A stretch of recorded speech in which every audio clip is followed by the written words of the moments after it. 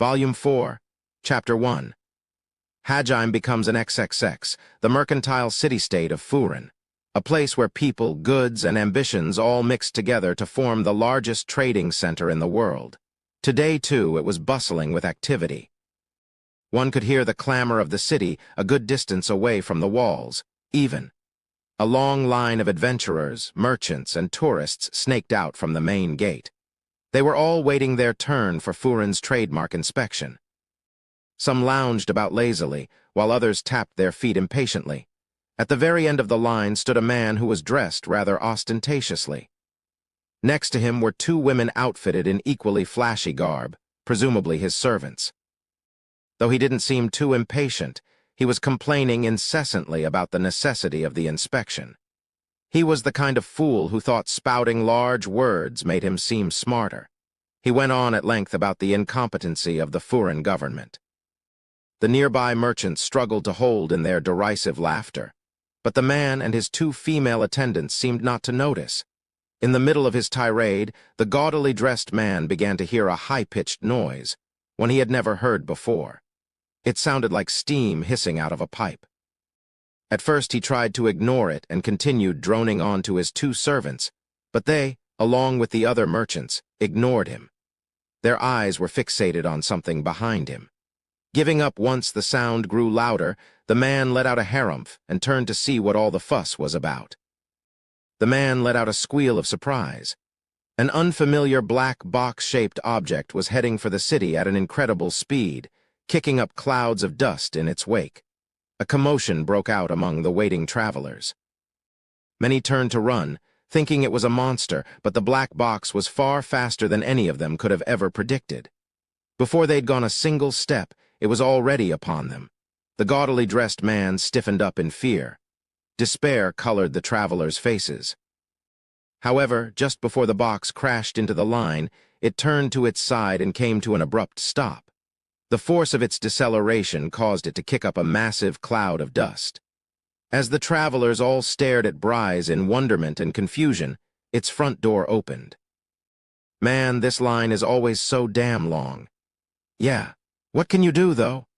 Hajime and Yu stepped out of the car, heedless of the fear and confusion they'd caused. Shay and Tio followed after, with Wilcudeta coming out last. Will's expression seemed somewhat stiff. A few days back, the head of Furin's Adventurers Guild, Ilwa Chang, had asked Hajime and his party to go to the northern mountain ranges and search for Will. They had accepted, finding Will alive in the process. After protecting him from the wrath of a mind-controlled Tio, they'd safely brought him back home. Will bowed uncharacteristically low for a noble and apologized for startling all of the people waiting in line. However, he realized quickly that no one was paying any attention to him. Everyone's gazes were focused on the three beautiful ladies. The fact that they'd just come out of a speeding black box was of little importance. The men only had eyes for them now. Every time they so much as moved, sighs of appreciation rang out among the crowd. Hajime sat down on Bryce's hood and studied the line.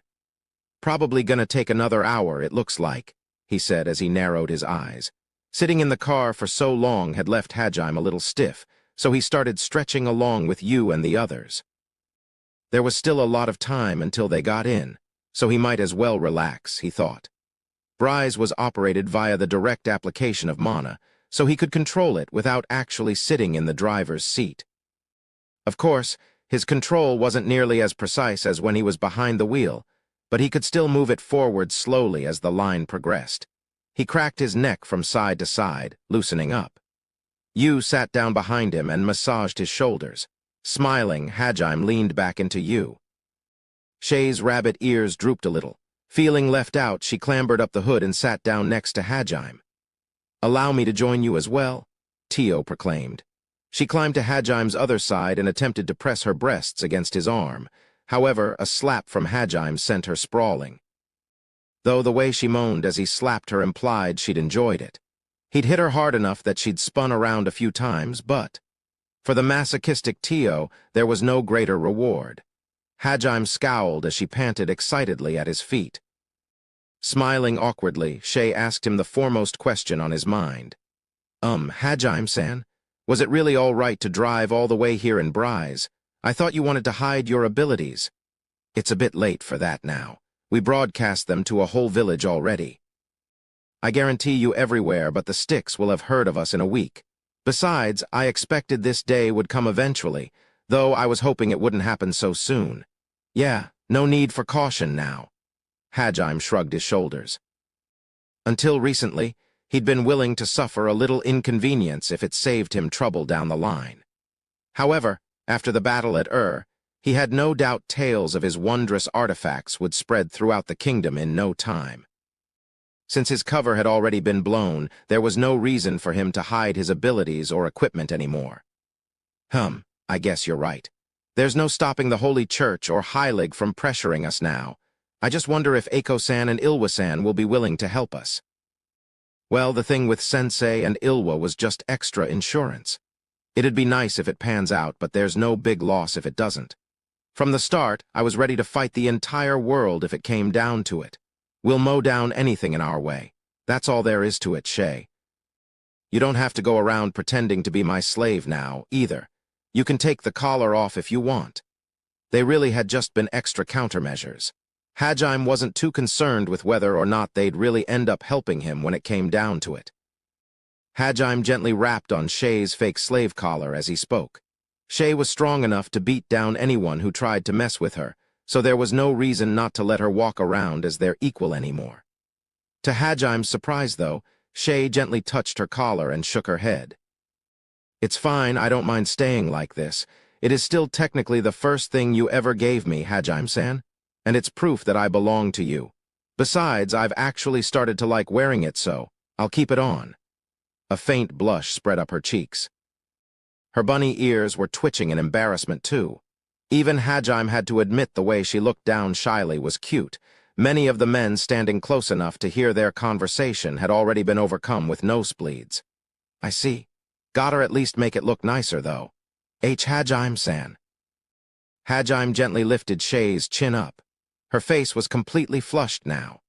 Around them, the men's nosebleeds had turned the ground into a river of blood. Hadjime pulled a set of dazzling jewels from his treasure trove and transmuted them onto Shay's collar. Furthermore, he rearranged the gems already on there. Shay's collar had served the purpose of making it look like she was Hadjime's slave, so he hadn't spent much time on its initial design. Because of that, it had come out looking rather plain. It had just been to avoid trouble after all.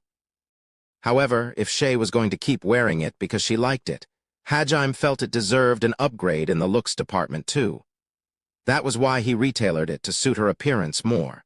Her new collar had white and blue ornaments adorning the simple black fabric.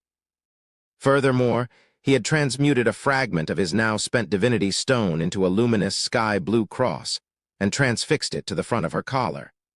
It now resembled a fashionable choker from his old world.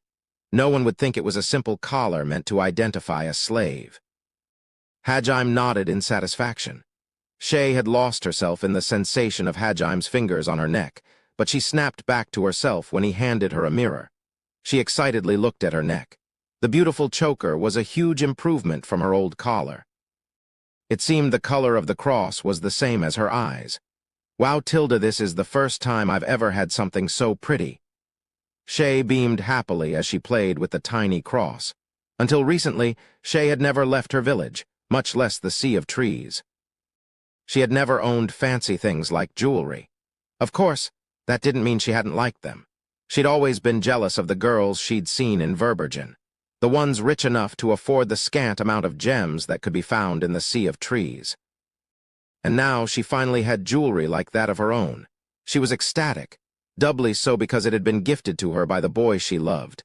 Her bunny ears hopped up and down with joy. Thank you so much, Hadjime-san. She hugged his arm and buried her head in his chest with a smile.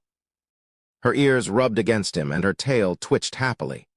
Hadjime simply shrugged his shoulders while Yu sidled up, smiling faintly, and started patting Shay's head. When Tio tried to do the same, Hadjime slapped her away. The sight of them all flirting brought the onlookers to their senses, and they looked at the party with a mixture of emotions clouding their faces. The girls all sighed, admiring Yu, Shay, and Tio's stellar looks. They didn't even have it in them to be jealous.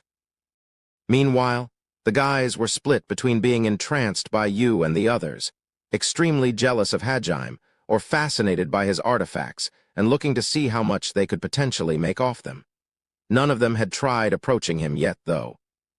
The merchants would have walked up to him, but they were too busy keeping each other in check while waiting for the perfect opportunity to give the others the slip and approach Hajime first. The gaudily dressed man was comparing his own girls to you and Shay, and was clearly displeased. He then attempted something that could only be called rash. "Hey, you two, would you be interested in? Get your filthy hands off her, scum." He'd completely ignored Hajime and walked up to you and the others. If all he'd done was talk to them, then Hajime would have just activated his intimidation and made the guy faint. However, he'd gone one step too far and tried to cup Shay's cheek. Though his outfit was needlessly ostentatious, he was actually a rather handsome man. His confidence in his looks had given him the mistaken belief that any woman would swoon before him as long as he walked up to her and said some pretty words. Shay glared coldly at the man and made to swat his hand away, but before she could, Hajime grabbed the man's head in a vice grip. If looks could kill, the man would already be dead. "He-I!" The man shrank back, a pathetic whimper escaping his lips. Hajime lifted him up and threw him as far as he could toward the town. He landed on the ground a good 30 meters away. He fell face first, sliding across the ground for a good 10 meters.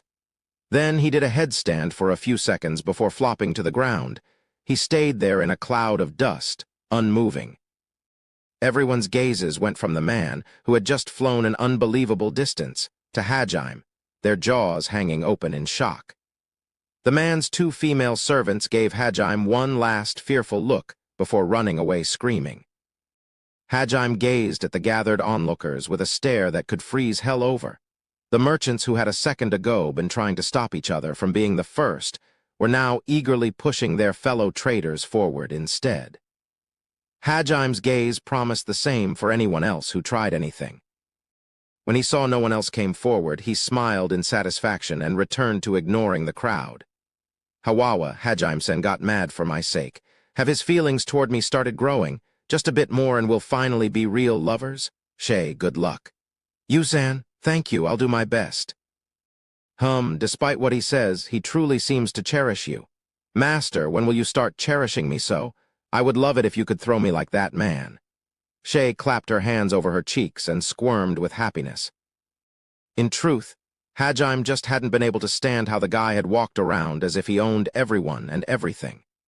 Though it was also true that he held Shay dear, so he couldn't exactly deny what Tio had said either.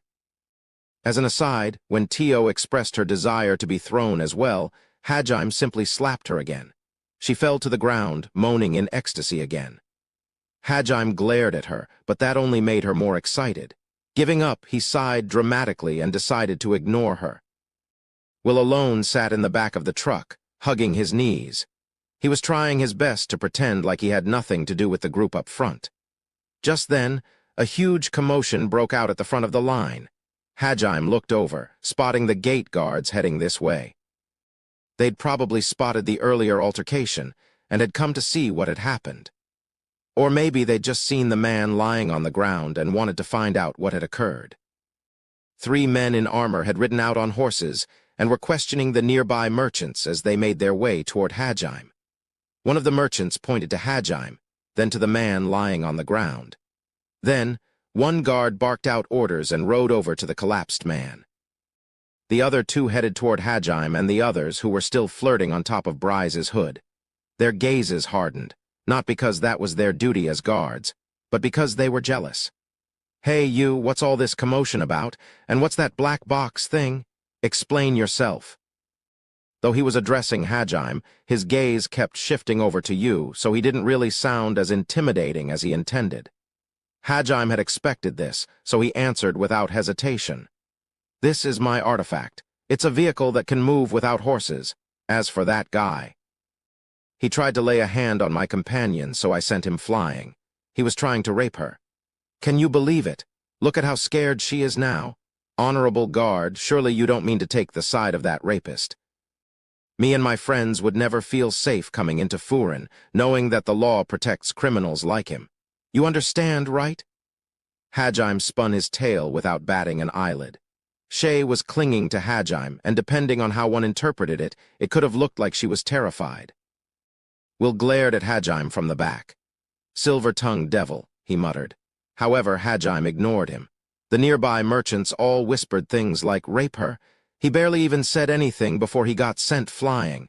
Or she doesn't look very scared to me. In fact, she looks pretty happy. But Hajime ignored them too. After all, between a man dressed in tacky clothes and a group of beautiful girls, it was obvious who the guards were going to believe.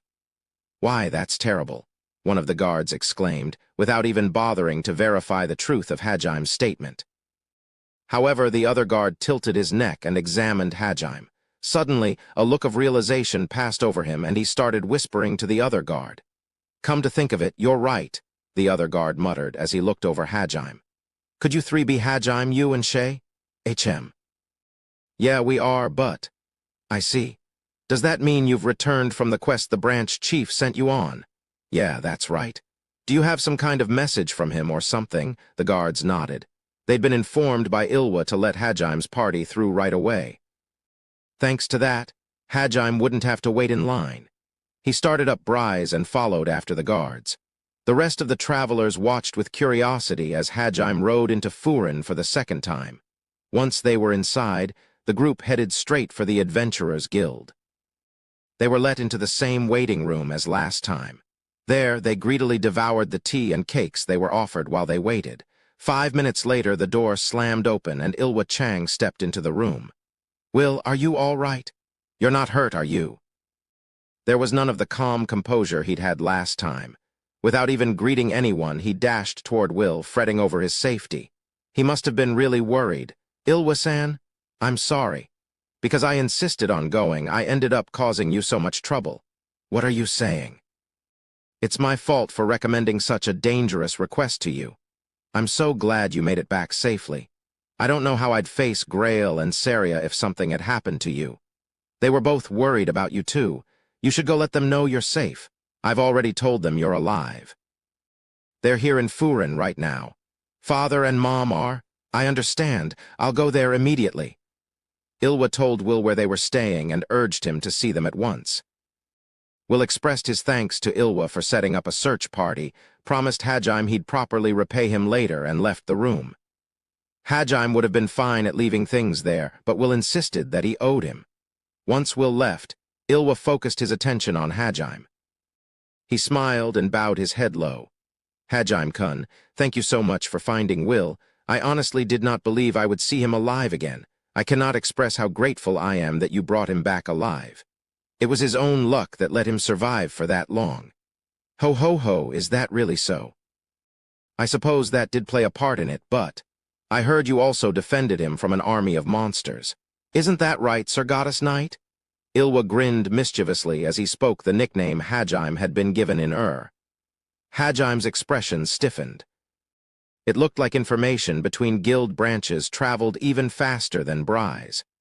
"So you found out already, huh?"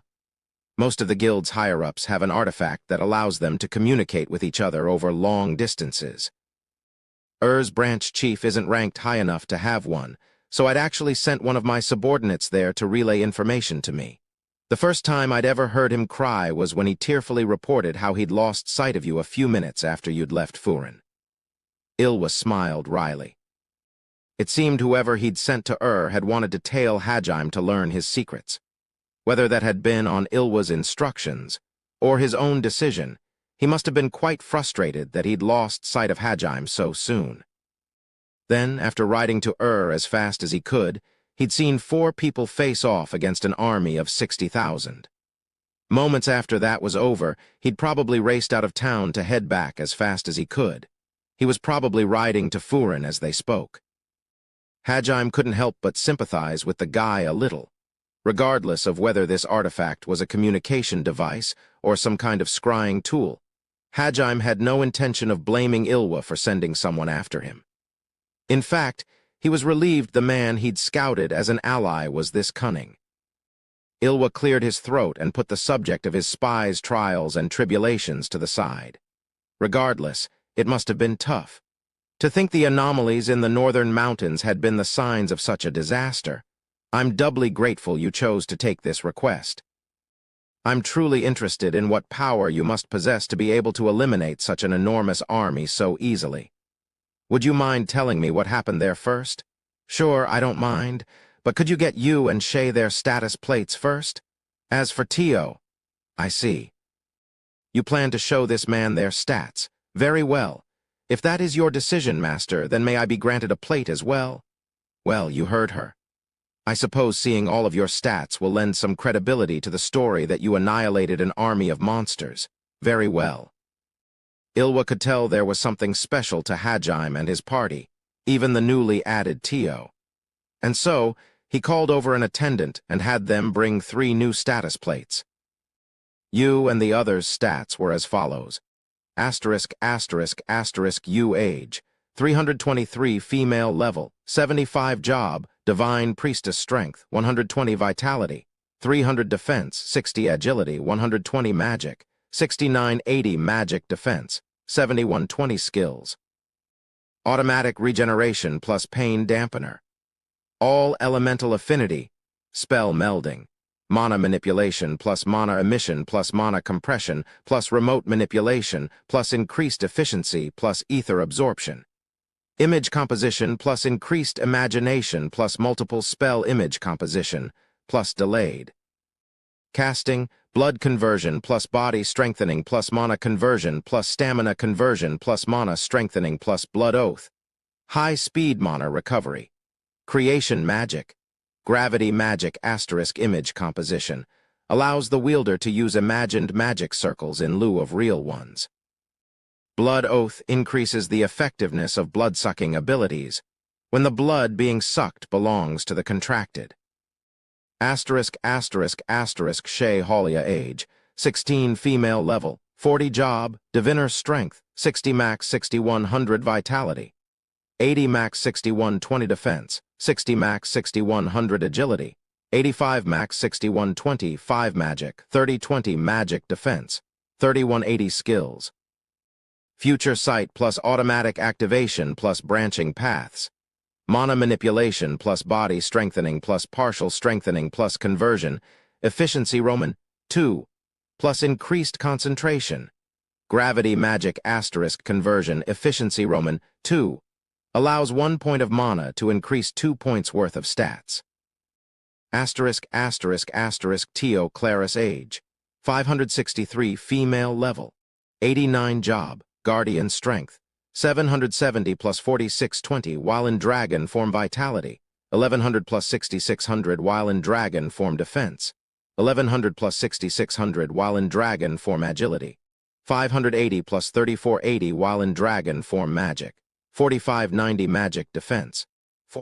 Draconification plus dragon scales plus mana efficiency up plus physical stats increase plus draconic roar Roman 2 plus wind veil plus pain conversion.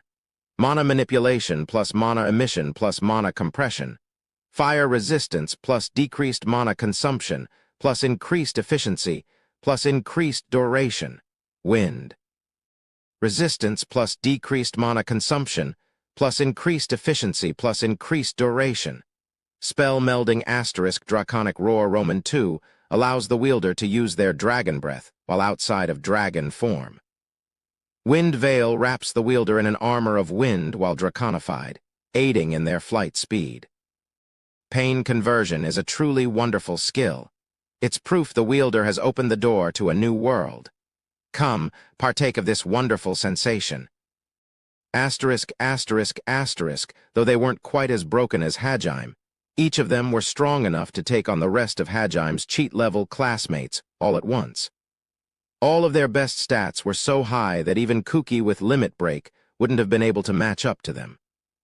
Naturally, most combat jobs wouldn't even come close to their level of strength, and that was just their stats. Their unique skills and abilities had left Ilwa completely speechless. It was hardly surprising. Skills such as blood conversion and draconification belonged to races that had supposedly gone extinct centuries ago. Furthermore, they were races that, according to the Holy Church, had betrayed the gods centuries past.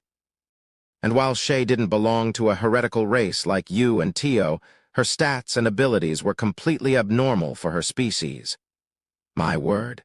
I had expected to see something out of the ordinary, but not this out of the ordinary. Sweat dripped down his forehead, and his usual smile was conspicuously absent. Unconcerned, Hajime began explaining what had happened at Normally, Ilwa would have laughed such a story off as impossible, but he had no choice but to believe Hajime after seeing their stats and skills. Once Hajime finished talking, Ilwa crumpled into the sofa, looking like he'd aged a decade. No wonder you caught Master Catherine's attention. I had assumed you were one of the summoned heroes, Hajime-kun, but this is far beyond my expectations. So, what are you going to do? Report us to the Holy Church for being heretics? Ilwa hurriedly straightened up under Hajime's piercing gaze. That's a good joke. I couldn't even if I wanted to. Turning you into my enemy would spell disaster not just for me, but likely for the entire guild. Besides, what kind of monster do you think I am? You lot are my saviors. I'll never forget that, not for the rest of my life. I see. Then we're good. Hajime shrugged, as if apologizing for testing Ilwa. He gestured his thanks. Ilwa smiled and nodded in response. As promised, I'll do everything in my power to support you, both as a manager of the guild and as an individual. Though, after that little display of might, I doubt the higher-ups will be in any hurry to go after you. In order to make this easier for us, we'll make your adventurer rank gold as well. Normally, there's a lot of silly ceremonies and formalities that accompany a promotion to gold rank, but, well, I'll make sure everyone accepts it. It'll be easier since you have Master Catherine's recommendation, along with my own. That, and your newfound reputation as the goddess knight. Along with all of that, Ilwa also allowed them to stay at the VIP room in the guild-managed inn for as long as they were staying in Furin.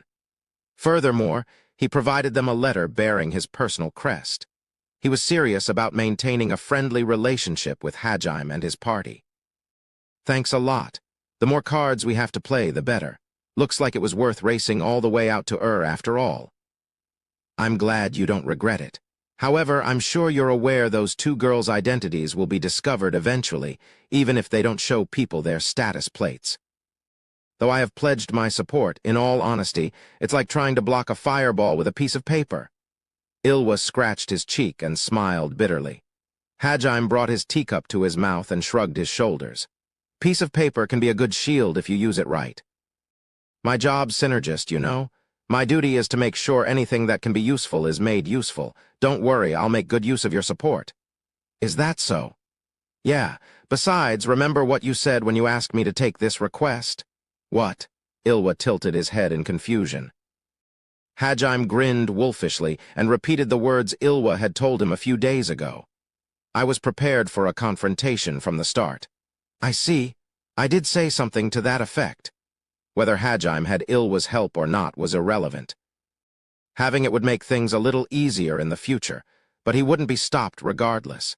His pupils glimmered, his smile promising ruin to anything or anyone that dared stand in his way. Ilwa couldn't help but smile when he saw Hajime's determination, and the resolve his companions had to follow him down that path. His spirits soared. He suddenly remembered the time he was a young boy when he had given it his all to work his way up to branch chief. He had a premonition. These four who dared to stand up against the Holy Church would be the ones to change the world. It wasn't that he hated the current status quo. He was on the side of the haves, not the have-nots, after all. He was a human living an honest life in this world. If anything, he should have wished for the world to stay as it was.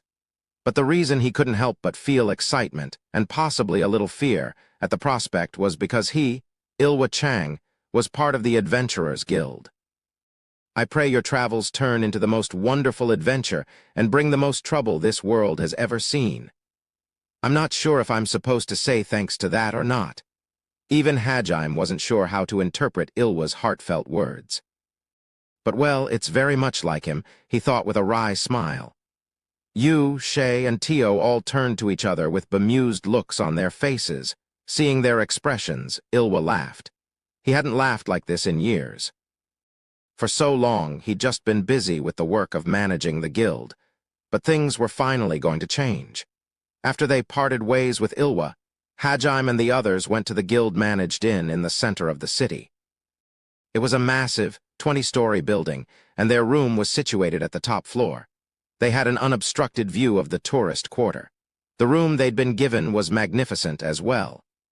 There was a wide living room as well as 4 separate bedrooms, each furnished with a massive canopy bed.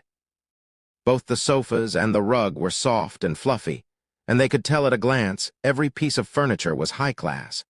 Hajime and Yu sank into the couch, while Shay and Tio excitedly explored their new living quarters. A few minutes after their arrival, Will came to visit along with his parents, Count Grail Cudetta and Countess Saria Cudetta. Unlike the nobles Hajime had seen at the palace, Grail and Saria were very agreeable people. He could see how Will had turned out into such a nice person. Grail insisted on thanking Hajime and offered him gold and invitations to his manor, but Hajime wasn't interested. "Kind sir, I'm truly glad I was able to return your son to you alive. But as for a reward, the guild has already paid me. They requested this mission and I completed it, so the matter of payment's been settled." He was being surprisingly polite to Will's parents. It was so out of character for him that Shay started yelling for a medic, while Tio hid under her bed screaming, "I do not like this. Master's gone mad." Needless to say, the Cudetta couple found their behavior rather odd. "Excuse me a moment," Hajime said to the bewildered Cudettas. He picked up Shay and Tio, then flung them out the window, saying, "Go play outside for a bit," in a forcibly cheery voice. In case anyone had forgotten, they were on the top floor of a 20-story building. The Cudettas paled as they heard Shay and Tio scream all the way down.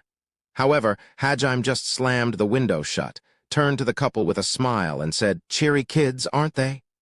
They nodded vigorously. Hajime had seen no reason to antagonize people as nice as them, so he'd acted more politely than usual. However, his conduct must have been too much of a shock for Shay and Tio, and they'd broke. Exasperated, Yu muttered, "I'll go get them," and leaped out of the window as well. The Cudettas turned to look at their son, their heads creaking like a badly oiled machine. Will was rubbing the goosebumps on his arm, glaring angrily at Hajime all the while. He'd guessed what Hajime was trying to do and what he was hoping to get out of it. "Well, I guess I shouldn't refuse your feelings, Count." "Huh? Oh, yes." Still shocked at the recent chain of events, Grail peeled his eyes away from his son and turned to Hajime. Grinning, Hajime requested the same things he'd requested from Ilwa. "So basically, if it ever happens that we need to turn to you for aid, I hope you'll be willing to give it." Is that really all? I heard you risked life and limb to rescue my son from a dragon's breath. Surely there must be more you want." "By the way, didn't one of your comrades just leap from the window?" "Well, I'd say I'm asking for a lot, actually. It's possible you might be put in a very dangerous position for helping us. If anything, I may be asking for too much." "Ha, I suppose that's true. In that case, I won't promise unconditional support, but I will do everything I can if you ever come to me for help. Anyway, if I may be blunt, didn't you just throw 2 of your companions out of the window?" "Thank you very much, Count. Your help is much appreciated." Hajime continued to ignore Grail's question. He did it so casually that the Cudettas started doubting whether they'd really seen him throw his friends out the window. Finally, they finished processing everything and realized the truth of the situation, thinking, wait a second, didn't we just see a murder occur right before our eyes? His companions must be a splatter on the ground now, right? However, before they could do anything more than shudder. "Ooh, that was mean, Hajime-san. Just because it won't kill me doesn't mean it wasn't scary. You unbelievable, to be thrown so unceremoniously out of a window. This was the first time I have ever experienced such a thing. I must say it was rather exciting." "Shut up, pervert." A white hand latched onto the window, and Tio and Shay's heads popped up below the window sill. Their bangs covered their expressions. Yu was floating behind them, but with how terrifying Shay and Tio looked, no one had eyes for her. Saria let out a high-pitched scream and fell unconscious to the floor. "Mom!" Will cried out, clearly worried for his mother's safety. Hajime suddenly remembered Will had a big enough Oedipus complex that he carried a locket with a picture of his mother in it everywhere. Will had been even faster to react than his father. By the way, Hajime-san, why did you start talking all creepy like that? It gave me goosebumps. Indeed, even I was repulsed. Master, if something is worrying you, I would. Hajime glared angrily at them. He'd had a very good reason for acting nice, and they had both ruined it with their inability to take a hint. And of all people, Tio had no right to call him repulsive. Grail opened his mouth to express his amazement at their survival. Why you two, you were all bang, bang. 2 gunshots resounded through the room. Biwa, thank you very much. With those 2 words, Shay and Tio fell from the window once more. I apologize for my comrade's rudeness. Oh, not at all. At any rate, my wife seems to be a little tired, so we shall take our leave. Sweating profusely, Grail picked up his wife and made to leave. Will looked up at his father and smiled awkwardly, as if he'd expected this outcome, then addressed Hajime. Really, thank you for saving me. I hope we meet again. With those parting words, he turned on his heel and left. Hajime watched Grail scuttle to the door like a rabbit afraid of being pounced on by the lion standing right behind it. As Grail opened the door, Hajime said one last thing. Thank you for coming all the way to see me. As for my reward, well, I hope you won't disappoint. I won't, I swear it. Grail squeaked that out through chattering teeth. The dignity of a noble was nowhere to be seen. Will just let out a sad sigh, bowed his head, and closed the door behind him. Hajime lapsed into thought. He had tried his best to appear pleasant, humble, and leave a good impression on the Count. He'd wanted to convince him amicably to pledge his support to Hajime's cause, and yet it had somehow ended up looking like he'd threatened him into doing it. The poor man had left looking like the victim of some unspeakable crime. I don't get it. Why'd it end up like this? Have you heard the saying, you reap what you sow? Yu's words were surprisingly harsh. After the Kudeta family had left, Hajime had collapsed back into the sofa and sighed heavily. His head was resting in Yu's lap like usual, Shay was sitting by his feet, and Tio was still exploring their room. She examined each piece of furniture thoroughly, occasionally letting out a gasp of admiration, other times tilting her head in confusion. Hajime guessed she was examining how different it was from things in her home. Anyway, let's rest for today. We've got to restock on supplies tomorrow. Hajime lazily closed his eyes as Yu stroked his hair. However, Shay objected to Hajime's plans. She grabbed Hajime's leg and started shaking him. Wait, Hajime-san, you promised? Oh yeah, I did say I'd take you around the tourist quarter. As a reward for saving Eiko's life, Hajime had promised to take Shay around the tourists' quarter for a day. Shay looked at Hajime expectantly. However, he hesitated. They still had to get a lot of shopping done, too. It was then that Yu came to the rescue. She cupped Hajime's cheeks and looked down at him gently. Tio and I will do the shopping. You go with Shay. Are you fine with that?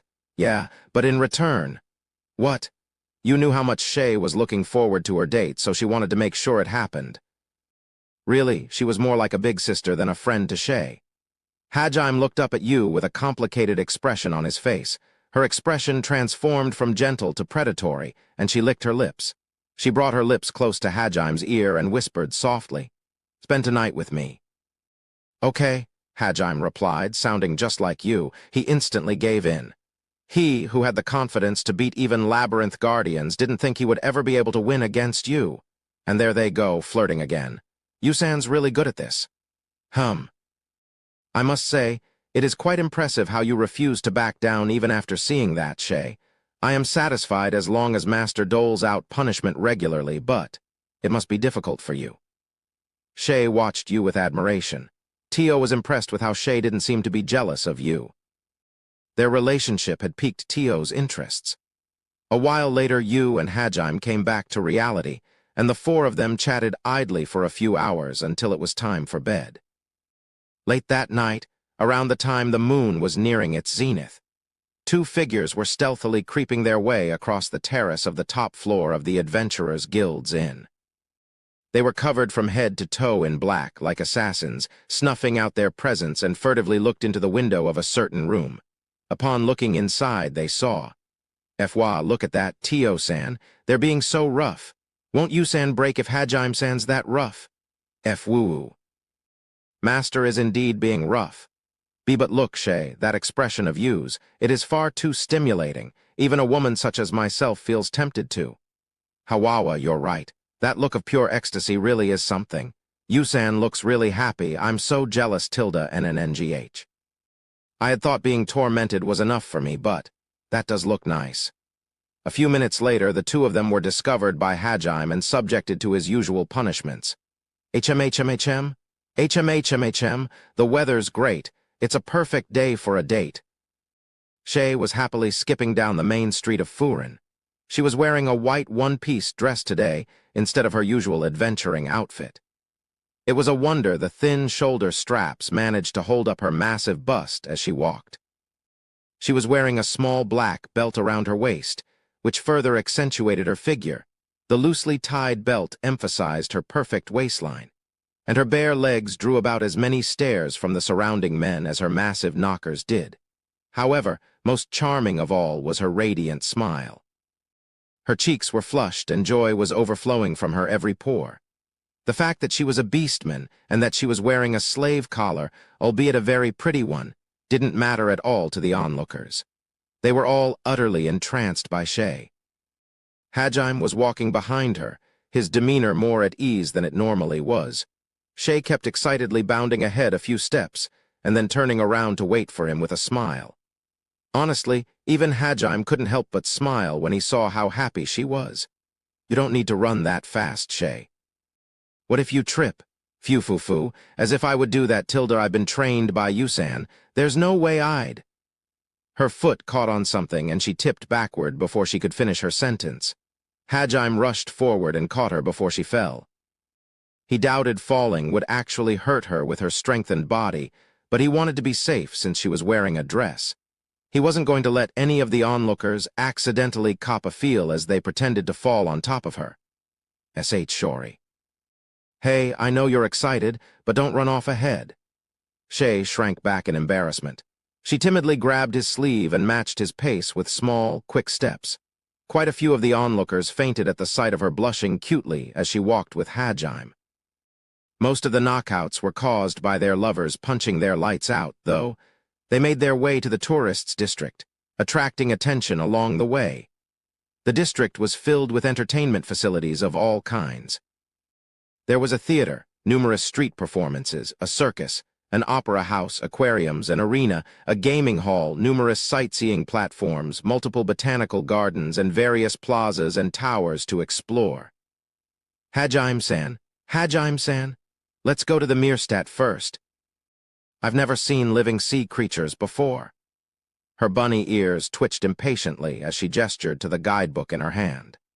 As she'd lived her entire life in the Haltina woods, it wasn't too surprising that she'd never seen the sea or the animals that lived within it. That was why the first thing that had caught her eye was Furin's most famous aquarium. There had been lakes and rivers in the forest, so she had seen aquatic life before, but freshwater fish and saltwater fish had a completely different feel to them, even if they looked similar. Fish are fish, aren't they? It's not like they're any different. But Hajime saw the excitement on Shay's face and kept his thoughts to himself. Today, at least, he would be nice to her. I'm kinda surprised they have marine fish this far inland. They really go all out to attract customers. It must be tough transporting and feeding them. Hajime's interest in the aquarium was in perhaps the wrong direction, but he saw no reason to refuse, so they decided to go there. Shay happily grabbed Hajime's hand and pulled him along to the aquarium. Her ears and tail were jumping for joy. Along the way they passed by street players performing extraordinary feats of acrobatics that tested the limits of human flexibility. They watched as they walked, until finally they arrived at the massive Meerstadt aquarium. The building was painted an ocean blue and filled with people. Hajime marveled at how the inside resembled the aquariums back on Earth. The only difference was that the tanks were covered in thick glass and a lattice of steel support beams, making it a bit harder to see inside. Unlike Earth, Tortoise had yet to develop thin glass sturdy enough to handle the water pressure. With nothing to compare it to, Shay didn't mind at all. Her eyes glowed as she watched all the creatures swim by. She pointed at them one after another and chattered excitedly to Hajime. Her mannerisms were the same as the little girl next to them who'd come along with her family. For a second, Hajime's eyes met with those of the girl's father. For some reason, the man's warm gaze made Hajime embarrassed, and he quickly dragged Shay somewhere else. Though she was surprised by their sudden departure, she was glad Hajime was holding her hand. She squeezed back. They spent an hour wandering around the aquarium enjoying themselves, but as they were passing by another row of tanks, Shay suddenly did a double take. One of the tanks was holding a fish with a human head. In fact, he looked just like the human-faced fish from the game Seaman. "Why is he here?" Shay stepped back with a shudder. The weird fish spotted Shay and swam over to the edge of the tank, a bored expression on its face. Shay felt a sudden surge of unease. Hajime ignored the two of them and went over to the plaque next to the tank. "Let's see here." "Oh, it can talk." According to the blurb, the fishmen were an aquatic race of monsters whose unique magic was telepathy. Thanks to that, they could talk to people. So far, they were the only recorded monster race to have made peace with mankind. However, it seemed that they found talking a pain and rarely used their ability. Even when they did, their replies tended to be lazy and lifeless. The plaque warned that people who did talk to them tended to feel listless themselves and to approach it with caution. They loved alcohol, though, and would become rather talkative if given some. But even then, they would simply launch into a long-winded lecture, so actually conversing with one was very difficult. Their nickname was Office Drone. Hajime wiped a bead of sweat from his brow and turned to Shay and the fishman.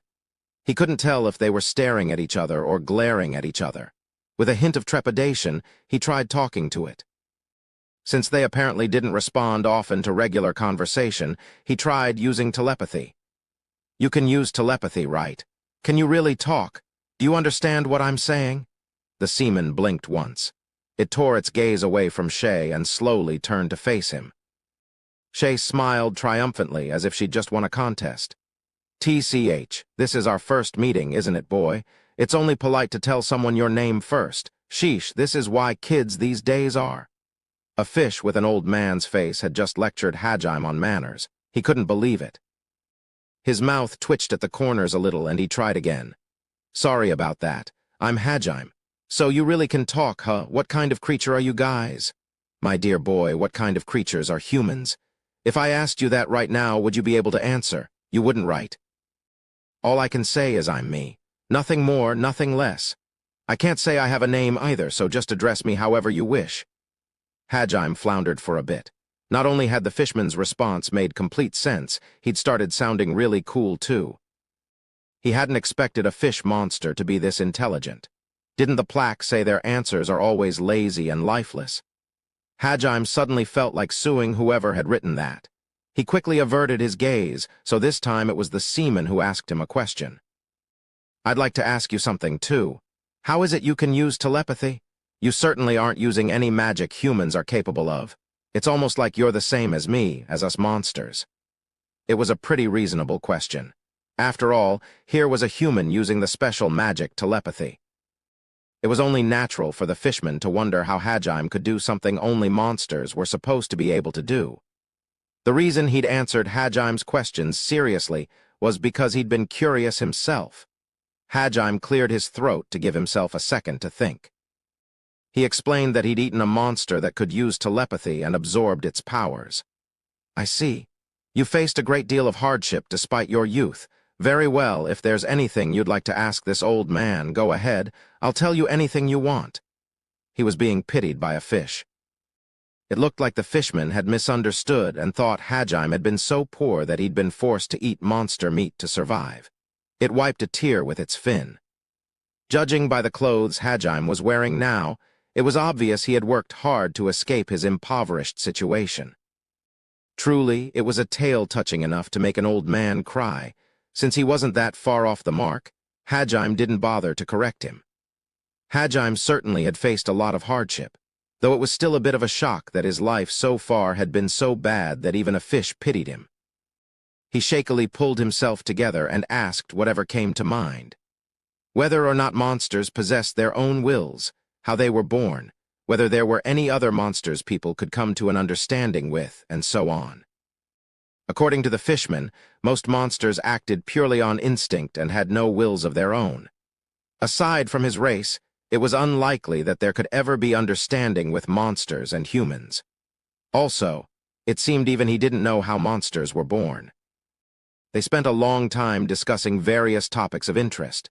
To a bystander, it looked like a boy and a fish with an old man's face were just staring at each other. The surreal sight started attracting attention, so people came to watch. Hajime-san, people are staring at us.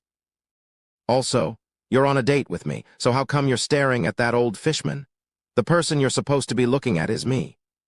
Shay's rabbit ears pressed flat against her head, and she shyly tugged at Hajime's sleeve. He reluctantly cut his conversation short and turned to Shay. His obvious reluctance made Shay even more depressed. Honestly, Hajime had been hoping to talk some more with the fishman, but he had promised to spend today on a date with Shay, and he didn't take his promises lightly. Oh my, I didn't realize I was interrupting your date. My apologies for getting in the way of you youngsters. The fishman didn't seem to mind stopping their conversation there either. What an understanding old man. Sometime during their conversation, they'd started calling each other by the nicknames Fish-san and Young Haj. Hajime could tell this fishman was a man among men. Before they parted ways, Hajime asked what he was doing here in this aquarium. The answer he received was rather surprising. Well, like I said before, I was traveling the world. When suddenly the underground river I was swimming in got blasted to the surface. Before I knew it, I'd been thrown out of the fountain and into the grass. I won't die on land, but I can't really move either. I used my telepathy to call for help and, well, I ended up getting taken here. Cold sweat poured down Hajime's forehead. It was obvious from his description that the fishman was talking about the time Hajime and the others had been forced out of Mildy Risen's labyrinth. The poor fish had been caught up in the stream and thrown on land.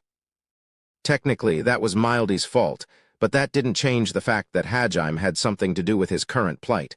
Hajime awkwardly asked the seaman the foremost thing on his mind. Fish-san, do you want to escape from here? Of course I do. Wanderlust is in my blood. And it's my belief that living things should be born in nature and die in nature. When I die, I want it to be out in the open sea, not this metal cage. His words were filled with longing. Hajime had taken quite a liking to the fishman, and it was partly his fault he was stuck in this cage, so he decided to save him. Fish-san, if you want, I can let you go in a nearby river. I think it might be partly our fault you're stuck here in the first place. I'll get you out in a couple of minutes. Are you willing to put your trust in me? Young Haj. Never thought I'd have a youngster worrying about little old me. Dunno what you've got planned, but I ain't so senile that I'd mistrust a strapping young lad like yourself. I believe in you, young Haj. The two of them shared a smile. Could it be I have a rival in love? Shay muttered that to herself as she watched the two of them stare at each other. Hajime then turned on his heel and dragged Shay along. Shay had no idea what was going on, but followed Hajime obediently. As they were about to leave, the fishman reached out to Shay via telepathy. Sorry for surprising you back then, Missy. Don't ever let go of that hand you're holding, you hear? What? I don't mind at all. Actually, it was thanks to that I was able to share my first kiss with Hajime-san. Also, I'll never let go. She responded as best as she could. The fishman smiled in satisfaction. Meddlesome old fart, Hajime thought affectionately. Hajime wished the first male friend he'd made since coming to this world well, and left the aquarium. A few minutes later, one of his crossbits started rampaging around the aquarium and destroyed the seaman's tank. As he fell out, he landed neatly in the cage Hajime had attached to the crossbit. The crossbit blasted through the aquarium staff that came after the fishermen without hurting them, blew through the aquarium wall, and flew off into the sky. The incident caused such a stir within the city that eventually Furin's leaders got involved as well. No one could tell whether it had been a new monster or some hidden power of the fishmen's.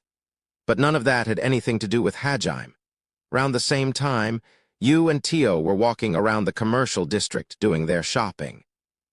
Hajime had stockpiled large quantities of resources in his treasure trove already, so they were mostly just topping up on supplies a little bit. Thanks to that, they didn't have to scramble to buy up as much food as possible, and they could take their time window shopping as they walked down the business district. I have to ask you, are you truly all right with this? You mean Shay? Indeed. It's possible their relationship may have progressed far more than you anticipated on this date. You turned back from the clothes she was examining.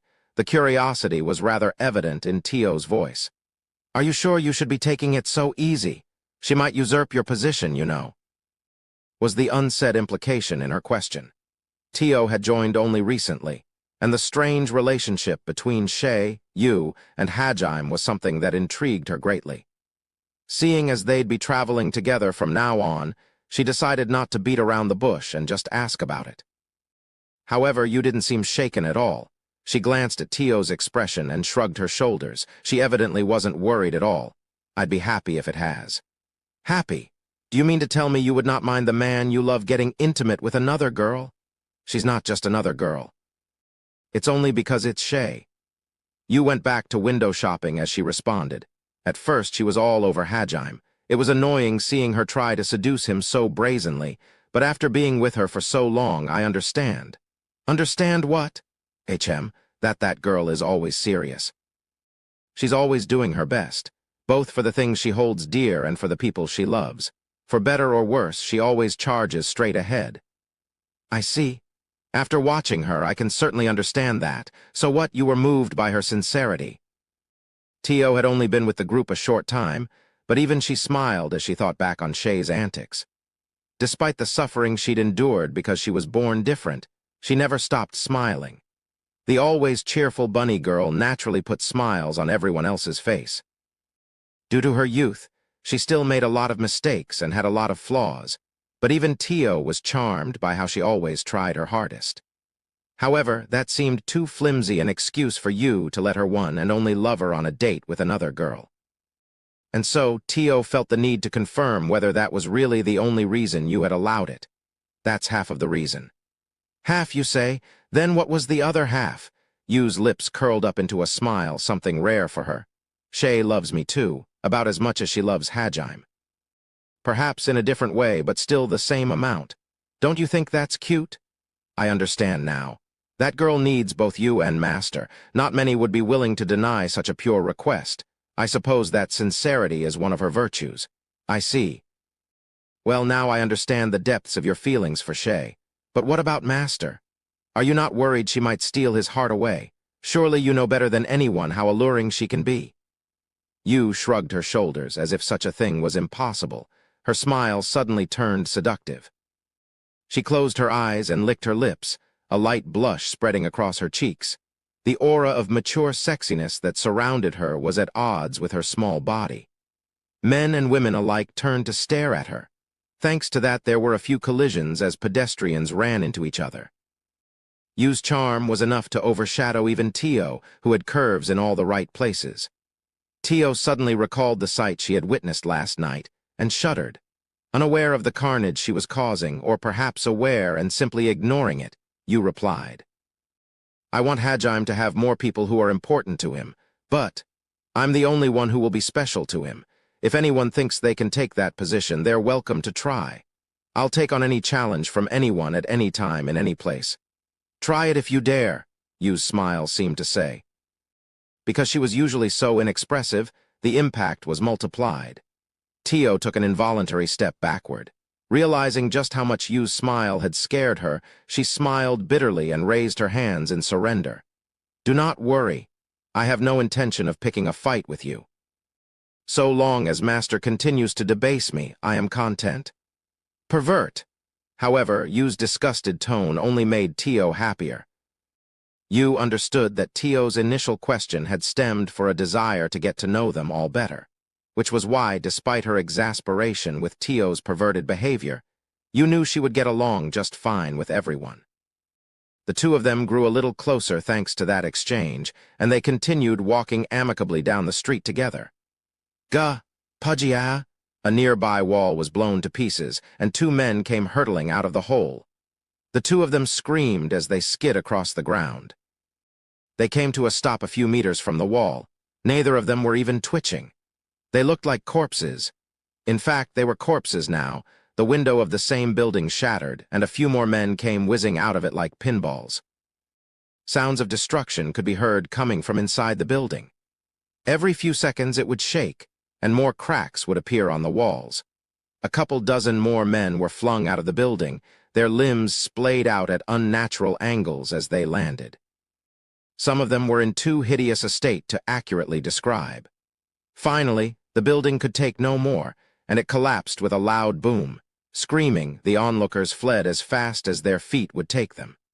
Yu and Tio recognized a familiar presence and looked over at the rubble with a sigh. Ah, so it was you two after all. Huh, Yu-san and Tio-san, what are you doing here? That's my line. This is a bit much for a date. Indeed, so master, what kind of trouble did you get yourself wrapped up in this time? As they had expected, Shay and Hajime emerged from the ruins of what had until recently been a building. The two of them were still dressed the same way they'd been when they'd left for the date, their weapons sitting comfortably in their hands. It was quite a surreal sight, a bunny girl in a cute one-piece dress holding a warhammer over her shoulder. Ahaha, I didn't think our date would go like this either, but... Well, one thing led to another, and we ended up destroying an underground slavery ring. How did things lead to you fighting a slavery ring? You sighed again. Shay smiled weakly. Tio looked over at Hajime, silently demanding an explanation. Well, I'm glad we ran into you guys. We're short on hands. I'll explain everything on the way, so mind helping out. Hajime holstered Donner and started flinging the unconscious men on top of the rubble heap. He didn't want them blocking the streets. He didn't even look at them as he threw them and began explaining what had happened.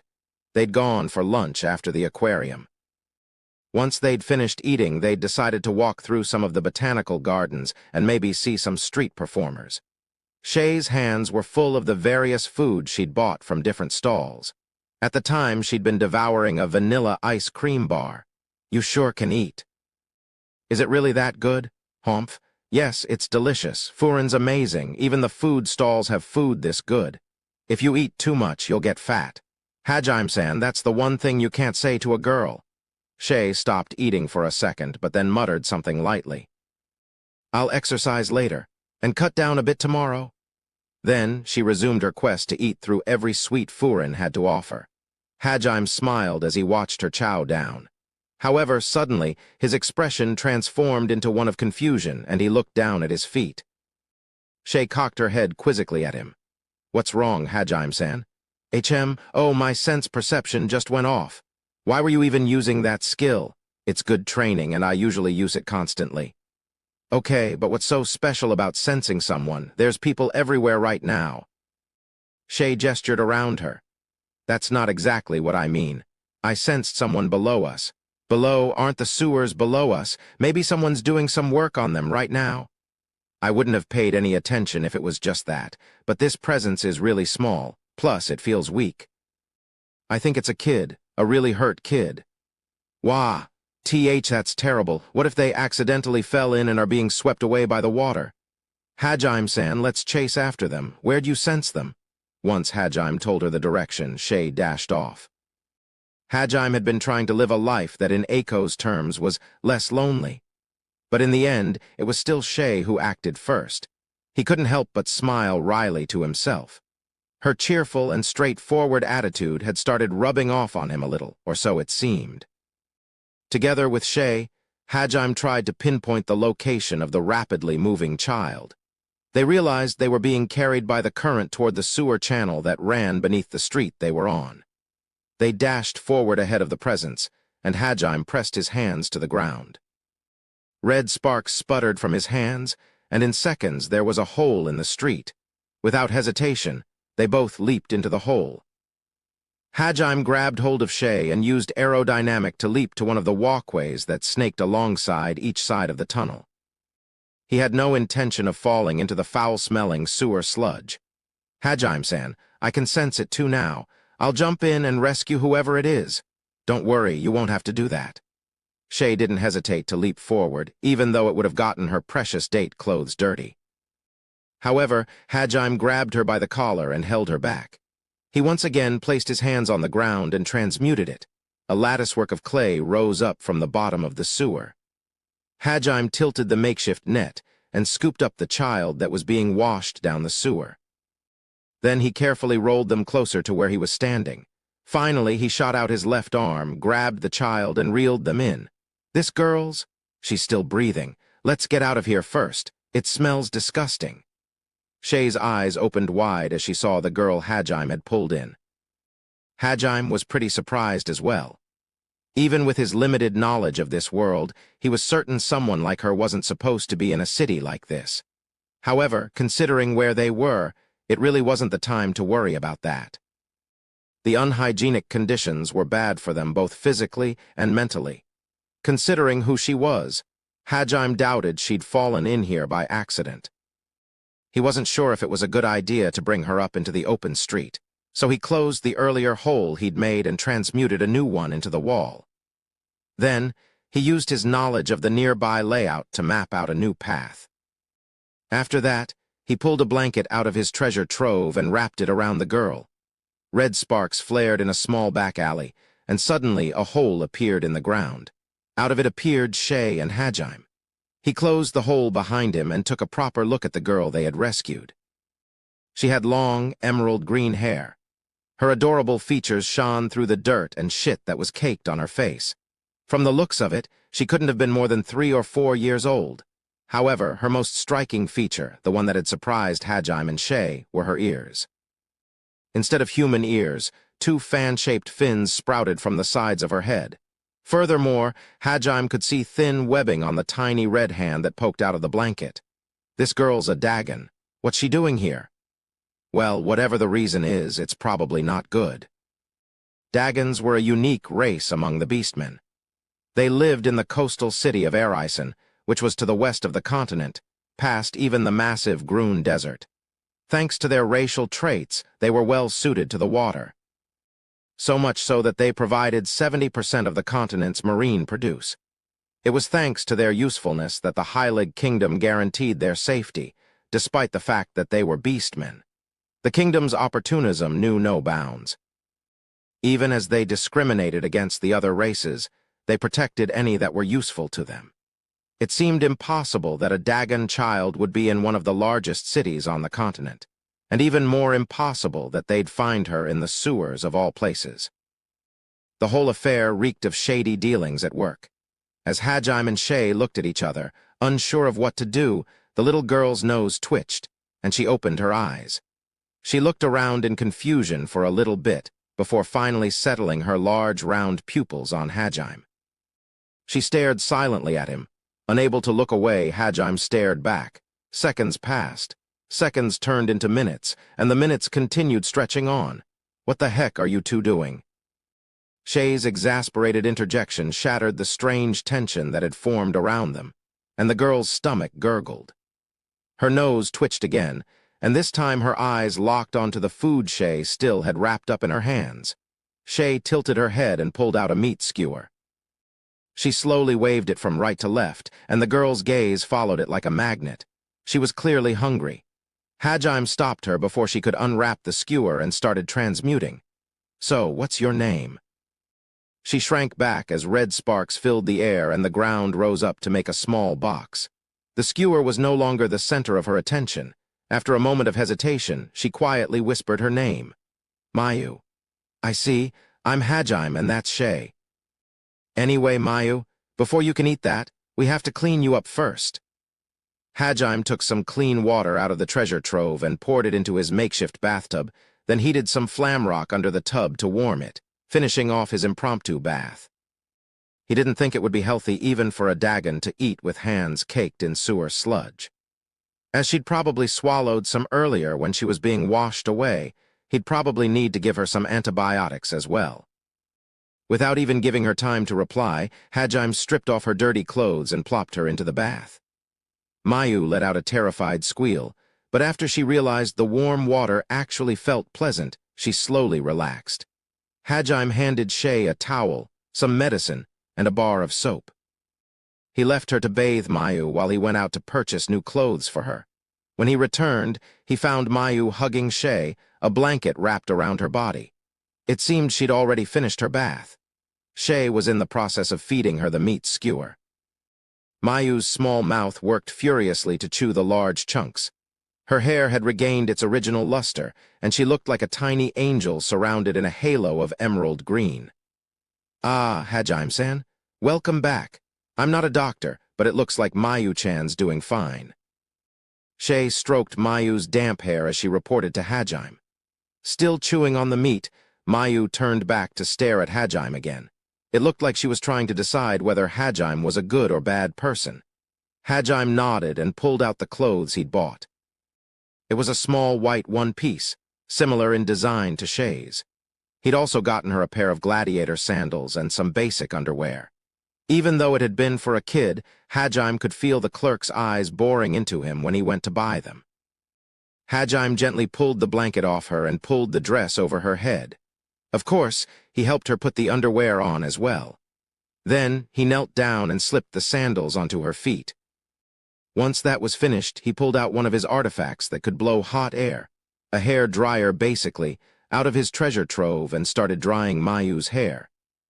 At first, Mayu just silently watched Hajime, but as the hot air hit her back, she let out a cute squeal and smiled a little.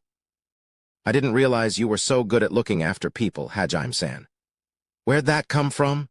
Hajime furrowed his brows, but it was obvious from the way he was drying Mayu's hair that Shay was right.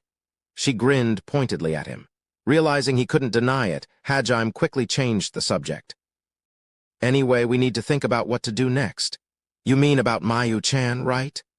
Realizing they were talking about her, Mayu shifted her gaze between the two of them.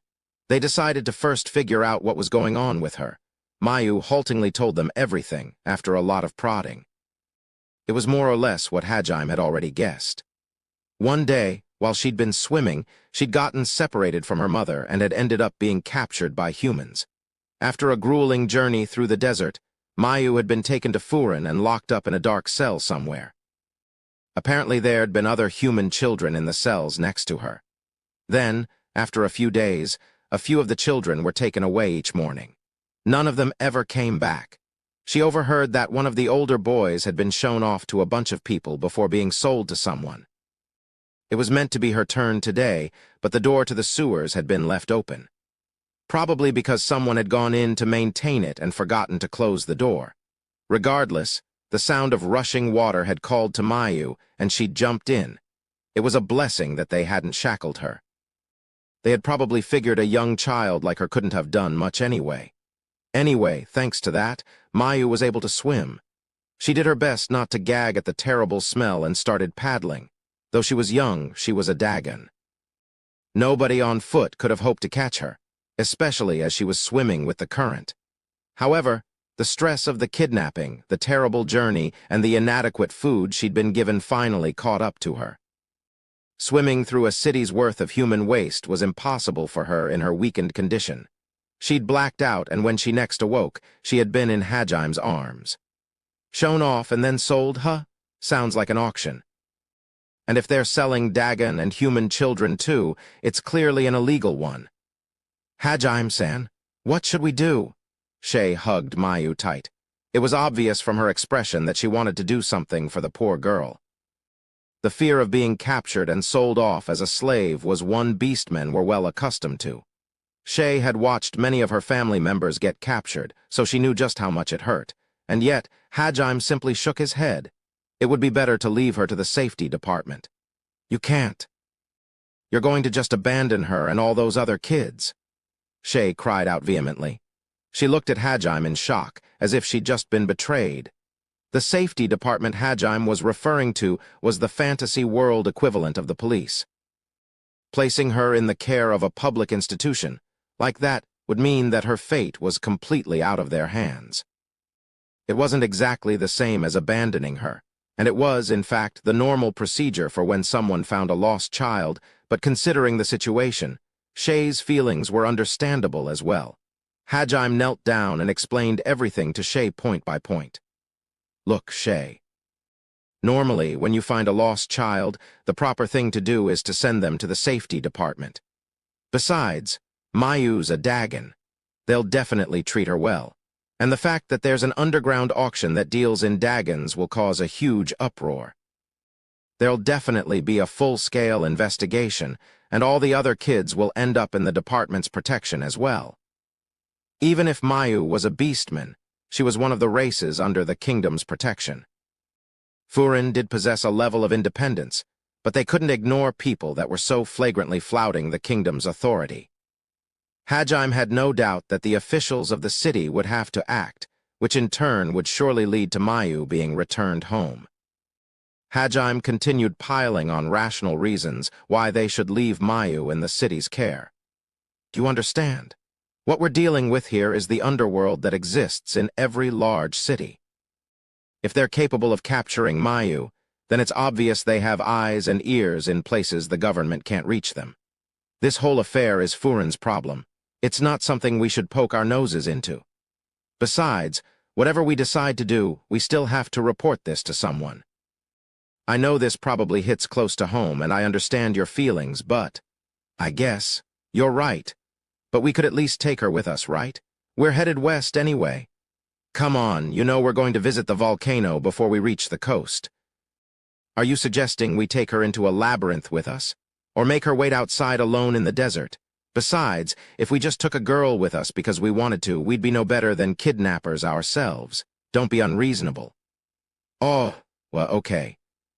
Shay had gotten pretty attached to Mayu in the short time they'd spent together. Guessing that she was the cause of their argument, Mayu tightly hugged Shay. It seemed Mayu was pretty comfortable around Shay now, too. Her hug made Shay even more reluctant to let Mayu go. However, what Hajime was saying was right, so she reluctantly nodded. Hajime squatted down next to Mayu and slowly explained what they'd decided. Okay, Mayu, we're going to take you to some people who can protect you. It might take some time, but they'll definitely get you back home. What about you? Mayu's voice was anxious. Sorry, but we'll have to say bye to you there. No, hey now, don't be like that. I like being with Oni-chan and One-chan. I'm staying with you. Her adamant refusal threw Hajime off balance. She started struggling in Shay's lap. She'd been surprisingly mature up until now, but that might have just been because she was still trying to figure out what kinds of people Hajime and Shay were. Now that she'd decided they were people she could trust, she'd begun acting more spoiled, like a kid her age. It was possible she'd been a lot more cheerful and noisy before all this had happened to her. Hajime was glad Mayu liked him, but he knew he'd have to report this to the authorities. On top of that, he still had a labyrinth to conquer before they would make it to the west coast, so he had no intention of bringing Mayu with him. After seeing how reluctant Mayu was, Hajime gave up on trying to explain things to her. Instead, he forcibly put her on his shoulders and headed for the safety department building. The whole way there, she scratched and pulled at Hajime's hair, eye patch, and face. She had finally found people she could trust after escaping that hellish prison, so she wasn't going to let them go without a fight. Had it not been for Shay following behind them placating everyone, it was quite possible Hajime would have been reported as a kidnapper himself. Hajime arrived at the safety department covered in scratches, his eye patch missing and his hair a mess. He explained to the wide-eyed receptionist what he'd discovered. The receptionist told Hajime that in order to launch an investigation and to make sure the procedures to get Mayu sent home, they would have to talk to their boss. They promised Mayu would be safe in their hands and urged Hajime to leave her there. As Hajime had guessed, this was a huge deal. They would probably need to call in reinforcements from their headquarters as well. Seeing that his job was done, Hajime turned to leave. However, Oni-chan, do you hate me? Even Hajime couldn't take Mayu's teary-eyed puppy dog look. Most people wouldn't be able to. He let out a garbled groan and tried to explain once again why he couldn't take Mayu with him, and that she would be safe with the kind old man standing over there. But even when he told her the man would take her home, Mayu's sorrowful expression remained. The people at the safety department tried to console Mayu, and somewhat forcibly attempted to separate her from Hajime. After many tears and pulled hairs, Hajime and Shay finally left the department building behind. Of course, neither of them were in the mood to continue their date, and Shay kept shooting worried glances back at the safety department building.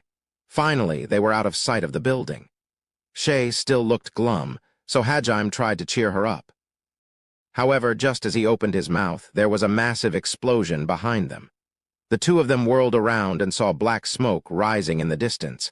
The source of the smoke was clearly, Hajime-san, that's the the safety department building. The black smoke was rising from where Hajime and Shay had just left. They nodded to each other and ran back as fast as possible, fueled by the fear that the worst-case scenario might have happened. That they'd somehow found word of Mayu's location, and in order to keep everyone's mouths shut, blown the whole place up along with her. They tried to hold back their panic as they arrived to find a blown-out building with glass and masonry lying everywhere. Fortunately, the building itself didn't seem too damaged and wasn't in any danger of collapsing. They gingerly stepped inside and found the kindly old receptionist lying face down on the ground. Both of his arms had been broken, and he was unconscious. The other members had suffered a similar fate. The only saving grace was that no one's injuries looked fatal. As Hajime was looking over the staff, Shay came running back to him. She'd gone on ahead to search a different part of the building. Hajime-san, Mayu-san isn't here. Also, I found this. She handed over a slip of paper. There were demands written on it. If you value the Dagon's life, bring the white-haired kid and the beastman with him to this location. Hajime-san, this is. Looks like our opponents got greedy. Hajime crushed the paper in his fist and smiled fiendishly. Somehow, they'd overheard Hajime's exchange with the safety department people. They'd decided that it would be more valuable to keep Mayu as a hostage. That way they could use her as a bargaining chip to get a rare rabbitman as well. Shay looked at Hajime, determination etched all over her face. Hajime-san, I'm going to. You don't need to say it, I know. Besides, they've made themselves my enemy. The time for talk's over.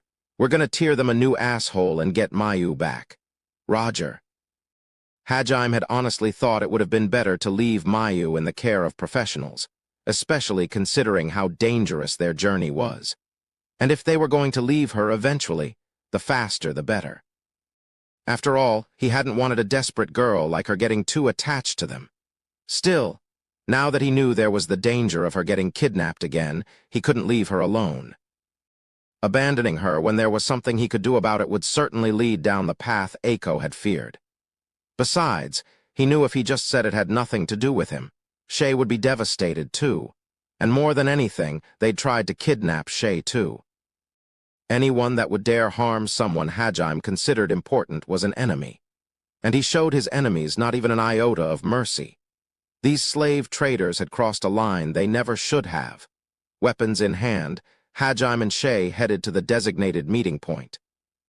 Those fools would soon learn what unholy monsters they had called down upon themselves. And there you have it. When we got to the place they'd marked, we only found a bunch of thugs. Mayu wasn't there. They'd probably planned to kill me and kidnap Shay. We killed most of them and interrogated the few we left alive, but they didn't know where Mayu was being held either. We tortured them until they told us where their other hideouts were, and we've been going to each one trying to beat Mayu's location out of someone. It seems they were planning on kidnapping not just me, but you too as well. So in order to set an example, we decided to utterly crush this organization and anyone associated with them. Today was supposed to have been just a simple date, but they'd become entangled in the underworld of one of the largest cities on the continent.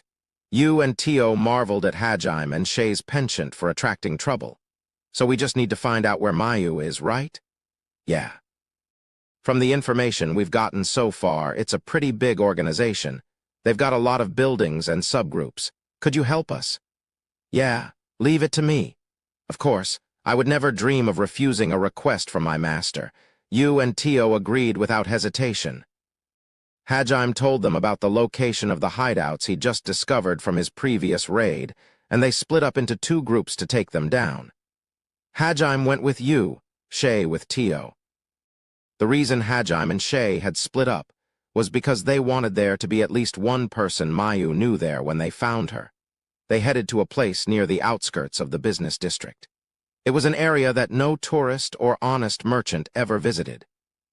It was a place as far from the prying eyes of the authorities as possible, the perfect location for a criminal base. There was dimness to the alleys despite the fact that it was noon. Even the people walking around seemed somehow gloomier. Tucked away in a corner was a 10-story building.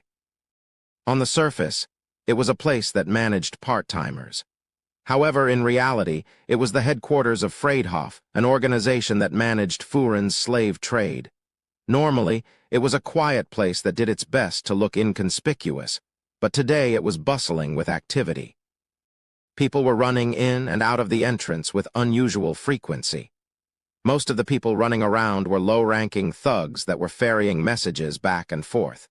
Their expressions were twisted in confusion, impatience, and fear. No one had any idea what the situation was.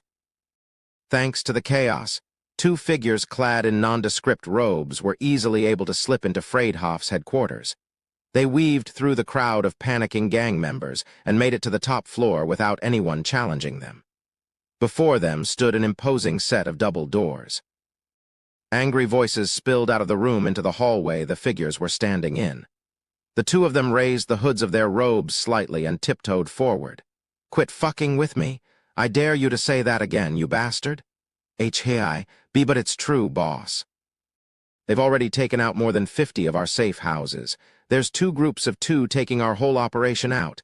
You're saying that just 4 fuckheads are destroying everything Freydhof built up. Is that it, huh?" That's Rig Bugwa." There was a loud thud and the room fell silent. Whoever had been giving the report must have been punched by this boss. "Listen good, you lowlifes. I want those fuckers brought to me alive. Cut their legs off, break their arms, I don't care, but I want them alive. At this rate, Freydhof's reputation will be ruined. We've got to torture those fools to make an example out of them, or we'll be the laughingstock of the city. I'll give 5 million luta to anyone who captures them. 5 million per head. Tell everyone else about the bounty." A flurry of activity could be heard coming from the room. The man hastened to leave the room as fast as he could. The 2 hooded figures nodded to each other. One of them pulled out a massive warhammer strapped to her back and hefted it into the air. Then, just as the man put his hand on the doorknob, she swung the hammer down. With a massive bang, the door exploded into 1,000 splinters. The right side of the man's body was crushed flat, and the people sitting behind him were blasted by a wall of shrapnel. They slammed into the wall behind them, covered in blood. "There's no need to tell everyone. We're right here. HMPH, I shall handle those waiting outside. Finish this up quickly, Shay." "Thank you, Tio-san." The 2 figures who had casually walked into the room were none other than Tio and Shay. Freydhof's boss, Hansen, had watched in shock as his door was blasted open and his subordinates flung across the room like ragdolls. Shay and Tio's conversation brought him back to his senses, though, and he quickly pulled out his weapon. "So you're the ones that have been running around busting up my operation. Wait a sec. You're the bitches from the wanted posters. Shay and Tio, right? There was that other small brat too, you or something. Man, you're real lookers. Hey, if you throw down your weapons and surrender, I'll spare your lives. You don't honestly think you can walk into Freydhof's headquarters and make it back, Ollie?" A massive bang, loud enough that it could be physically felt, interrupted Hansen's prattling. Drucken was resting on Shay's shoulder, smoke coming from the retracted handle. She'd transformed it into bombardment mode, and blown Hansen away with a shotgun blast. From such close range, he hadn't stood a chance. The barrage of iron pellets had ripped his right arm clean off. He tumbled into the wall behind him, a spray of blood trailing in his wake. A few seconds passed before he realized what had happened, and then the screaming started. "Boss, what was that sound? Are you all right?" The loud sound attracted the thugs on the nearby floors. They started swarming in like flies. However, preying on children is one of the most despicable acts there is. You've roused my anger now. Repent your sins in the afterlife. Tio unleashed a blast of fire magic that eradicated the stairs and anyone standing on it. Those left on the floor below stopped in their tracks, their only way up now a pile of ash. Still, the dragon wasn't about to let anyone escape. She turned her fangs to the men below and unleashed her dragon breath. "True. Her breath wasn't as powerful in human form, but it was still the same breath that had tested the limits of Hajaim's defenses. A wooden building had no hope of surviving that. Everything but the room Hansen was in was bathed in pitch-black flames. The building somehow didn't collapse, despite the fact that an entire wall was now missing. From a distance, the burning building looked just like an ant farm with people scurrying about, trying to escape. Those who were still alive scrambled out of the building as fast as they could and simply stared dumbfounded at what was happening on the top floor. It was only natural. Their base had been destroyed in the span of a few seconds. Their brains couldn't keep up with the situation at hand. However, the enraged dragon had no intention of showing them any mercy. Fireballs and wind blades rained down on the survivors with the speed of Hajaim's Gatling guns. Men fled in every direction, but only a few made it out of the onslaught alive. As Tio kept busy raining death onto the people outside, Shay walked up to Hansen. She stopped in front of him, tapping Drucken menacingly against her shoulder. Without a word, she slammed the hammer into the cowering gang leader's stomach. He simply grunted in pain and desperately tried to push the hammer off him, but moving the super-heavy hammer with a single hand was all but impossible. The only option left to him was to beg for his life. I'm begging you. Don't kill me. I'll give you as much money as you want. I won't ever go after you guys again. Please, Gua. Quit talking. All I want to hear from you are the answers to my questions. Understood? Every time you don't answer, I'll make this hammer heavier. I recommend you start talking before your organs turn to mush. Shay. You really are one of Master's comrades. You sound just like him. Tio turned around to poke fun at Shay, but she completely ignored her and grilled Hansen for Mayu's location. Hansen seemed confused at first, but when Shay mentioned that Mayu was the Dagon girl, he quickly started talking.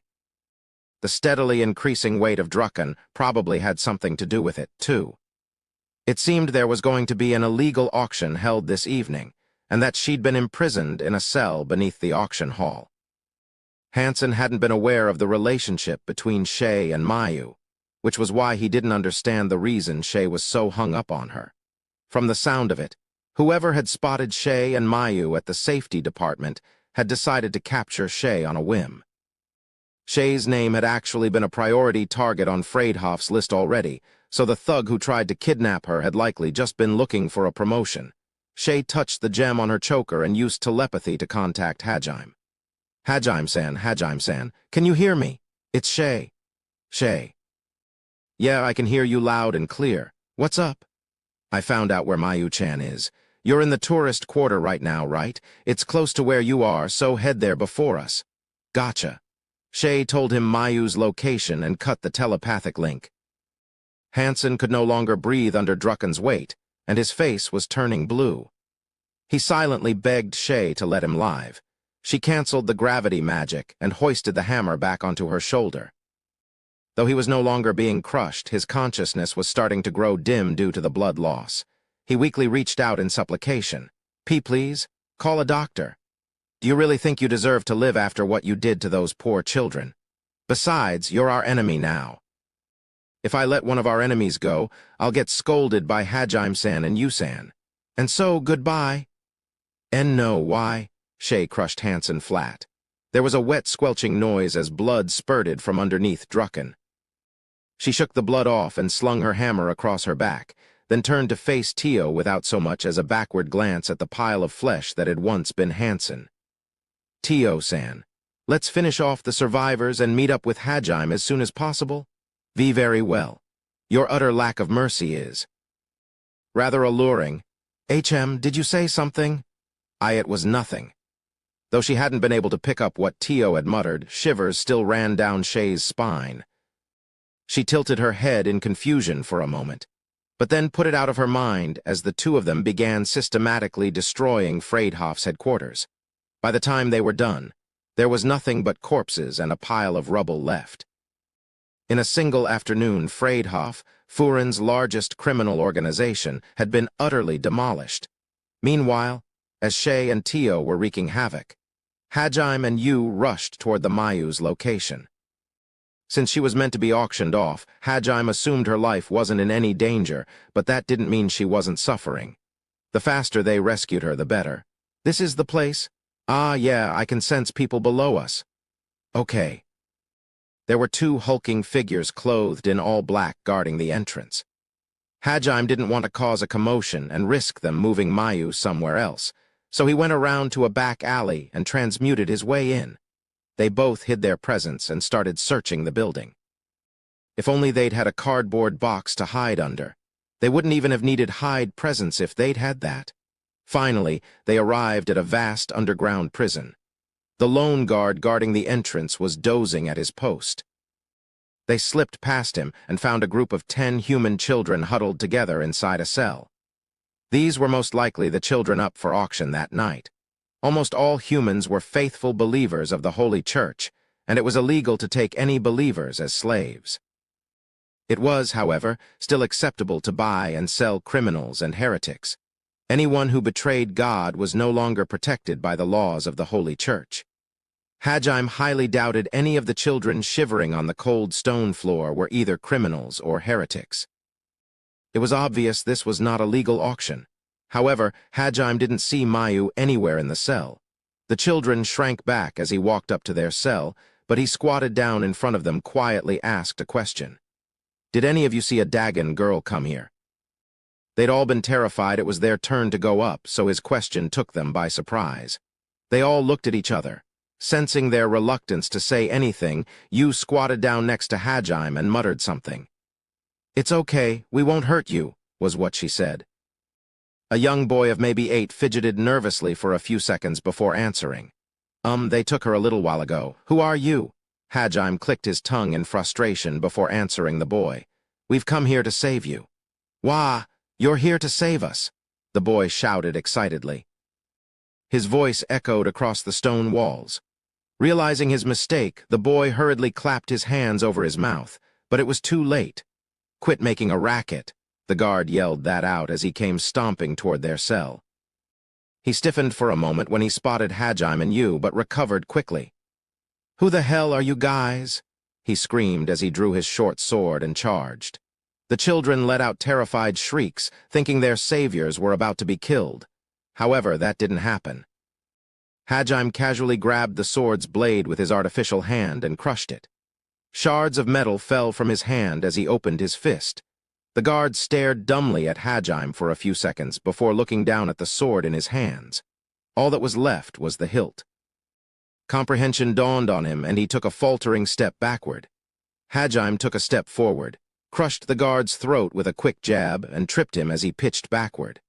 At the same time, he grabbed the guard's skull and slammed it into the ground. There was a wet, crunching noise as he hit the stone floor. He died instantly. If you're a guard, then the first thing you should have done was raise the alarm. Hajime looked down at the corpse in disgust. The children's eyes were as round as dinner plates as they looked at him. He ignored their shocked stares and transmuted the iron bars around their cell. The children's surprise grew even greater as the bars keeping them trapped crumbled to dust. They just sat there, their mouths hanging open. "You, sorry, but can you look after them for me? It looks like I'm going to have to go on another rampage." "Okay, leave it to me." "My guess is the safety department people will get here soon. When they do, you can hand the children off to them. I've got Ilwa working behind the scenes, so we can dump all of the little things on him." Yu looked off in the distance sympathetically. Her gaze was directed toward the Adventurers Guild building. Sometime before they'd started destroying Freydhof, Hajime had grabbed a random adventurer and had him deliver a telepathy stone to Ilwa. Since then, he'd been keeping Ilwa up to date on events. Being a gold adventurer came in handy during times like these. The moment Hajime had shown that random adventurer his status plate, they'd been ready to do anything he asked. It was just like if a Hollywood star had spoken to a stranger back on Earth. The adventurer had even saluted Hajime before running off. The stone Hajime had given Ilwa couldn't be activated from his side, so Ilwa had been forced to one-sidedly listen to reports about how Hajime had picked a fight with a massive criminal organization and how he was leaving the cleanup to them. The people back at the guild had probably been furious. He was already making good use of Ilwa's promise to support him. When Ilwa had started hearing the reports, he'd smiled ruefully. Hajime transmuted a passage heading to the ground floor and stepped into it, leaving the children in Yu's care. Just before he dashed out of sight, the young boy who had answered Hajime's question called out to him. "Mister, thank you for saving us. Save that other girl too, okay? She looked really scared. I couldn't do anything to help when they took her." The fact that Mayu was a beastman apparently hadn't mattered at all this boy. He had guts, considering he'd been trapped in the same situation as her. Hajime turned back and ruffled the young boy's hair. "Hey, what are you doing? It's frustrating, right? In that case, you just have to get stronger. That's the only way to make sure you never feel like that again. I mean, I was around to save you this time, but if you get stronger, next time you can save everyone." With those parting remarks, Hajime turned on his heel and vanished through the tunnel he'd made. The boy covered his hair with both of his hands. He sat there for a few seconds, before curling his tiny fingers into a fist. There was a new sparkle in his eyes. Yu smiled gently down at him and started herding the children out of the building. A heavy silence filled the auction hall. There were around 100 buyers seated in the stands. Each and every one of them was wearing a mask, and none of them were saying a word. Whenever something a customer wanted to buy appeared, they'd just silently raise their number tag. They didn't want to give any hints away about their identities. Still, even they couldn't suppress their cries of surprise when the next item was brought to the stage.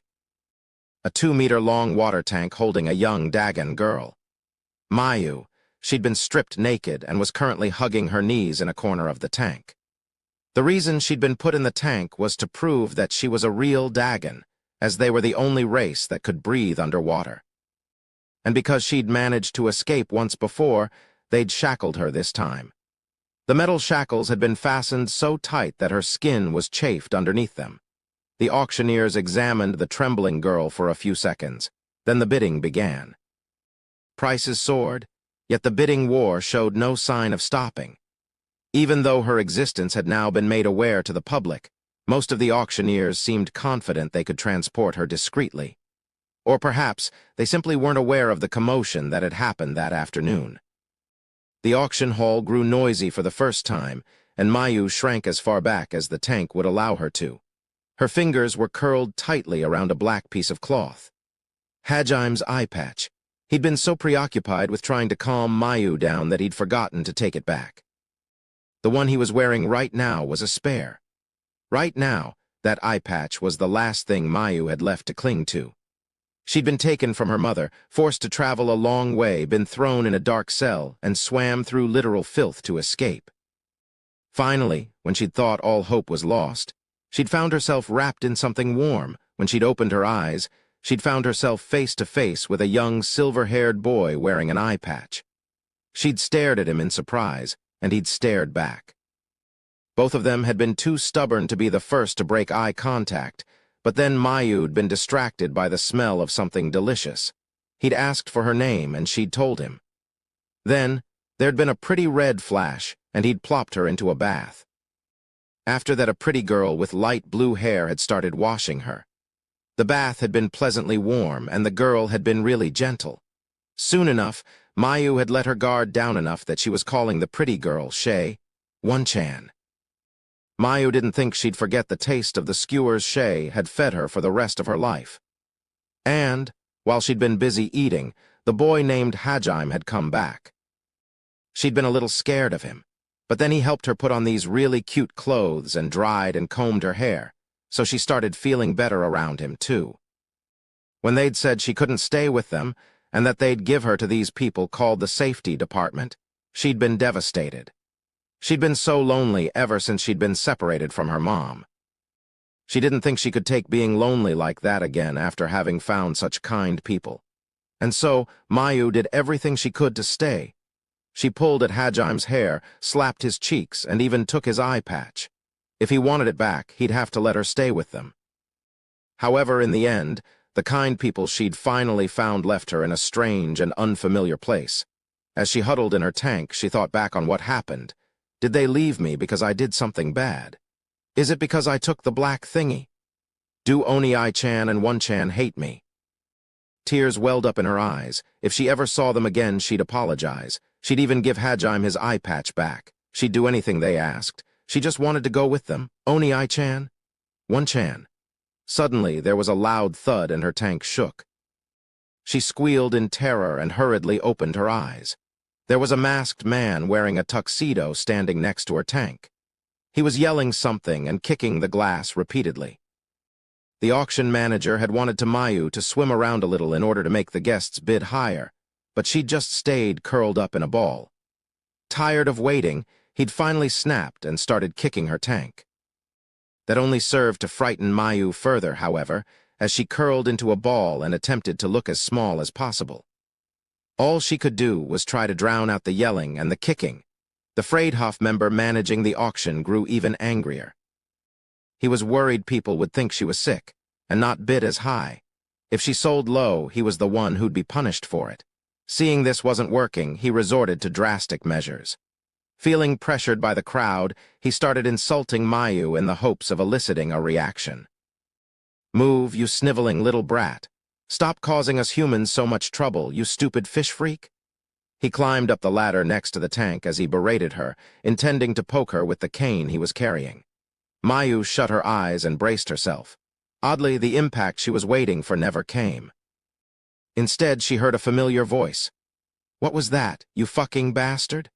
Hajime leaped from the ceiling, grinding both the auction manager and the ladder into the ground. A fountain of blood spurted from underneath his foot. The manager had been killed instantly. Hajime didn't even look at the man he'd just killed.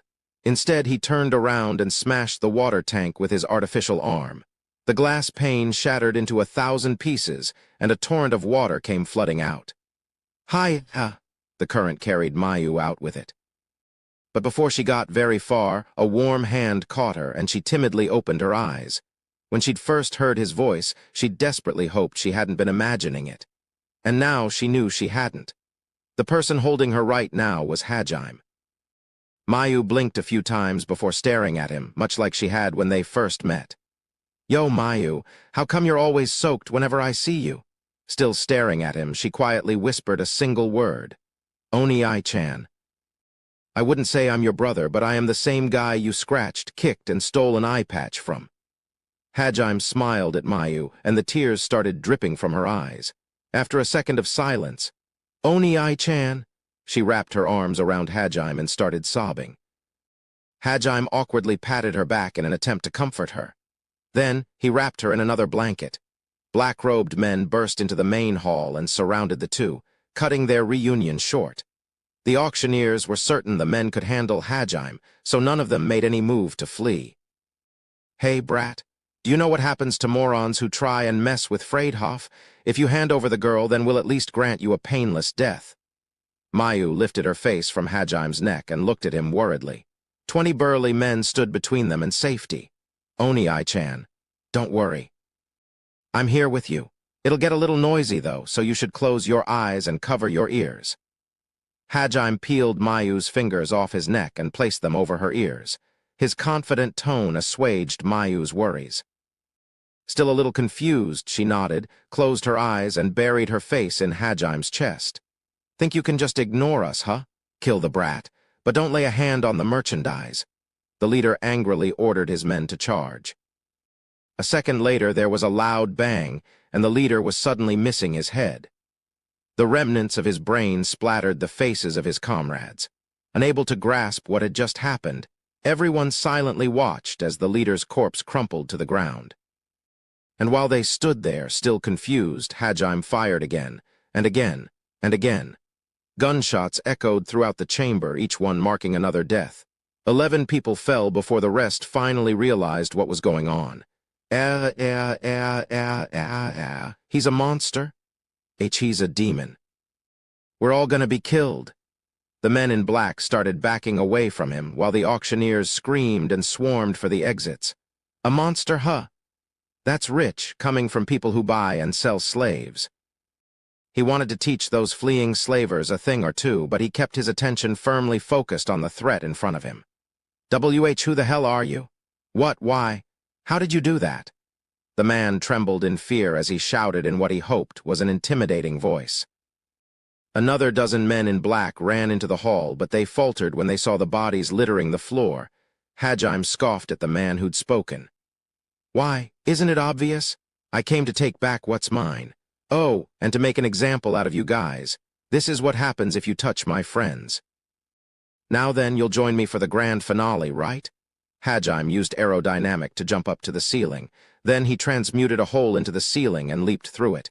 I've got Mayu. How are things on your end?" "Good. Everyone evacuated. The guests are running out of the hall." "I see. Well, let's end this with a bang, then." "Okay." As Hajime zipped through the air, he looked down at Mayu. Up until now, she had done as he'd asked, covering her ears and closing her eyes. He gently removed one of her hands and talked to her. "It's all right now, Mayu." Her eyes snapped open and she looked around. As she took in the scenery, she let out a gasp of surprise. The view was spectacular. From their vantage point, they could see the entire city of Furin. The sun was a blazing ball of red, slowly sinking below the horizon. Underneath the crimson sky, they could see lights dotting the city. People had started lighting the street lamps. Mayu's eyes sparkled as she took all of it in. She excitedly grabbed Hajime's collar and started pointing things out. "It's amazing, Oni-chan. We're flying through the sky. We're more jumping through it than flying, but, well, whatever. Anyway, Mayu, look over there. There's going to be some huge fireworks soon." "Fireworks? Fireworks are giant explosions? Explosions." Hajime couldn't figure out a good way to explain it, but it didn't matter since she'd see for herself in a few seconds. He cradled Mayu in one arm as he pulled a ring out of his treasure trove with the other. The ring was actually a remote detonator he'd made with spirit stone. While he'd been searching for Mayu, he'd left some bombs here and there. "All right, here we go. Bombs away, Tilda, bombs away." Their voices faded away into the evening breeze. A second later, there was a boom so loud that it could be heard throughout the entire city. The art museum that doubled as an illegal auction hall was blasted to kingdom come. Not a trace remained of the probably beautiful and historic art that had adorned its halls. The surrounding buildings that had all belonged to Freydhof were toppled by the shockwave following the explosion. He'd shaped the charges upward so the fire wouldn't spread to the rest of the city. Pillars of flame rose up to the heavens, dyeing the sky a deep crimson, though a different shade than that of the sunset. It looked as if a volcano had erupted in the heart of the city. Well, Mayu. Surprised, those are fireworks. Fireworks are scary. Trembling, Mayu clung to Hajime as she watched the spectacle. However, Hajime wasn't done yet. The party was just getting started, after all. "Oh, Oni-chan, there's something over there. It's pretty, isn't it?" "Huh." Dark clouds had gathered where Mayu was pointing. 4 dragons composed of pure lightning burst from the clouds with a thunderous roar, further scaring an already terrified Mayu. Each one was about half the size of Yu's single dragon, but their ferocity hadn't changed at all. The faint of heart passed out at the mere sight of them as they circled above the city. The 4 dragons split off from each other, heading to different districts. Chances were, everyone in Furin saw them. They flew majestically through the burning sky, heading for the remaining 4 major Freydhof bases. Upon reaching their destination, they plummeted to the ground, swallowing the buildings whole. The ground shook as they struck. There were 4 blinding flashes of light, and with another roar, the 4 bases were wiped out of existence. Plumes of smoke rose from the rubble, the debris and ash choking out the light of the setting sun. From up above, the city of Furin looked like it had been hit by a disaster. That being said, Hajime and Yu had taken great precautions to make sure no innocents were harmed. Hajime had sent his Ornizes to scout out all of Freydhof's bases and made doubly sure no one unaffiliated with the group had been present. So despite the destruction, the only casualties had been Freydhof's members. It was possible some of the members had been forced to join the gang, or maybe could have been reformed, but Hajime didn't feel the need to investigate the individuals of an organization that had made themselves his enemy. "Hajime-san, is Mayu-chan safe?" "Wait for me, Shay. God, you're fast. Were your physical abilities always this high?" Hajime received a telepathic message from Shay as he was surveying the damage. Since he hadn't mentioned the fireworks to her, she had been rather surprised when half the city exploded. Yeah, safe and sound, and it looks like we got most of their bases too. Oh, right, let's all meet up at the Adventurers Guild. Il was probably tearing his hair out over how much paperwork this is going to mean for him. Oh, thank goodness, Tilda, you said we're meeting at the guild. Roger, I'll be right there. I want to hurry up and see Mayu-chan. Yeah. Don't worry, you'll get to see her real soon. All right, meet you there. You got it. Mayu looked up at Hajime as he suddenly fell silent and gazed off into the distance. When he finished his conversation with Shay, he told Mayu she'd get to see her soon. Mayu exclaimed, "One-chan." And her face broke out into a smile. As he descended to the ground, Yu came up to meet him. She'd already seen the kids to the safety department. She stared intently at the little girl in Hajime's arms. Mayu uncomfortably glanced around before looking up at Hajime again. He could guess what the unspoken question in her eyes was. "Mayu, this is you. She's my lover." "Huh, lover? What about One-chan?" "She's my comrade." "She's not your lover?" "Nope, she's not. But, I don't know what else to tell you. Use my lover." MRRRR tilde. Mayu looked petulantly over at Yu. Yu hadn't taken her eyes off Mayu during that whole exchange. This time Mayu met Yu's gaze. She stared at Yu intently, trying to figure out what kind of person she was. They continued staring at each other for a few minutes. Yu was the first to break contact. She suddenly started walking forward. Mayu watched her cautiously. Yu stopped in front of Hajime, took Mayu from his hands, and hugged her tight. Mayu yelped and struggled to break free of Yu's grasp, but Yu wouldn't let go. After a few seconds, Yu spoke. "This is cheating. You're too cute." It looked like Yu had taken a liking to Mayu. Mayu finally managed to wriggle her head out Yu's chest and gasped for air. The two stared at each other once more. "Hi there, Mayu. I'm Yu. You did great enduring all that. Good job." Yu's eyes softened and she patted Mayu's head. Her gentle warmth melted away Mayu's wariness, and she started bawling in Yu's arms. When Hajime had first rescued her, she'd still been too nervous to cry properly. It was only now that she could vent all of her frustration and sadness without worry of what might happen to her. Hajime smiled awkwardly as he watched the two of them. Once Mayu had calmed down, the three of them headed to the Adventurers Guild. 15 buildings were destroyed, 30 suffered serious damage, and 9 of them were completely leveled. On top of that, 38 of Freydhoff's members are confirmed dead, 44 are mortally injured, 28 are seriously injured, and 119 are unaccounted for. Well, what do you have to say for yourself? They pissed me off, so I crushed them. I don't regret it either. They were sitting in the guild's waiting room. Ilwa held a stack of reports in one hand as he glared at Hajime. For his part, Hajime was sharing the snacks they'd been served with Mayu, who was sitting on his lap. Seeing how Hajime had no intention of reflecting on his actions, Ilwa let out a tired sigh. "Please tell me the fishman escaping from the Meerstad aquarium by flying out of a hole in the wall had nothing to do with you at least." "It didn't, right?" "Mayu, these are pretty good too. Here, try some." "Damn it." "Ha!" Hajime feigned ignorance and casually continued feeding Mayu, but Shay shifted guiltily in her seat, something that didn't go unnoticed by Ilwa. Ilwa heaved another sigh, deeper this time. He grimaced and rubbed his stomach. Dot, his secretary, gave him a sympathetic look and passed him some stomach medicine. "Well, while you may have gone too far, you did destroy a massive criminal organization for us. Honestly speaking, we had no way of dealing with them. They never left any trace of their illegal dealings, and on the off chance we managed to catch a few of their underlings in the act, the main organization would just cut them off. We didn't think it was even possible to put a stop to them. Though this also means the balance of Furin's underworld has been completely toppled. We're going to be rather busy in the coming weeks, especially since we offered our support to the safety department. Well, normally it's the government's job to handle stuff like this anyway. This time was a special case. They tried to hurt one of my comrades, so I gave them a little payback. That little payback being destroying Furin's largest criminal organization in just half a day. You guys are crazy." Ilwa smiled bitterly. He looked like he'd aged 20 years in a day. Combining the 10 years he'd aged when he first saw everyone's status plates, he may as well have turned into an old man by now. Even Hajime felt a little bad for putting him through so much, so he offered a suggestion. Part of the reason we were so flashy about it was because we wanted to make an example out of them.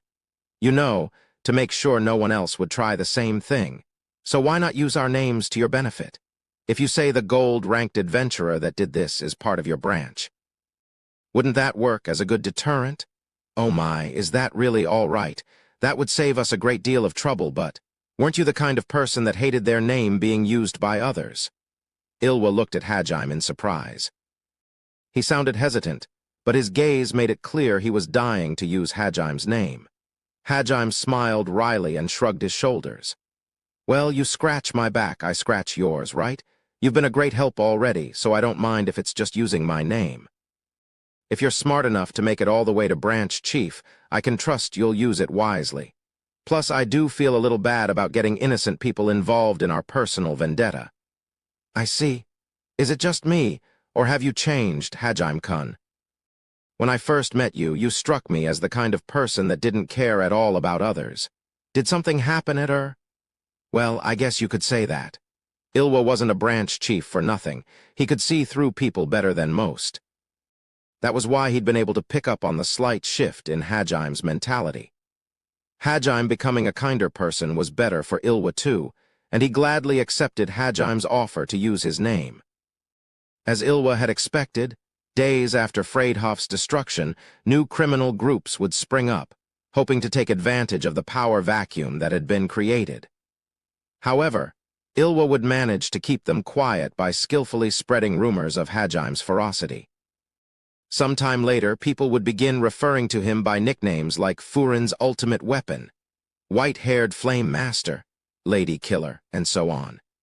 However, that was of little concern to Hajime, or rather, no concern at all. Thanks to Ilwa's frantic efforts, the safety department ruled that Hajime had acted in self-defense, thereby making him innocent of any crime. Normally, it wouldn't have gone over so smoothly, but they were pretty mad about Freydhoff's bombing of one of their buildings. In fact, the director of the safety department had given Hajime a not-so-subtle thumbs-up for destroying Freydhoff. The organization had flaunted the safety department's authority at every turn, expanding their illegal activities into every industry they could get their hands on. The chief, who just celebrated his 60th birthday, had been more than happy to acquit Hajime of all charges. Also, about Mayu-kun? Ilwa looked down at the tiny girl who was happily gnawing on a cookie. Mayu gave a little start. She looked worriedly between Hajime, Yu, and Shay. She didn't want to be separated from them again. The reason she didn't look over at Tio was because, well, everyone was trying to keep her away from Tio's harmful influence. Either we can take care of her and send her back to Arifureta through the formal routes, or we can make this an official guild request and ask you to take her back. Those are your two options. Well, which do you prefer? Hajime tilted his head in confusion. He had assumed the safety department would have requested he return her to their custody. According to Ilwa's explanation, however, they were willing to let him handle the case if he so desired. Because of his guild ranking, and the fact that he'd destroyed an entire organization to save her, they believed he was trustworthy enough. Ultimately, though, this too was Ilwa's handiwork. It almost seemed as if he was eager to prove how helpful of an ally he could. Hajime-san. I promise I'll protect her, so please, let her come with us. Shay bowed to Hajime. She wanted to be there for Mayu during her journey home. Yu and Tio remained silent, deciding to leave the decision up to Hajime. Oni-chan, please. She hit Hajime with her irresistible puppy-dog eyes. Though she hadn't needed to. From the moment he had sworn to get Mayu back, Hajime had decided he'd be willing to let her come with them if that was still what she wanted. I was planning on taking her with me regardless, so I'm glad you're on board already. Even I couldn't abandon her after all we've been through. Hajime-san? Oni-chan? Shay and Mayu beamed at him. There was still the little problem of how they were going to clear the Grand Grun volcano, which came before Arifureta, with Mayu in tow, but Hajime figured it would work out somehow. He decided to take Mayu, and that was that. But there's just one thing, Mayu. Could you stop calling me Oni-chan? Just Hajime is fine. It's kind of embarrassing to be called that. Hajime scratched his cheek awkwardly as Mayu hugged him. He was still an otaku, after all, being called Oni-chan. Well, it just didn't sit right with him. Mayu stared at him.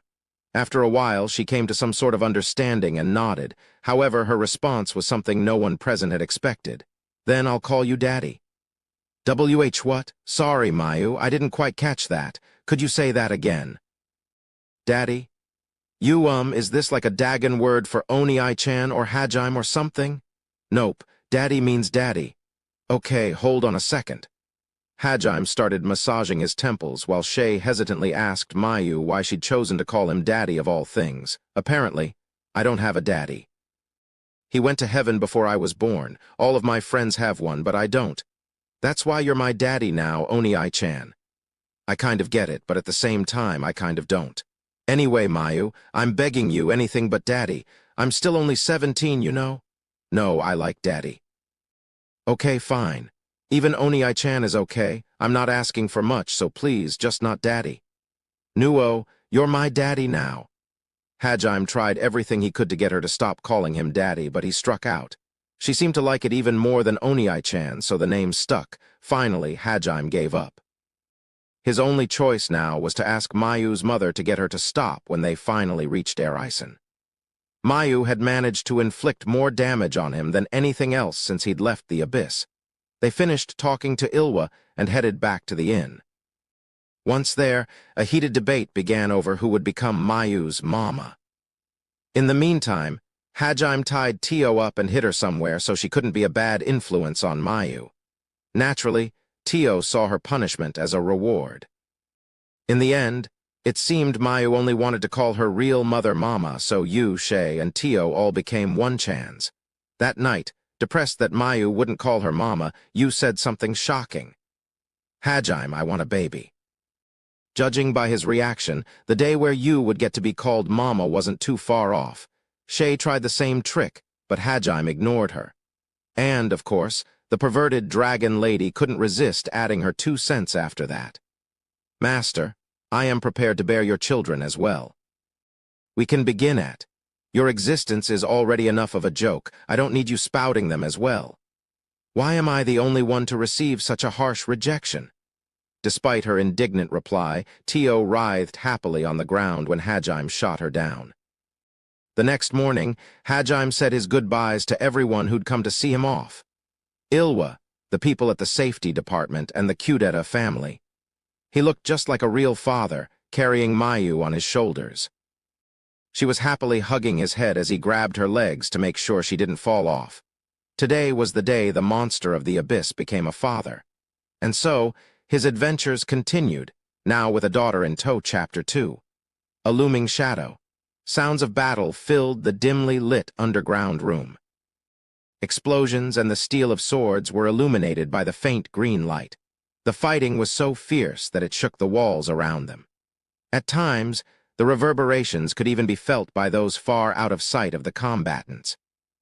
Silver blades of light, fireballs, flaming spears, wind blades, and water jets flew in every which direction, a never-ending barrage of projectiles. Frantic yelling, the sounds of bodies slamming against bodies, and battle cries all mingled together into a chaotic cacophony. The once quiet room had been transformed into a raging battlefield. Light that tears through all creation, wind that erodes time itself, rage like 1,000 flower petals and coalesce into a blinding storm, heaven-rend.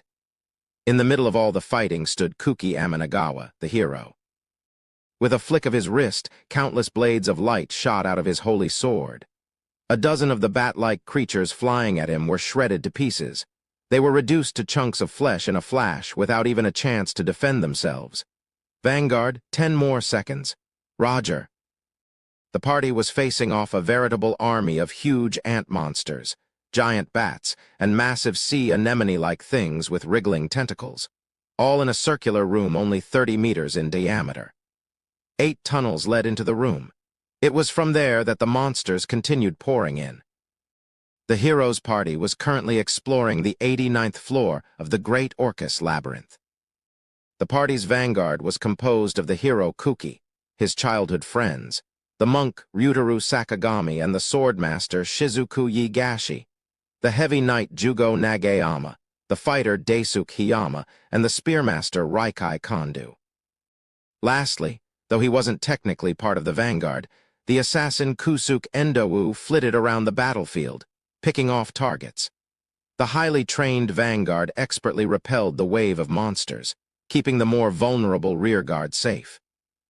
Meanwhile, the rearguard called out account for how much longer it would take for their next magical barrage to be ready. A few of the bats managed to fly past the vanguard, but the ever-reliable barrier master kept them at bay with a magical wall. Oh, momentary squall, form an impassable, invisible wall. Rebuff all who approach, storm bulwark. Suzu Taniguchi summoned an offensive barrier to shield the back line, but as the wall of raging wind was invisible, the bats didn't notice it. Heedless of Suzu's magic, they charged at the rearguard, thinking only of how they would tear these puny humans to shreds. Just before they reached the group, they ran into the wind wall. As they did so, the wall began to bulge outward. Dozens of them rammed into the wall, none of them able to pass through the swirling gusts. Once all of the bats were trapped, the bulge reached a breaking point and exploded outward. The resulting blast of wind sent the bats flying back. The impact was powerful enough to obliterate a few of the bats on the spot. Those that survived the blast died a few seconds later when they slammed into the walls with bone-shattering force. "Heh, you're not getting past me that easy." Suzu's shout was loud enough to be heard over the din of the fighting. Just then, the members of the vanguard unleashed some of their strongest attacks. Their goal wasn't to defeat the enemies in front of them, but to immobilize them long enough that they could get out of the way. Get back. At Kuki's command, the vanguard retreated a few steps. A second later, the rearguard's magic hit the crowd of monsters. Their timing was perfect. A massive fireball slammed into the monsters, throwing them in disarray. At the same time, a tornado sprouted from the ground, tearing through their ranks. Stone spires jutted out from the floor, impaling those unlucky enough to still be on the ground. Icicles with points as sharp as knives rained down on the battlefield, skewering everything. Nature's ferocity tore through the army of monsters, leaving no survivors in its wake. The whole attack lasted only a few seconds. But in those scant few seconds, over 90% of the monsters had been killed or mortally wounded. Perfect. Let's mop up the rest of them. The vanguard surged forward once more, thoroughly eliminating the few survivors. It didn't even take 5 minutes to finish off the weakened enemies. Even after the last monster was dealt with, they didn't let their guard down. The party remained vigilant for enemy attacks while congratulating each other on a battle well fought. "Phew, the 90th floor's up next. We've gotten strong enough to kill the monsters here without too much trouble. Looks like our training mission's almost over. But that doesn't mean we can take it easy. There's no telling what kinds of monsters and traps are waiting for us on the next floor." "You worry too much, Shizuku. We've easily cleared floors no one else has ever made it to. We'll wipe the floor with anything that comes at us, even if it's demons." Ryutaru smiled confidently as he brushed Shizuku's worries aside. He gave Kuki a fist bump, who returned it and smiled back at him. Shizuku sighed, frowning. She massaged the wrinkles that had formed on her forehead. Sadly, she'd gotten used to cleaning up the overconfident duo's messes. Every time she looked in a mirror, she worried her frown wrinkles had become permanent. But even so, she didn't stop looking out for the rest of the group. Despite her attitude, Shizuku was kind at heart. "Hiyama-kun, Kondo-kun, I've finished healing you too. How do you feel?" Kaori started doing her job while the rest of the party was talking to each other. Namely, healing all of the injured members. She was the group's priest after all. Among their 15-person labyrinth conquest party, there was one other healer in the group. She split the work with Kaori and they set about healing everyone. "Yeah, it doesn't hurt at all. Thanks, Shirasaki." "Why, yeah, I'm fine now. Thanks." Hiyama replied absent-mindedly as he stared at Kaori's face. It was obvious he was smitten with her. Kondo was blushing to the tips of his ears, too. As they were vanguard fighters, the two of them often found themselves on the receiving end of Kaori's healing. Despite that, They still hadn't gotten used to talking to her. Kondu's attitude could be explained away by puberty, and his awkwardness was almost endearing. However, the kinds of gazes Hiyama gave Kaori were far from normal. There was a darkness in his eyes that clouded over his pupils from time to time. And recently, that darkness had been growing stronger. But even those who were close to him, such as Shinji Nakano and Yashiki Seidu, hadn't noticed this subtle change in Hiyama. Kaori accepted the two boys' thanks with a smile and walked off to heal the rest of the party. A short distance away, the party's other healer, Ayako Tsuji, was finishing up healing Nagayama. She was wearing her trademark hair clip, which exposed her somewhat large forehead. Once she was finished, she sighed and wiped a bead of sweat off her brow.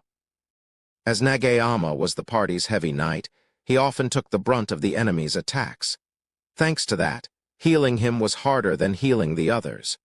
The rearguard members of Nagayama's party, the geomancer Kentaro Nomura and the invoker Mao Yashino, hadn't been injured. That accounted for all of Nagayama's party. Tsuji suddenly felt someone tug on her sleeve. She turned to see Endowu showing off the gash in his arm, tears in his eyes. It didn't look too deep, but it probably hurt a lot. He'd been patiently waiting his turn the whole time, but as always no one had taken notice of his presence and he'd been left forgotten. "Crap," Tsuji blurted out, but it wasn't as if she'd forgotten about her friend. Kaori couldn't help but smile at the pair. After making sure no one else needed healing, she heaved a small sigh. Then she turned to look at the dim passageway heading forward, a hint of sadness in her eyes. Shizuku knew what the cause of her best friend's melancholy was with a single glance. Kaori was worried. In another 10 floors, they would reach the end of the labyrinth, at least as far as they knew. And so far, they hadn't found a single trace of Hajime. She was still hopeful, but the despair was beginning to creep up on her. Kaori had sworn to herself she'd only believe Hajime was dead when she saw it with her own eyes. But every time they went down a floor without finding anything, her outlook grew bleaker. Moreover, it had been 4 months since Hajime had tumbled into the abyss. No matter how strong her will was, even she couldn't keep her negative emotions at bay for that long. She gripped her white staff tight, as if clinging to it for support. Unable to bear seeing her like that, Shizuku opened her mouth to say something. But before she could, the class' most energetic girl, Suzu, ran up to Kaori and hugged her from behind. It was as if she hadn't even noticed Kaori's dispirited expression. "Kaorin, forget about those fools. Heal me tilde, come on, heal me tilde, hwa. Suzu-chan, what are you doing?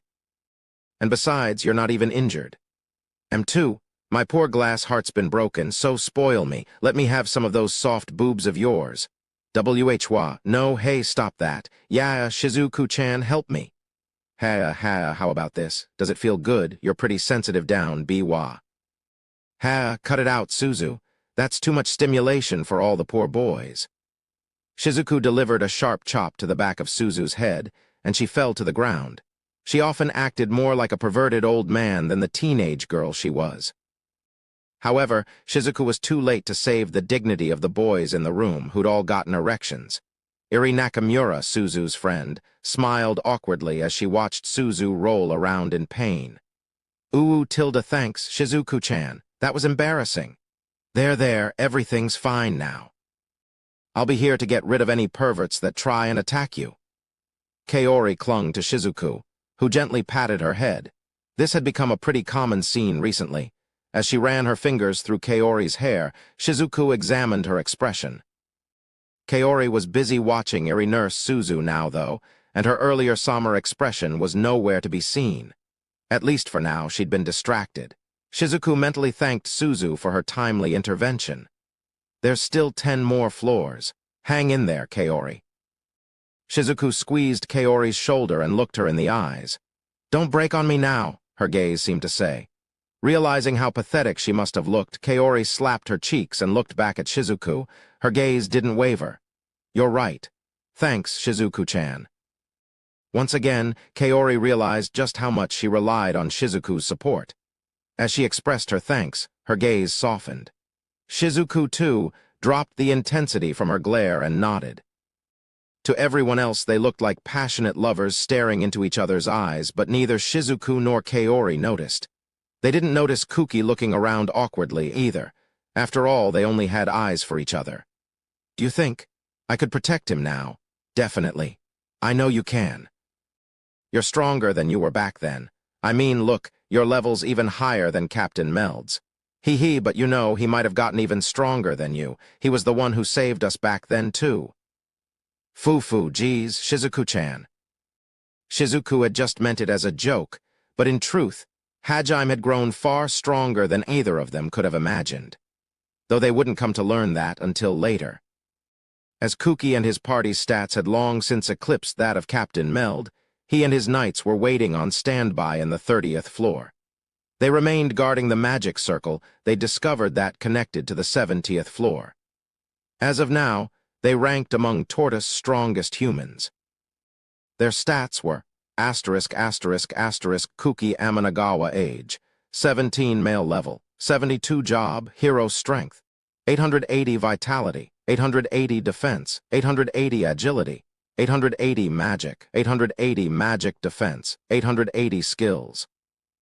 All elemental aptitude plus light element proficiency plus speed casting, all elemental resistance plus increased light resistance, physical resistance plus improved healing plus impact mitigation, composite casting, sword mastery, Herculean strength, supersonic step, foresight, high speed mana, recovery, sense presence, sense magic, limit break, language comprehension, ******, Ryutaru Sakagami age, 17 male level, 72 job, monk strength, 820 vitality, 820 defense, 680 agility, 550 magic, 280 magic defense, 280 skills. Close quarters combat proficiency plus body strengthening plus partial strengthening plus focused strengthening plus penetrating strikes, supersonic step. Physical resistance plus diamond skin. All elemental resistance. Language comprehension *****, Shizuku Yigashi age. 17 female level. 72 job, swordmaster strength. 450 vitality, 560 defense, 320 agility, 1110 magic, 380 magic defense, 380 skills. Sword proficiency plus improved slashing speed plus improved drawing speed, supersonic step, plus continual steps plus steel legs plus no tempo, foresight, sense presence, invisibility plus illusionary attacks. Language comprehension *****, Kaori Shirasaki age. 17 female level, 72 job. Priest strength, 280 vitality, 460 defense, 360 agility, 380 magic, 1380 magic defense, 1380 skills. Recovery magic affinity plus improved proficiency plus increased casting speed plus image supplementation plus piercing spells plus AoE proficiency plus remote healing plus improved status. Effect recovery plus reduced mana consumption plus improved mana efficiency plus chain casting plus multicasting plus spell retention, plus effect multiplication, light magic affinity plus speed casting plus improved proficiency plus increased spell duration plus chain casting plus multicasting plus spell retention, high speed mana recovery plus meditation, language comprehension *****, Kaori's recovery magic and light magic skills had been honed to the limit, especially her recovery magic. Among the four, Kaori had started with the least amount of skills, but with the addition of her derivative skills, she now had more than even Kuki. She'd trained harder than anyone to make sure that this time she wouldn't fail to keep her promise. This time, she'd protect Hajime. Her strength was the result of ceaseless training. She'd even lost sleep to practice her magic. "I'd like to keep going. Are you guys good?" Kuki awkwardly tried to get Kaori and Shizuku's attention. Ever since he'd seen the two of them hugging in Kaori's room, Kuki's behavior had become odd at times. Kaori hadn't really paid it any mind, but Shizuku had easily read what was going through his mind. She glared at Kuki, her eyes clearly spelling out, "Don't jump to any weird conclusions, you moron." Kuki pretended to ignore her glare and started gathering the rest of the party up. They'd already explored most of the 89th floor. The passage they were heading down now was the only place they hadn't mapped. After 10 minutes of walking, the party discovered the stairs leading to the 90th floor. The group descended down the dim spiral staircase, warily examining their surroundings for traps. 10 meters worth of steps later, they found themselves on the 90th floor. Every 10 floors usually marked a turning point, so the party remained extremely vigilant as they stepped into the passageway. However, as far as everyone could tell, the 90th floor was no different from the 89th. They quickly started mapping out the area. Even if the overall structure of the labyrinth hadn't changed, they were bound to meet stronger monsters. They couldn't let their guard down. At first, the party's search progressed smoothly. Despite that, one by one, the party members began to grow suspicious. What the heck is going on? The party arrived in a large, empty room, and Kuki finally voiced the suspicions that had been growing in the back of his mind. Everyone else stopped and nodded. Confused expressions flitted over everyone's faces. How have we not seen a single monster even after exploring so much of the floor? Excluding a few side paths, the party must have covered half of the floor already. So far, they'd always run into monsters strong enough to at least slow them down on each floor. Normally, it took them around 2 days to map out half of a floor. This floor they'd managed to get through half of in just 3 hours. At first, Kuki had assumed they were lying low and observing the party from afar, but no matter how many times he tried to use sense presence and sense magic, he didn't find anything. Something strange was afoot. This is really starting to creep me out. Does this floor just not have monsters? The others started muttering to each other, but no one could come up with a plausible explanation. Their confusion only grew. Kuki, maybe we should head back for now. I have a bad feeling about this, and it's possible Captain Meld might know something that'll help. Shizuku was clearly worried. Kuki hesitated for a few seconds. He too had misgivings about continuing on like this. If they were intent on proceeding cautiously, the best course of action would indeed be to go back. However, at the same time, he didn't want to head back just on some baseless premonitions. Besides, whatever obstacles they faced from here on out, they'd probably be able to overcome them with their strength.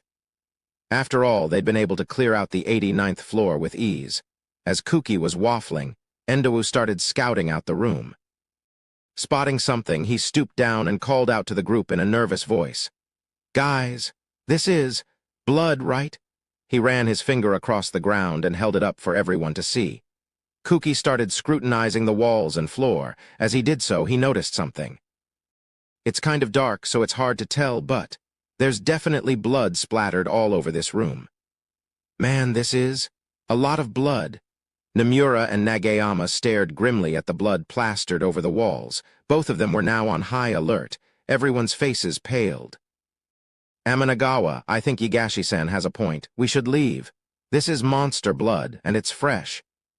Endowu's voice was uncharacteristically assertive. However, Kuki still wasn't convinced.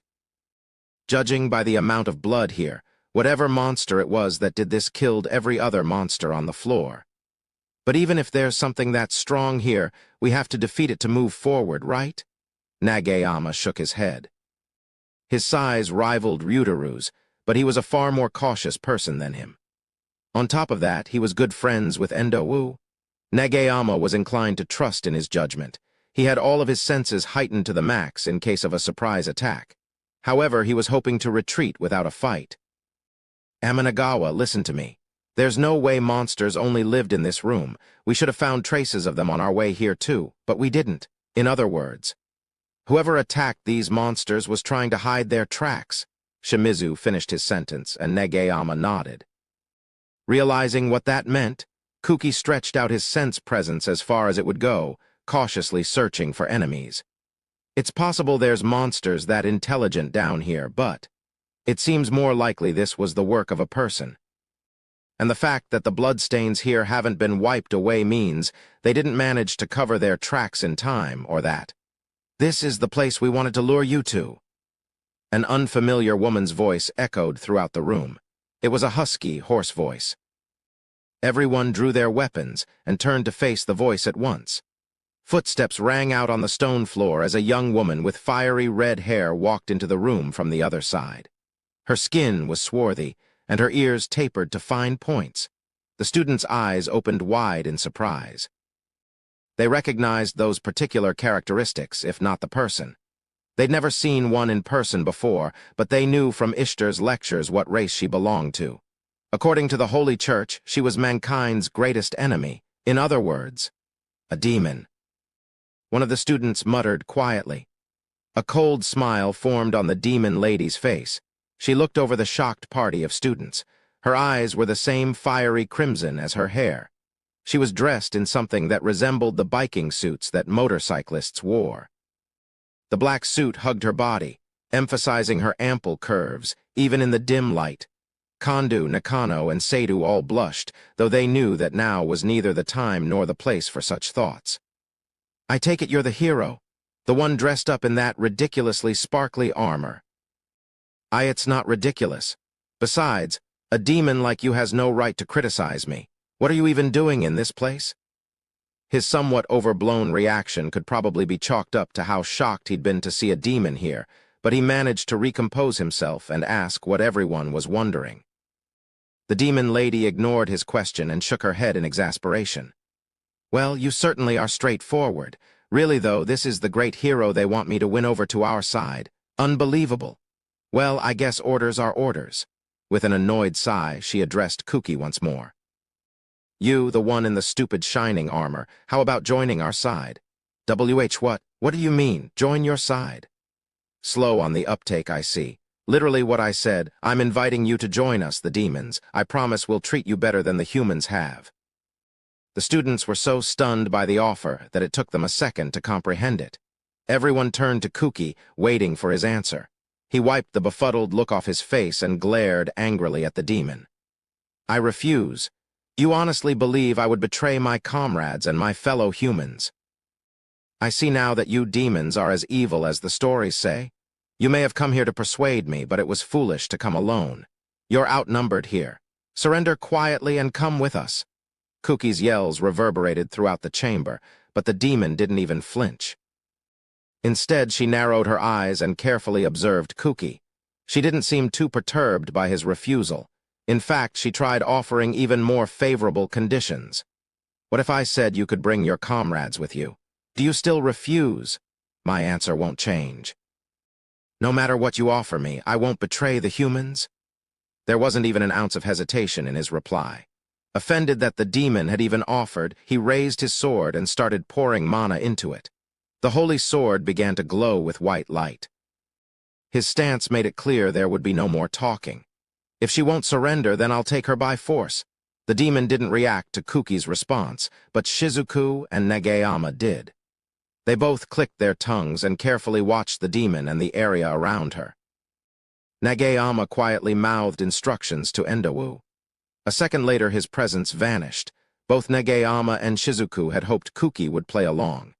Even if he'd had to lie, their priority had been to escape. But before they could tell him as much, he'd already antagonized the demon. Now they had no choice but to prepare for the worst. No matter how reputed demons' magic skills were, neither Nagayama nor Shizuku were naive enough to think she'd actually come alone. Especially as they didn't think a single demon was capable of wiping out all of the monsters on a floor this deep, and then hiding all traces of it afterward too. If she was, then humanity would have long since been annihilated. And to top it all off, she wasn't in the least worried about facing a group of humans capable of reaching the 90th floor. If they'd gone to the pains of covering their tracks, it made sense that they'd laid an ambush for them. In which case, fighting here was not to the students' advantage. This was no longer the Great Orcus Labyrinth. It was enemy territory. A second later, Shizuku's worst fears were proven true. "I see. Well then, I have no need of you. I'll have you know, my orders weren't to bring you over no matter what. They were simply to convert you if it seemed possible. If the situation calls for it, we're allowed to eliminate you. Don't think we're soft enough to leave our opponents alive. Ludo's, Habel, and Ki, it's time to hunt." There was a loud bang, and Shizuku and Nagayama were suddenly blown backward. They grunted in pain as they slid across the ground. Ah. Gah. They had no idea what had just hit them. At the woman's command, the space to the left and right of Kuki began to bend and warp. Something tumbled out of that rift in space and headed to the dumbfounded rearguard at high speed. Only Shizuku and Nagayama, who'd been on guard the whole time, managed to see the surprise attack coming. Shizuku quickly held her sword and sheath in a cross formation in front of her to guard, while leaping backward to soften the impact of the blow. However, the strength of the attack was far beyond her expectations. Whatever it was that hit her broke through her guard, sliced open her stomach, and slammed her to the ground hard enough to knock the air out of her lungs. Meanwhile, Nagayama used his body strengthening and diamond skin skills to raise his base defensive stats. The two skills combined made his body a far more reliable shield than any metal barrier. Most things would have found it difficult to break through that human fortress. Still, that something managed to blow through his defenses and ravage his arms. Blood splattered the ground as he was blown backward. He only remained standing because Seidu, who'd been standing behind him, was able to catch him. There was a sound of shattering glass as the makeshift barrier Suzu had put up the instant before the attack was obliterated. The rearguard had been targeted too. Suzu hadn't sensed the attack coming like Shizuku and Nagayama had, but she'd instinctively realized that she needed to erect a barrier the moment Shizuku and Nagayama had taken their stances. Or perhaps it had been the wealth of experience that had told her that, and not her instincts. Either way, she'd clearly made the right decision. Without that barrier, Tsuji and Yashino would have been ripped to shreds. As it was, the shockwave from the barrier breaking flung Suzu further back into the rearguard. Luckily for her, Iri was there to catch her. That helped Suzu avoid taking any direct damage, but her body was still temporarily paralyzed from the blow. The three somethings instantly launched a follow-up attack. Shizuku, Nagayama, and Suzu were all down for the count, and the remaining party members were unable to mount any kind of defense in time. Just as it seemed all hope was lost. Holy light, protect us. Holy blessing, divine veil, sacred shields. Kaori fired off 3 light spells at once with barely any incantation. The first spell was an intermediate rank healing spell that she'd cast on Shizuku and Nagayama, Holy Blessing. It was one of the few healing spells that could target multiple people from a distance. Pale violet light rained down on the two figures groaning on the ground, healing their wounds at unnatural speeds. Her next spell was targeted at the 3 invisible creatures. Like with Shimizu and Nagayama, pale violet light began to eclipse them. Thanks to the light, their outlines were visible to everyone for the first time. This was her second spell, the intermediate rank healing spell Divine Veil. The amount of healing it provided was minimal, but so long as the spell was active, it continued to passively regenerate the target's health while enveloping them in the caster's mana. She'd used the second of those effects to indirectly expose the 3 creatures' true forms. The monsters outlined in pale light had the heads of lions, the legs and claws of dragons, the tails of snakes, and the wings of eagles. In other words, they were chimeras. Chances were the camouflage they used was their special magic. It not only hid them from sight, but it also erased any trace of their presence. It was quite the dangerous skill, but it seemed they couldn't completely hide themselves while in motion. That was why the space around them looked warped when they had attacked. However, even with that, it was obvious to Kaori that her classmates couldn't compete with those monsters. Shizuku and Nagayama, 2 of the party's best fighters, had been incapacitated in a single blow. Their strength was on a completely different level from the monsters they'd been fighting on the last floor. The 3 chimeras roared angrily and struck once more with their lethal claws. It seemed being revealed hadn't bothered them in the slightest. The chimera's claws closed in on Shimizu, Nagayama, and Suzu like death's scythe itself. However, just before reaching their targets, they found their attacks redirected. Shining shields of light had diverted the trajectory of their swipes. This was Kaori's third spell, Sacred Shields. It was the advanced version of the basic light spell, Holy Shield. Sacred shields allowed the caster to deploy multiple holy shields at once. Barrier masters like Suzu used this spell to supplement their usual barriers. As each individual shield was weak, they generally stacked them on top of each other to create layered defenses. Kaori, despite her proficiency in light magic, was no barrier master and so couldn't use the spell in the same way. Instead, she'd positioned the shields at the perfect angles to deflect the Chimera's attacks, rather than block them outright. The way she'd masterfully used the enemy's strength against them felt more like an advanced martial arts move than a magic spell. This was the result of all the training she'd done. She'd sworn never to lose anyone precious to her again, and she wasn't about to break that promise now. Thanks to Kaori's Herculean efforts, she managed to keep all of her party safe. Enraged at having their attacks deflected, the Chimeras made to strike again. Kaori had only managed to buy her teammates a second. In the end, her efforts were still nothing more than the futile struggling of a weakling. But that 1 second she'd gained made all the difference. Kuki had no intention of letting her efforts be in vain. Get off of Shizuku? With the 1 second she'd bought, Kuki used his supersonic step to interpose himself between Shizuku and the Chimera. He'd moved fast enough that he'd left afterimages in his wake. His holy sword shimmered in the air as he swung at the Chimera's neck, aiming to decapitate it. At the same time, the other students made their move. Like I'll let you? Ryutaru thrust his hand toward the Chimera targeting Nagayama. Figuring he didn't have time to rush all the way over, he'd instead opted to use his gauntlet artifact's special ability and fire off a shockwave. He gathered his mana into his gauntlets. Still, Ryutaru wasn't the only one to strike. Swallow them whole, O Crimson Mother, flame-tide. Eri stuck out a hand and cast her spell with barely an incantation. This was the first time she'd cast a spell this powerful, and the first time she'd redacted an incantation. As the name suggested, Flame Tide was an intermediate-rank fire spell that summoned a wave of fire the caster could freely control. Even agile enemies had a hard time dodging this spell. Kuki's sword swung down at the Chimera faster than human eyes could follow, all the force of gravity behind the swing. Ryutaru's shockwave shot out of his hand with the force of a cannonball, aftershocks trailing in its wake. Eri's crimson wave of death surged forward, reducing everything it touched to ash. However, there'd been more enemies waiting in the wings. Just before their attacks landed home, 2 new shadows suddenly appeared and charged at Kuki and Ryutaru.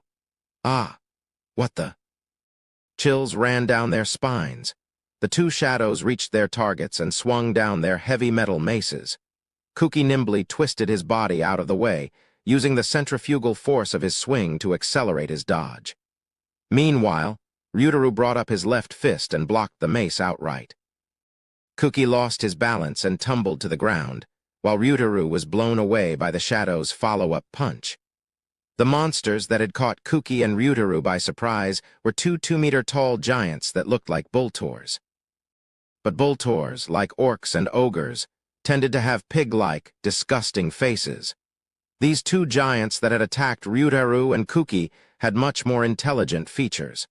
They looked like what one might get if they took a Bultor and refined its face into something more pleasant. And both their strength and their speed was far greater than that of any Bultors. What the hell are these things? Damn it, where do they keep popping up from?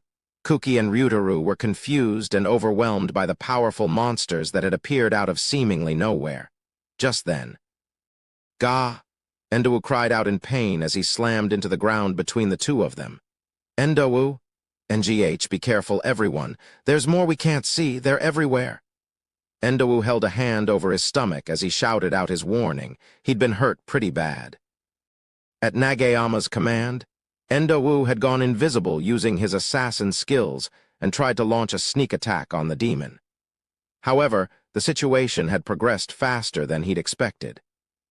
He'd been so surprised by the monster's attacks that his concentration had slipped, and his invisibility had been dispelled for a moment.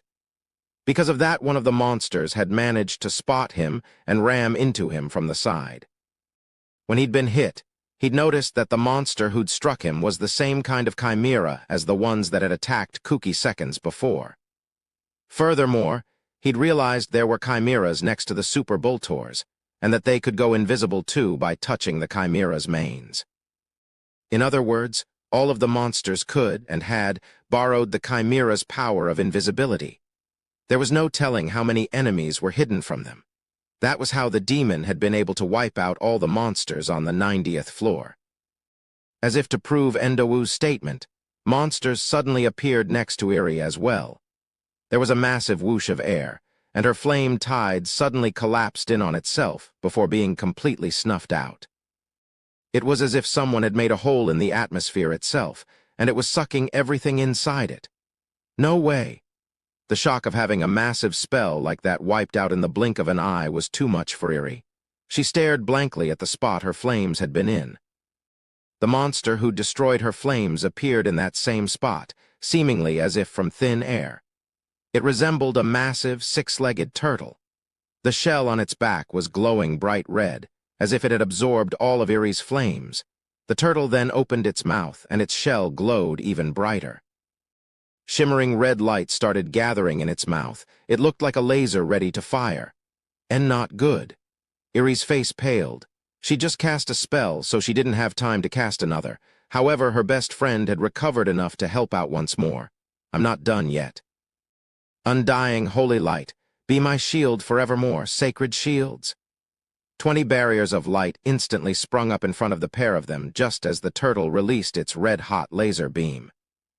The shields were all angled at 45 degrees, so as the beam punched through each one, more and more of its volume was directed upward.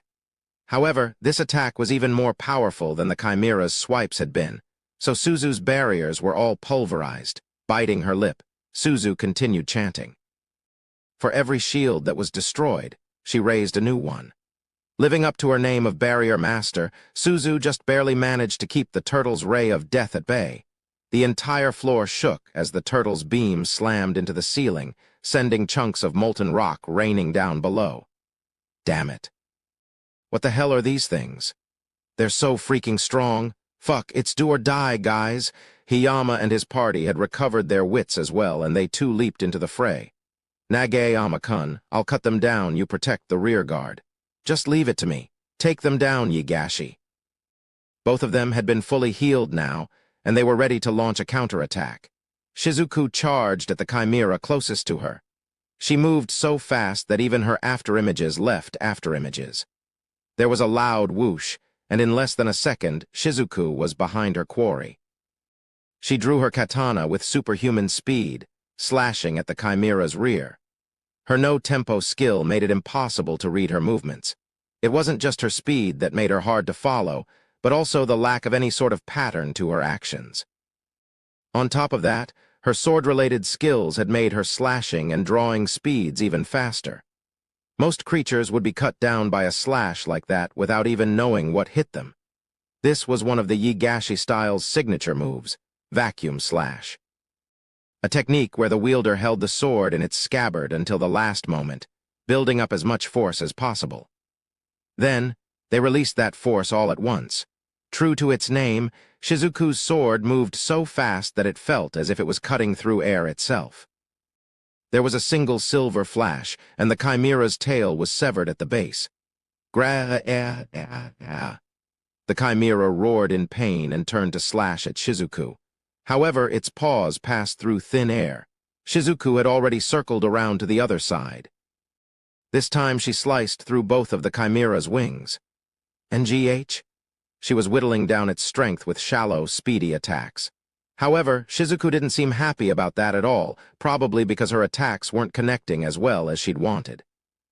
In truth, she'd been hoping to cut through the chimera's torso with her first slash, but the tail had gotten in her way, so she'd been forced to change targets.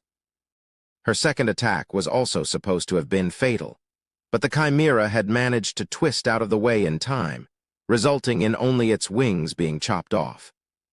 The chimera wasn't able to keep up with Shizuku's speed, but it still managed to react fast enough to avoid lethal blows, so not only was it able to erase its presence, it also possessed an agility that was close to Shizuku's. This was the hardest foe they'd faced yet. Shizuku had planned on finishing this chimera off quickly and going back to help her comrades, but it seemed that wasn't going to be happening. Her next series of attacks all failed to kill the chimera as well, instead only inflicting shallow wounds. Worse, the chimera was starting to get used to Shizuku's speed. Shizuku could feel panic welling up within her. Plus, that wasn't even the worst part. The chimera in front of Shizuku was enveloped in dark red light. The murky mana swirled around its wounds, healing them instantly. Kaori had long since dropped her divine veil, as it wasn't helping too much. And even if she hadn't, it wasn't strong enough to heal wounds like this instantly. Still wary of the chimera, Shizuku turned to the direction of the screech she'd heard. There was a white, two-headed raven perched on the demon's shoulder. One of the raven's heads was looking right at the chimera in front of Shizuku. She's got monsters who can heal too. It had taken everything Shizuku had to even injure the chimera, and now all that hard work was undone in an instant. Her chances of victory had been slim to begin with, but with the raven's healing there was no hope at all. Shizuku screamed at the unfairness of it all. A quick look around the battlefield told her that the rest of her comrades were in similarly dire straits. Kuki had managed to land a fatal blow on the super Boltor that he'd been fighting, but the raven's second head had instantly turned to heal it before the super Boltor died. Its healing powers were fearsome enough that it could bring allies back even from the brink of death. Ryutaru and Negeyama were struggling as well. Ryutaru had managed to beat the other super Boltor to a pulp by smashing its stomach and breaking its limbs. But before he could land a finishing blow, the raven had turned to heal it as well. Negeyama had dealt quite a bit of damage to the one menacing the rearguard, but that was also healed back to perfect condition. The situation was looking rather dire for the hero's party. Looks like you're having a hard time. How about it? Feel like joining our side yet? If you give up now, I might still be willing to let you. The demon folded her arms and watched as Kuki and the other struggled to keep the monsters at bay. Her cold stare made it clear that she already knew what his answer was going to be, though. And, of course, Kuki didn't defy expectations.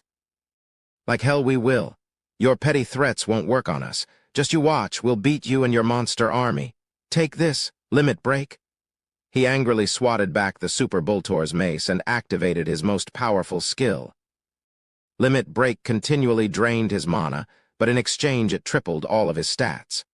However, the skill literally pushed his body past its limits, so he couldn't maintain it for long. Furthermore, it left him drained and exhausted once the skill was over. He'd be lucky to have even half his original strength left once the skill wore off.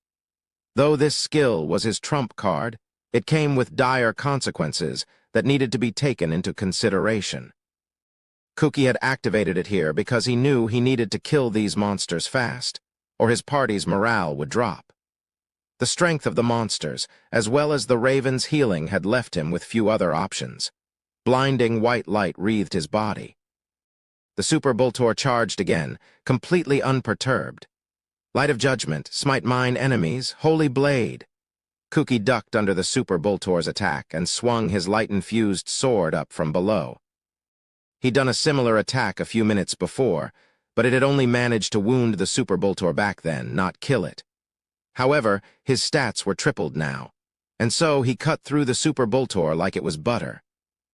A second later, the two halves of the super Boltor's body thudded to the ground. Kuki used the momentum of his swing to rush forward, directly at the demon woman. There was nothing left protecting her from him.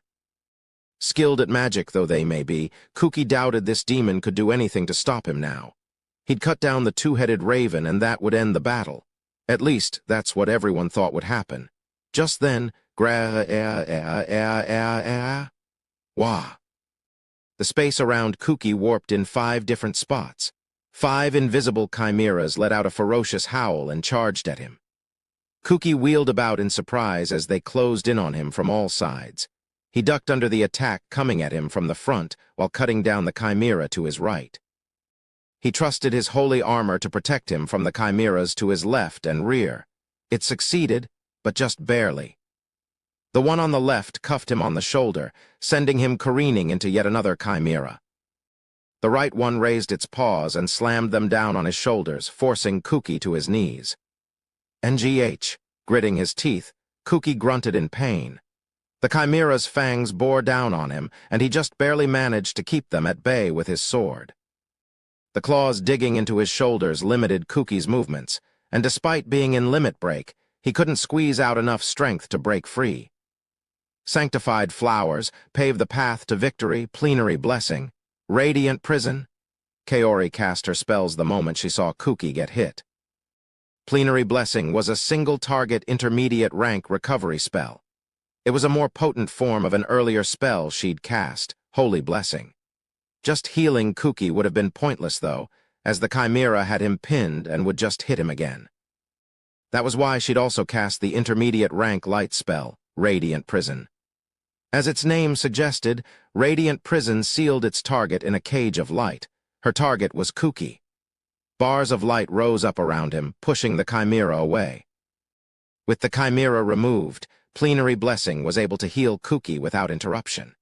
At the same time, Suzu and a few other members of the rearguard fired off a barrage of spells at the remaining chimeras near Kuki. They'd managed to gain enough of a respite against their own opponents to unleash a single volley. However, as Kaori's divine veil wasn't covering them anymore, they had had a hard time aiming their spells. Due to that, and the distance between them, their volley wasn't as effective as they'd hoped.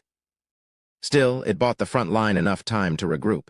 Fully recovered, Kuki raised his sword high and cast one of his strongest spells, Astral Unleash.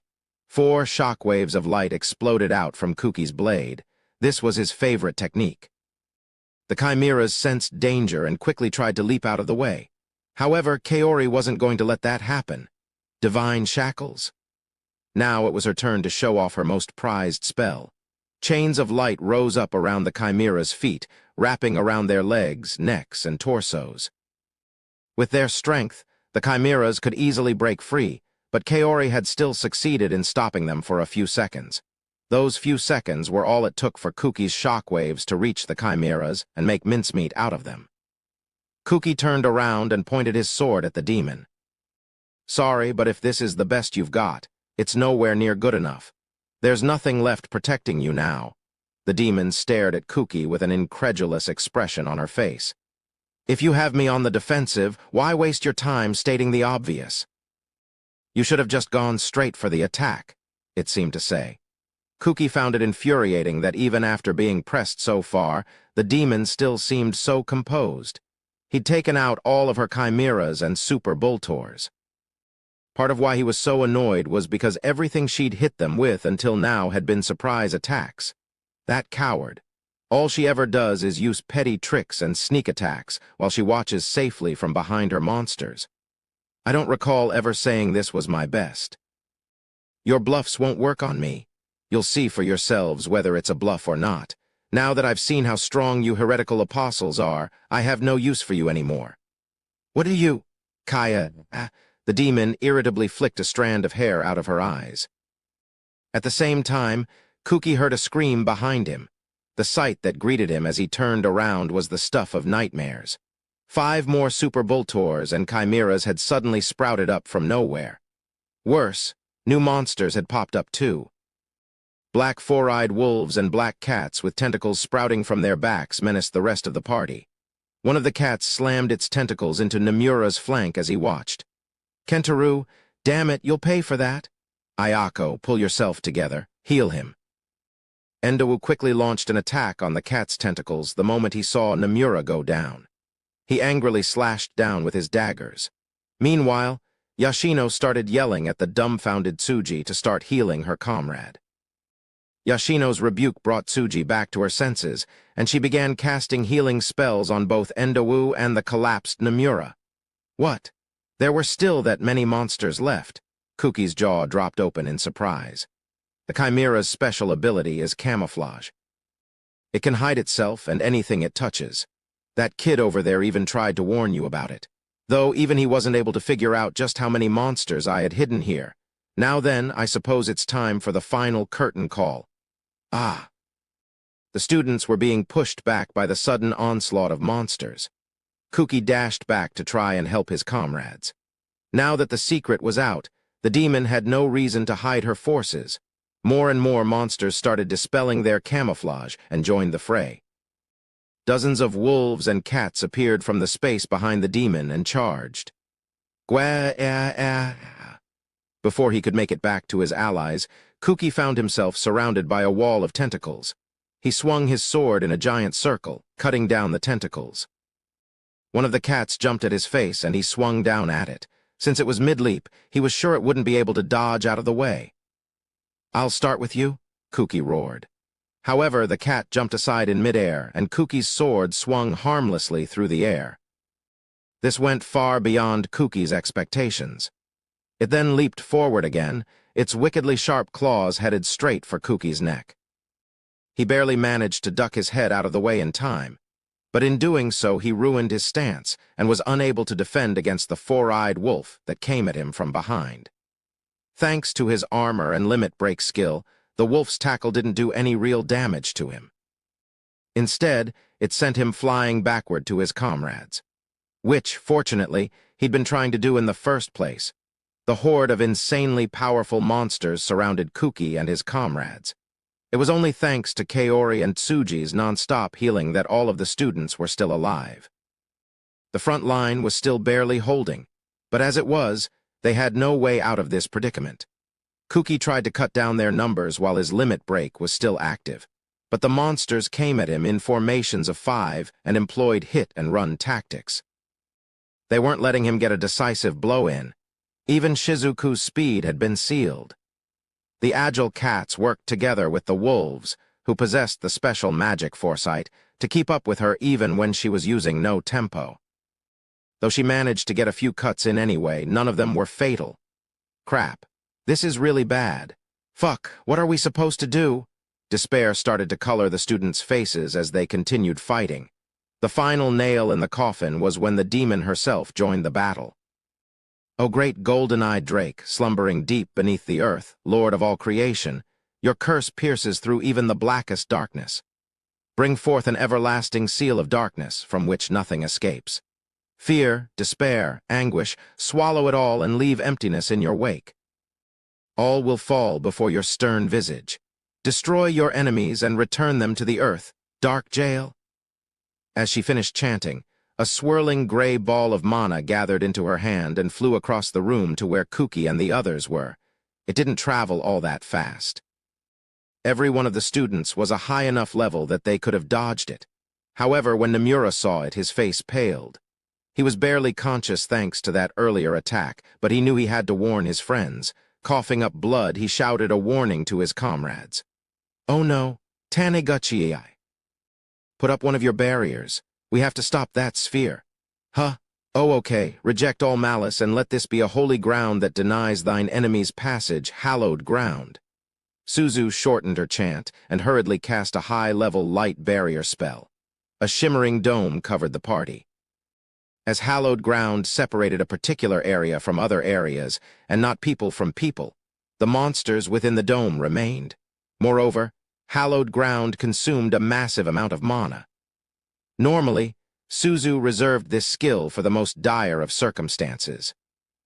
And Nomura's desperation had made it clear that Demon's Ball was one of those circumstances. That was why she'd picked the strongest spell she knew. The swirling gray sphere slammed into the barrier. It possessed a force far greater than its appearance would imply. Suzu gritted her teeth and burned through her mana at a prodigious rate as she struggled to keep the sphere from breaking through. At the same time, the monster's movements suddenly changed. A group of them broke off and headed for Suzu, almost as if the demon was commanding them. "Suzu. Everyone protect Taneguchi?"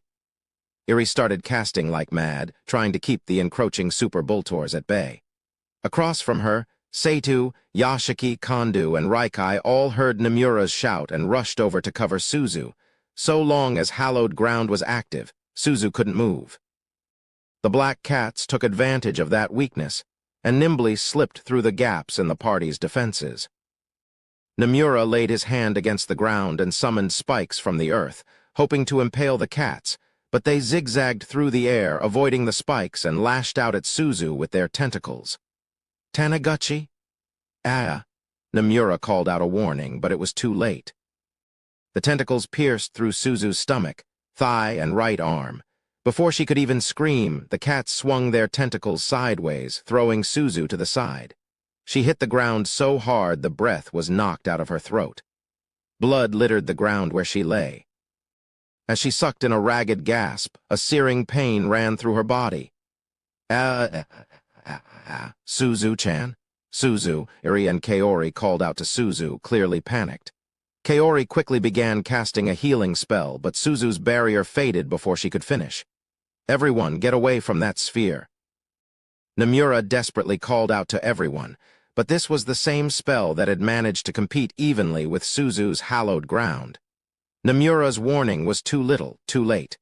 The gray sphere hit the ground without a sound. It broke apart where it landed, smoke expanding from the point of impact. Seidu, Kondo, and Nomura all tried to run over to Suzu. The gray smoke enveloped all four of them. The monsters nearby had all leaped out of the way ahead of time, so they weren't affected.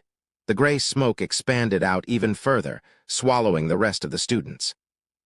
"Heed my call, O wind, wind blast." Kuki instantly unleashed a gust of wind to blow the smoke out of the room. Magically created smoke like that wouldn't normally be so easy to dislodge. Still, Kuki was under the effects of his limit break, making his magic stronger.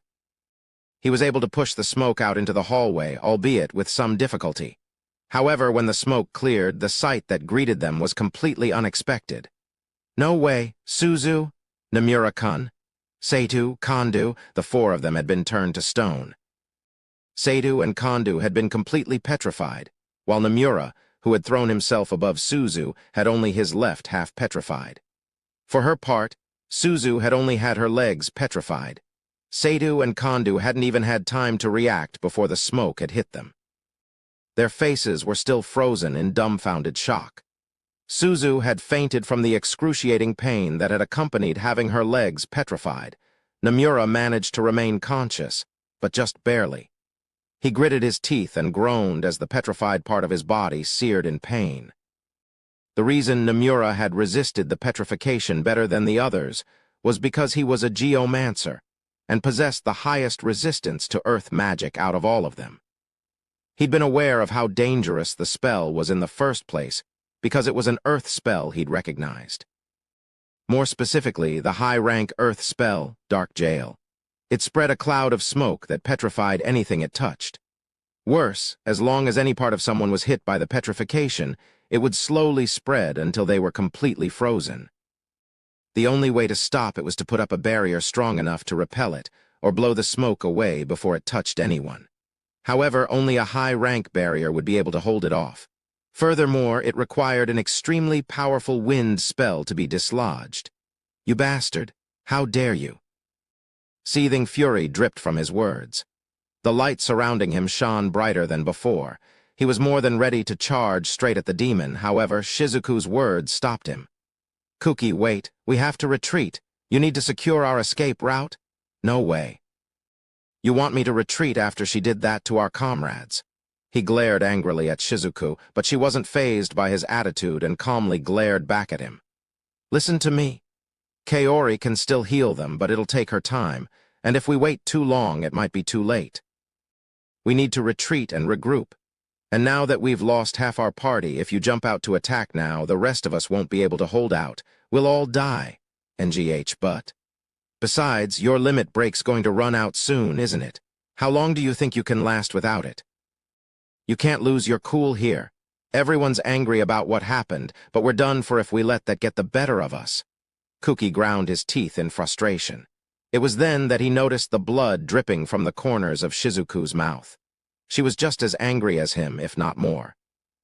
Still, even though she was so frustrated that she'd bit her lips until they'd bled, she hadn't lost sight of what needed to be done. If she could, she'd pound that demon into a pulp, but she knew that wouldn't save her comrades. "Fine, everyone, we're retreating. Shizuku, Ryutaru, cover me for a bit. You can count on me. You got it." Kuki raised his sword up high and started chanting. He hadn't used this spell earlier because it had such a long incantation. On top of that, it wouldn't have been enough to defeat the enemy. However, it was the perfect spell for opening up an escape path. Chanting left him defenseless, so he'd asked Shizuku and Ryutaru to guard him. Of course, that meant they had to fight the monsters he'd been holding off until now on top of their own foes. They fought valiantly, but every second they suffered more injuries. They wouldn't be able to hold out for long. HMPH, do you honestly believe I'll just let you flee? The demon commanded her monsters to circle behind the party's rear. At the same time, she started chanting another spell. This time, her hand was pointed directly at Kuki, and it was then that something unexpected occurred. What? How? 5 of the chimeras, which were supposed to be her allies, suddenly turned on her. She instantly shortened her incantation and changed her target to the monsters bearing down on her. A dust storm whipped up around her. Grains of sand coalesced into blades and sliced through 2 of the chimeras. The remaining 3 let the wind push them back, saving them from the whirlwind of sand blades. She stared at them in surprise. Why are they attacking me? Then she realized that all of the chimeras were gravely injured. That damn brat. The monsters that had turned on her were all ones that had been cut down by Kuki. They should have all been dead, and indeed the demon didn't sense any life coming from them. Suddenly, she remembered a certain branch of magic that allowed people to manipulate the dead. I won't let you touch Kuki-kun. Iri waved her hand like a baton, and the dead chimeras moved to surround the demon. TCH, a necromancer, no one told me they had one of those. The demon had actually done a rather thorough investigation of Kuki and his party before laying this trap. None of her reports had mentioned anything about there being a necromancer in his party. Iri's usual aversion to necromancy had actually ended up saving them in this critical juncture. Though she was a necromancer, she'd been too scared to actually use her necromancy skills. However, now that their backs were to the wall, she'd had to conquer that fear. She glared at the demon, skillfully manipulating the 3 chimera corpses. It was hard to believe this was her first time using necromancy. She kept the chimeras circling just out of the demon's attack range, but close enough that they still posed a threat. Her goal wasn't to defeat the demon, but rather to buy time. Suzu-chan, hang on, I'll heal you. Kaori cast both plenary blessing and consecration on Suzu. She was the one closest to death out of all the party members, which was why Kaori had focused on her first. Consecration was an intermediate rank light spell that removed status effects from the target. Petrification, in particular, was a very potent status effect, and it was taking even Kaori some time to heal it. Plenary blessing instantly closed up the holes in Suzu's arm and stomach, but she'd already lost a lot of blood. She needed a proper rest or her life would be in danger. And once her legs were unpetrified, Kaori needed to close up the wound there as well. While Kaori was tending to Suzu, Tsuji began unpetrifying Nomura. Thanks to Nomura's naturally high earth resistance, his healing went quickly. Tsuji had already succeeded in restoring his left leg. As she was healing Nomura, Tsuji glanced over at Kaori and bit her lip. Though she was an accomplished priest as well, it was obvious that Kaori's skills were far greater than her own. Not only was she healing Suzu, who'd been hurt far more than Nomura, she was able to cast recovery spells on Shizuku and Ryutaru at the same time. On top of that, she was even providing support with her binding blades of light and divine shackles. Tsuji doubted she could manage even half of that. Shirasaki-san is amazing. Compared to her, I'm just... No, now's not the time for self-pity. Though she hated herself for not being more useful to her companions, she couldn't afford to let herself be distracted right now. Nomura wanted to offer some words of encouragement, but he also knew there was no time for sentimental chit-chat. Still groaning in pain, he spat out an incantation. With their battle power reduced, and Kuki no longer fighting, the students were hard-pressed. Hiyama, Nakano, Nagayama, and Endowu were all covered from head to toe in blood, and their movements were growing dull. Iri had her hands full protecting Kuki and the 2 healers. At this rate, the party would collapse in a few more minutes. Had it not been for the hope Kuki's gleaming blade gave everyone, they would likely have given up already. Finally, the moment they'd all been waiting for arrived. Take this, divine deluge? A single beam of light shot up into the sky. As it hit the ceiling, it burst apart, sending shards of light hurtling toward the ground like a meteor shower. Divine Deluge was a light spell that targeted multiple monsters from above. It wasn't a terribly powerful spell, and was usually just used to clean up hordes of weak enemies, but with the help of Kuki's limit break, the spells might increase to the point where it could kill even monsters found on the 50th floor. Unfortunately, the monsters the demon had brought with her were far more powerful than that. The most it was able to do was slow them down. Still, that was all Kuki needed. As long as it kept them pinned down for a few seconds, they'd be able to escape. The demon was still busy dealing with Iri's 3 chimeras. After making sure the demon was still occupied, Kuki then activated the second effect of this ridiculously long spell. Gather. The rain of light that had been keeping the monsters at bay stopped and began returning to Kuki's sword. It was a truly awe-inspiring sight, watching a veritable meteor storm of light fly into the holy sword. Once all the light was back with him, Kuki pointed his sword at the monsters blocking their escape and shouted the name of the spell's second form. Holy shooting stars. The countless points of light shot out at once, bombarding the monsters. This spell didn't have the same destructive might as his trump card, Divine Wrath, so it was unable to completely destroy the monsters in front of him. He would have preferred to use Divine Wrath, but the incantation was too long. He knew Shizuku and Ryutaru wouldn't have been able to hold out for that long, though there was something Holy Shooting Stars had that Divine Wrath didn't. As the shards of light slammed into the monsters, they burst in 1,000 shimmering explosions. It was as if Kuki had fired a cluster bomb into the horde of monsters. The monsters were unable to defend against the continual bombardment, so they were blown away. They screamed in pain, their eyes closed against the blinding light. The harsh light crippled their vision.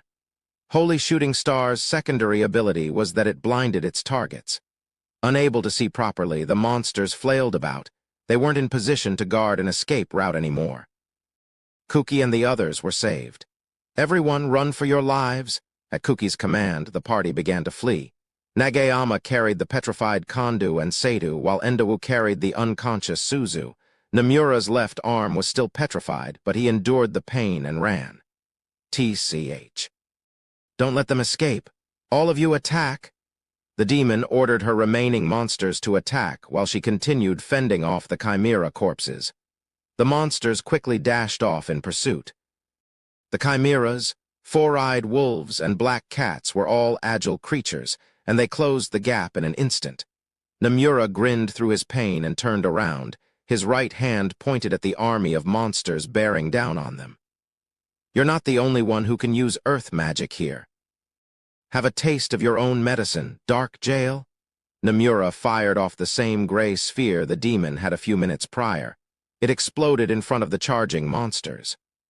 When the demon had cast the spell, her monsters had all instinctively leaped out of the way. He'd guessed that the demon had taught them all to be wary of that specific spell, which was precisely why he'd chosen it. He figured it would buy them the most time. His guess proved to be correct. The moment Nomura had thrown out the gray sphere, the monsters had all come to a halt and swiftly leaped back. The petrifying smoke also doubled as a smokescreen, hiding Kuki and the others from view. Endowu called upon the last dredges of his mana to use a skill that hid their tracks and erased their scent. It was one of his derivative skills, stealth. The monsters' angry howls faded into the distance as the party ran. Humbled and defeated, Kuki and the others trudged up the stairs leading to the 89th floor. Their faces were a mixture of frustration at how badly they'd suffered defeat and happiness at escaping alive at all. Chapter 3. A generic NPC's valiant struggle. Somewhere deep within the 89th floor, there was an octagonal room with exits on 4 sides. There was also a concealed room that existed on one side, in between 2 of the exits. It wasn't terribly large, but it made for a great hiding spot. The entrance was camouflaged, so it was hard to spot from the outside. Kuki and the others were currently cooped up inside, taking a short break.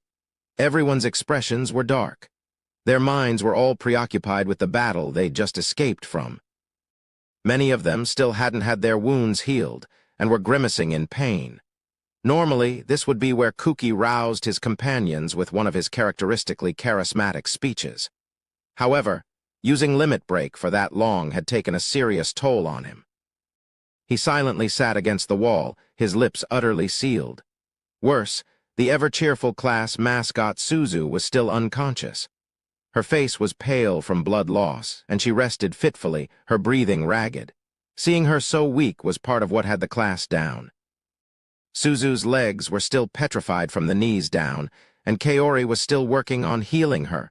Fortunately, she'd already closed the wound on her thigh. All that was left to do was unpetrify the rest of her legs. Unfortunately, she'd already lost way too much blood. From the looks of it, the cat's tentacles must have hit a major artery. It was only thanks to Kaori's prodigious skill that Suzu was alive at all. However, even Kaori couldn't replace all of Suzu's lost blood. At least not immediately, anyway. There was no magic that created blood, so the most she could do was feed Suzu blood-replenishing potions. For all intents and purposes, Suzu was out of commission for the near future. The party needed somewhere safe to rest. Because Kaori was so focused on keeping Suzu alive, she hadn't had time to really heal the others. Naturally, that meant Seidu and Kondu were still petrified too. Once Suzu's condition was stable, Kaori would have to heal them next. And so, the party knew that they wouldn't get to be healed for a while, and aside from a small minority, most of them were okay with that. Or maybe they just didn't have the energy to complain. Shizuku furrowed her brows and massaged her temples. She knew that she had to do something about everyone's low morale, but she didn't know how. She was a fundamentally quiet person, unlike Suzu. Words didn't come easy to her. But Kuki was too exhausted to even stand, and Suzu was unconscious. She was the only one left in a position to act, and she'd always been afflicted with the never-ending need to help people. In many ways, Shizuku was more like a wise old lady than a high school girl. On top of that, she possessed a will of iron. She was just as exhausted as the rest of them, but she didn't rest. Tired of thinking about it, Shizuku decided to at least break the oppressive silence with a joke about how badly they'd been beaten. However, before she could, Tsuji and Nomura walked through the room's entrance. Phew. I think we managed to camouflage it better than before. I've never done such precise spell casting, so it was pretty difficult. I don't think I can cast anymore. Altering the entrance to look just like the rest of the wall is outside your area of expertise, after all. We had to draw that whole magic circle from scratch, too. You did good. You too. Thanks for fixing up my arm. It must have been rough. Nomura hadn't just camouflaged this room's entrance. He was the one who'd made this room in the first place.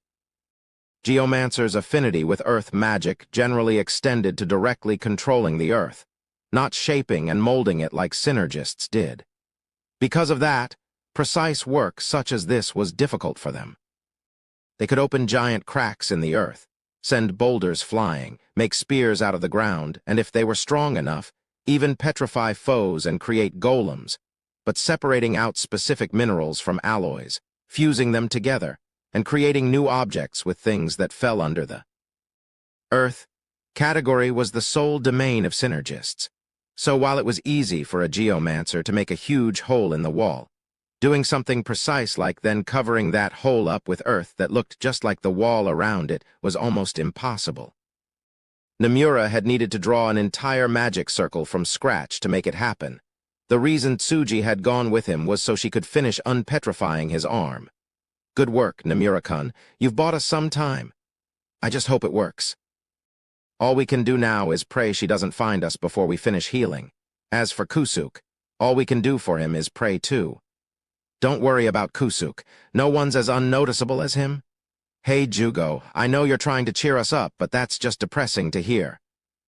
The despondent atmosphere cleared up a little when the students heard that they were safely hidden. Shizuku thanked Nomura for lightening the mood. Nomura smiled bitterly and prayed for his best friend's safety. Endowu was the only one not inside the safety of their hidden room.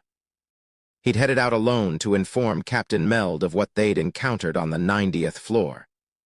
Even for an overpowered summoned hero like him, running through 10 floors this deep down was paramount to suicide. The only reason Kuki and the others had had a somewhat easy time of it was because they'd worked together as a team of 15. However, he had one rather cheap trick up his sleeve that would allow him to traverse the whole distance safely: his ability to go unnoticed. Despite the fact that he was neither overly gloomy nor a terribly quiet person, his friends often lost sight of him. And when they looked around in a panic, they'd be surprised to see him still standing there right next to them. His naturally weak presence, coupled with his assassin skills, would easily allow him to run all the way to the 70th floor where Captain Meld was without being noticed by a single monster. He'd already been a master of hiding back on Earth, but he'd polished his skills to new heights since being summoned here. Even those with the sense-presence skill couldn't easily find him. It was for that reason everyone had entrusted Endowu with delivering this information. When he'd left, Endowu had been in tears. Nothing was more frustrating than leaving your comrades behind and running away alone. Though those tears may have been due to the way his friends had tried to convince him he was the best suited for this mission, saying things like, "No one is as unnoticeable as you," or "I can't even tell when you're around sometimes, so there's no way the monsters will," or, "You're so forgettable I actually forgot your name for a few seconds," probably didn't do much for his confidence. In all honesty, Kuki and the others had wanted to retreat to a higher floor, but they hadn't had any strength left to fight. With everyone covered in wounds, 3 of their party out of commission, and Kuki severely weakened, they wouldn't have survived a battle with the monsters on this floor. Of course, they didn't think Captain Meld would be able to come down to rescue them. Including him, only 6 knights even had the strength to survive the 70th floor. Even if they gathered all of the best knights and all the highest-ranked adventurers, Kuki knew they would at best be able to make it to the latter half of the 70s. Any more than that was impossible for the humans of this world. And even if Endowu managed to convince everyone to follow him on such a dangerous trek, that would still require the rest of the students to climb at least 10 floors back to the 70s too. The reason they'd sent Endowu off was not to ask for reinforcements, but to inform Meld and the others of the demon they'd encountered, and the monster army she led. Ishtar and the others already knew that demons were able to control monsters, and that they didn't use simple brainwashing, but a method that allowed the monsters to maintain some semblance of their will. However, they had grossly miscalculated the strength of those monsters. The humans were worried about the numbers demons could bring to bear against people, not the strength of those individual monsters. Yet the monsters the students had faced were strong enough to not only wipe out everything on the 90th floor with ease, they had even been able to beat back a party of cheat-endowed heroes. If the demons had always possessed such power, humanity would have been annihilated long ago.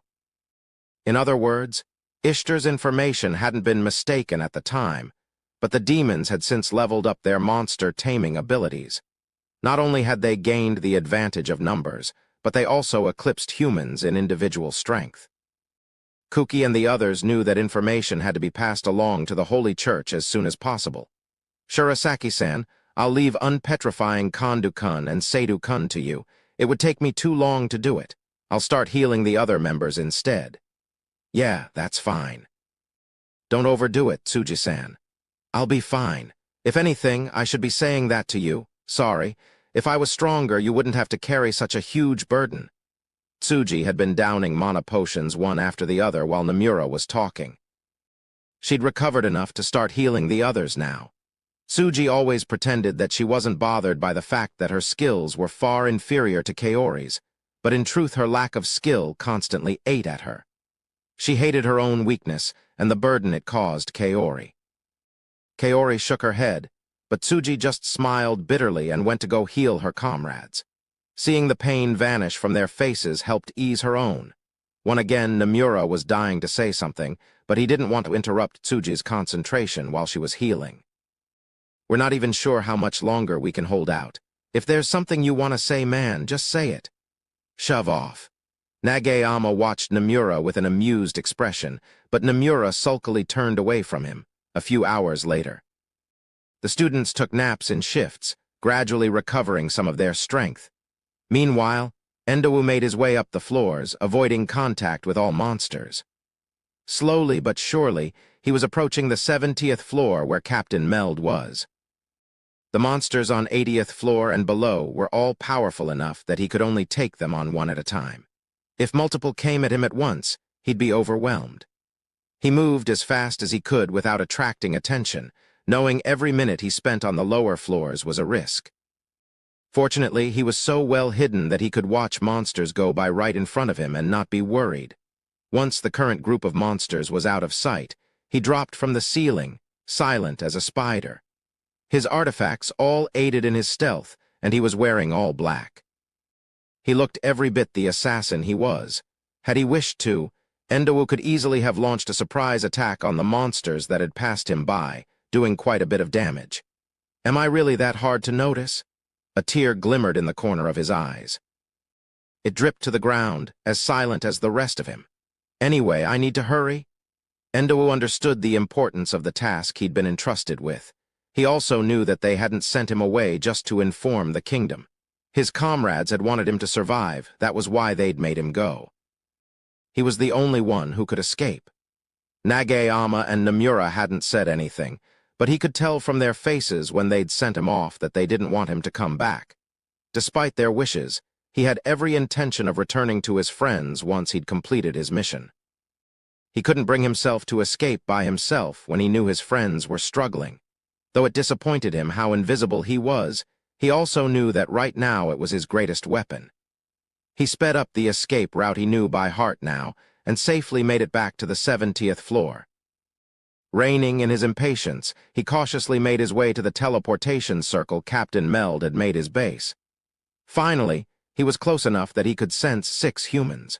No one else could make it this far down, so he was sure it was Captain Meld. He deactivated his stealth and got close enough that they should be able to sense him. He rounded the last corner and walked into the room Captain Meld and the others were waiting in. Still, even though he was in plain sight, nobody seemed to take any notice of him. He looked up at the captain with dead eyes and raised his voice to catch his attention. Not only was he annoyed that people still hadn't noticed him, he was in a hurry to get back to his comrades. "Captain, it's me. Hello, we're in big trouble." "Whoa, what the? Are we under attack?" Captain Meld hurriedly drew his sword and leaped back. He looked around him warily. The other knights followed suit a heartbeat later. "No, it's me. Seriously, give me a break." "Huh? Oh, it's just Kusuk. Don't scare me like that. Wait, where's everyone else? And how come you look all beat up?" "Like I said, we're in trouble. Big trouble." Captain Meld had gotten used to Endowu popping up out of nowhere, so he instantly relaxed when he realized it wasn't an enemy.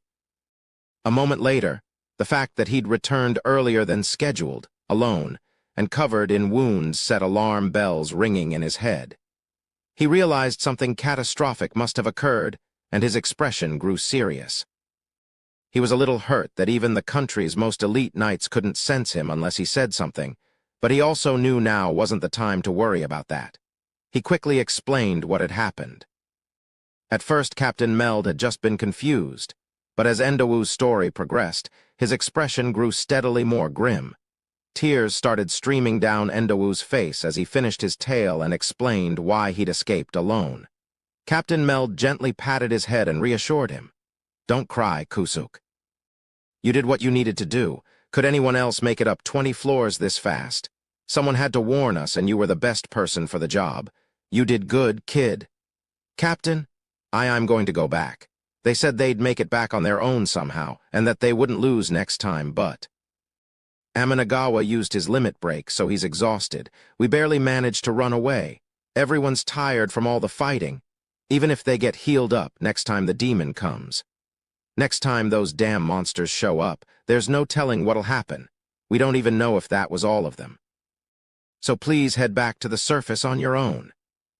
Endowu wiped away his tears and spoke to Captain Meld in a voice full of resolve. The captain bit his lip in frustration and handed Endowu his bag full of high-rank healing supplies. One by one, the other knights gave him all of their items and tools. "I'm sorry, Kusuk.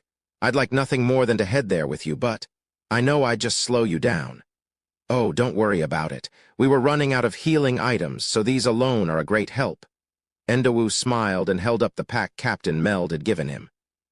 He'd been trying to reassure the captain, but instead his expression only grew darker.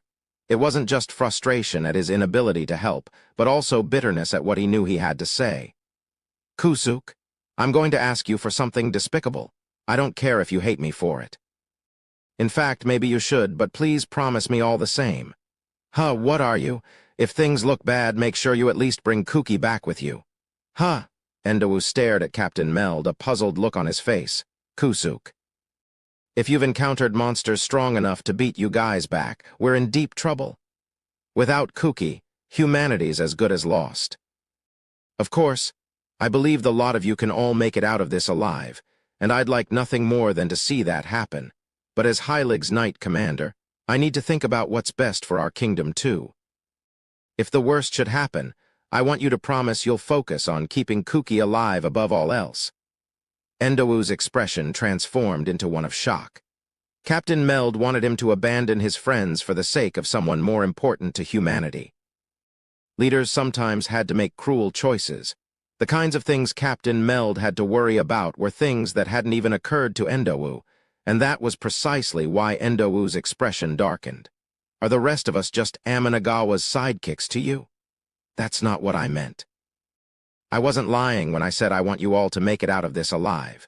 No, nothing I say will be able to convince you. Kusuk, if nothing else, can you at least promise to pass on these words to Shizuku and Ryutaru?" Captain Meld's words had shaken Endowu. All of the students had spent a great deal of time with the Grizzly Commander. He was the one who'd taught them the ways of this world. They all looked up to him as a reliable older brother, especially those in the vanguard. Among all the people they'd met in Tortoise, he was the one they trusted the most, which was precisely why Endowu felt so betrayed by him in that moment.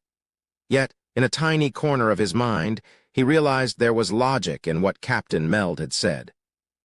Though he wanted nothing more than to yell at the captain, he knew it would be wrong. He nodded sullenly and turned on his heels, but just as he did so, "Kusuk, wah!" Captain Meld threw Endowu to the side and swung his sword forward. Metal screeched against metal. The moment he realized his attack didn't connect, he spun in a circle and delivered a powerful roundhouse kick to the enemy in front of him. There was a loud thud, and the shimmering outline was pushed back. Deep claw marks gouged the ground in front of Captain Meld. It had used its claws to keep itself from being blown away. Endowu's face paled as he realized what the captain was fighting. And no way. They already caught up to us. Monsters started appearing in waves, surrounding Endowu and the knights. Endowu was so shaken that he didn't even get up. He hadn't thought it possible for them to catch up so quickly, or to track him so easily. On his way here, he'd used every stealth skill he'd had to hide not only his presence but every trace of his mana too. Moreover, he'd ran straight here. He'd expected the demon would have spent time searching for Kuki as well while sweeping her way up the floors. Then, the woman he feared more than anything showed up. TCH. Just one of them, huh? I figured if you were gonna run, you'd head straight for the room with the teleport circle, but it looks like the rest of you are hiding somewhere else. She flicked back her bangs and stared at Endowu from atop her four-eyed wolf mount. Captain Meld and the knights readied for battle. From the sound of it, she'd expected Kuki and the others to head straight here, so she'd done the same. Since they weren't here, she'd have to search for them, which irritated her. However, that also meant all of Endowu's friends were still safe. Captain Meld and Endowu inwardly breathed a sigh of relief. The demon noticed the subtle shift in their expressions and snorted. Well, I still have my original mission to get back to. I guess I should finish you off and flush out the rest of you quickly. The monsters charged the group.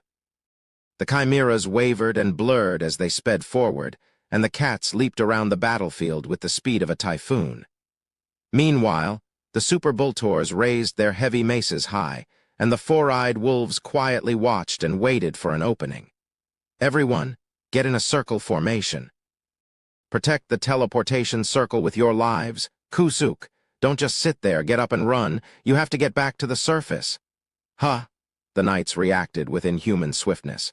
Truly, they lived up to their name as the kingdom's best. They even managed to hold the monsters at bay. For now, they knew from Endowu's account that they didn't have the strength to actually beat these monsters, and so focused completely on defense. Endawu didn't understand why Captain Meld wanted him to run to the surface. He had thought his mission was to return to the others and tell Shizuku and Ryutaru what he wanted from them. Plus, he didn't understand why they couldn't all try to escape together. Stop spacing out. You have to tell everyone about the demon threat. But what about you guys? We'll most likely die. Kusuk, once you've teleported, destroy the circle on your side. You need to buy as much time as possible. But Captain Meld had the right idea. Even if Endawu managed to escape, he needed to slow the monsters down or they'd catch up to him soon enough. Without a way to delay his pursuers, Endawu would almost certainly be killed soon after Captain Meld. In their current situation, the best course of action was for him to run, while leaving the others behind to buy what time they could. In that time, he needed to destroy the magic circle on his end to keep the demon from following. Since it was carved directly into the ground, it could easily be repaired later by anyone with the transmute skill. Once he'd safely escaped and come back with an army of soldiers, they could repair it again for Kuki and the others to use. Anyone would have sufficed for the job, but Captain Meld had chosen Endawu. However, it was exactly that choice that confused Endawu and caused him to hesitate. Minutes before, Captain Meld had urged him to sacrifice himself and everyone else to keep Kuki alive if necessary. Yet now, Captain Meld was doing the exact same thing for Endawu. As the battle grew in ferocity, Captain Meld desperately shouted out his final wish to Endawu. "I'm sorry I was so useless. I'm sorry I couldn't save your friends. I'm sorry all I could do was tell you to sacrifice yourself. But Kusuk, pathetic though I may be, please listen to this final wish of mine." Surprised, Endawu looked up at the man he'd come to respect more than anyone. "Don't die." Finally, Endawu understood. Captain Meld honestly wanted all of the students to survive from the bottom of his heart. If he had to sacrifice someone, he'd rather sacrifice himself to save all of them. Endawu realized just how much it must have hurt Captain Meld to ask him to prioritize Kuki above everyone. Endawu bit his lip and ran for the magic circle as fast as he could. If he didn't at least fulfill Captain Meld's dying wish, then what kind of man was he? "You're not getting away." The demon ordered her cats to chase after Endawu while firing a spell at him. The cats launched their tentacles at the same time spears of stone shot out from her hands. Endawu managed to parry some of the tentacles with his daggers while dodging the rest.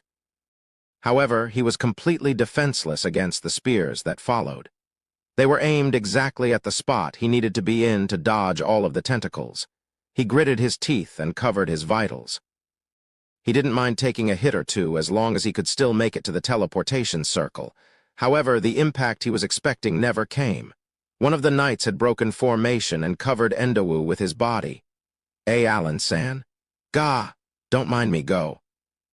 Even with a spear lodged in his stomach, the knight didn't stop swinging his sword at the oncoming monsters.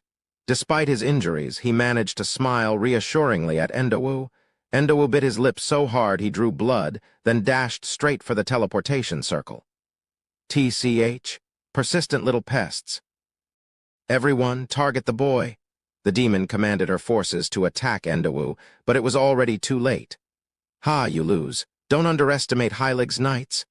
Captain Meld smiled triumphantly as he watched Endawu vanish into the magic circle.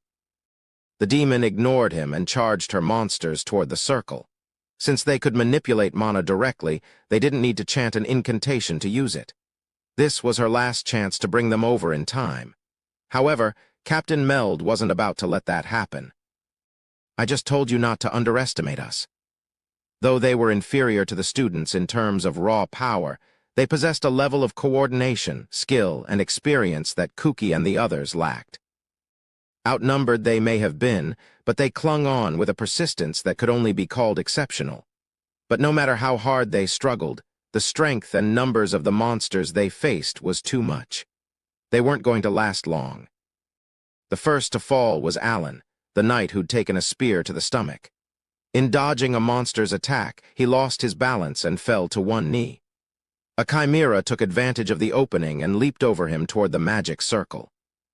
Just as the chimera vanished through it, the circle's light began to fade. "NGH, we let one through. Kusuk, don't die."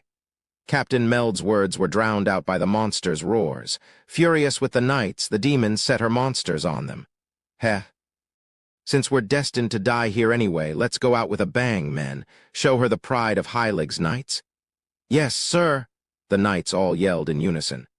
Their resolve was so strong that for a second, the monsters around them faltered. 10 minutes later, the room with the teleportation circle lay silent. Endawu screamed in rage and frustration as he arrived on the 30th floor. Without a moment's delay, he stabbed his dagger into the magic circle at his feet. What's going on? Hey you, what are you doing? Stop that. Someone hold him down. The knights guarding the teleportation circle on the 30th were surprised when a black-robed boy suddenly appeared from its center. Though they were taken aback, they quickly recovered and tried to prevent Endawu from destroying the circle. These were the knights Captain Meld had left behind to guard the magic circle on this side. The ones he'd left behind were all too weak to accompany him past the 30th floor. Endawu struck a second time, then a third.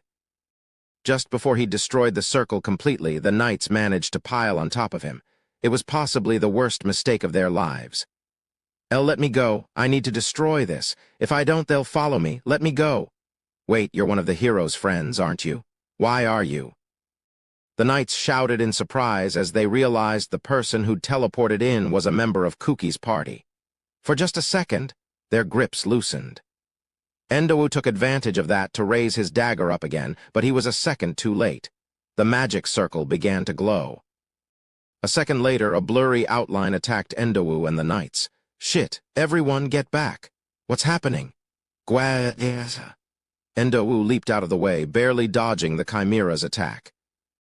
Unfortunately, one of the knights wasn't able to react in time, and the chimera's claws tore right through his armor, mortally wounding him. He slumped to the ground, blood spurting everywhere. The other knights stared in shock. Endawu frantically called out to the rest of them. "Enemy attack. Watch out for the places where the air looks warped. We have to destroy the magic circle or more of them will keep coming." His shrill screams brought the rest of the knights back to their senses. But in that short time, another knight was torn to shreds. There were 7 knights guarding the 30th floor teleportation circle. Of those, 2 had already died. Endawu activated one of his assassin skills, Shadow Dance, and leaped up toward the ceiling. He was planning on jumping behind the chimera and destroying the circle with one final attack, but the chimera realized his intentions and jumped up to stop him. "Damn it, what the hell is this thing?" The knights still hadn't fully grasped the situation, but they knew they had to stop the chimera. The 5 of them leaped at it all at once. All they could see of the chimera was a blurry outline in the air, so they had no way of knowing what kind of weapons the monsters possessed, or what they should be wary of. Because of that, they were totally unprepared when the chimera's tail started biting at their necks, or when its wings started buffeting them away. However, their concentrated attack did succeed in throwing the chimera off balance a little, allowing Endawu to just barely dodge its fangs. They still grazed his shoulder, but Endawu lopped off its tail in return as he fell past it. The chimera flapped its wings to regain its balance and landed a few feet away. At the same time, Endawu landed on the ground and swung his dagger at the teleportation circle. The chimera used the recoil of its landing to launch itself at Endawu with frightening speed, but it was too late. Endawu's dagger had already reached its target. There was a loud crack as the circle shattered. Its glow began to fade. The residual mana from the previous teleports scattered. "Now we're... Just as he breathed a sigh of relief, the chimera clamped its jaws down on Endawu's right arm. Then it yanked its jaws back, trying to tear Endawu's arm off. "We won't let you. Get off of him." Luckily, the knights rushed at it, distracting the beast. The chimera's grip loosened as a short spear embedded itself in its flank. Due to the blood that had sprayed out when he'd been bitten, most of the chimera's face was now visible. Endowu used that opportunity to throw a dagger at its eye with his left arm while he freed his right. The knights closed in to deal the finishing blow, and 2 of them were killed as the chimera thrashed about in pain. Endowu threw more daggers at it, but even with one eye gone, it used its supernatural senses to dodge out of the way. Another one of the knights screamed. Endowu cast a quick glance in his direction. It seemed even after being cut off, the chimera's tail could still move. It had leaped up and latched onto the knight's neck. The skin around where he'd been bitten turned purple, and after a few more seconds of screaming, he died. Damn it all. The last knight tried to crush the snake tail for good, but that was a grave mistake on his part. The chimera instantly pounced on him the moment he turned his back on it. Covered in wounds, Endowu desperately squeezed out the last ounce of his strength. He aimed his strongest skill at the chimera's neck, hoping to kill it before it reached the knight. He'd abandoned his comrades. He'd abandoned Captain Meld. He'd even let these knights be killed. He channeled all of that hatred and frustration into this one last attack. His blade struck true. He sliced through the back of the chimera's neck, slaying it instantly. The force of his leap took him past the chimera, so he hit the ground with considerable force, rolling a few meters forward. Enduring the pain in his shoulder, right arm, and stomach, he propped himself up with his left arm and looked back to make sure the beast was really dead. Its camouflage had been dispelled, and there was a huge gash in its neck. As far as he could tell, it was done for. Still, rather than looking triumphant, Endowu just cursed bitterly. The last knight was a short distance away from the chimera's body. He was quite obviously dead. His right hand was still holding his sword, while his face was a swollen mass of purple. Next to him was the chimera's tail, cut in half. It seemed the knight had managed to cut down the tail right before the chimera had reached him. However, just before the tail had died, it had shot its poison at the knight's face. In the end, all of the knights guarding the magic circle on the 30th floor had died. Endowu wept, cursing himself for not managing to save even a single one of them. Once his tears were all spent, he took out the strongest healing medicine he could find from Captain Meld's bag and drank it. If he didn't fix himself up quickly, he'd die of blood loss. After he finished treating himself, he gathered all of the knights' corpses and lined them up next to the broken teleportation circle. Then, he gazed at them for a few minutes before turning around and heading for the surface. His face was pale and his eyes empty. Once again, he'd been the only one to survive. That knowledge coiled about him like cold chains, weighing down his footsteps. The only thing keeping him going was the mission he'd been entrusted with by those who died. He ran mechanically, not thinking about anything else. Chapter 4, Questioned Worth. Woo-hoo! Hell yeah! Stafe and Bryce thundered westward, the Risen Gorge falling off steeply to their left, while the vast green plains rolled by to their right. Though Bryce was driving steadily down the highway, Stafe's driver was clearly enjoying herself as she veered wildly from the rocky cliffside to the grassy plains. Shay's sure in a good mood. She sounds like one of those bikers you see in movies.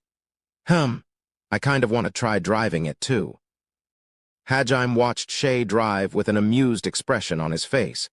He was driving Bryce with one hand, his other arm hanging out the window. Shay was the only person not sitting inside Bryce with him. At her insistence, he'd let her drive Stafe instead. She'd been more taken with the motorcycle, as it allowed her to feel the wind on her face as she drove. But with how much their party had grown, Hajime had ended up using Bryce for transport more often than not. She could have stuck her head out of Bryce's window as they drove, but it wouldn't really have been the same. And because you always took the seat next to him, she couldn't stick to Hajime like before either. After much insistence, Hajime had finally caved and agreed to teach Shay how to drive Stafe. Since it was operated via mana manipulation, it wasn't actually that hard to master. Shay didn't even have to move the handlebars manually if she didn't want to, as it could all be done magically. Since Shay could control her mana directly too, learning how to drive had been a piece of cake. And once she'd mastered driving, she'd fallen in love with the motorbike. Even now, she was driving all over the place, drifting, popping wheelies, jackknifing, and generally doing crazy stunts that would have put a pro stuntman to shame. Since both acceleration and braking were controlled magically, it was a lot easier to pull stunts with Staife than a normal motorcycle.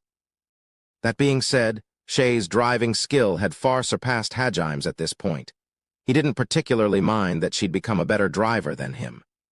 What he did mind was that now that her skills had improved, she took every opportunity to show off and rub it in his face.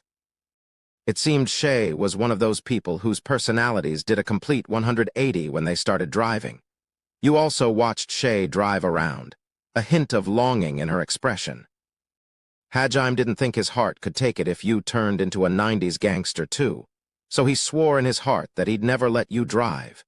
Heedless of the inner turmoil within Hajaim's heart, Mayu clambered up onto Yu's knees and stared at him, eyes glittering with excitement.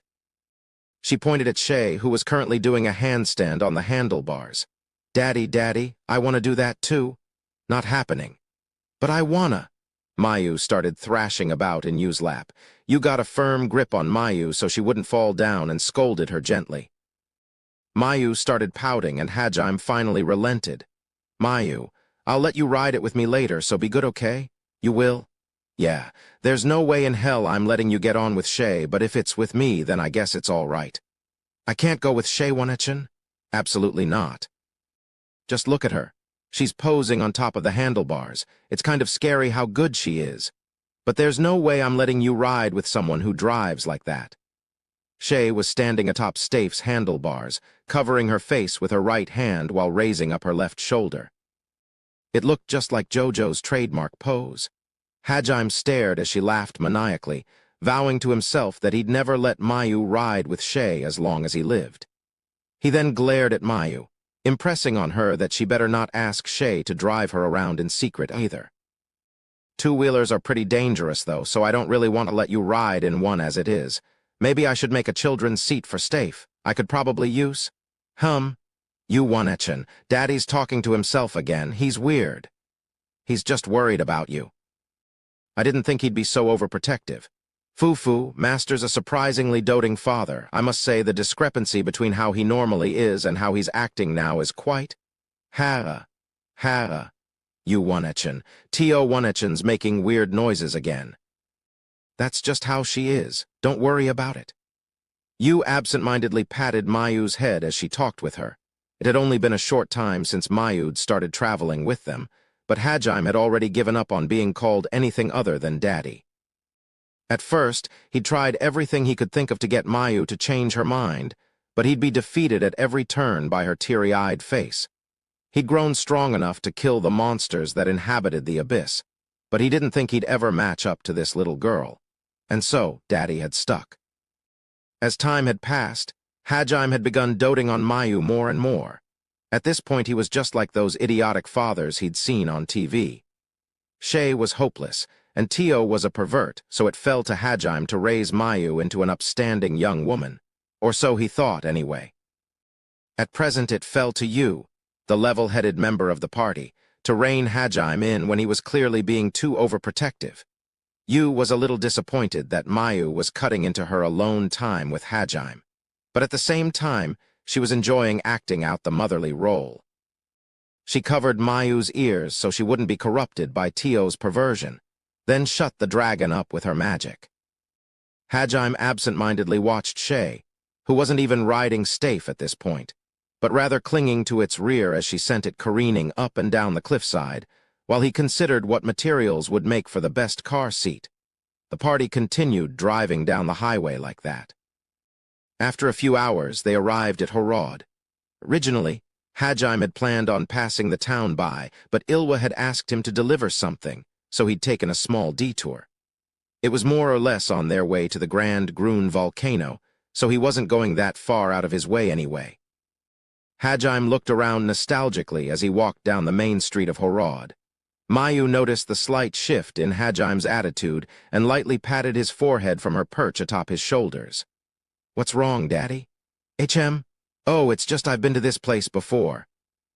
It was only 4 months ago that I was here, but it feels like years have passed." "Are you really okay, Hajaim?"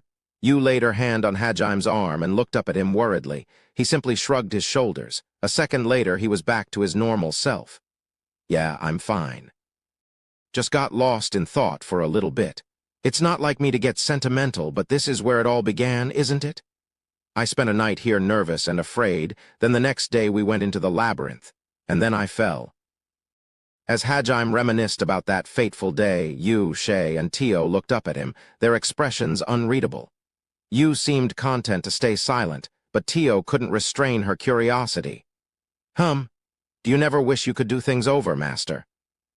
I have only heard some of what transpired back then, but you do not hate all of your previous comrades, correct? Are there not some you were particularly close to? Do you never wish you could still be with them?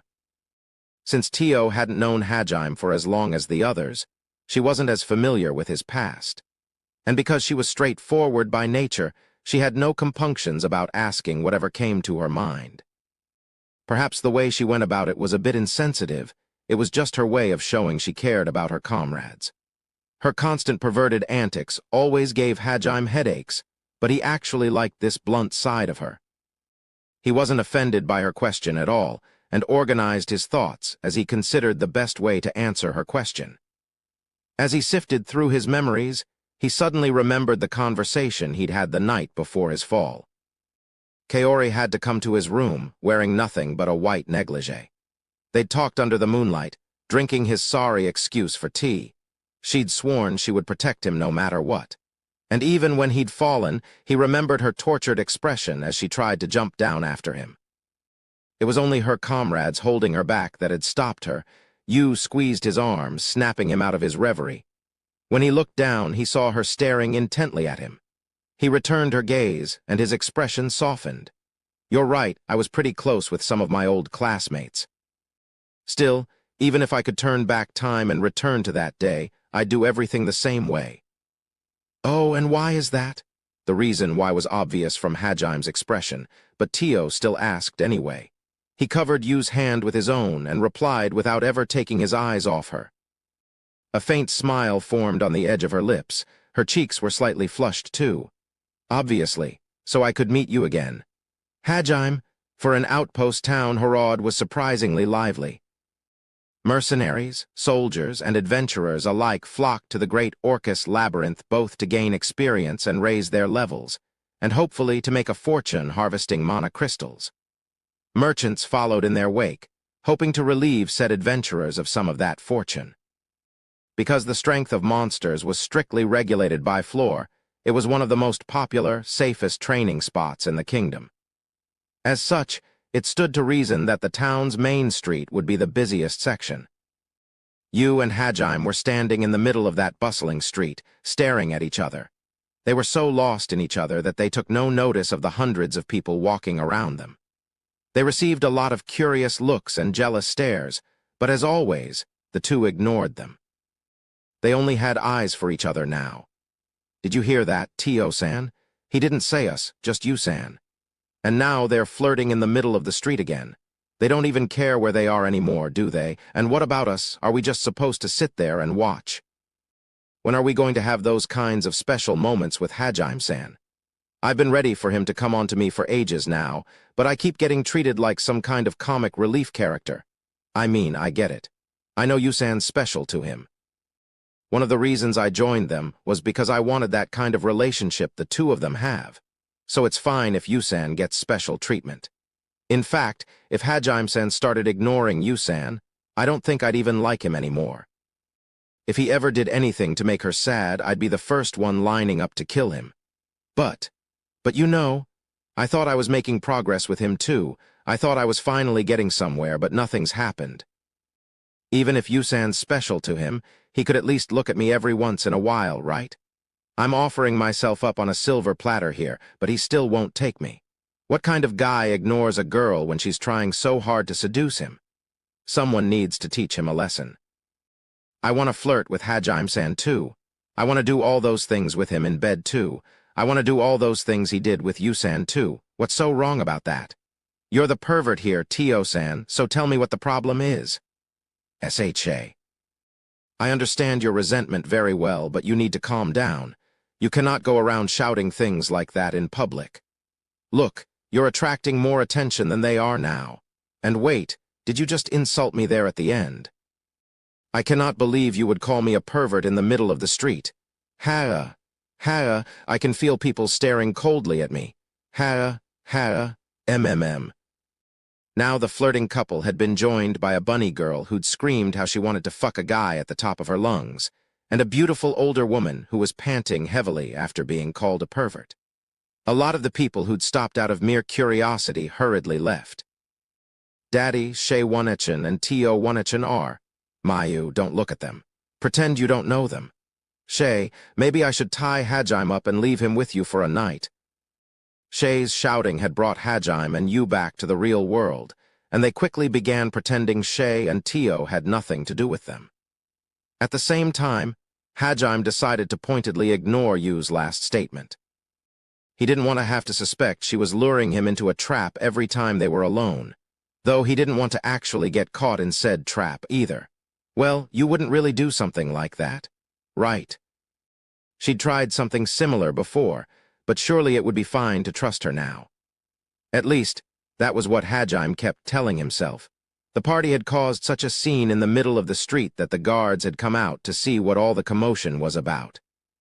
Sighing, Hajime grabbed Shay and Tio by the collar and dragged them somewhere less crowded.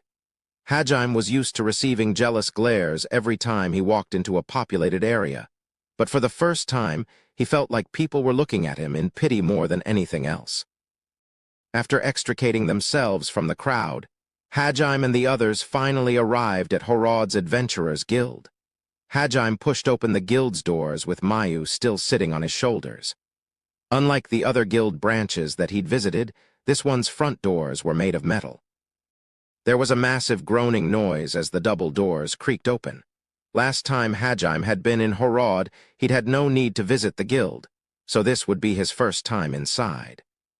The inside of Horod's guild was exactly how he'd imagined a guild hall should look like.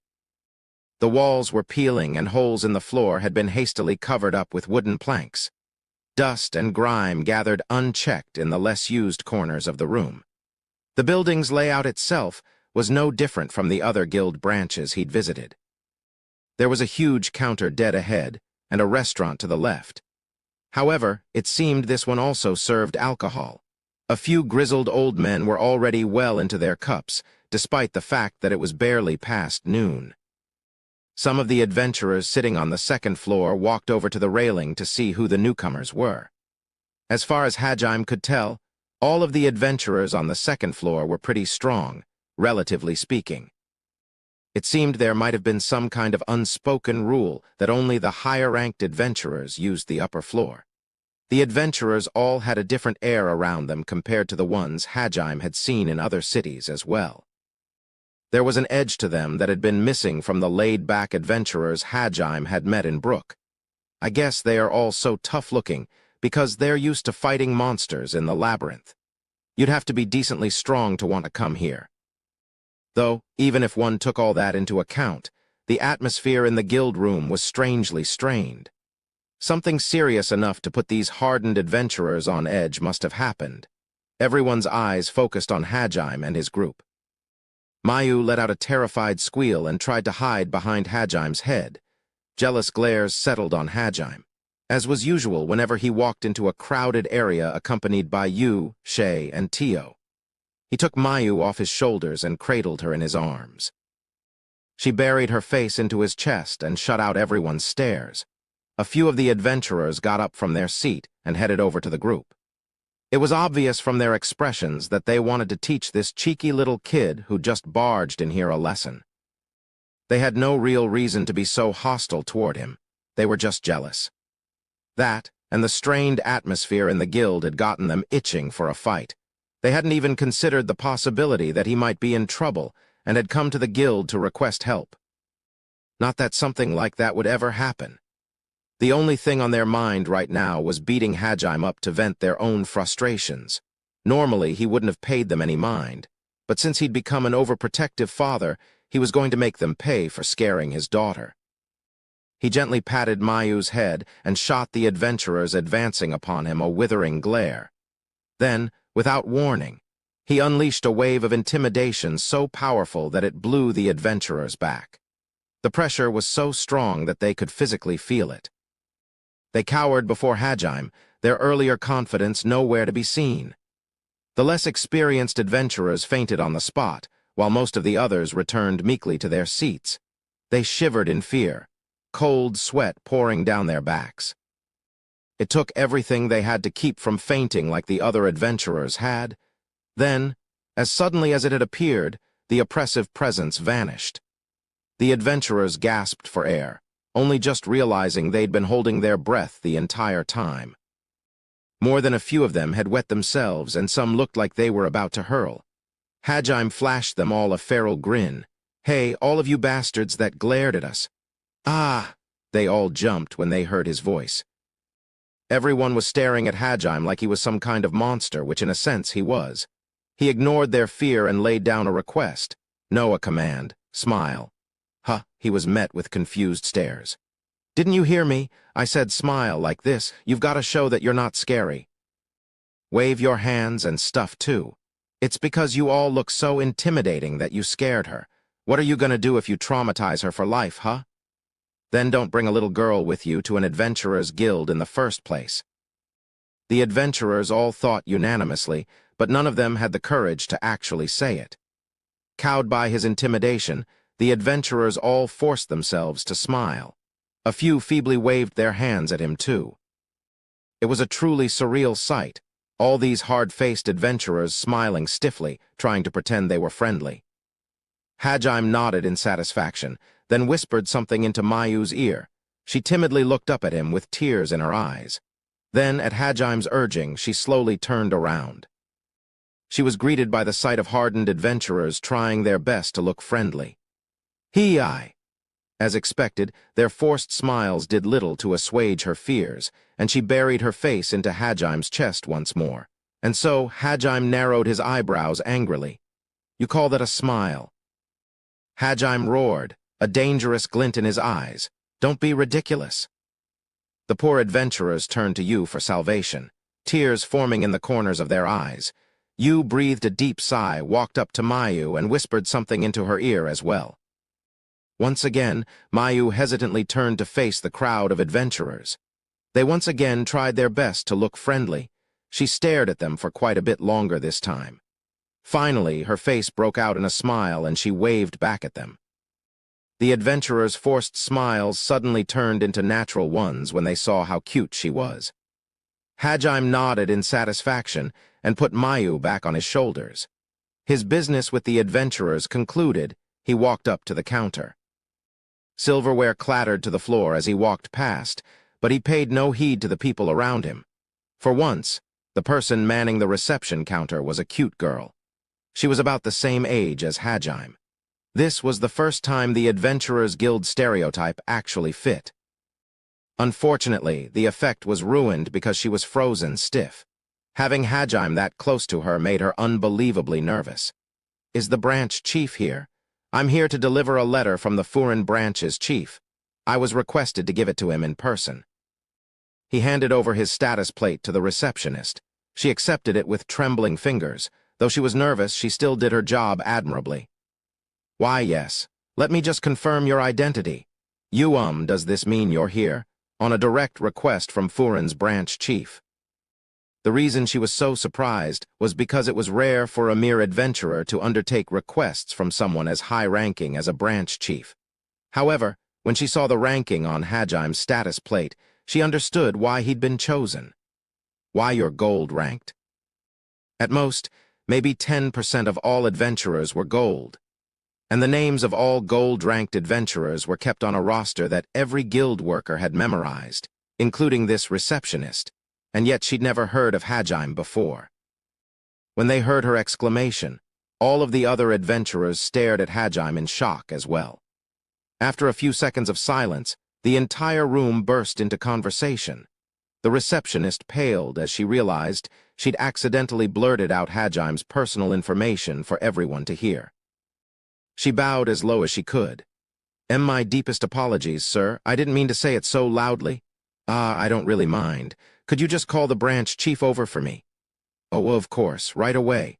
Hajime smiled to himself. If I hadn't said anything, I bet she'd spend another hour apologizing. After all the commotion he'd caused in and Furin, it was pointless to try and pretend he was just a normal adventurer anymore. He attracted enough stares as it was by bringing along a kid and a harem of beautiful girls with him everywhere.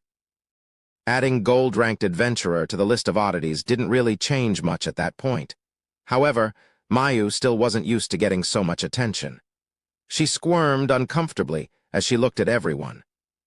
The way she moved was reminiscent of how Tio writhed in pleasure whenever Hajime insulted her.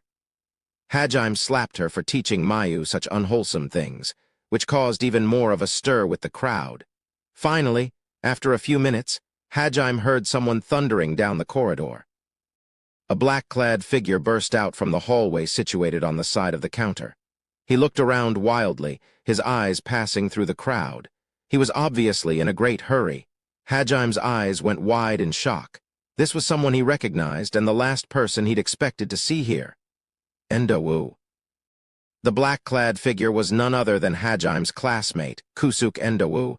Endowu wheeled around in surprise.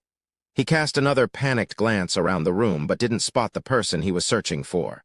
Growing impatient, he loudly shouted, "Nagumo? Is that really you?" "It is, right." "Where are you?" "Nagumo, you're alive, aren't you?" "Get out here, Hajime Nagumo." Many of the adventurers clapped their hands over their ears. His voice was really loud. Endowu's extreme impatience implied that he wasn't just in a hurry to see an old classmate he'd thought dead. There was something urgent he needed from Hajime. You and the others stared expectantly at Hajime. He awkwardly scratched his cheek. If he was being perfectly honest, he'd rather not have talked to Endowu right now. Nevertheless, he dutifully stepped forward and called out to him. Endowu. I can hear you, so can you stop yelling so loudly? Nagumo, where are you?" Endowu turned toward Hajime, reacting to his voice. The depth of the desperation in his voice shocked Hajime. His eyes met Hajime's for an instant, but then he looked away again and started looking around the room once more. "Damn it, I can hear you, but I can't see you. Are you a ghost? Did you really die after all? Is that why I can't see you?" "I'm right in front of you, moron. Just calm down, man. Weren't you supposed to be the world's most unnoticeable person? There it is again. That's your voice. And just who are you calling the king of invisibility? I'll have you know that the automatic doors at stores open for me 1/3 of the time." "Wait, so even they don't notice you 2/3 of the time? You're really something." After that exchange, Endowu finally realized the white-haired boy with the eye patch was indeed Hajime. He scrutinized Hajime's face. Hajime turned away awkwardly. He wasn't used to guys staring so intently at him. Are you? Are you really Nagumo?" "Yep, in the flesh. I know I look pretty different now, but it's me, Hajime Nagumo." He looked so different from the boy Endowu remembered that he still couldn't completely believe it. He looked Hajime up and down again. Eventually, he was forced to accept it really was Hajime. He had the same general facial structure, and only Hajime would know about how invisible Endowu was. "You're really alive." "Obviously. I'm standing in front of you, aren't I? Everything about you has changed, though. Like your appearance and the way you talk. I had to crawl my way out of hell. There's no way I'd stay the same after that." "Oh, really? Well, I guess that makes sense. Still, I can't believe you're really alive. Thank God." He may have turned into a drastically different person, but Endowu was still relieved that his classmate yet lived. Though he'd been jealous of the attention Kaori gave Hajime, much like the other guys, and had turned a blind eye to Hiyama's bullying, he'd never once seriously wanted Hajime dead. Endowu had been as shaken as the rest when he'd witnessed Hajime fall. It was only natural that he'd be happy to know his classmate hadn't actually died. "Wait, so? You're really an adventurer too? Gold ranked at that?" "Pretty much." Endowu's expression did a complete 180. From one of relief to one of panic. It was then that Hajime noticed Endowu was surprisingly ragged. What on earth happened to him? "So not only were you able to make it back from the depths of the labyrinth alive, you've become strong enough to reach the highest rank in the Adventurers Guild." "No way." "More or less, yeah." Upon hearing that, Endawu broke down and clung desperately to Hajim's shoulders. His face was a mixture of desperation and regret. "Then I'm begging you, come back to the labyrinth with me. If we don't hurry, everyone'll die. We need all the help we can get." "Kentaro and Jugo could die any minute now. I'm begging you, Nagumo, you've got to help us." Wait a second. What the heck are you talking about? What's going on? What do you mean they could die any minute now? You guys have Amanagawa, don't you? Shouldn't you be fine no matter what happens? Captain Meld and the others are there too, right? Even if you face a behemoth now, you guys should be fine. Hajime had never seen the normally composed Endawu so distraught. Endawu's face fell and he sunk to his knees at the mention of Captain Meld. He managed to squeeze out a few words through his despair. "Died." "Huh, I can't hear you. What you say?" "I said he died. Captain Meld, Alan-san, and all the other knights, they're all dead. They died so I could escape. It's my fault. It's all my fault. And now they're all gone." "I see." Hajime replied solemnly. As Hajime hadn't possessed a combat class, he hadn't been that close to Captain Meld. That being said, he'd always thought of the captain as a nice man. And the day he'd fallen, Meld had been the only one who'd believed in him, despite the fact that he was labeled incompetent by everyone. Had he been the callous person he'd turned into right after escaping the abyss, he might not have cared at all about Captain Meld's death, but at present he felt a twinge of sadness, enough that he prayed Captain Meld would find happiness in the afterlife. So what exactly happened? Well, Endawu numbly began recounting the events that had led to his escape. However, before he could start in earnest, a voice stopped him. "Shall we continue this conversation inside one of our private rooms? It seems that boy over there has something for me as well." A grizzled old man well into his 60s stepped out of the hallway. There was a large scar running down his left eye. Judging from the fact that the receptionist was with him, Hajime guessed that he must be this guild's branch chief. He recalled the strained atmosphere that had filled the room when he'd first entered and looked back down at Endawu. He was practically sobbing now. "Yeah, maybe it's best we don't talk about this here." Endawu had probably broken down once here already and spilled that something bad had happened to the hero party and their escorts. That was probably why everyone was on edge. The branch chief took Endawu by the arm, pulled him to his feet, and marched him back inside the hallway. All the strength had drained out of Endawu after that outburst, and he meekly let himself be dragged along. Hajime reluctantly followed along. Whatever story he was about to be told, he had the feeling he really didn't want to hear it. "Demons, huh?" Hajime's voice echoed through the quiet room. Across from him sat Harad's branch chief, Loa Bawavis and Endawu. Yu, Shay, and Tio all sat next to him. Mayu was resting on his lap. Endawu had just finished recounting the story of what had happened in the labyrinth. Both Loa and Endawu had dark expressions on their faces, and the air was heavy. No one had imagined the hero party would get done in so easily. Mayu was seemingly unaffected by the gloomy atmosphere, as she was happily stuffing her face with the snacks Loa had laid out for them. She'd actually looked a little worried at first, which was why Hajime had started feeding her snacks to pacify her. Though their conversation was too difficult for Mayu to follow, she had at least been able to tell that it was nothing good. Anyway, what the heck is with that girl? Why's she just sitting there eating snacks? Don't you guys get how serious this is? Everyone might die. Daddy?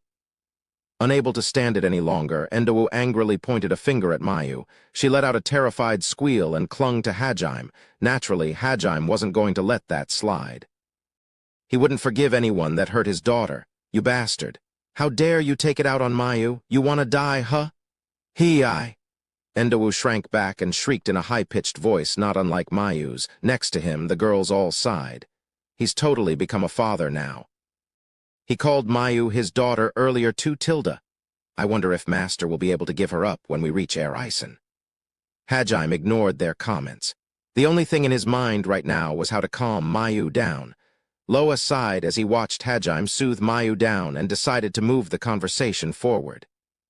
"At any rate, Nagumo, thanks to Ilwa's letter, I understand the gist of your situation. I see you've been busy." "Yeah, though most of it just sort of happened." Hajime spoke of his unbelievable feats as if they were no different than going on a walk for him.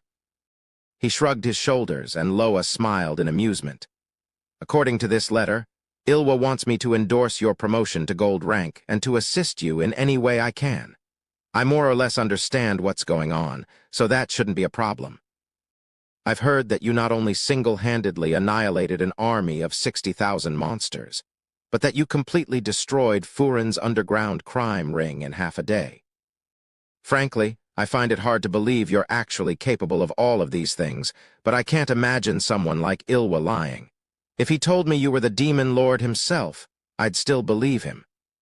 Endowu's eyes flew open in surprise. He'd assumed Hajime must have gotten a little stronger since he'd managed to escape the great Orcus labyrinth on his own, but he'd thought Hajime was still nowhere near his level. After all, Hajime's job was synergist, and he'd been labeled incompetent by the rest of his class. Sure, he might have become a gold adventurer, but the people of this world were all fundamentally weaker than the summoned heroes. He'd expected the most Hajime could do was repair the broken teleportation circle, and maybe support them from the rear. The reason Endowu had come to the Adventurers Guild in the first place was to recruit high-ranked adventurers to go rescue Kuki with him. Obviously, they wouldn't have lasted a second on the lower floors, but they could at least have guarded the circle on the 70th floor. There were a few of Meld's knights that had been stationed outside the labyrinth, but he'd tasked them with relaying everything to the capital. At best, they'd maybe been able to protect the circle on the 30th floor. Only adventurers silver rank or above would be strong enough to survive on the 70th floor. He'd gone up to the 2nd floor to try and convince adventurers to join in his cause, but all of them had turned him down. Not only did he want them to guard the 70th floor, a place no one had ever been to, he wanted them to fight against creatures that had decimated the hero party, the hope of all humanity. On top of that, all of the kingdom's elite knights had been slaughtered. As it was, the adventurers were all fearing for the future of the human race. When he'd heard the commotion, Loa had grabbed Endowu and dragged him to the back to get the full story. It was then that the receptionist had shown up with Hajime's status plate. It finally dawned on Endowu that he might have been severely underestimating Hajime's strength. It was possible he was actually way stronger than him, and maybe even Kuki. While Endowu was still frozen in shock, Loa and Hajime continued their conversation. Don't be ridiculous. The Demon Lord wouldn't even be a threat to me. Not even a threat, is it? You certainly have some confidence in yourself. In that case, I'd like you to prove your claims by taking on a certain request on behalf of the Horod Adventurers Guild. You want me to go rescue the hero party. Endowu suddenly snapped back to reality when he heard the word rescue. He leaned forward and started begging Hajime once more. That's right. Nagumo, we need to go save them. If you're really that strong, then you can do it, right? Endowu's eyes lit up with hope, but Hajime's reaction was not what he was expecting. Hajime stared off into the distance, weighing his options. Endowu had thought Hajime would jump at the chance to rescue his comrades, so he was confused when Hajime didn't reply instantly. What's wrong? They could be dying while we waste time here. What's there to think about? They're your comrades. My comrades. Hajime turned his gaze back to Endowu, his eyes cold as ice. Endowu faltered in the face of his intense glare. Fear warred with his stubborn desire to save his friends. Eventually, stubbornness won out and he held his ground against Hajime. Why, yeah, they're your comrades, so we've got to go save. Don't just go make them my comrades for your own convenience. I'll say this now, but all I've ever thought of you guys as is classmates. That's all. Not really all that different from strangers, really. What? But, how can you? Hajime ignored Endowu's stuttering and went back to considering the merits and demerits of going to save Kuki's party. As he'd said before, he considered the rest of his classmates mere acquaintances at best. He wasn't terribly interested in getting revenge on the person who dropped him into the abyss, but neither did he think too fondly of his former classmates. However, he also wasn't going to just abandon them outright. Even now, Eiko's words had a profound effect on his way of thinking. If he let them die for no good reason, it would be betraying everything he'd promised his teacher back in Plus, there was at least one person who was more than just an acquaintance. There was a girl who'd promised she'd protect him, despite the fact that everyone else had called him incompetent. Just as she'd feared, her dream had turned into reality and Hajime had been cast into the abyss. He'd asked her to protect him that night to try and assuage her fears, but in the end, she hadn't been able to fulfill her promise. Ever since he'd returned to this town, he'd been thinking about her more and more. Her tortured expression as she'd watched him fall into the darkness was still fresh in his memory. "Shirasaki, is she still alive?" Hajime muttered quietly. Endowu looked up in surprise. He quickly realized he needed to say something or Hajime would likely refuse to help him. "Why, yeah, Shirasaki-san's alive. In fact, if it wasn't for her, the rest of us would probably be dead right now. I honestly thought Jugo and Yigashi-san were done for during that first attack. Shirasaki-san's amazing. Her healing magic is something else. Ever since that day you fell, it felt like she changed, you know? Like she started training so hard we were worried about her, and she kind of became more mature. Or well, that's what it feels like anyway. It's like she's always got something on her mind now. She's not as scatterbrained as she used to be." "I see." Endowu talked about everything that came to mind, even though all Hajime had asked was if she was alive. There was a brief moment of silence. Hajime sighed loudly, scratched his head, and looked down at you. "I'll follow you no matter what your decision is. Do what you want." "You—" She took his hand in hers, and he gently squeezed back. He was eternally grateful to you for being so understanding. "And me too." "I'll follow you to the ends of the earth, Hajime-san." "Heh. Naturally, I too will always be by your side, master." Mayu will too." The others quickly spoke up before Hajime and you could start flirting again. Mayu didn't fully grasp what was going on, but she didn't want to be left out of the fun. "What's with this harem development?" Endowu muttered in disbelief.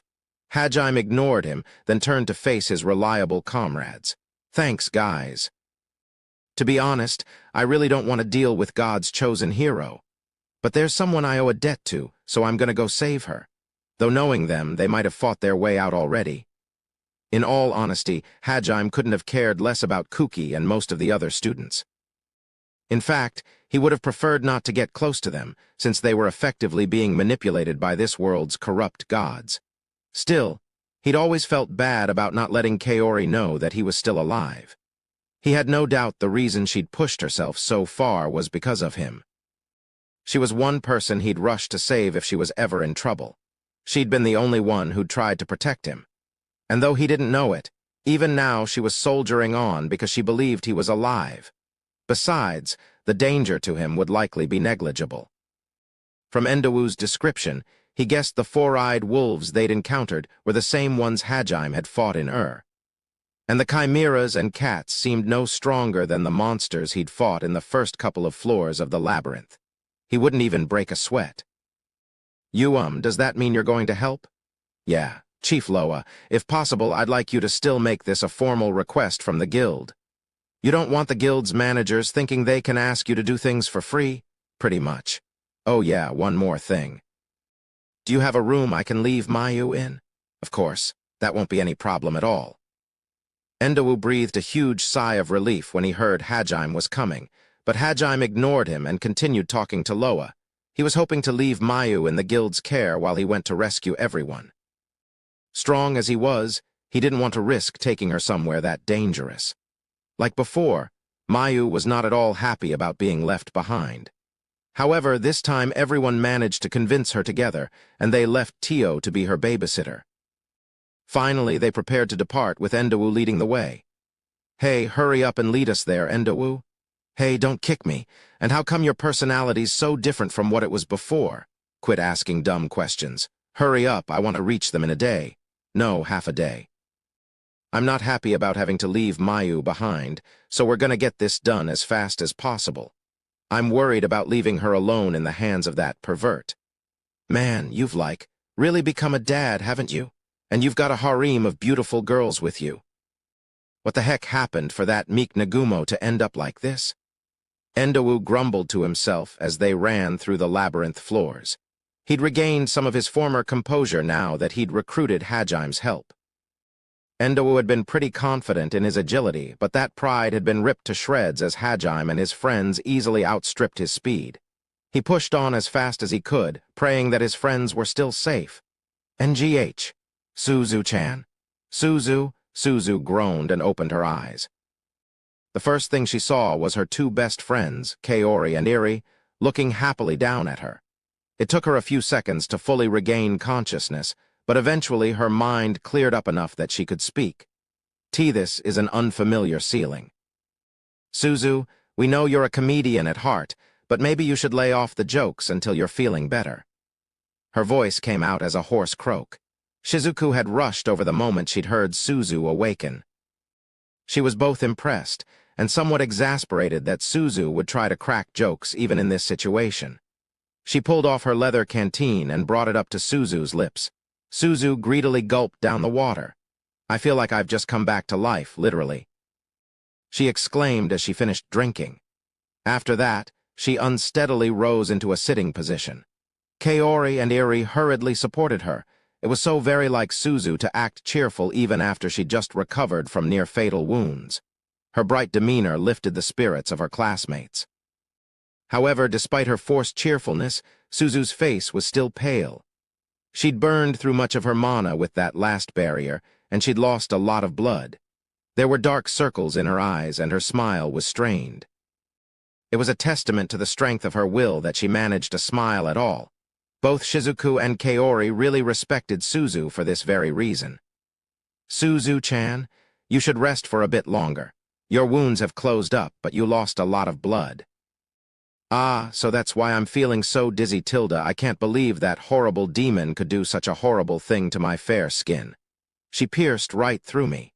Hey, don't you think that'd make for a great line in porn? Suzu, you're a girl, don't say such vulgar things. Iri blushed as she reprimanded Suzu. Nomura and Nakano, who were nearby, snorted with laughter, but Shizuku's stern glare shut them up. Suzu, I'm glad you're finally awake. We were really worried about you. Hey, you all right? You're white as a sheet. Kuki and Ryutaru came over to check up on Suzu as well. Both of them were smiling tiredly. Kuki especially had expended himself a great deal in the earlier battle. Fortunately, the after-effects of using Limit Break had finally begun to fade, and he was feeling a little better. Morning, Kuki-kun, Ryutaru-kun. So everyone managed to run away safely then. Let's see, everyone looks fine. Wait, is it just me, or are we missing someone? Oh, you mean Endowu. We told him to escape ahead of us. Since he's the stealthiest out of all of us, we thought he might be able to slip through the floors unnoticed. Suzu glanced around the room, making sure all of her classmates were accounted for. Kuki explained everything that had happened since Suzu fell unconscious. Kandu and Seidu had been unpetrified some time before Suzu had woken up, so they'd already heard his explanation. I see. A lot happened while I was unconscious, huh? Oh yeah, thank you so much, Kaorin. It's thanks to you that I'm still alive. Healing's my job, Suzu-chan. I only did what anyone would do. You don't have to make such a big deal about it. Man, you're even cooler when you act all stoic like that. Will you marry me? Suzu, you'll just scare her if you propose while you're still paler than a ghost. I really think you should rest for a bit longer. Suzu clung to Kaori while Iri scolded her. Shizuku was waiting on standby to stop her by force if she went too far. In a way, it was business as usual for the four girls. Everyone else was worrying about the possibility that they might never see the light of day again, but these four girls were acting the same as always. Seeing them act so composed helped calm the other students down. Unfortunately, someone had to go and ruin the atmosphere just as everyone was starting to look up. What are you guys smiling about? Nothing's changed. We could still die at any minute. If you've got time to be cracking jokes, how about you think of a way out of this mess? Kandu yelled at Suzu. Next to him, Seidu glared angrily at everyone. Come on, Kandu, you don't have to put it like that. Suzu was just trying to cheer everyone up. Shut up. You don't have any right to talk to me like that. You lost. Thanks to that, I nearly died. Goddammit, hero my ass. Kuki tried to calm Kandu down, but his words just added fuel to the fire. Kandu snapped, lashing out at Kuki this time. Bastard. Do you know why you're still alive right now? It's 'cause Kuki risked his life to make an escape route. Ryutaru started yelling back, but Kandu wasn't willing to back down. If you'd done your job and won, we wouldn't have had to run away in the first place. Besides, anyone could tell that we were at a disadvantage. You should have just pretended to take the demon up on her offer and then killed her later. But no, you just had to act all noble and start fighting. This is all your fault. Kandu rose to his feet and stared Ryutaru down. Seidu and Nakano stood up as well, backing him up. Ryutaru, it's fine. You're right, Kandu, and I'll take responsibility for my failure. Next time I won't lose. We know what those monsters are capable of, so we won't get caught by surprise again. Next time that demon comes, we'll win. Kuki sounded confident, but Seidu wasn't convinced. He turned to Kuki and muttered something darkly. But last time you couldn't win even with limit break. True, but I'll win this time. What makes you so sure? Because this time I'll use divine wrath, as long as you guys can protect me while I'm casting. But if you start casting such a long spell, the demon'll know something big's coming, won't she? She's sure to do something to stop it. Besides, we don't even know if that was her entire army or if there's more monsters. No matter how Kuki tried to reassure them, Kandu and his friends had lost faith in his strength. They began complaining one after another. Living with the constant fear of death had eroded their composure. It was inevitable that they'd try to push the blame onto Kuki and start demanding he provide proof that he could win against those ridiculously strong monsters. Ryutaru's aggressive response only served to fan the flames of their resentment. Tsuji and Yoshino tried to break up their argument, but they only succeeded in worsening the situation. Finally, it got to the point where Ryutaru and Kandu raised their weapons at each other. Nervous tension filled the atmosphere.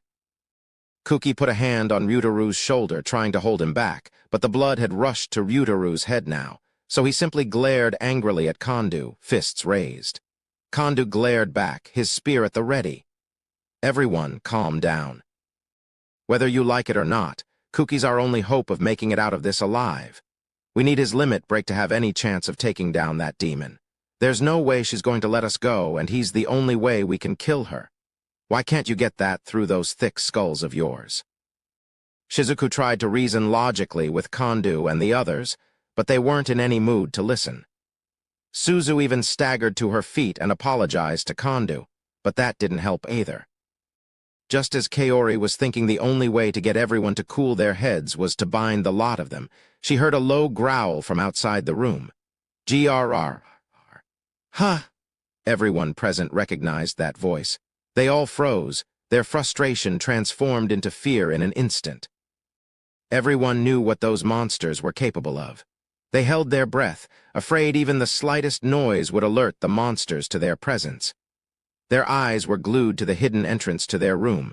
Claws scratched against the wall. Someone gulped. Endowu had erased all traces of their scent from the area as well, so monsters, even high-ranking ones, wouldn't be able to find them that easily. That didn't stop everyone from breaking out in a nervous sweat, though. The party wasn't anywhere near fully healed. Suzu especially was in no condition to fight. Kaori and Tsuji had taxed themselves to the limit to heal everyone and had almost no mana left. The vanguard fighters had more or less made a complete recovery, but only half of the rearguard had enough mana to keep fighting. They were all out of mana potions too, so it'd be a few hours at least before they could be of any help. The loss of Kaori, Suzu, and Tsuji would be especially hard to make up for. Everyone was hoping against hope that the wolves wouldn't find them. All that separated them from death was a single door. After a few minutes of pawing the walls, the monsters finally turned around. Silence filled the room. No one relaxed until they were sure the monsters had left. Once they could no longer sense the monsters' presence, the students collectively breathed a huge sigh. Some of them fell to their knees in relief. Most of them were sweating buckets. If you'd kept arguing like that, they would have found us. For the love of God, just stay quiet until we're all healed at least. G got it. We will. Shizuku wiped the sweat off her face. Kandu apologetically lowered his spear. Their close shave had given everyone a harsh wake-up call, then, just as everyone started thinking they were safe. The door to their hideout was blasted to pieces. Kaya. It was blown apart with such force that the rubble struck Kandu and Yoshino hard enough to send them sprawling to the ground. Shimmering outlines informed the party that they'd been found by a pack of chimeras, the one enemy they'd hoped to avoid facing. "Everyone, get in formation." "Goddamn it, how'd they find us?" Kuki quickly gave out orders as he unsheathed his sword. Without hesitation, he charged forward. Kuki couldn't afford to let the monsters regroup. Chimeras were impossible to spot when they weren't moving. Ryutaru stopped at the entrance, determined to prevent even a single monster from getting into the room. However, NGH. A super Boltor slammed into Ryutaru with the force of a tank. Ryutaru grappled with it for a moment before being overpowered and pushed to the ground. Dozens of cats with tentacles took that opportunity to dart into the room. They lashed out with their numerous tentacles, taking the rearguard by surprise. A barrage of tentacles headed toward Kondu, who was still standing dumbfounded at the same spot he'd been when their argument had ended. He desperately tried to fend the tentacles off with his spear, but there were too many of them. However, just as he was about to be turned into a living pincushion, sacred shields, 30 or so glimmering shields appeared in front of Kondu. They appeared at an angle, deflecting the storm of tentacles. Kaori and Suzu's instantaneous reactions, plus the fact that they were able to cast the spell with barely an incantation, were truly impressive. Together, they'd managed to put out 30 shields in the span of less than a second. Still, because Suzu barely had enough strength to stand, and because Kaori was practically out of mana, their shields were more brittle than usual. One after another, the shields of light shattered. Even though they'd been summoned at an angle to deflect the tentacles and not take them head-on, they still didn't have enough strength to endure the tentacles' onslaught. The ones directly in front of Kondu were repelled, but a few of the others made it through, heading straight for Nakano and Seidu. They tried to dive out of the way, but as mages, their physical stats weren't very good. Though they managed to avoid any fatal wounds, they still took a considerable chunk of damage. One of the tentacles grazed Nakano's shoulder, while another slammed through Seidu's thigh, pinning him to the ground. "Shinji, Yashiki, fuck, Daisuke, back them up." "Oh, okay." Ever since they'd escaped, Hiyama had seemed lost in thought. Kondu hadn't said anything to him because he'd wanted to give him some space, but the time for contemplating had long since passed. Kondu dragged Nakano and Seidu to Suzu's side. Though Suzu's physical condition was terrible, she'd recovered a considerable amount of her mana. He figured they'd be safest next to her, and because Kaori was next to her, she could heal them easier too. "Kuki, use your limit break and fight the monsters outside. We'll handle the ones in here." "But Suzu can barely move. At this rate, we'll just be overwhelmed. Please, you've got to cut open a path for us." "Leave things here to me. No one's dying on my watch." "Got it. I'll be counting on you then. Limit break." Kuki hesitated for a moment, but Shizuku and Ryutaru managed to convince him. He realized if he didn't do something soon, they'd all be dead. This was his first time activating limit break twice in a day. As expected, it put a great deal of strain on his body. Normally, he could maintain limit break for around 8 minutes, but he suspected it wouldn't last that long the second time around. That meant he needed to focus on defeating the demon as fast as possible. He dashed out of the room at top speed. When he emerged into the octagonal room, he was met with a disheartening sight. The demon was staring coldly at him, protected by a veritable army of monsters. A white, two-headed raven sat on her shoulders. He could feel his anger boiling up. She was the one who'd hurt his comrades. She was the one who'd had them hiding like cornered rats, and she was the one he needed to defeat if he wanted his friends to survive. "HMPH, you certainly wasted a lot of my time. I'll have you know I have missions far more important than dealing with you." "Shut up. I'm gonna rip that arrogant tongue out of your mouth. Prepare yourself." Kuki began chanting a short spell. Without the full incantation, he doubted his divine wrath could harm the demon, but he was confident it would at least be powerful enough to cut open a path. His sword began to glow. The demon sneered at him. At her command, 2 of the super Boltors pulled something out from behind her. Kuki went slack-jawed when he realized what that something was. He was so shocked he even lowered his sword. Wide-eyed, he spoke in a trembling voice. "Meld-san." Indeed, what the Super Bultors had dragged forth was Captain Meld. He was drenched in blood and obviously on the verge of death. In fact, if it wasn't for the fact that he was groaning occasionally, Kuki would have thought him already dead. "Why you bitch? Let Meldsan." Kuki's anger overrode his common sense and he charged forward. Having predicted that would happen, the demon was already prepared for his attack. Just before he reached her, he found his way barred by a looming shadow. He looked up with a start and saw a massive fist bearing down on him with inhuman speed. He instinctively held up his left arm to shield himself. The giant fist blasted through his puny arm with ease, then connected with Kuki's torso. Kuki felt like he'd just been hit by a truck. The blow sent him flying so far he slammed into the wall behind him.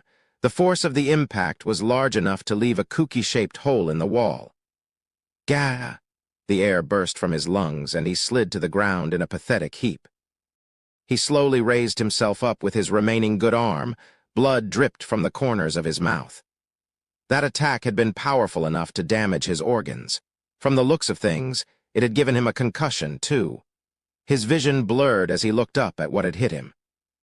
A huge, 3-meter-tall monster stood before him, its fist still outstretched. The monster had the head of a horse with tusks, the torso of a man with 4 arms, and the lower half of a gorilla. It glared at Kuki with bloodshot eyes, steam billowing from its snout. This monster was on a completely different level from the ones they'd been fighting so far. The horse head monster retracted its fist and mercilessly charged Kuki.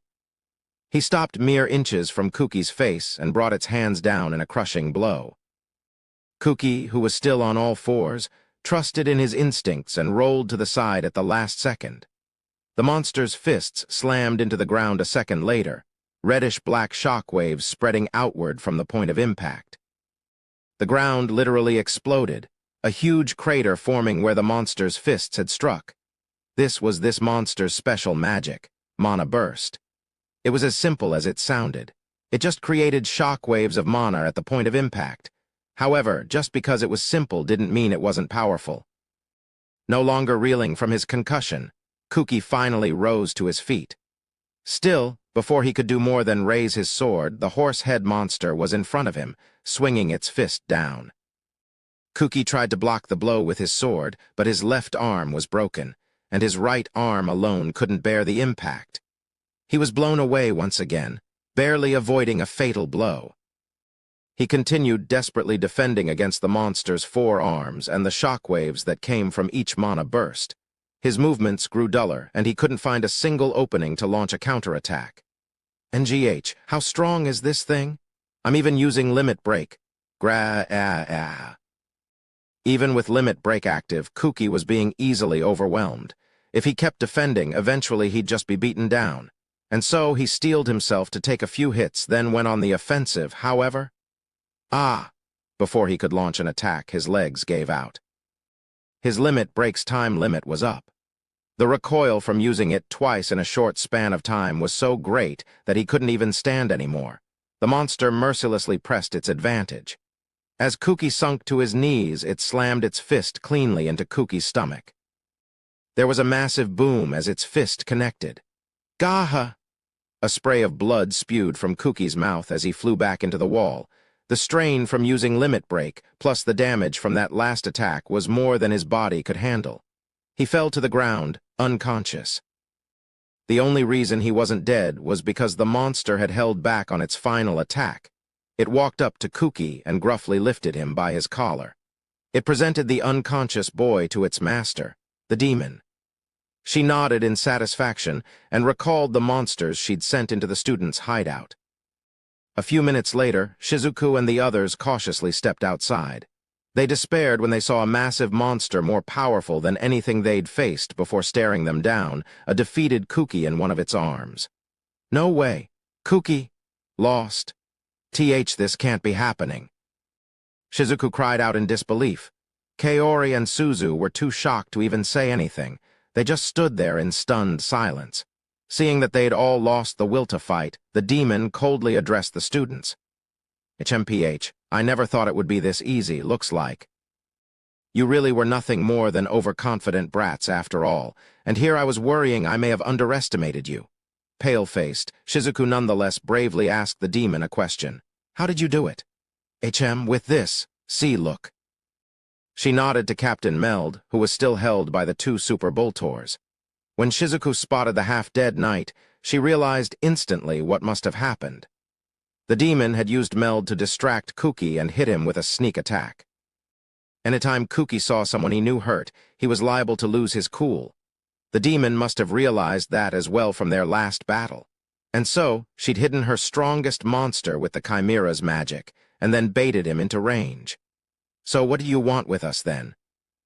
There has to be a reason you didn't just kill us all when you had the chance." "Yep. Looks like I was right. You really are the brains of this outfit. Don't worry, it's not some crazy request or anything. I just thought maybe I'd try inviting you guys over to our side one more time. Last time your little hero started waving his sword around before we could really talk. Unlike him, some of you actually seem pretty skilled, so I thought I'd ask again." "Well, what do you say?" A few of the students hesitated. Shizuku watched them out of the corner of her eye and asked her second question. "What are you going to do with Kuki?" "Fufu, you're a sharp one. Sorry, but I can't let your hero friend here live. I doubt he'll change his mind about switching sides, and you guys probably can't convince him to either, right? He's one of those guys who thinks he's better than everyone else after all. He'll have to die here. I take it the same holds true for us if we refuse, correct? Naturally. There's no way we can just let a future threat go, right? Aren't you worried we'll go along for now and then just betray you later? Of course. So if you do agree, we'll be putting you on a leash. Don't worry. We'll just make it so you can't turn against us, but otherwise you're all free to do as you wish. So semi-free slaves, basically. We can do whatever we want as long as it's not attacking you guys. Bingo. Thank God at least one of you has a brain. Now, I recommend you use that brain of yours to make the logical choice, unlike your poor hero friend." The other students listened to Shizuku and the demon's conversation, a mixture of unease and fear in their eyes. If they refused, they'd be attacked by the same monster that had easily defeated Kuki. They would almost certainly die. However, if they agreed, they'd be muzzled like dogs, unable to ever fight against the demons again. In other words, they would no longer be Ehit's chosen warriors. Even if they returned to Heilig, they doubted the Holy Church would be willing to shelter a bunch of kids who were no longer useful for the war effort, which also meant they'd likely never get to return home. Either way, their future looked bleak. Finally. "I think we should take her up on her offer." Iri was the first to speak. Trembling, she voiced her opinion. Surprised, Shizuku turned to look at her friend. On the other hand, Ryutaru went red with rage, then rounded on Iri. "Iri, you backstabbing bitch. You're just gonna abandon Kuki, huh?" Ryutaru, calm down. Iri, why do you think we should say yes?" Iri shrank back in the face of Ryutaru's wrath. Shizuku only just managed to restrain him in time. Iri took a deep breath and clasped her hands to her chest. I just don't want everyone to die. I don't want Kuki-kun to die either, but... Hick. Tears began spilling from her eyes. Everyone else's hearts began to waver as well. Another one of the students backed Iri up. "I'm with Nakamura. There's no way we can win. Our options are annihilation or survival." "The choice should be obvious, right? Hiyama. So you don't give a shit about what happens to Kuki, huh? What do you want us to do, Sakagami? Die together with Amanagawa? That's the only other option." "No, that's not what I meant." "Then unless you've got a better plan, shut the hell up. Right now our priority is making sure as many of us get out alive as possible." Hiyama's words convinced even more of the students. Like he'd said, the only way to survive was to agree to the demon's conditions. The only reason they hadn't agreed right away was because they'd felt guilty about abandoning Kuki just to save their own skins. They couldn't bring themselves to sacrifice him like that. The demons saw that they were beginning to waver and offered a compromise. If leaving your hero friend to die is the only thing you're worried about, I don't mind letting him live. Granted, I'll have to put him on a much tighter leash than the rest of you, but if you want him to live, you all have to agree to defect." Shizuku quietly clicked her tongue. She'd predicted the demon might try and make an offer like that. If she'd really planned on killing Kuki, she could have just killed him after defeating him. There was no reason to put on this whole show. That meant the reason she'd kept him alive was so she could use him as a bargaining chip. Their first fight with the demon must have impressed her enough that she still wanted them for her army. The reason negotiations had broken down last time was because of Kuki's self-righteous selfishness. Still, it was entirely possible the others weren't so stubborn, which was why she'd devised this plan to win over everyone else. First, she'd kept Kuki alive so the students wouldn't hate her for killing one of their own. Second, she'd cornered the students into a choice between servitude and death. Third, she'd guided them into thinking submitting wouldn't be such a terrible idea, as long as Kuki somehow got out alive. Finally, she'd promised to spare him as well, removing the final obstacle. This way, the students wouldn't feel any guilt about choosing to surrender, making it seem like the only logical option. This was despite the fact that there was no proof that she'd keep her end of the bargain. And it'd be too late for regrets if she killed Kuki after she'd collared all of them. That being said, it was still better than all of them dying here. Even Shizuku, who had seen through the whole plot, was thinking agreeing would be for the best. As long as they could make it out of this situation alive, there was still some hope of saving Kuki. It would be to the demon's benefit for all of them to switch sides here too, so it was possible she'd try and treat them well. After all, losing Ehit's chosen warriors would be a huge blow to the humans. Their best fighters would have defected. Their betrayal would undoubtedly leave the humans in despair. The demons could deal no greater blow to the humans. Secondly, the students would be a huge boon to the demons' fighting force. This particular demon's primary mission was to clear the Great Orcus Labyrinth and obtain the godlike power said to be sleeping at its depths. So far, she'd easily been able to slaughter all the monsters she'd encountered, but there was no guarantee the lower floors would be as easy. She'd actually lost a good chunk of her fighting force to Kuki's party, so she wanted to replenish her ranks. Recruiting Shizuku and the others was the most efficient way to do that, and from her point of view, that was achievable with minimum effort. Her plan had gone without a hitch so far, and at this rate, they would capitulate soon. Her lips twitched into a faint smile, but then at the last second, her carefully laid plans crumbled. Gee, guys, don't do it. Don't listen to her. Kuki-kun, Eminagawa. Kuki had finally woken up. Everyone's eyes were on him. She's lying to you, she killed. Alan-san and the others, don't. Trust her. She'll just make you into slaves. She'll make you fight against the humans. Run, don't mind. Me, just run. Kuki would rather die than let his friends agree to a deal that was so obviously a trap. Even if there wasn't a sure chance of success, he hoped they would run instead. However, Hiyama shook his head. How many of us do you think will even get away? Wake up, Aminagawa. We've lost. It sucks that the knights died, but, well, they knew what they were getting into. Nothing we can do about it. Right now, we need to save as many of us as we can. His voice echoed throughout the chamber. Hiyama couldn't believe Kuki refused to bend, even when it was obvious all hope was lost. All he was thinking about was how to make it out alive. In his mind, it didn't matter if everyone else died as long as he and Kaori survived. However, if they made a break for it now, it was likely they'd all die. On the other hand, if they defected to the demons, there was a chance he could show off his value and get appointed to a high-ranking post. If that happened, it was all but guaranteed that he could make Kaori his own, especially if these leashes the demon was talking about could make someone do anything.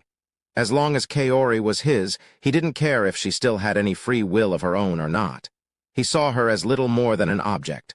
Once again, the students wavered. Hiyama's words had swayed them, but they also respected Kuki. Then, an unexpected voice chimed in with their opinion. It was a hoarse, barely audible voice, but everyone heard it clearly. It came from the person everyone respected the most in this world, the one they trusted to make accurate judgments no matter the situation. The one everyone saw as their role model. To many of them, his words were law, and this is what he said. NGH, you kids, think only about how you're going to survive. Do whatever it takes to stay alive. I'm sorry for dragging you all into our war. the more time I spent with you all. The more I came to regret relying on you to solve our problems.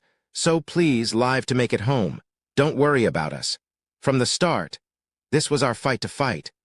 Those weren't the words of Heilig's Knight Commander anymore. They were the words of a single man, Meld Loggins. This was what he personally wished for, not what his job required of him. The reason he'd finally dropped his responsibilities was because he knew this was where he would die. As the students all stared at him in shock, he squeezed out the last ounce of his strength and shook the super Bultors holding him off. His body began to glow with light, and he threw himself at the demon. Demon, I'm taking you with me? Wait, that's... planning on blowing yourself up. How very gallant of you. I must say I'm actually rather impressed. Die! The light grew to a blinding intensity. Meld looked just like Kooky did when he was using Limit Break, but upon closer inspection, it became evident that the light was coming not from Meld's body, but from the pendant hanging about his neck. The demon recognized the pendant and praised Meld for his resolve. The jewel inside the pendant was known as Loyalty's Promise. It was a magical item that created a powerful explosion in return for the caster's life.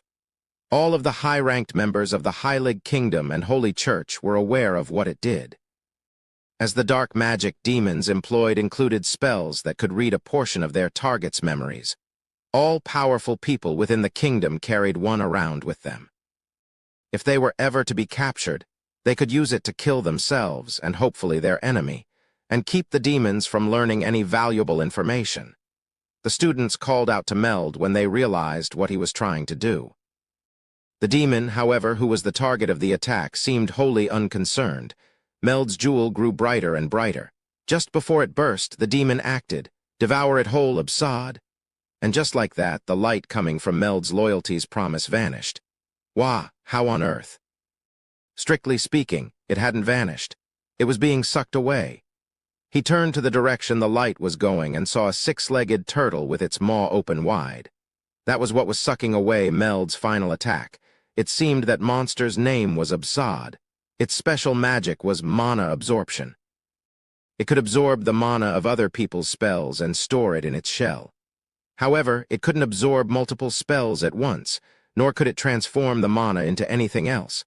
All it could do was suck in a spell and fire it back out. Still, it was capable of sucking up even high-level magic. It was the natural enemy of mages. Soon enough, all the light from Meld's Loyalty's Promise had been sucked up, leaving it no more than a simple jewel. As he watched, dumbfounded, something suddenly slammed into Meld's torso. The impact wasn't all that strong. He looked down to see what had hit him. There was a dull brown knife sticking out of his stomach. More specifically, a blade made out of sand had been thrust so deep into him that the tip was poking out of his back. Drops of blood dripped from its tip, staining the rock below. Meldsan.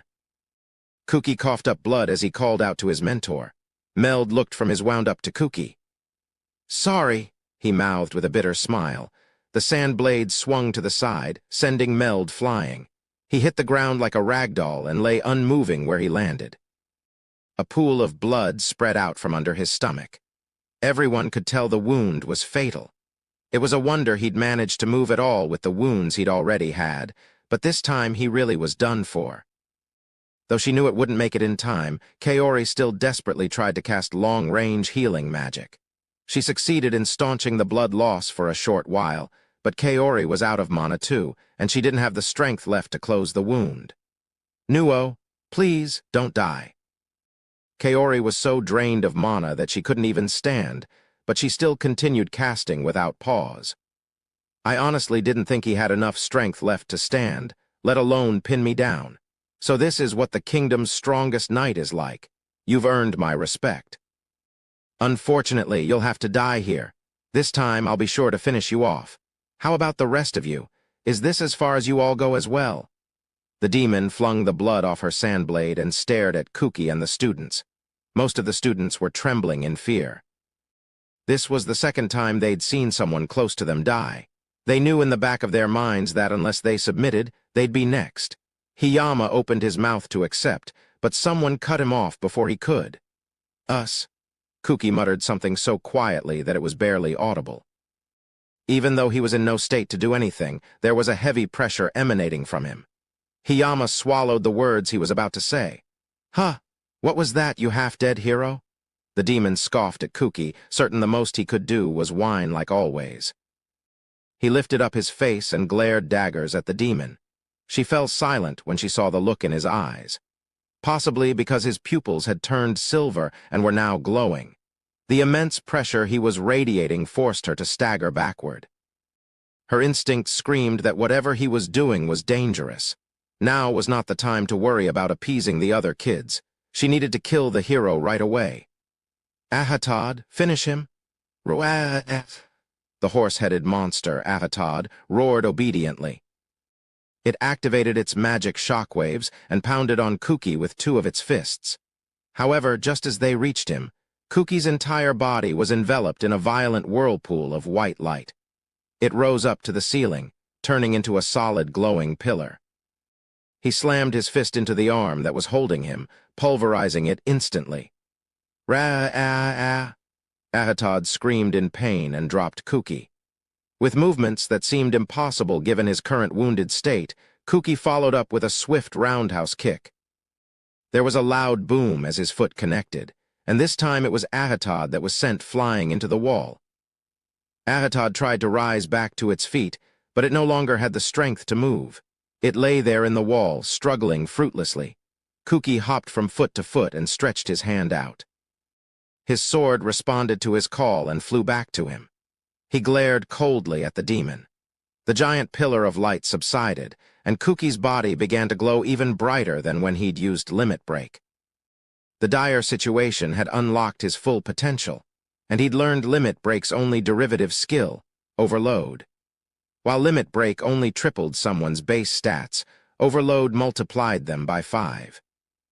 Though it also put even more of a strain on the body than Limit Break, forcibly drawing out every ounce of strength its caster possessed.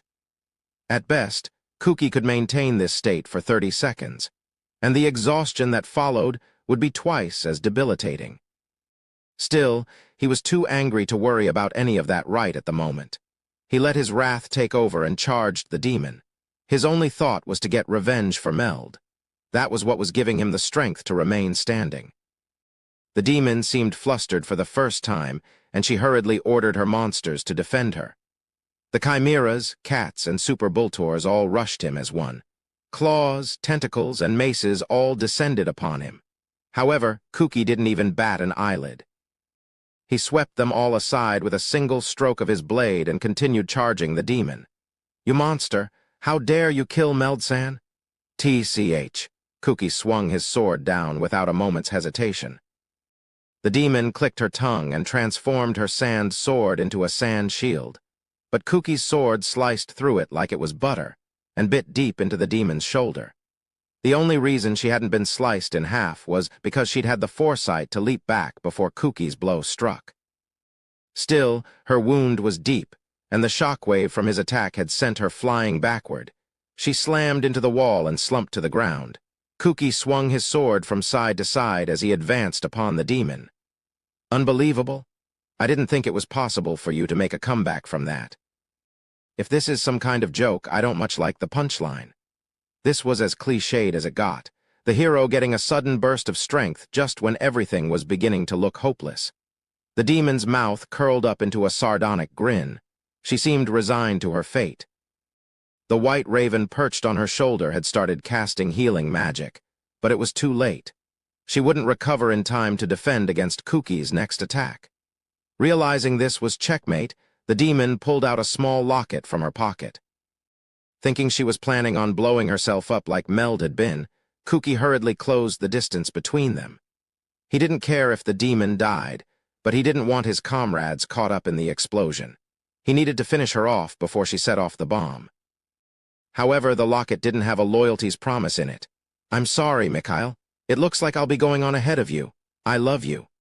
Surprised by her words, Kuki hesitated for a second. He hadn't expected the demon to have a lover. Confused, the demon looked back up. She should have been dead by now, but Kuki's sword had stopped a few millimeters in front of her face. Kuki stared at her dumbly. The two locked gazes for a few seconds. There was something in her eyes that made shivers run down Kuki's spine. Seeing his hesitation and guessing what had caused it, the demon sneered at him again.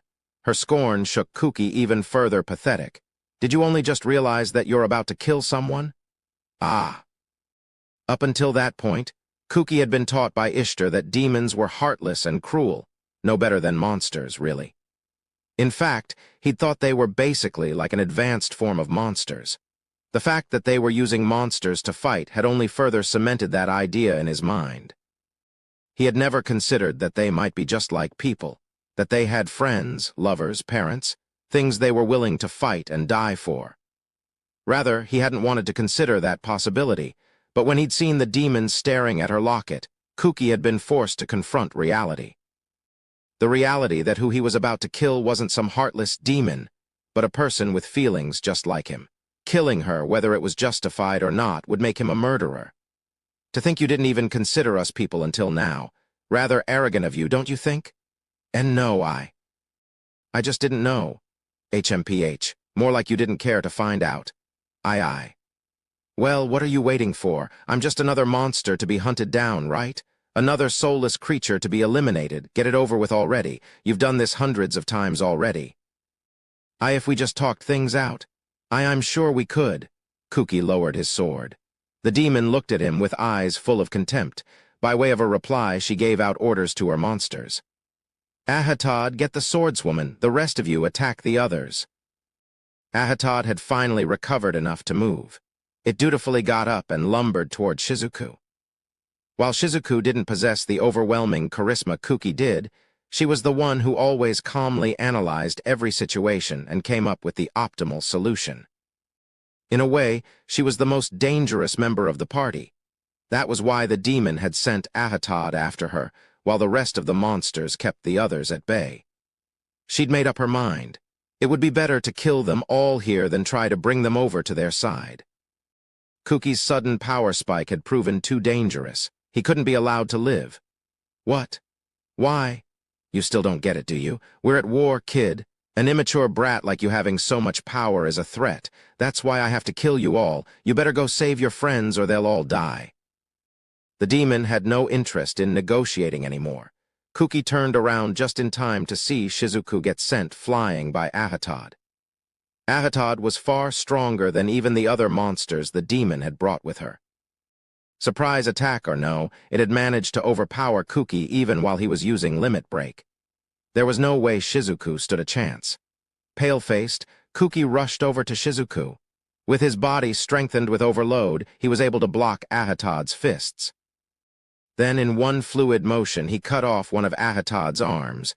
But before he could deal the finishing blow, he felt himself go weak at the knees once more. He pitched forward, unable to maintain his balance. Overload's time limit was up. Taxed far beyond its limits, Kuki's body froze up. After using Limit Break twice in one day and then Overload right after, he didn't even have the strength to move. Damn it, why now of all times? Kuki? Shizuku rushed forward, covering for Kuki. She aimed her slash at the wound Kuki had just created. Even a powerful monster like Ahatad couldn't endure having its wounds gouged out, so it backed away screaming. Shizuku took that opportunity to grab Kuki and retreat to the safety of their comrades. Kuki was out of commission, and everyone had their hands full keeping the other monsters at bay. I'm the only one who can do it, Shizuku thought to herself. She glared coldly at the demon. Unlike Kuki, she was prepared to kill. Oh my, I see you're prepared to kill. You're more fit to be the hero than that spoiled brat over there.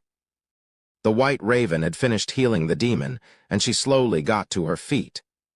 It doesn't matter who the hero is. It's our fault that we didn't realize he wasn't prepared to kill, but I'll rectify that mistake here and now.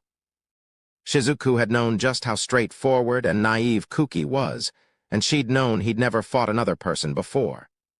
She blamed herself for leaving that problem alone until it was too late.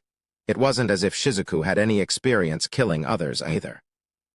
Honestly, she didn't particularly want to experience it either. However, she'd known that if they were fighting in a war, the day where she had to would come eventually. Ever since she'd first picked up a sword, she'd been taught about the weight of a life and what it meant to hurt another person.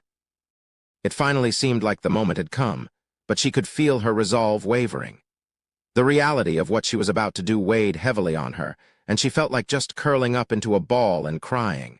Still, she stamped down her feelings and resolutely stared down the demon. She settled into her stance, then prepared to launch her fastest attack. However, a second before she could, she felt shivers run down her spine. Trusting her instincts, she leaped to the side. Not even a second later, one of the cat's tentacles shot through the spot she'd been standing. I never said Ahatad was the only monster after you. Your resolve is admirable, but do you really believe you can kill me while evading your other foes? NGH? And it's not like I'm going to just stand here doing nothing, either. As she said that, the demon began chanting a spell. Thanks to her no tempo, Shizuku's attacks couldn't be predicted. She continued fending off the waves of monsters that came after her, but she was unable to find an opening to close in on the demon. The worst part was that Ahatad could match Shizuku's inhuman speed. Despite its massive frame, it was able to keep up with her. Every time Shizuku thought she was getting close, Ahatad would show up and blow her away with its fists. Shizuku mainly relied on her agility in a fight, so her defense was paper-thin. Instead, she used only her speed to dodge and parry blows, but because Ahatad's magical shockwaves still hit her even if she dodged its fists, she kept on taking more damage. At this rate, it was a matter of time before she was beaten down. Worse, every bit of damage she took dulled her movements ever so slightly, and in a battle as close as this one, that would be fatal. Gah! Finally, one of Ahatad's blows connected. Shizuku tried to parry with her sword and sheath, but its powerful fist smashed right through her weapons and into her shoulder. She skid across the ground, coming to a stop a few meters away. Drained of all her strength, she lay there, unmoving. Her right arm was bent at an unnatural angle. It was clearly broken.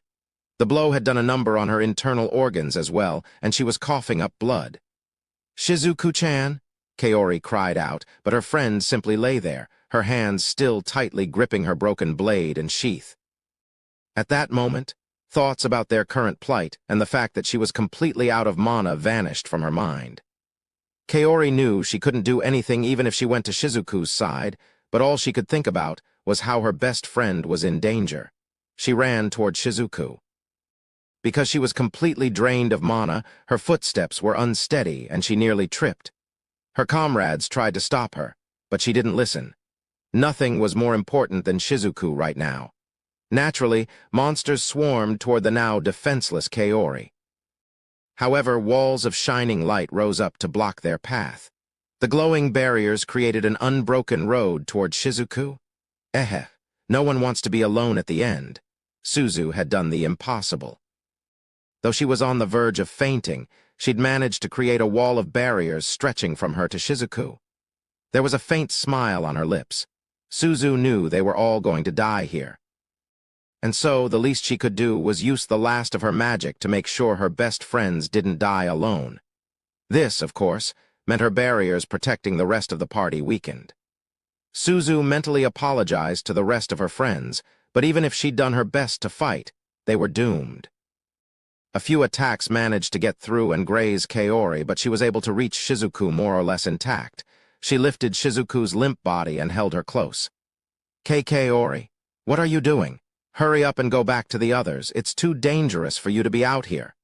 No. It's dangerous no matter where I go. If this is where it ends, I at least want to be by your side, Shizuku-chan. Sorry, I couldn't beat her.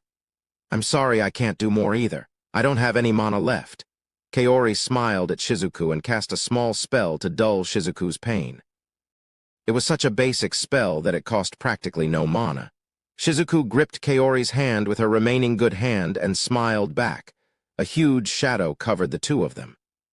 Ahatad had arrived. It stared down at the two girls with bloodshot eyes. With a ferocious roar, it raised all four of its fists. Suzu's barrier was still protecting the two of them, but it may as well have been tissue paper in the face of Ahatad's immense strength. One blow would have been all that it would take to smash Suzu's walls to pieces, and the shockwaves would be enough to kill Kaori and Shizuku. As she stared death in the face, memories of her life flashed through Kaori's mind. So this is what they mean when they said your life flashes before your eyes when you're about to die.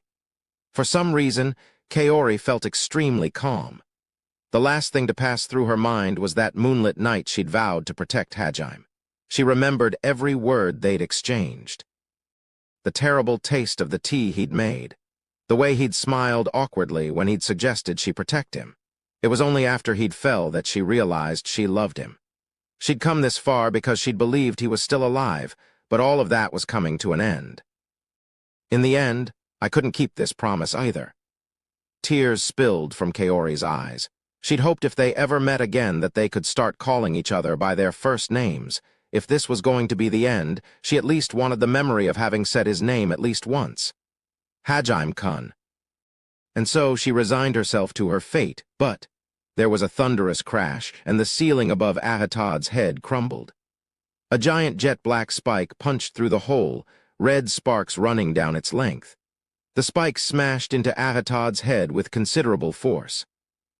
Ahatad never stood a chance. The spike tore through Ahatad like he was butter, destroying the monster that had caused Kuki and the others so much trouble with ease. The spike drilled into the floor, Ahatad's ravaged body pinned to the ground by its 120-centimeter-long length. The fearsome monster was barely recognizable. Everyone present was stunned into silence. Kaori, Shizuku, Kuki, and even the demon stared blankly at the spike. A silence unbefitting of a battlefield fell across the room. A single figure dropped from the hole in the ceiling, breaking the fragile silence. He landed softly, his back facing Kaori and Shizuku. Carefully, he examined his surroundings as he kicked away bits of Ahatad's flesh. Then he turned to face the two girls huddling behind him. The moment Kaori locked eyes with him, she felt a shiver of electricity run down her spine.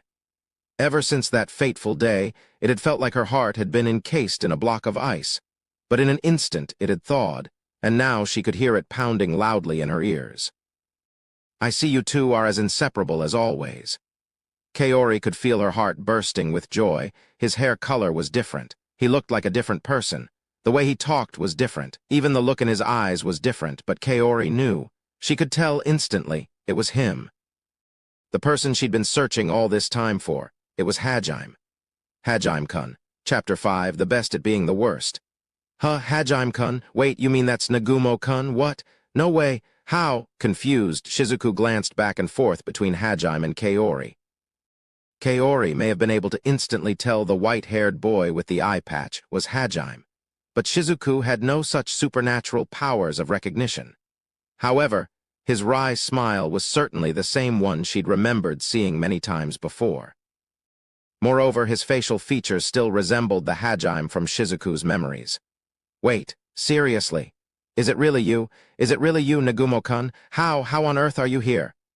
Slow down, Yagashi. You're supposed to be the calm and composed one, aren't you? Even Shizuku couldn't remain calm after such an unbelievable chain of events. Seconds ago, she'd been prepared for death, and now she was faced with a classmate who was supposed to be dead. While Shizuku was still stammering incoherently, Hajime looked up at the hole he'd come through. He caught Yu as she fell and gently lowered her to the ground. Then he caught Shay right after, putting her down as well.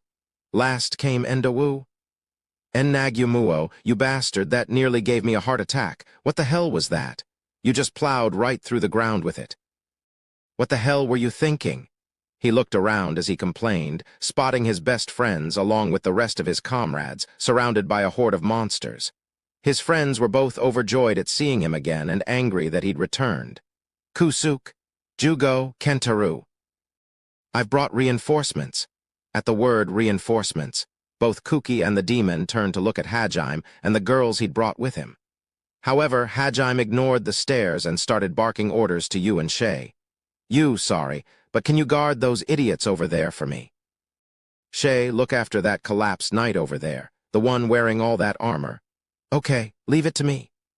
Aye, aye, sir. Yu casually walked over to the other students, completely ignoring the monsters surrounding them. Meanwhile, Shay leaped over to Meld with surprising agility. Hajime-kun. Kaori once again called out to Hajime, her voice trembling. She was feeling so many different emotions that she couldn't process them all.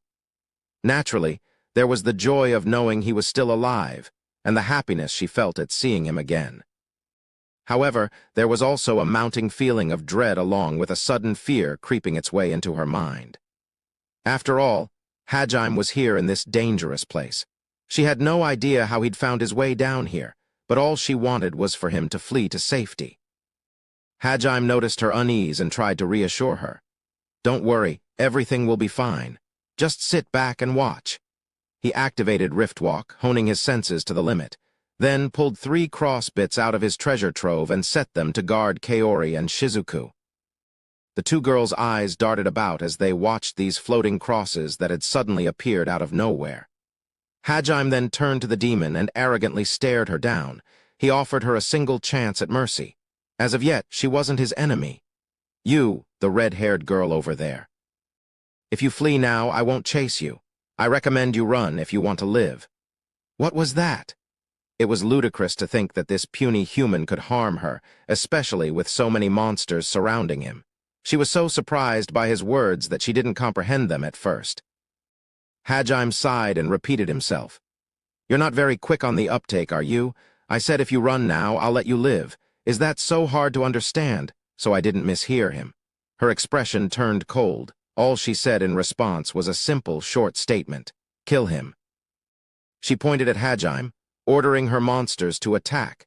And so the demon made a most fatal mistake. She should have paid more attention to the fact that Avatad, her strongest monster, had been obliterated by a single attack. Hajime's arrogant attitude, and the fact that Avatad was a precious monster that had been gifted to her by her boss, must have caused her to lose her cool. She failed to accurately assess the situation, and let her anger get the better of her. She hadn't even realized what Hajime drilling through the labyrinth floor meant. Everyone, including the demons, had thought the floor made of material that was literally unbreakable. Had she not been so quick to anger, she might have made a wiser decision. Still, it was too late. The die had been cast. "I see, I guess that means you're my enemy," Hajime muttered softly under his breath. At the same time, one of the invisible chimeras attacked. "Hajime-kun! Nagumo-kun!" Kaori and Shizuku both cried out a warning. Hajime nonchalantly grabbed the chimera with his artificial arm and lifted it into the air as if it were no heavier than a kitten. The chimera started thrashing wildly, trying to break free from his grip. Hajime watched the air warp and bend as it struggled, sighing in disbelief. "Oh, come on, are you serious? This half-assed magic is the best you've got. Are you even trying? What's the point of having invisibility magic if the air shimmers every time you move?"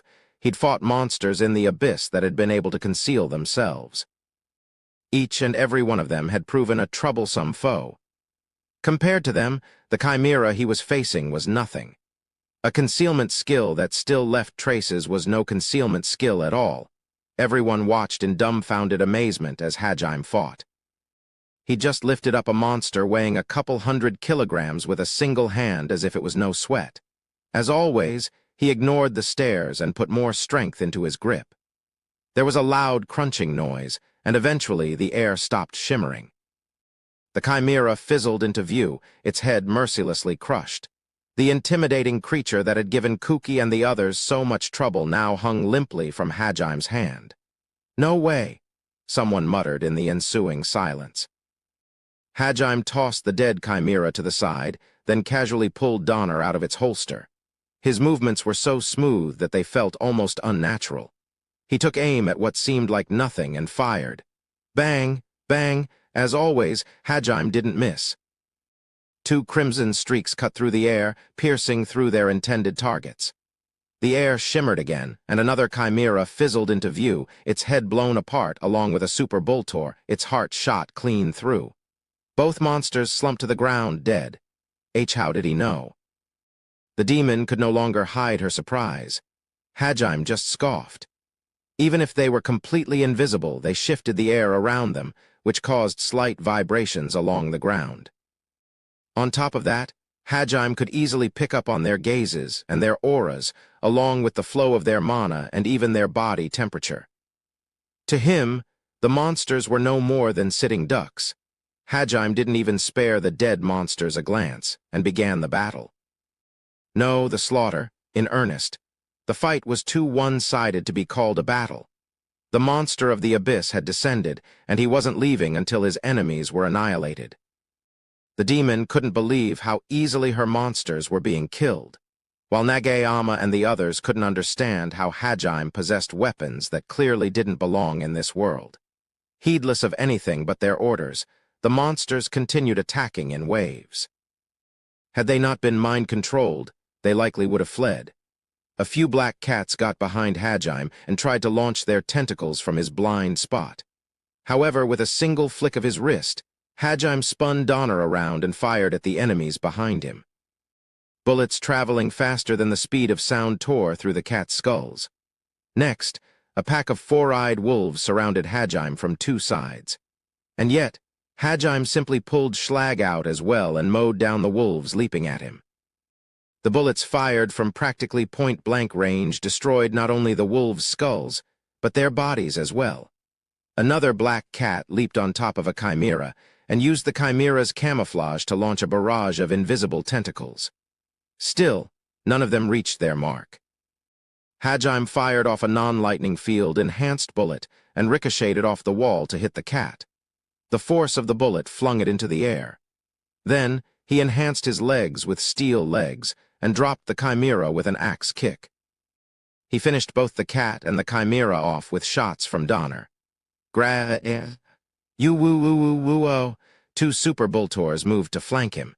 Their maces tore through the air with unbelievable force. Hajime simply ducked out of the way and tripped the super Bultor to the right while he was at it. Arms pinwheeling, the super Bultor crashed into its comrade. Gra! Both of them let out a surprised shout. While the two of them were hugging each other, Hajime had fired off another volley of bullets. The super Bultors died in each other's arms. Another 8 cats leaped into the air, trying to hit Hajime with a synchronized attack. This time they relied on their claws rather than their tentacles. Hajime's 2 arms moved independently of each other. With his right, he mowed down the enemies in front of him, while with his left, he shot down everything behind him. With Donner, he took out everything to his right, with Schlag, everything to his left. When he had to take enemies to his right out with Donner, he fired in front of him with Schlag. When he had to take enemies to his left out with Schlag, he fired behind him with Donner. Each and every streak of red found its mark without fail. This was the result of Hajime's extensive training. His movements lacked the polish of Meld or Shizuku's, both of who had trained in styles that had been refined for generations. They were definitely rough around the edges. However, they were effective, extremely effective. He fluidly moved to a corner of the room that was easy to defend, then took out his enemies with lethal precision. Every single one of his moves linked perfectly to the next. They were backed by a level of experience that no amount of martial arts practice could ever reach. A smile played about Hajime's lips.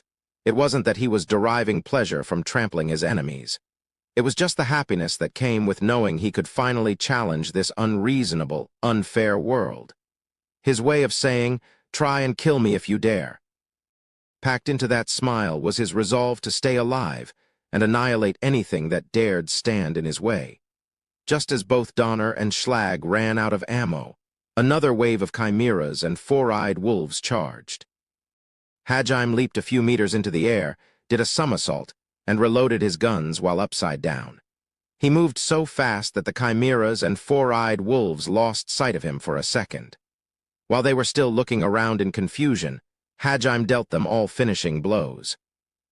Blood and flesh flew everywhere. 2 super Bultors charged, hoping to take advantage of the moment Hajime landed, but he never did. By using aerodynamic, he launched himself further into the air. He spun around like a top, firing Donner and Schlag in every direction. The rain of bullets decimated not only the 2 super Bultors, but many of the chimeras and wolves waiting behind them as well. One after another, the charging monsters fell dead, their inertia carrying them into a massive pile of corpses growing directly below Hajime. Hajime landed soundlessly atop the devastation he had wrought. He once again paused momentarily to reload, and just as he finished, one of the monsters let out a strange screech. Hajime turned to see Absad staring at him, its mouth opened wide. A blinding sphere of white light was growing inside its mouth. It still had all the mana it had absorbed from Meld's loyalty's promise. Though the spell's range was limited, it had more than enough force to kill a single person. Once it had finished charging, Absad fired. The light cut through the ground as it traveled toward Hajime, carving out a huge groove in the rock. He calmly pulled out his massive, coffin-shaped shield and attached it to his left arm. At the same time, he activated Diamond's skin. He planted himself firmly into the ground, like a tree taking root, and nonchalantly waited for the light to strike. There was an earth-shattering boom as the light struck his shield. The very air trembled in the wake of Absad's attack. And to the shock of all the spectators, Hajime didn't even budge an inch. Still smiling, he tilted his shield ever so slightly to deflect the beam of light. Its new trajectory set the beam right in the demon's path. Ah, curses! She leaped out of the way. The moment Hajime had started decimating her army, she'd realized she was in big trouble. In order to somehow turn things around, she'd began chanting a long, powerful spell. Hajime had, of course, been aware of that, which was precisely why he'd deflected Absad's attack toward her. As she ran, Hajime began adjusting the angle of his shield so that the beam continued chasing after her. The walls behind her were vaporized, and the demon picked up the pace. Her calm arrogance from before was nowhere to be seen. Just as she thought she was about to be killed by her own attack, Absad finally ran out of stored mana. TCH? Hajime sighed. Meanwhile, the demon didn't even have time to catch her breath. Her expression froze and cold sweat poured down her back. There was a huge explosion, and a wave of heat washed over the right side of her face. White feathers rained down around her. The raven that had been resting on her shoulder until now had been killed. Since his plan to kill the demon with her own attack had failed, he'd used Donner to kill Absad and Schlag to destroy the raven. Absad hadn't even had time to scream before Hajime's supersonic bullet had consigned it to the void. The raven had also been decimated in an instant, without ever realizing what had hit it. The shockwave from Hajime's bullet had been strong enough to throw the demon off balance. She tumbled to the ground and absent-mindedly touched her cheek. It was splattered with the raven's blood and stung to the touch. The friction and heat had been enough to burn her cheek. If her head had been just a few inches closer to the raven, she would have died then and there. Still, even though she'd survived one attack, it was already over for her. Her supposedly invincible monster army was being steamrolled with unbelievable ease. She knew that boy could kill her whenever he chose to. Her life was utterly and completely in the palm of his hand. Until now, she'd had great pride in her unbreakable warrior's spirit. Faced with Hajime's overwhelming strength, however, that spirit began to crumble. Nothing she did would be able to even scratch that monster. What the hell is he? How does someone like him even exist? And how am I supposed to survive against him? Questions whirled around inside the demon's head, but no answers presented themselves. Many of those same questions were going through Kuki and the others' minds too. Most of them hadn't recognized the silver-haired boy with the eye patch as Hajime, so they were curious about the identity of this kid who was able to trample these monsters they'd barely been able to fend off. What the heck is he? Kuki watched in disbelief, still too exhausted to move. Though they didn't say it out loud, everyone was thinking the same thing. The one who provided them all with answers was Endowu, the one they'd sent off to escape alone. Haha, you probably won't believe me, but that's Nagumo. What? Everyone stared at Endowu. He could tell they all thought he was crazy. Granted, it was understandable. He hadn't believed it at first either, but it was the truth, so all he could do was shrug his shoulders. Like I said, that's Nagumo. Hajime Nagumo. The same Nagumo that fell off the bridge that day. He somehow survived and crawled his way back out of the labyrinth. He tore through all the monsters on our way here too. It was crazy. I can't believe it's really the same guy, but it is. Wait, so Nagumo was alive this whole time? Kuki shouted in surprise. Everyone turned to look at the boy who was annihilating the demon's army once more. They all thought, that couldn't possibly be Nagumo. There's just no way. Endawu could guess what they were thinking from their expressions, so he decided to provide further proof. "I'm serious. He's totally different now, but I saw his status plate." He smiled dryly as he watched the reinforcements he brought tear through the monster's ranks. No one could believe that the weak boy they'd all ridiculed had become so strong. One person was particularly unhappy about this development. "Why, you're lying. Nagumo died. I mean, we all saw him. There's no way he's still alive. Don't give me this crap. What's wrong with you? I saw his status plate and everything. It's him for sure." "I don't believe it." "It has to be some kind of trick. That has to be an imposter." "Dude, what the heck are you on about? Why would anyone want to impersonate Nagumo?" Hiyama grabbed Endawu by the collar and started grilling him. His face was pale, and he denied Hajime's survival with an abnormal ferocity. Even his friend Kondu was shocked by how vehement Hiyama was. In order to calm him down, someone quite literally doused him with cold water. A mini waterfall appeared above Hiyama's head, drenching him from head to toe. This happened just as he tried to suck in a breath, so he choked a little. Coughing and spluttering, Hiyama looked to see who'd done that. Standing in front of him was Yu. She spoke to him in a voice colder than the water she'd just poured on him. "Quiet. You're getting in my way." Hiyama wanted to retort back, but he swallowed his words when he saw the look in Yu's eyes. He was nothing more than a bug to her, and if he argued back, he had no doubt she would squash him like one. Though her stare chilled him to the bone, Hiyama couldn't help but admire Yu's perfect figure. He wasn't alone, either. The other students, Kuki included, had all been entranced by her doll-like features. Suzu even let out a very unladylike whistle. Despite how young Yu looked, there was an air of maturity about her that inadvertently drew people in. Just then, at the demon's urging, a few of the monsters split off to attack Kuki's group. She was trying to take them as hostages. Since there was no way she could beat Hajime in a head-on battle, she'd resorted to this. Suzu hurriedly tried to put up a barrier, but her exhausted body cried out in protest. She'd been casting almost non-stop since waking up. Still, she bit her lip to keep herself from blacking out and continued chanting. Eventually, Yu gently put a hand on her head to stop her. Surprised, Suzu stopped chanting. "Don't worry." Though there was no reason for that to suddenly make things okay, a wave of relief washed over Suzu. Suzu herself didn't know why Yu's words felt so comforting, but she seemed to know she could trust Yu. Yu stared down the monsters bearing down on them. With their claws, tentacles, and maces inches from her face, she calmly mouthed two words. "Sapphire Serpent." A pale blue sphere, about 1 meter in diameter, appeared directly above her head. The fire mages in the party instantly recognized it as one of the strongest fire spells. Azure Blaze, a spell so powerful it incinerated everything in its vicinity. It was unthinkable that anyone could cast it instantly without even an incantation. The mages of the party all stared dumbly at the massive fireball floating above them. However, this was just the beginning. Next, the sphere uncoiled itself, transforming into a snake.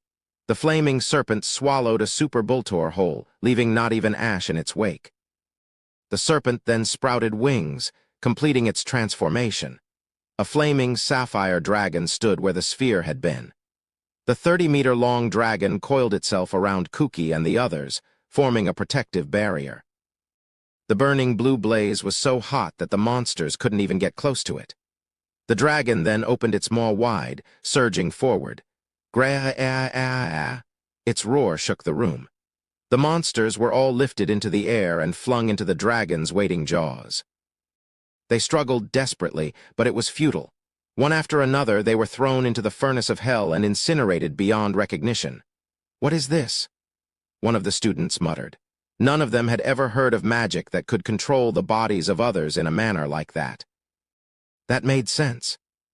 After all, Sapphire Serpent was a spell Yu had created herself by combining Azure Blaze with gravity magic. The reason she'd picked Sapphire Serpent over her usual Draconic Thunder was because she wanted to get more practice with her control. Summoning a massive fire dragon in an enclosed space meant she had to regulate how much oxygen she let it consume, or everyone would suffocate. It required far more precision than Draconic Thunder.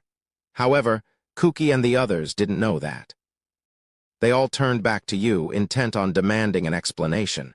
But when they saw her regal figure, calmly guiding the dragon like it was nothing, they swallowed their words. A few of the students, Suzu included, fell for her then and there. The demon despaired when she saw the dragon. She'd thought it was only one crazy monster she'd had on her hands, but it seemed this mysterious boy's companion was just as dangerous. Quickly running out of options, the demon looked at what was left. The only other people she could feasibly target were the bunny girl next to the half-dead knight, and the two girls hugging each other a good distance away from the group. Still, the demon would soon find they weren't easy prey either. One swing from Drucken took a charging Super Bultor's head clean off. Shay used the momentum of her swing to turn in a complete circle, crushing the four-eyed wolf that had tried to pounce on her from behind. Meanwhile, chimeras and cats surged toward Kaori and Shizuku. Shizuku gritted her teeth and valiantly held up her shattered blade, but before her enemies could reach her, Hajime's cross bits took action. Shizuku watched in amazement as the floating crosses took aim at the chimeras and let out a bang. What on earth is that thing? Something whizzed past her cheek and fell to the ground with a metallic clang. On the other side, the same thing happened next to Kaori. Still confused, the two turned toward the monsters bearing down on them, only to find they'd all had their heads blown off. They looked back at the crossbits, understanding finally dawning on them. Was that gunpowder? Wait, so this is a gun? The two girls exchanged a look, then they turned toward Hajime. The guns in his hand confirmed their suspicions. The weird floating crosses protecting them were also weapons of his. Amazing. When did Hajime turn into a human Gundam? I'd say he's more like a new type than an actual Gundam. Now that the immediate threat had been dealt with, and it was obvious Hajime was in no real danger, the two girls had managed to calm down some. Hajime's crossbits also had a recording function built into them, so he'd heard what they'd said. He was pretty surprised the two of them knew so much about Gundam. He wanted to make a comment about it, but decided to refrain. Unbelievable. What is he? The demon muttered to herself. All of her schemes had been destroyed by simple brute force. Despair got the better of her, so she resigned herself to her fate. She didn't have many monsters left, and the outcome of this match was clear. As one last-ditch attempt, she flung the strongest spell she could muster at Hajime and made a break for one of the exits. The spell she'd used was the same one that had caused the other students so much trouble, Dark Jail. Hajime spared the gray sphere a brief glance, and then judged it not to be a threat. He ignored the spell entirely and continued slaughtering monsters. The sphere exploded next to Hajime, enveloping him in petrifying smoke. Kuki and the others gasped while Kaori screamed. The demon watched them out of the corner of her eye as she ran. However, just as she made it to the exit, "Ha-ha, looks like you were one step ahead of me the whole time." That's right. One of Hajime's crossbits was waiting for her at the exit, its muzzle pointed directly at her. She realized now she'd been doomed from the moment she'd decided to attack him. For some reason, the thought struck her as funny, so she started laughing. Hajime slowly walked up to her. She'd come to hate that overly calm demeanor of his. She turned around, giving up for good. Hajime hadn't been affected one bit by her petrification spell. And to add insult to injury, he was radiating mana in waves toward another exit to blow the smoke away. He could have avoided it if he wanted to, but he'd just taken the hit to make a point. You damned monster. Are you really human? No measly human can do those things. To be honest, I'm not really sure anymore, but I don't really mind being a monster, so let's go with that. He stopped a few feet away from the demon. She looked around the room and saw all of her monsters lying on the ground, dead. She smiled bitterly and mentally berated herself for picking a fight with him. Hajime slowly took aim with Donner. The demon's expression was oddly relaxed. There was nothing else she could do. All that was left for her was death, and she'd come to terms with that. Normally, I'd ask if you have any last words, but, sadly, I have no interest in what you have to say. Though I guess there is something I want you to tell me. What's a demon like you doing down here, and where'd you get those monsters? What makes you think I'll tell you? Why would I give information to our enemy? Just kill me and be done with it. The demon sneered at Hajime. He glared coldly at her and without warning shot her in the leg. Agas. The demon screamed and tumbled to the ground. Her screams echoed throughout the room. Kuki and the others watched silently, shocked at Hajime's callous cruelty. Hajime ignored them all and continued talking to the demon. I have no interest in your stupid war or this world. I'm not asking you as a member of the human army. I'm just curious. Now answer me. The demon gritted her teeth and stared Hajime down. Realizing she wouldn't break, Hajime decided there was no point in interrogating her any further. Well, I can more or less guess. The reason you're here is because you want to conquer the true labyrinth that lies beneath this one, right? The demon's eyebrows shot up in surprise. Noting her reaction, Hajime continued. And those monsters were controlled using magic from the Age of the Gods. Bullseye, huh? So the demons managed to conquer one of the 7 great labyrinths and are using the magic they found there to tip the scales. That means the reason you're here isn't just to extend an invitation to the hero party, but also to clear the other labyrinths. Impossible? How? The demon grimaced. Somehow Hajime had guessed all of their plans. Suddenly a possibility occurred to her. Maybe Hajime had also cleared one of the labyrinths. She looked up at him for confirmation, and he nodded silently. I see. So you're just like that person. That explains your strength. Are we done here?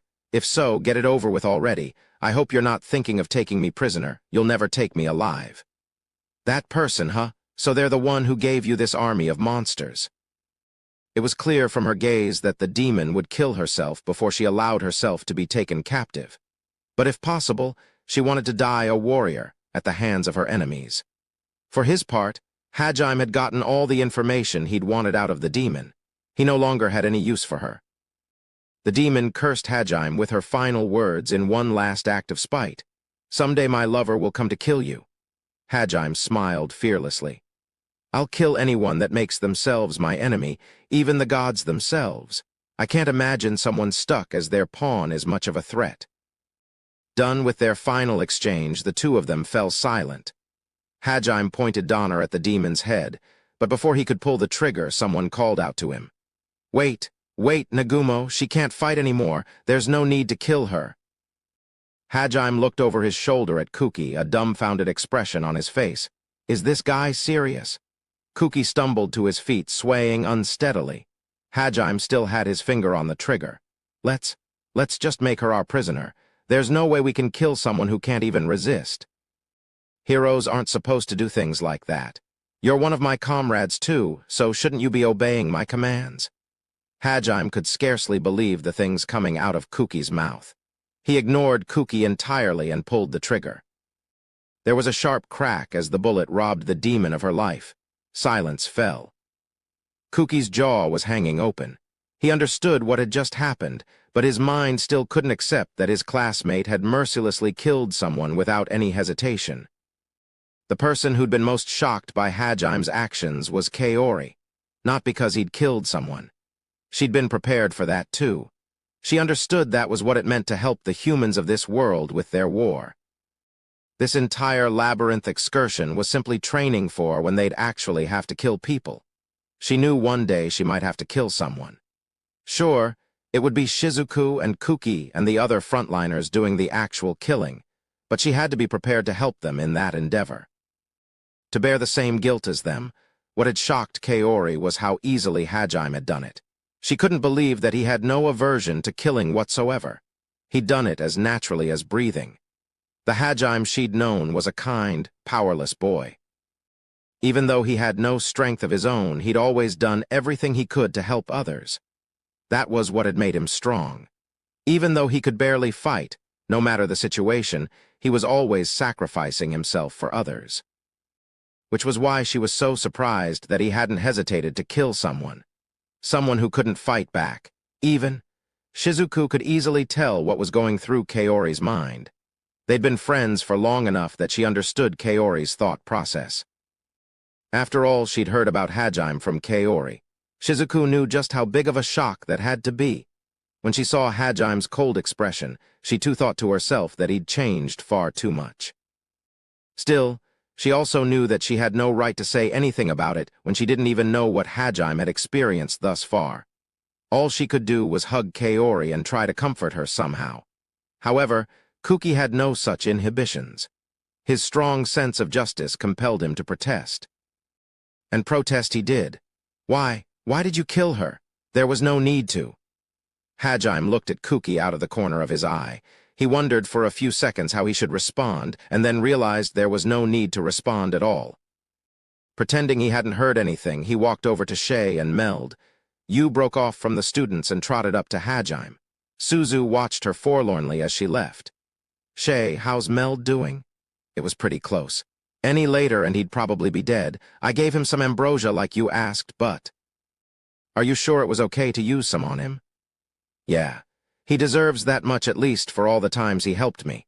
Besides, if he died, the hole left behind would be too big to fill. Things would just get more troublesome in the future if someone less noble took over the job of guiding the hero party. Well, I guess he wasn't strong enough to stop this mess from happening, but at least he's a man of honor. I wouldn't want to see him die. Hajime didn't want someone shady like Ishtar taking over the job of training Kuki and the others. Meanwhile, Kuki, supported by Ryutaru, made his way over to Hajime and the others. The other students followed close behind. He wasn't going to let this issue be ignored. Hajime. Thanks, Yu. For protecting them, I mean. MHMM. Yu arrived just as Hajime finished explaining his reasons to Shay. He gently cupped Yu's cheek and thanked her for her help. She looked up at him happily, saying it was no sweat with her gaze. Before long, the two of them started flirting again. There's a time and place for this, you two. Come on, give it a rest already. There's other people here. Shay started clapping her hands loudly to get their attention. She was getting used to their chronic flirting in inappropriate places. Hajime's other classmates started glaring at him for a completely different reason than Kuki. One stare in particular was fierce enough to send shivers down Hajime's spine. Hey, Nagumo, why did... Hajime-kun, there's a lot I want to ask you, but first, is Meld-san all right? His wounds seem to have closed up, and his breathing is steady, but he should have been mortally wounded. Kaori interrupted Kuki and knelt next to Meld. She checked his vitals and examined the wound as she talked to Hajime. For a second, it had felt like Kaori had given him a glare terrifying enough to make his blood run cold, but he didn't feel that pressure anymore, so he chalked it up to his imagination playing tricks on him. He was wondering why she was suddenly calling him Hajime-kun. Now too, but he decided to save that question for later. Yeah, he should be. Shay gave him a rather special medicine. It's potent enough to heal even fatal wounds. I've never heard of any items like that. Well, it's not exactly common. You wouldn't be able to find it normally. Sorry, Yigashi, but you'll have to get someone to heal you. I have mana potions at least if you need those. Thank you. Shizuku stammered a little as she took the mana potions from Hajime. She still wasn't used to how different he'd become. Hajime seemed unconcerned by her reaction and threw a mana potion to Kaori as well. She deftly caught the vial, said a word of thanks, and downed it in one gulp. The lingering aftertaste of cough syrup filled her mouth, and Kaori could feel her mana returning. Once Kaori recovered, she could easily heal the other students. She heaved a sigh of relief after making sure Meld's life wasn't in any danger. Kuki attempted to grill Hajime once more. Hey, Nagumo, I'm grateful you saved Meld-san, but why? Hajime-kun, thank you for saving Meld-san's life. And thank you for saving ours, too. However, he was interrupted again by Kaori. He glanced at her in annoyance, but she ignored him, her attention focused entirely on Hajime. Though Hajime's transformation had shocked Kaori greatly, there was still something she needed to tell him. She stood up and brought her face inches from Hajime's. She gripped the hem of her skirt, trying to hold back the wave of emotions that threatened to overwhelm her. But she couldn't do it, and tears started to drip from the corners of her eyes. Changed or not, Hajime was still standing in front of her, very much alive. She couldn't stop herself from breaking down. Hajime looked into her eyes and saw 1,000 glimmering stars of emotion. Lips trembling, Kaori finally choked out the words she'd always wanted to say. Hajime-kun. Thank you, Hick, for staying alive, and I'm... "So sorry I couldn't protect you." Hick. The girls, who'd all guessed how much Kaori cared for Hajime, and some of the guys who'd figured it out as well, all felt a warm fuzziness spread through them as they watched. Only Kandu and Hiyama looked like they'd swallowed a bug. Kuki and Ryutaru, who were the most clueless of the bunch, still hadn't caught on and seemed confused. Kuki was basically a real-life, dense anime protagonist, while Ryutaru had more muscles than brains. One could rightly understand why Shizuku always had so much trouble keeping those two in line. On the other hand, Shay was fretting over the appearance of another potential rival, while Yu was staring at Kaori with a more deadpan expression than usual. Hajime watched on silently. He'd heard from Endowu that his supposed death had weighed heavily on Kaori's mind, but he'd never realized it had affected her this deeply. He struggled to find the right words to say. When he'd told Yu about what had happened to him, he'd of course mentioned Kaori, but since then he hadn't even thought of her once until he'd reunited with Eiko in He felt a little guilty for forgetting about her when she'd spent this entire time worrying about him. After a lot of internal debate, Hajime finally smiled awkwardly and settled on a response. "Looks like I really made you worry. I'm sorry I didn't contact you right away. Still, as you can see, I'm alive, so you don't need to apologize. Please, Yu, don't cry." His eyes held the same kindness they'd had back when Kaori had first come to his room and he'd asked her to protect him. Kaori recalled that night as vividly as if it had happened yesterday. It seemed not all of him had changed. Overcome by emotion, she clung to Hajime's shirt and sobbed uncontrollably. Unsure of how to respond, Hajime just stood there, his arms raised up in the air. Had any of his other classmates done something like this, he would have flung them off without hesitation, possibly even give them a good kick for their trouble. But he couldn't bring himself to do that to Kaori. She was the only one who'd cared so much for him this whole time, and the time they'd spent together before he'd been cast into the abyss was slowly coming back to him. At the same time, though, he didn't want to hug another girl in front of Yu. And so he just stood there, his hands in the air, not exactly embracing Kaori, but not pushing her away either. Such an indecisive attitude was completely unlike him. Shizuku glared at Hajime, her gaze seemingly saying, "That's my best friend crying in your arms right now. The least you could do is hug her, you wimp." But at the same time, he could feel Yu's cold stare boring into his back. He eventually compromised and gently patted Kaori's head a little. He was being a lot more meek than usual. "You really are kind, Kaori." Still, Nagumo mercilessly killed someone who couldn't resist. We can't just ignore what he did. Please get away from him. Nagayama and his friends glared at Kuki. "Raid the mood, you moron." It was baffling to them that he still hadn't noticed Kaori's feelings for Hajime. Kuki glared angrily at Hajime as he attempted to pull Kaori off him. Hajime wasn't sure if Kuki didn't like Kaori touching another man, or if he was worried about leaving her in close proximity of a killer. It might have been a bit of both, honestly. "Hold on, Kuki. Nagumo-kun's the one who saved us. You don't have to sound so mad." But Shizuku, she couldn't resist anymore. She'd lost the will to fight. There was no reason to kill her. That's not something I can forgive. "Come on, Kuki, can't you just give it a rest?" Shizuku narrowed her eyes and glared at Kuki. Nagayama and the others glanced around uncomfortably, unsure of which side to take. However, Hiyama and his cronies had always disliked Hajime, so they instantly took Kuki's side. They riled the others up, and soon most of the students were against him. Kaori had since left Hajime's side and dried her tears. She was deep in thought, contemplating how different Hajime was from what she remembered. Yu silenced all of them with a few harsh words. Her voice was as cold as ice. "What a worthless bunch. Can we leave, Hajime?" "Ah, yeah, may as well." Yu dismissed the lot of them as just a worthless bunch. Her voice was barely louder than a whisper, but it somehow carried clearly through the room. Its frigidity silenced the students, and they all turned to look at her. Hajime had initially only agreed to help because he owed Kaori. Now that he'd repaid that debt, his work was done. He had no reason to stay, so he let Yu herd him out of the room. Shay ignored the students and hurried after Hajime as well. But of course, Kuki wasn't going to let them leave just like that. "Wait. I'm not done here. Unless I understand your reasons, I won't feel comfortable keeping you around as a comrade. And who are you anyway? I'm grateful that you saved us, but don't you think it's rude to call someone you just met worthless? Besides, what do you even mean by that? As always, Kuki was utterly misguided. Taken out of context, everything he said was perfectly rational. But considering the circumstances, it was obvious he was in the wrong. It was as if he was obsessed with that demon's death. You had already decided Kuki wasn't even worth wasting her breath on, so she didn't bother meeting his gaze.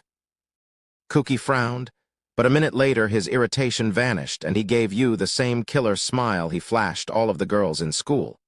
However, all he succeeded in doing was making you more annoyed. Realizing that at this rate they'd get nowhere, Hajime sighed and decided to answer Kuki. Amanagawa, you're basically a walking joke and I have no obligation to answer any of your mundane questions. Still, because I know you won't quit no matter what, I'll at least give you a bit of advice. Advice? Are you saying I'm the one who's wrong?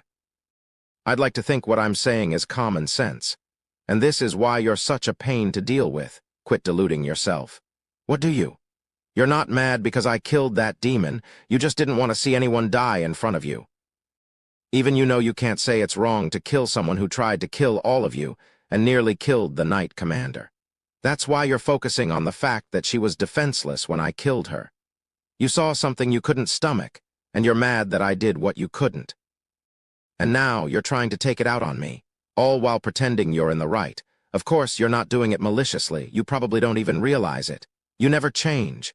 You always interpret things however you want without ever considering the opinions of others. That's not true. Don't talk like you know me. Besides, that doesn't change the fact that you killed a defenseless opponent. What's wrong with killing your enemies? Wah, what do you mean, what's wrong? It's murder, of course it's bad. I really don't feel like arguing with you. Let's just end it here. It's my policy to kill anyone who becomes my enemy. Unless I have a good reason not to, I'll make sure to kill them. It doesn't matter whether they're good or evil, or whether they can resist or not. The moment you show mercy is the moment you die. I learned that the hard way at the bottom of the abyss. Those are just my values, though, and I have no intention of pushing them on anyone else. Still, if you plan on standing against me just because you don't like that, then. Hajime closed the gap between them in an instant and pressed Donner against Kuki's forehead. Then, he activated his intimidation and hit his classmates with the full brunt of it. They all gulped uneasily. Kuki could at least follow Shizuku, who was the fastest of their group, with his eyes still, but he hadn't even sensed Hajime moving. Even if you are my former classmates, I won't show you any mercy. Why you? Don't get the wrong idea.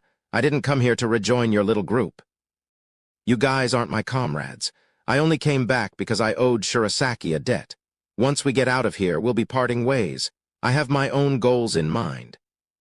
Hajime stared at Kuki for a few seconds longer before holstering Donner and turning away. He canceled his intimidation as well, and everyone breathed a massive sigh of relief. However, Kuki still wasn't willing to accept this. He opened his mouth to argue further, but this time you shut him down. She was tired of his prattling. Hajime's the one who fought. All you did was cower in fear and run away. The loser has no right to say anything. Wah, I didn't run. It wasn't a coincidence that Hajime and the others had fallen into the exact room Kuki and the others had been fighting in.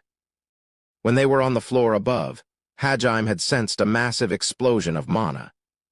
Guessing that was where they must be fighting, Hajime had used his perception skills to track down their location.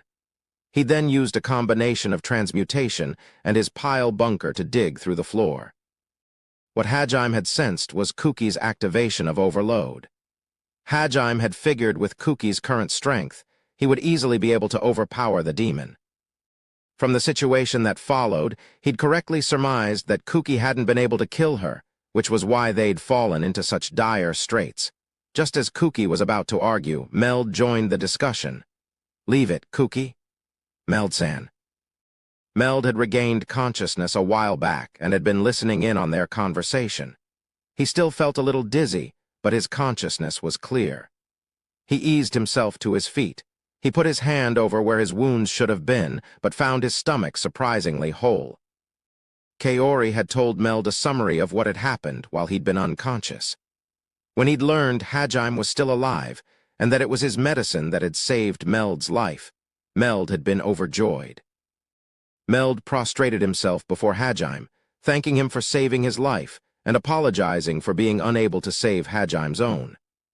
Hajime awkwardly accepted Meld's thanks, stunned by his sincerity. Frankly, he'd completely forgotten Meld's promise to save him when he'd offered to hold the behemoth off, but it seemed it had weighed on Meld heavily. Once he finished apologizing to Hajime, Meld turned to Kuki and apologized to him as well. Meld-san, why are you apologizing? Because I'm your instructor. And yet, I forgot to teach you the most important thing, that you need to be prepared to kill. I'd planned to set some bandits on you guys at some point so you'd experience what it's like to kill someone. After all, you'd have to do a lot more killing in the war. But the more time I spent with you guys, the more I felt it would be wrong to make you kill someone. So I wavered. As the Knight Commander of Heilig, I should have taught you this right away, but I kept putting it off until finally it led to this. My indecisiveness nearly cost you all your lives. I'm ashamed to call myself your instructor. Truly, I'm so sorry. Meld once again bowed his head to Kuki and the others. They all crowded around him and tried to reassure him. It seemed Meld had been dealing with his fair share of worries as well. He was torn between his duty as a knight and his personal feelings for the children. Meld was a central figure to the kingdom, but he was also a devout follower of Ehet. His religion told him that teaching these warriors of Ehet to fight in the war was the noblest thing he could do. However, he still felt reservations.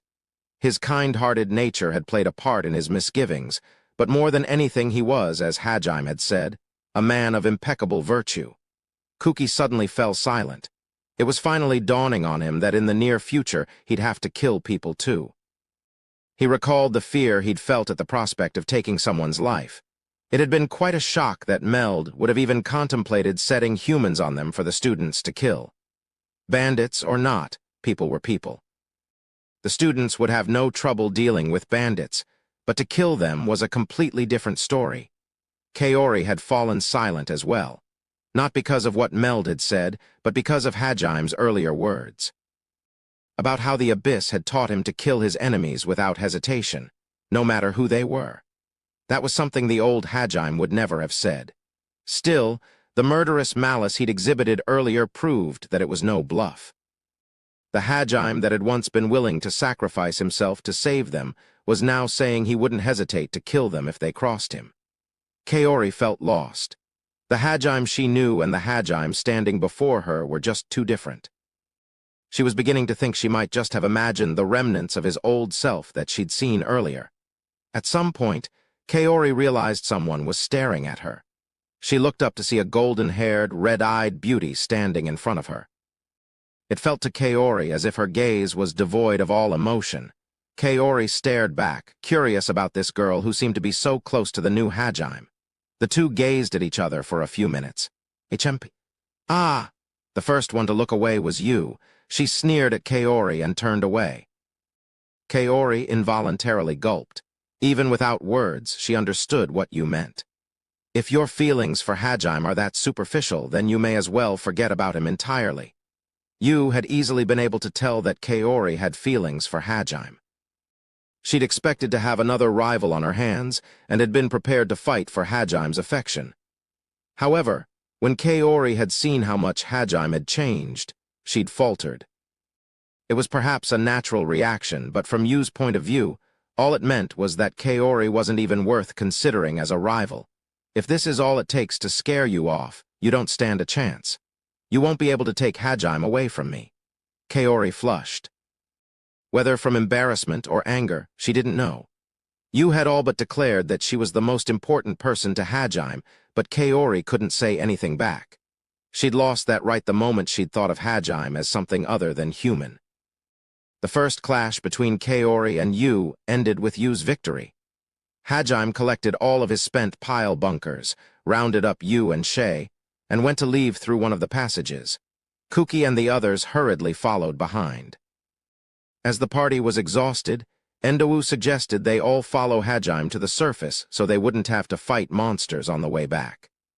When Meld asked if they could, Hajime said he didn't mind. On the way back, they watched Hajime easily dispatch monsters that had given the entire party trouble. Once again, they were reminded of how overwhelming his strength was. They could hardly believe he was the same guy they'd all laughed at for being worthless. Hiyama and Kandu glared jealously at Hajime the whole way up. Nagayama and the others were impressed by Hajime's newfound strength, but they weren't sure what to make of the fact that Hajime didn't see them as comrades. Hajime's newfound strength intimidated Hiyama and Kandu. They hadn't forgotten how they used to bully him, and they were sure he hadn't either. Nagayama and the others felt guilty for turning a blind eye to the bullying too. The more they thought about it, the more they realized it made sense for Hajime not to think of them as comrades. But Hajime just ignored all the various glances the other students shot his way. Suzu was the only one brave enough to try and talk to them. She attempted to engage Yu in conversation and asked Hajime all sorts of questions about what he'd been doing. When she realized the two of them weren't giving her the time of day, she turned her attention to Shay. Shizuku had to stop her from trying to grope Shay's boobs on multiple occasions. Emboldened by her straightforward attitude, Kandu and Hiyama attempted to get closer to Yu and Shay as well, but the two girls ignored them completely. And when Hiyama got annoyed and tried to grab Shay's ears, he was hit by a rubber bullet from Hajime. Finally, the group made it back to the surface. Kaori was still lost deep in thought. Shizuku was hovering around her like a worried mother hen. When they stepped out of the labyrinth entrance, though, Kaori was forcibly brought back to reality.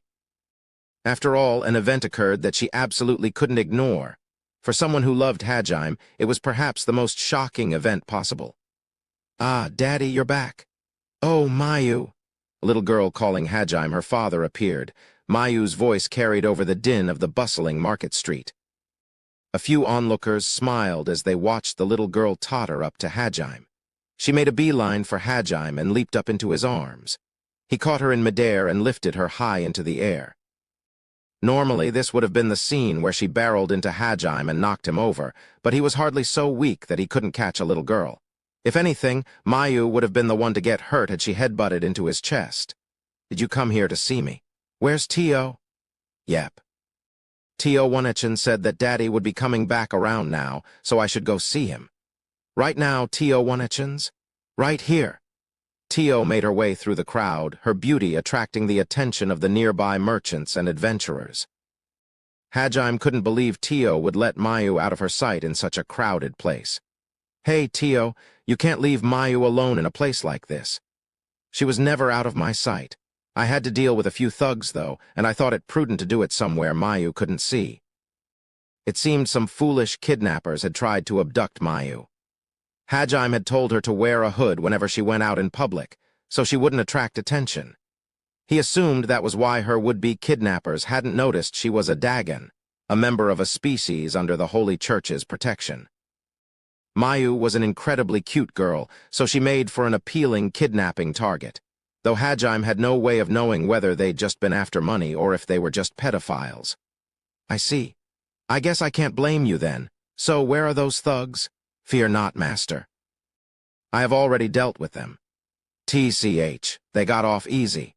Are you sure you'll be able to part with her when the time comes?" Hajime had clearly intended to kill the unfortunate kidnappers, so Tio quickly cut him off before he turned the thing into a huge incident. Though he'd hated being called Daddy at first, he'd gradually taken to the role of a father more and more. It had gotten to the point where his companions were worried he wouldn't be able to part with her once they got to Airisen. Hajime's classmates had thought nothing could surprise them anymore after witnessing his sudden transformation, but they were wrong. Never in their wildest dreams did any of them imagine he'd become a father. The guys all looked from Yu to Shay to the newly arrived Tio, wondering whose kid it was, as well as just how much more experienced Hajime had become in these past few months. It was possible this was an even bigger shock than Hajime's unbelievable strength. Logically, it was impossible for Hajime to have a 4-year daughter, since they'd only been apart for a little over 4 months.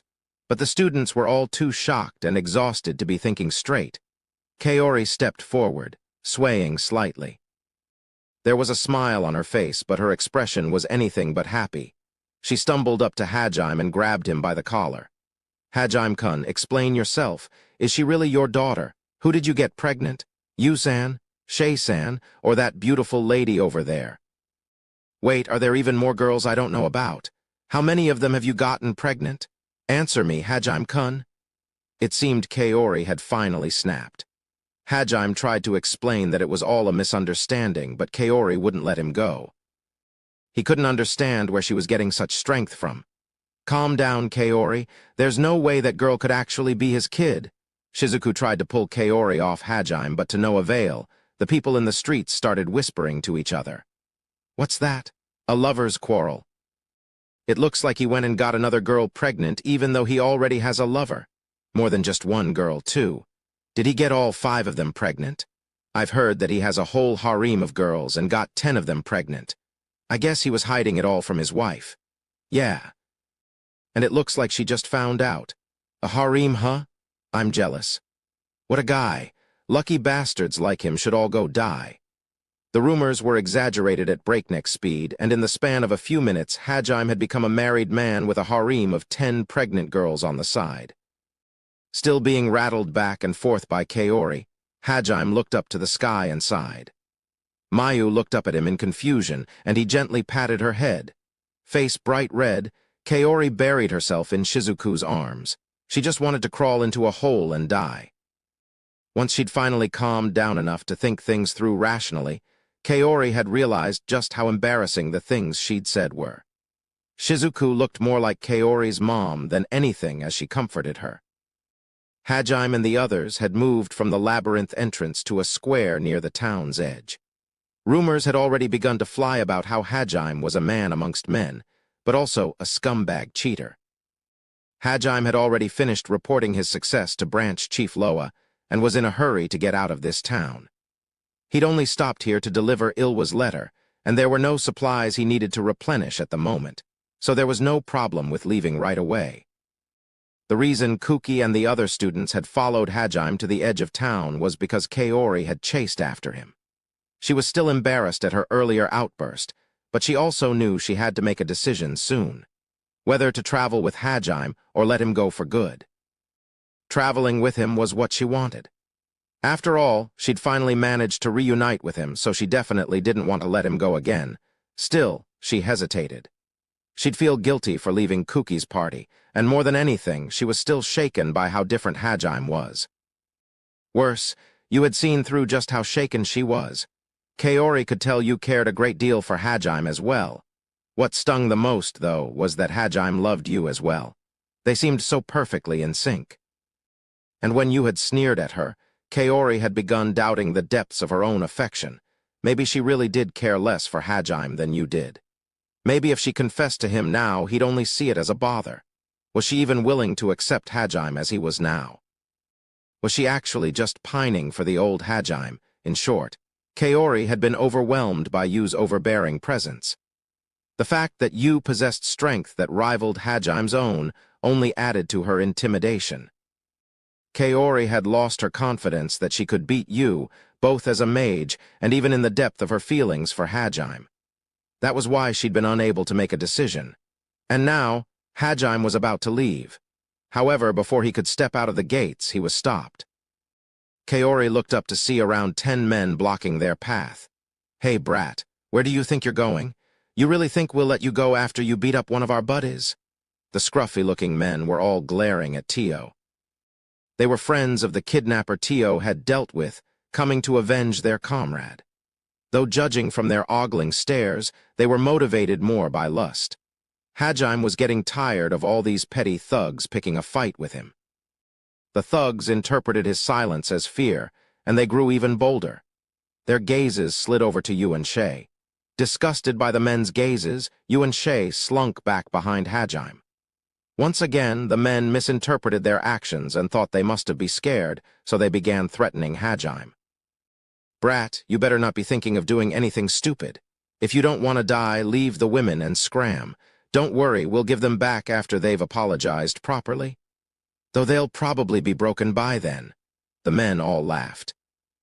Unfortunately for them, the moment they'd turned their fangs on Hajime, their fate had been decided. As always, his intimidation exerted a pressure so strong it could be felt physically. Enraged, Kuki had stepped forward to punish the men, but he found himself assailed by the same pressure as the thugs. His vision went blurry and he fell to his knees. Hajime stepped forward, and the thugs realized too late that they'd picked a fight with the wrong guy. They hurriedly tried to apologize, but the pressure on them was so strong that they couldn't even open their mouths. They fell to the ground, struggling futilely to move. Hajime didn't feel like listening to their bleating any longer. Anyone who scared Mayu deserved a fate worse than death. Hajime eased the pressure enough that they could struggle to their knees. Then, he went to each one and shot them in the balls. Kuki and the others were so shocked by his ruthlessness that they backpedaled away from him. The guys all covered their crotches in sympathy. Once he was done, you and the others walked up to him. No mercy as always. I was right to make you my master. I may not be a man, but even I winced watching that. You looked even madder than usual this time. You're really too overprotective of Mayu, you know that? MMM. That wasn't the only reason. He was mad for our sake too. Does that include me too? Oh Hajime-san, but thanks Tilda you always see right through me, you. Yeah, because I'm always watching you. You. In the end, the usual pattern of the two of them flirting, Shay breaking it up, Mayu trying to get Hajime's attention, and Tio getting herself beat up for something stupid happened again. Whenever Hajime was around, the dynamic between the five of them always ended up like that. Kaori watched the spectacle from the sidelines. That scene earlier had firmly impressed onto her that Hajime didn't hesitate to resort to violence. At a glance, it seemed as if his old kindness had all but vanished. But when Kaori thought about the reason behind his actions, she saw things from a different perspective. He'd done it to protect the smiling girls around him. Was it possible for a truly unkind person to be surrounded by such smiles? Even that little girl adored Hajime like a father. Besides, wasn't the reason Hajime had come back in the first place so that he could let Kaori know he was alive? She'd been too shocked by his transformation to notice at the time, but he'd come back thinking of her. Plus, even if he'd come mainly for her, he still hadn't abandoned the other students. He'd saved Meld's life too, using his valuable medicine. And so, after watching them for a while, Kaori finally realized the truth. The reason Hajime didn't hesitate to use violence was because he knew he needed it to protect the things important to him. Naturally, his own life was included in that, but it wasn't the only thing that mattered. The girls smiling next to him were proof of that. For the first time, Kaori tried to think about what he must have gone through. His hair had turned white. He'd lost his right eye and left arm. There was no doubt that he must have suffered more than she could ever imagine. His body and soul must have been pushed close to the breaking point many times. In fact, they may have been pushed past that. This new him was likely a result of that. Still, despite everything that had happened to him, Hajime was able to make others smile. The fog that had settled around Kaori's heart lifted. Everything began to click. She couldn't believe she'd been so blind. The man standing in front of her was Hajime. He was the very same Hajime she'd fallen in love with. The boy who'd been berated as worthless and cast into the abyss, only to crawl out with his own strength to come back and save her. Sure, some of him had changed, but just as much of him hadn't, and that was only natural. All people changed with the passage of time, with new experiences and new meetings. What reason did she have to be afraid of him? What reason did she have to lose faith in him? Most of all, what reason did she have to lose faith in her own judgment? If there was a new side that she didn't know, she just had to spend time with him and get to know it. Hadn't she spent all her time in high school doing the same? There was no way she was going to lose to you in the depth of her feelings for him. She'd be part of that smiling group too. She wouldn't let you laugh at her any longer. Determination welled up within Kaori. Shizuku smiled as she saw the resolve in her best friend's eyes. Kaori straightened her back, then nodded gratefully to Shizuku. It was time for her to step forward into a new battlefield, a battlefield of love. Hajime looked back and spotted Kaori coming toward him. He thought she was simply coming to see him off, but Yu stared at her warily. Shay watched on with great interest, while Tio mused her thoughts. Ho ho, this will be quite the spectacle. His companion's reactions alerted Hajime to the fact that this was no mere send-off. He suddenly had a bad feeling about the whole situation. Hajime-kun, can I also join your party? Rather, I'm coming no matter what you say. Thanks for having me. What? Hajime was surprised by the fire in her voice. She hadn't started with a request, but a demand. For a moment, he wasn't sure how to respond. Yu stepped forward, answering in his place. You don't have the right. Why not? Do you have to love Hajime-kun to join? If so, my feelings won't lose to anyone. Kaori didn't falter. Yu frowned. The two of them stared each other down. It felt as if a raging inferno blazed between them. Yu realized Kaori would probably be the strongest rival she would ever face. She could see the determination in Kaori's eyes. After a few seconds, Kaori turned away and looked at Hajime. The determination was still there, but now it was accompanied by something more. She clasped her hands together and took a deep breath. Her cheeks were red. She took another deep breath. This was the moment of truth.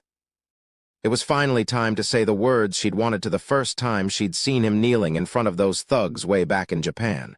Her voice trembled a little, but it carried clearly. I love you, Hajime-kun. Shirasaki! Seeing her determination, Hajime felt he had to respond truthfully. Sorry, but there's already someone I'm in love with, so I can't respond to your feelings. That's why you can't come with us. Kaori bit her lip and hung her head. However, after a few seconds, she found her determination again. Holding back tears, she looked up at Hajime and nodded. Behind her, the other students groaned in despair, but she paid them no mind.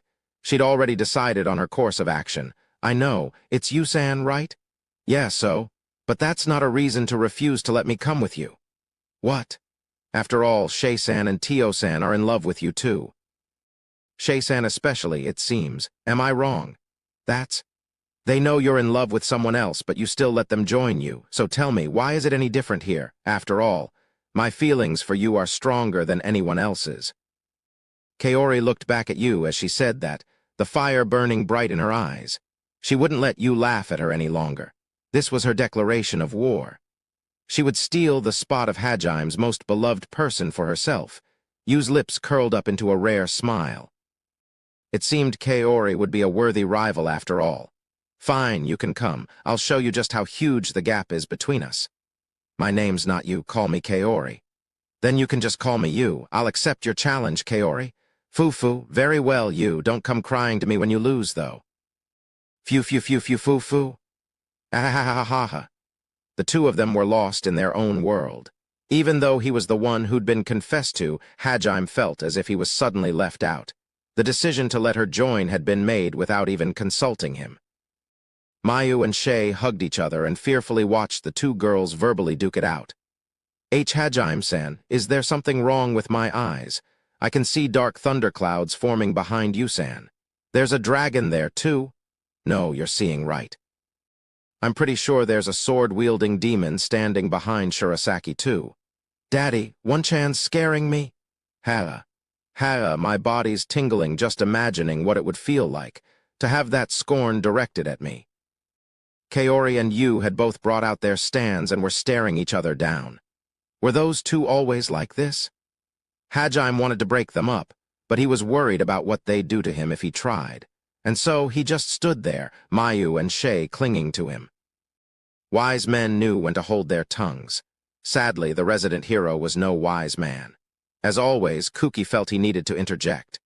Wait, I don't understand. You love Nagumo. You're going to go with him. What's happening? Where did this all come from? Nagumo, what did you do to Kaori? The hell, dude? Kuki couldn't seem to accept that Kaori actually liked Hajime. Dense as he was, this seemed to come out of nowhere. That was why he assumed Hajime must have done something to her. Hajime was amazed at just how clueless Kuki could be. He'd known it was bad, but this was on an entirely different level. He was about to pull his sword out when Shizuku stopped him. She rubbed her temples in exasperation and tried to explain things in a way Kuki could understand. Kuki, you honestly believe Hajime would do something like that? Think about it calmly.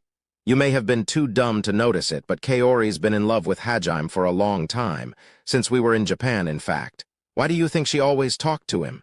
Shizuku? What are you saying? That's just because Kaori's kind.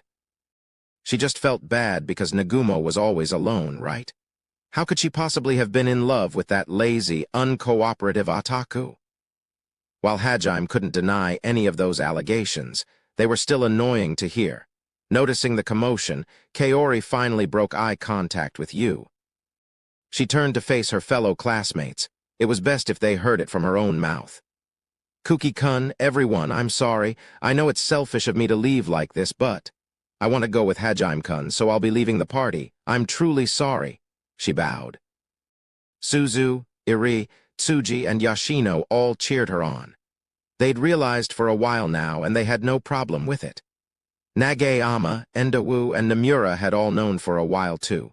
While it was regretful she'd be leaving them, it wasn't unexpected, so they sent her off with smiles. However, Kuki still refused to accept it. You're joking, right? This doesn't make any sense. You've always been with me, Kaori. Why would you want to leave now? You're my childhood friend. So, you have to stay with me, isn't that right? Kuki-kun, we might be childhood friends, but that's no reason for me to stay with you all the time. I'm not sure why you think that's even a factor, really. Give it up, Kuki. Kaori isn't your possession, and it isn't for you to decide what she does with her life. After being ganged up on by the two girls, Kuki finally fell silent. He turned to face Hajime. He wasn't even paying attention to them. He was busy dealing with the rest of the girls in his harem. Kuki's eyes narrowed in anger. The thought of Kaori joining that harem filled him with jealousy. It was a feeling he'd never experienced before. He tried one last-ditch attempt to convince Kaori to give up. Kaori, you can't go with Nagumo. I'm saying this for your own good. Look at him. He has girls all around him, and he's even got a daughter now. Worst of all, he's put a slave collar on that rabbit girl. And that black-haired girl called Nagumo her master earlier. He's probably forcing them to come with him. Nagumo probably thinks girls are nothing more than objects to add to his collection. He's scum. Look at how easily he kills people. And even though he's so strong, he's refusing to help us, his comrades. Going with him will only bring you misfortune. It's better if you stay with us. No, I'll make sure you stay with us. Even if you hate me for it, it's for your own good. I won't let you go, no matter what. The other students stared at Kuki in shock. They'd never seen him act like this. Still, now that he'd gotten himself fired up, it was too late to stop him. He turned to the other girls around Hajime, then started lecturing them as well. You girls as well, you shouldn't stay with him. Come with me. Our party would love to have people as strong as you. We can save the human race together. You said your name was Shay, right? Don't worry. If you come with me, I'll free you right away. We don't keep slaves here. You too, Tio. You won't have to call Nagumo your master any longer. He flashed them his most handsome smile and held out his hand. Shizuku just slapped her forehead and stared at the sky, while Kaori was so dumbfounded she couldn't speak. Yu, Shay, and Tio just stared at Kuki. There were no words that could express their feelings. They awkwardly turned away from Kuki and rubbed their arms. Upon close inspection, one could see there were goosebumps all over them. Kuki's statement had been so sickeningly off the mark that it had mentally scarred them. This is not the kind of pain I like, Tio muttered softly to herself. Seeing them clearly ignoring his invitation, Kuki's smile stiffened. Not only were they unwilling to meet his gaze, they'd even retreated behind Hajime for safety. Kuki's shock slowly transformed into anger. He recklessly drew his sword and glared at Hajime, before thrusting it into the ground. He pointed at Hajime and declared his intent for all to hear. Hajime Nagumo, duel me, no weapons. If I win, you have to promise to never get near Kaori again, and to release those girls you're holding captive. Oh God, this is so cringe, I can't watch this anymore. Stop mumbling. Are you a man or not? The reason he'd challenged Hajime to a bare-handed duel was because he knew his sword could never match up to Hajime's guns. Yu, Shay, Tio, and even Kaori stepped away from Kuki. His actions had done nothing to impress them. Still, Kuki had convinced himself of the righteousness of his cause. He fully believed he was saving his childhood friend, as well as those poor girls, from Hajime's clutches. His jealousy, combined with his straightforward attitude, had mixed together to form a disastrous combination. There was no going back for him now, and so, without even waiting for Hajim's reply, he charged. Sighing, Hajime took a few steps back. Thinking he was scared to fight barehanded, Kuki doubled down and charged faster. He was just a few steps away now. Hajime's arms were still at his side, and he hadn't taken any kind of stance. Certain of his victory, Kuki threw a punch with all the momentum of his run-up behind it. Just then, Kuki vanished, or rather he fell, but he fell so fast it looked as if he'd disappeared. He'd fallen into a pitfall. When Hajime had taken his first steps back, he'd transmuted a pitfall where he'd been standing. He'd infused his shoes with the same transmutation magic circles on his gloves, which was why he hadn't needed to bend down. Once Kuki fell through, Hajime transmuted the floor back to its original shape. A muffled explosion shook the earth. As an afterthought, Hajime had chucked a flashbang grenade, a tear gas grenade, a noise grenade, and a paralysis grenade down the hole as well. Nothing fatal, obviously. Chances were, Kuki had been hit with them all as he was trying to claw his way out of the hole. Each of his senses had been momentarily destroyed, and the paralysis grenade prevented him from even writhing around in pain. Hajime then transmuted a small breathing hole near his head so he didn't suffocate to death. All of this he'd done so fast it looked like he hadn't moved at all. To the onlookers, it seemed as if Kuki had fallen of his own accord. In a way, it seemed almost pitiable. Hey, Yigashi. He's still alive, so you can dig him up later if you want. There's a lot I want to say about what just happened, but okay. Even when they'd been in Japan, it had been an implicit rule that Shizuku had to clean up after Kuki and Ryutaru's messes. Shizuku sighed, lamenting the job she'd been saddled with. Finally, Hajime was ready to depart for real, only to be interrupted again, this time by Hiyama. According to him, their party wouldn't last without Kaori's support. He was apparently worried there might be casualties if she left, so he also tried to convince her to stay. He argued his case passionately. Everything he'd been working for was about to slip through his fingers, and his expression made it clear that was what he was really thinking. Hiyama and his gang knew Kaori was too stubborn to change her mind, so they instead focused on Hajime. They pleaded with him to rejoin the group, spouting bullshit like, "We're sorry for what we did in the past, so please come back."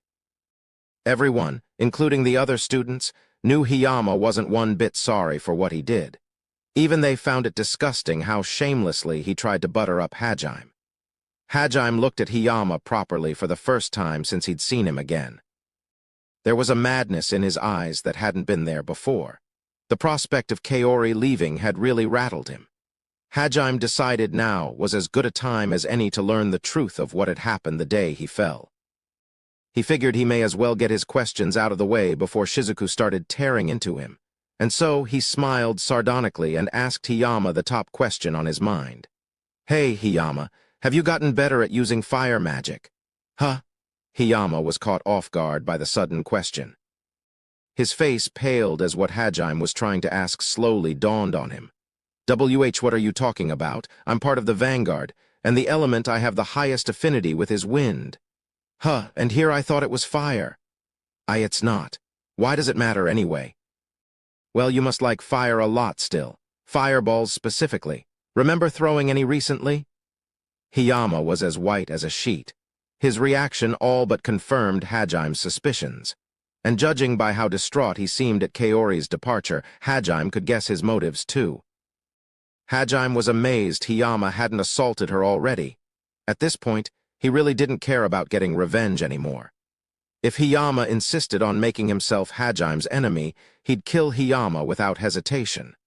Otherwise, though, Hajime would just leave him alone. To Hajime, Hiyama wasn't even worth the trouble killing him would bring. Hiyama's very existence itself was worth less than nothing in his mind. Hajime distanced himself from Hiyama and addressed him, along with the rest of his group. "I don't want your apologies, and I don't care about what happened in the past. As far as I'm concerned, you guys are worthless. The same goes for anything you have to say. If you understand, then get out of my sight. You're all eyesores." Kandu and the others bristled at Hajime's attitude, but Hiyama understood what was behind that knowing grin of his. He nodded silently, then told his cronies to back down.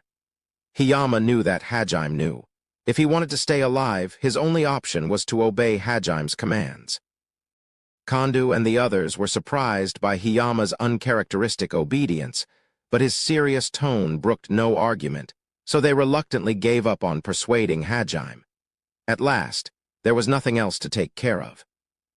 Kaori had gone back to grab her things from the inn, which was the last thing Hajime was waiting on before he left. Hiyama and the others had offered to go with her, but Hajime had put a stop to that. While Ryutaru was digging Kuki out, Shizuku walked up to Hajime. Sorry. For everything, I mean. Also, thanks again, both for saving us and for coming to see Kaori. Hajime chuckled to himself. She tilted her head in confusion. What's so funny? Shizuku asked. Ah, sorry, it's just it feels like you haven't changed at all. Even when we were in Japan, you'd always be coming up to me to apologize and say thanks. And now you're doing the same thing here. You should really look after yourself more too, or those wrinkles on your forehead will become permanent. I can take care of myself. Thank you very much. Anyway, you seem to have changed quite a bit yourself. I can't imagine the old you having so many girls hanging around him, and a daughter to boot. I'm only in love with one of them, though. I know it's not my place to say this, and I know it's selfish of me to ask, but... Try to look after Kaori too, okay? Please? Hajime had no reply. Seeing as he had no intention of returning her feelings, he honestly didn't even want to bring her along. Yu had made the decision, regardless, of course. He couldn't fathom why his girlfriend, of all people, was okay with all these other girls openly vying for his affection. Still, he put those thoughts to the side and looked off into the distance. Realizing he was trying to ignore her, Shizuku pulled out her trump card. She wasn't going to hand her best friend over to Hajime without some guarantees. You better promise me or else. I'll make life miserable for you. Miserable? How would you? What do you think of Alabaster Executioner? Huh? Or wait, how about something more overt? Devastator, Lord of all Destruction, maybe? Wait a second, what are you? I've got more. How about Obsidian Tyrant? Or the Crimson Thunder Synergist? Don't tell me you. At first, Hajime had been confused by the barrage of strange titles, but Shizuku's planning became evident soon enough. He paled in response. Fufufu, you know, I'm one of Ehit's chosen warriors and a member of the hero party. If I wanted to make certain nicknames popular around the world, I could. With my influence, they'd spread like wildfire. So, Nagumo-kun, which do you prefer? The way you looks made it real easy to think up of quite a few. I get the feeling they'd stick, too. Wait, please wait. How do you even know about every otaku's greatest weakness? Kaori dragged me around everywhere when she was trying to learn more about you. She spent a lot of time watching anime and reading manga, so she had things to talk about you with. And I got roped into doing it with her, so I'd say I'm pretty knowledgeable about these things. I believe in Japan they call people like you chuni. Stop, please stop. Oh my, it looks like it's even more effective than I thought. You're surprisingly self-conscious. Why, you damn demon? Hajime fell to his knees, shivering in fear. His dark middle school past was coming back to haunt him. All the memories he'd sealed away flooded through his mind. Fufu. So do you promise to take care of Kaori? Eulogy of demise, shotgun chaos, disaster of disasters, reverse calamity. Oh, okay, I get it. Just stop with the names already. Do you promise to take care of Kaori? I promise I won't treat her badly, at least. That's good enough for me. I'd feel bad about tormenting you any more than this, but if you ever go back on your word, I swear I'll write a novel about you and spread it everywhere. Both here and back home in Japan. You're the actual last boss, aren't you? You're scarier than everyone else. Hajime cradled his head in his hands and kneeled at Shizuku's feet. Everyone else, you and the others included, trembled in awe. Shizuku had brought the almighty Hajime low with words alone. While Hajime was struggling with the traumas of his past, Kaori jogged back into view. Her eyes went wide in surprise when she saw Hajime on his knees before Shizuku. Interested in this terrifying girl, Yu asked Kaori about her. After getting a basic description of Shizuku and explaining to Kaori what had happened, Yu lapsed into thought. Kaori looked from Shizuku to Hajime and muttered her thoughts. Come to think of it, the two of them often talked about something in secret back in Japan. Both of them came to the same conclusion. It was possible Shizuku was the last boss they'd have to face in the battle for Hajime's affections, too. With new questions to ponder, Yu and Kaori got ready to depart. Shizuku, Suzu, the rest of the girls, Nagayama, his companions, and Meld all came to see Hajime off at the town gate. Still not completely over the shock of Hajime's survival and his subsequent transformation, everyone awkwardly wished Hajime safe travels and thanked him again for saving them. Still, today's surprises weren't over. Their jaws dropped open again when Hajime pulled Bryce seemingly out of thin air. Shizuku and Kaori held each other's hands. Out of all of them, Shizuku was the one Kaori would miss most. Thinking this was a good opportunity, Hajime pulled a sword out of his treasure trove and presented it to Shizuku. What's this? You lost your old sword, right? I'm giving you a new one. You have it hard enough as it is, and I'm taking your support away from you. Plus, you helped me out a lot back when we were in Japan. Shizuku accepted the sword and carefully pulled it out of its jet-black sheath. The blade, too, was jet-black. In fact, it was so dark that it seemed to suck the light out of its surroundings. There was no markings on the hilt, and the blade had a slight curve to it. The whole thing was double-edged. It had a striking resemblance to one of Japan's most famous swords, the Kagurasu Maru. Hajime wasn't very well versed in Japanese blades, but he'd had a lot of practice making the Haulia clan's weapons. He'd used his extensive transmutation experience to cover for any deficiencies, and used the manga he'd read as a reference for the basic framework. It's made from a compressed sheet of the hardest ore in existence, so I can guarantee it'll never break. Even an amateur could cut through steel with this. As for maintenance, well, you know swords better than me, Yigashi. This is amazing. I guess you're still a synergist at heart. Thank you. I'll gladly accept it. Shizuku gave the sword an experimental swing. It effortlessly sliced through the air. She smiled and thanked Hajime. Shizuku had learned all of her sword techniques with a Japanese sword, so she'd had a hard time adapting to the swords of this world. That was why she was so happy to obtain a proper katana. So she's the last boss, Shizuku-chan. Huh, what is it? Why are you two looking at me like that? Yu watched Shizuku with a guarded expression, while Kaori seemed at a loss for what to say. They left the town of Horod. Shizuku's question left unanswered. The weather was perfect. Their destination was the Grun Desert. Within it was one of the 7 great labyrinths they needed to conquer, the Grand Grun Volcano. This miraculous reunion had ended with Hajime adding a new comrade to his ranks. Epilogue. The creeping silver malice and madness shit. Damn it, you've got to be fucking kidding me. Late at night, Daisuke Hiyama drove his fist into one of the many trees surrounding him. He was standing in one of Horod's public parks and cursing in a low but vehement voice. Hatred, fear, and impatience warred within him. He was on the verge of descending into insanity. As I thought, you're pretty shaken up about this? Well, I suppose it's understandable. Your poor, precious Princess Kaori got snatched away from you by some other man. Someone called out to Hiyama, their voice full of scorn. Hiyama froze, then let out a sigh of relief as he realized it was the person he was supposed to meet. He clenched his fist and replied through gritted teeth. Shut up, fuck it.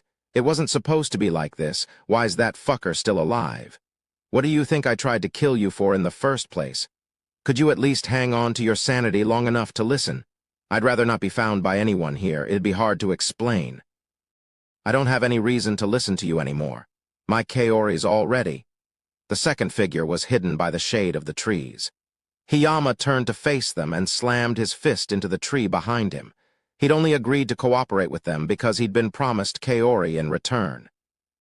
Now that she was forever beyond his reach, Hiyama saw no reason to continue following this person's orders. Even if they threatened to tell everyone about his attempted murder, it hardly mattered. Hajime himself knew Hiyama was guilty. If he wanted to, Hajime could divulge that whenever he so chose. However, the figure before him smiled darkly and offered an option he hadn't considered. If she was stolen from you, all you need to do is take her back. Am I wrong? And fortunately for us, I have the perfect bait to lure them in.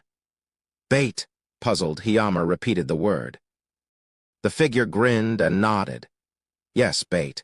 Even if she chose to follow her heart over following her comrades. Do you really think she could abandon her best friends in their time of need? If she knew they were in trouble, what do you think she'd do? It would be a simple thing to lure her back here. There's no reason to get so upset, though I must say it was a close call this time. Fortunately for us, things still ended up working out. In fact, you could even say this turned out in our favor. Shall we put the finishing touches on our plan once we return to the capital? When we succeed, your wish will be granted too. Hiyama glared at his co-conspirator, though he knew they wouldn't be fazed by it in the least. As expected, their smile didn't falter. While Hiyama wasn't aware of the details of his accomplice's plan, he was certain it would end up harming many of his classmates. They would be betraying the people they'd fought alongside for so long. And frankly, what scared Hiyama the most was that his partner didn't seem to feel any guilt at all. This is nuts. But I can't turn back anymore. To get my Kaori back, I've got to do this. I can't hesitate now. This is all for Kaori. I'm doing the right thing. Hiyama was too far gone to notice how illogical that train of thought was. The reason he'd been able to do so many terrible things so far was because he'd justified it to himself. He'd done it all for the sake of Kaori. His accomplice understood Hiyama quite well, which was why they'd picked him to be their pawn. Smiling, Hiyama agreed to the figure's terms. Fine, I'll do it. I'll keep cooperating with you, but... Yeah, I know, you'll get what you want and I'll get what I want. Give and take, right? Anyway, we're almost at the moment of truth. I'll be counting on your help when we reach the capital. The figure turned on its heel and faded away into the darkness without waiting for Hiyama's reply. A dark flame began to burn in the young boy's clouded pupils. Around the same time that Hiyama and his accomplice were having their little talk, a young pair was staring each other down in the moonlight. Unlike Hiyama's meeting place, they were out in the open, atop an arch-shaped bridge. It spanned a small canal that had been dug between the town's main street and its back alleys. There were a few such canals that served the water needs of the many restaurants and inns that dotted the streets. The waning moon was reflected off the gently flowing stream, which illuminated Kuki's handsome features. He was hanging his head over the bridge, looking down at the canal below. His pensive expression marred his perfect features, and he seemed a far cry from his normal, bright self. Tortoise Great Hero looked like a small business owner who'd gone bankrupt and was saddled with massive debt. "You're not going to say anything?" Kuki said, not taking his eyes off the moon's reflection. The other figure on the bridge was his childhood friend of 10 years. Shizuku Yigashi, the other female member of his group. She had her back to the railing and was looking up at the actual moon. Her trademark ponytail fluttered in the breeze. Like Kuki, she didn't take her eyes off the moon as she responded. "Do you want me to say something?" Kuki said nothing. No, perhaps he couldn't say anything.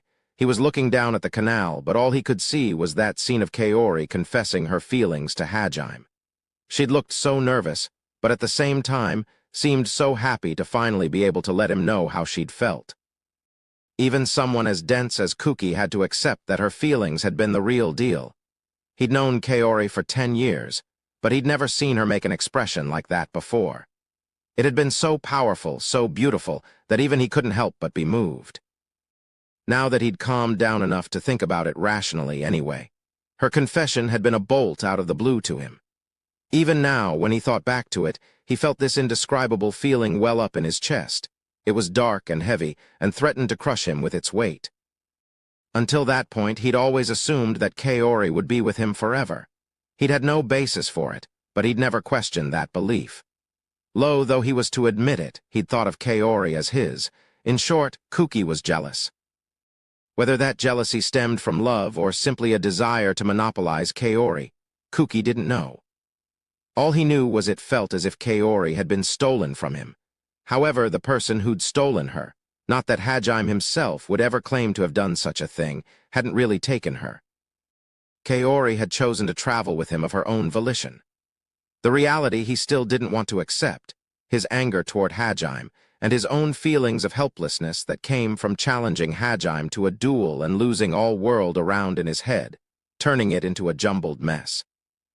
And so he'd tried to distract himself by talking to his other female childhood friend, but he'd been met with a curt dismissal. Unable to think of a reply, Kuki fell silent. Shizuku shot Kuki a brief glance and sighed. What a hopeless guy. Reluctantly, Shizuku opened her mouth. You know, those feelings of yours are completely irrational. Irrational? That was certainly not what Kuki had been expecting. Shizuku looked at Kuki properly for the first time and elaborated. Yes, you know Kaori was never yours, right? Well, does that mean she was Nagumo's? Kuki was just being contrarian for the sake of it at that point. He knew that wasn't right, but he couldn't stop. Shizuku flicked his forehead. Oh, he covered his forehead as Shizuku calmly continued. Moron, Kaori's her own person. She doesn't belong to anyone. What she chooses, where she goes, all of those are for her to decide, including who she wants to pledge herself to. It's always been up to her. Since when? You always knew, right, Shizuku? Even without clarification, his question was clear. Shizuku nodded. Since middle school. That was when Kaori first met Nagumo-kun, though he'd completely forgotten. Or rather, he hadn't even realized they'd met back then. What the heck's that supposed to mean? Ask Kaori yourself if you really want to know. It's not for me to say. Then is the reason Kaori was always talking to Nagumo in class because she, well, liked him? Yep, that's right. Kuki scowled bitterly. Even though it was the truth, he hadn't wanted to hear it. For her part, Shizuku didn't really care if Kuki liked it or not. Shizuku's lack of sympathy annoyed Kuki, and he started whining to her. Why him? Back when we were in Japan, he was a nobody. Just a lazy, unmotivated otaku who wasn't even good at studying or sports, always smiling like an idiot. He just did whatever it took to escape the situation he found himself in. He wasn't even that nice to Kaori. Plus, he was an otaku. I'd never treat Kaori like that. I was always nice to her. I did everything I could for her. So how come Nagumo's the one with the harem? He doesn't even respect those girls. Besides, he's a murderer. He killed that demon even though she was helpless to resist. There's something wrong with him. I knew it. It's just too weird that Kaori likes him. He must have done something too gua. Before he could get so heated up that he started misinterpreting reality again, Shizuku hit him with another forehead flick. This time, it had the added power of her no tempo behind it. Kuki glared at her, but she just ignored him. She was getting tired of his bullshit. This is a bad habit of yours, you know that. How many times have I told you not to make baseless assumptions? I don't make baseless assumptions. Yes, you do. Kuki, you don't even know the first thing about Nagumo-kun, not about what he was like in Japan or what he's like now. All of those girls looked happy to be with him, you know that. You're the one ignoring reality and interpreting things however you want. Even though all you really want is to convince yourself that Nagumo-kun's some kind of demon who doesn't deserve Kaori. If that's not making baseless assumptions, I don't know what is. But he still killed someone? It was a poor argument, but Shizuku still hesitated for a second. After some deliberation, though, she came to a conclusion and spoke with conviction. Back then, I was planning on killing her too. I just didn't have the strength to do it. From now on, if we run into enemies like that again, I'll strike to kill. In order to survive, in order to protect those important to me, I'll need to do it. I'm not sure if I'll have the confidence to really go through with killing someone when the time comes, but, well, at the very least, I tried to kill her too. Do you think I'm a murderer as well? Kuki was stunned by Shizuku's confession. He couldn't believe his strong, caring, responsible, and above all, righteous childhood friend would even consider killing someone. It was like he suddenly didn't know her anymore. However, he could sense a shadow of the fear and regret she'd felt from behind her wry smile. In the end, Kuki just silently shook his head. Shizuku continued talking. Her words meant more for herself than for Kuki. Of course, his transformation was pretty surprising. Considering how he was back in Japan, it's almost like he's a different person now. Still, Kaori seemed to think he was the same Hajime Nagumo at the core, and it's not like he's completely changed. We can't forget that he came here to save us. He just killed that demon for us in our stead. Are you saying killing her was the right thing to do? No. I don't think murder can ever be right.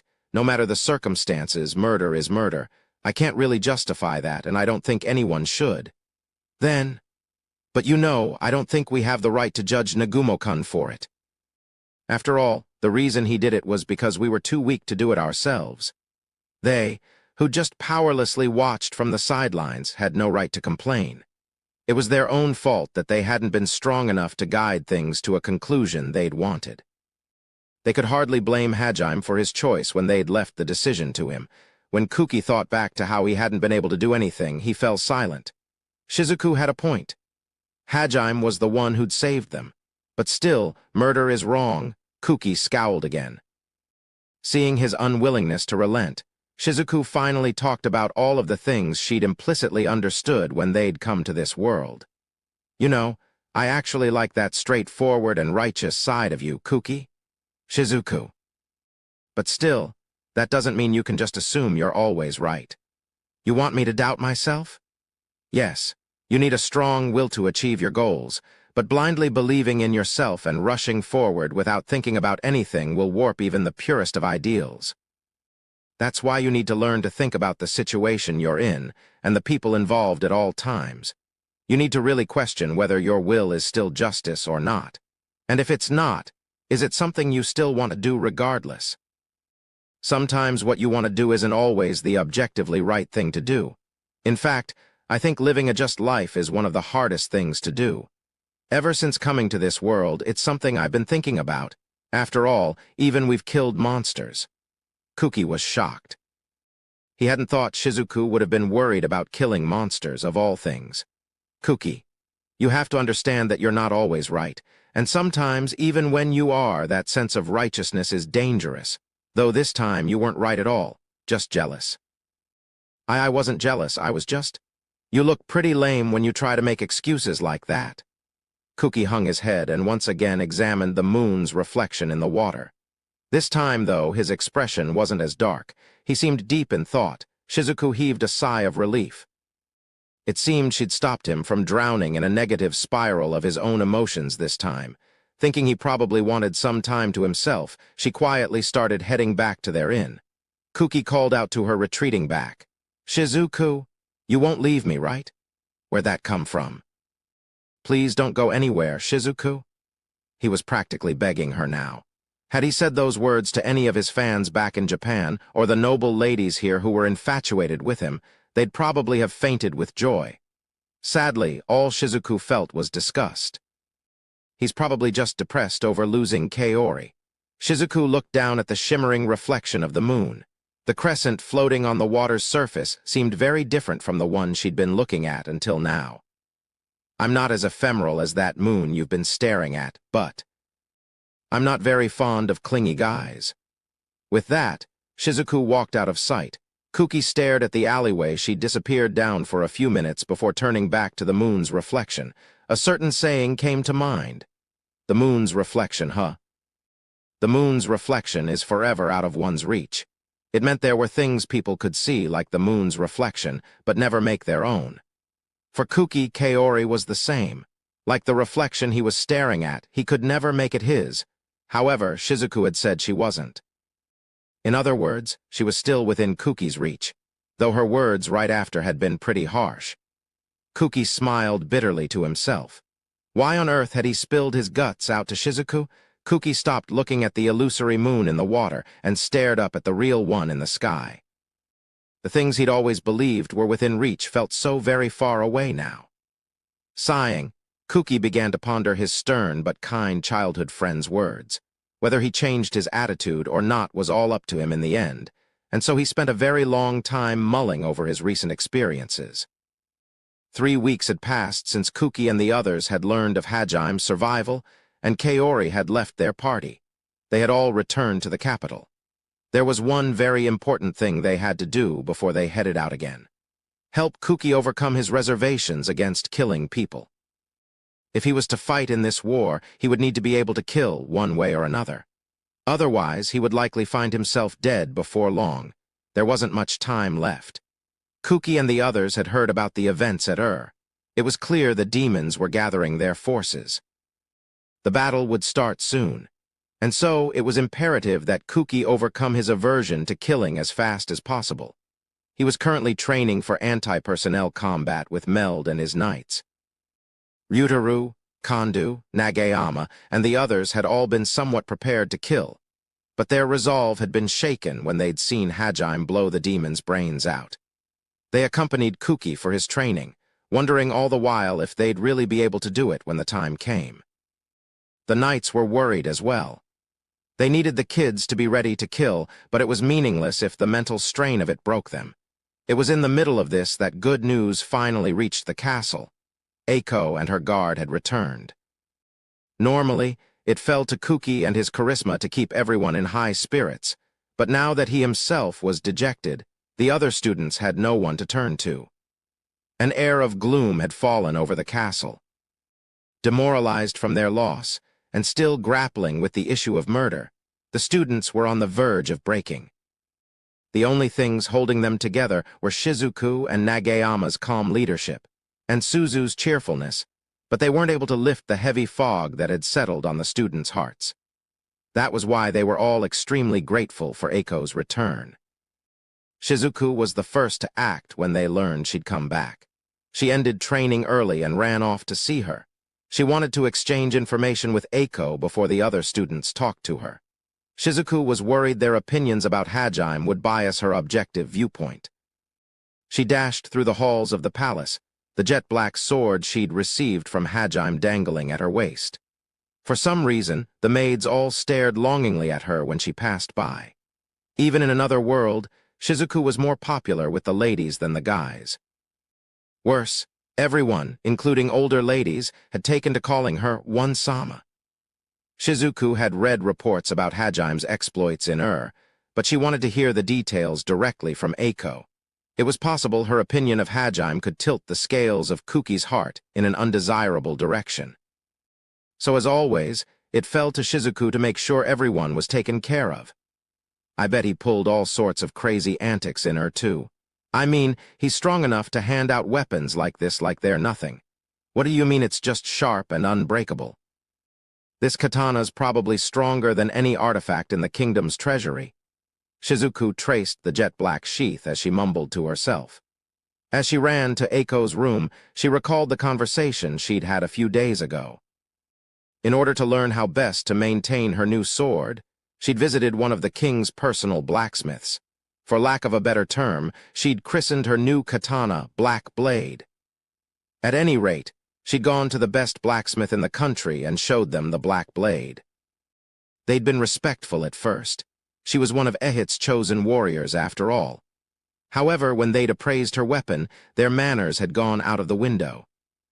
They'd grabbed her shoulders and demanded to know where she'd gotten it from, and whether or not it was something she'd found, or something someone had made for her. Confused, Shizuku had asked what had gotten the blacksmith so worked up.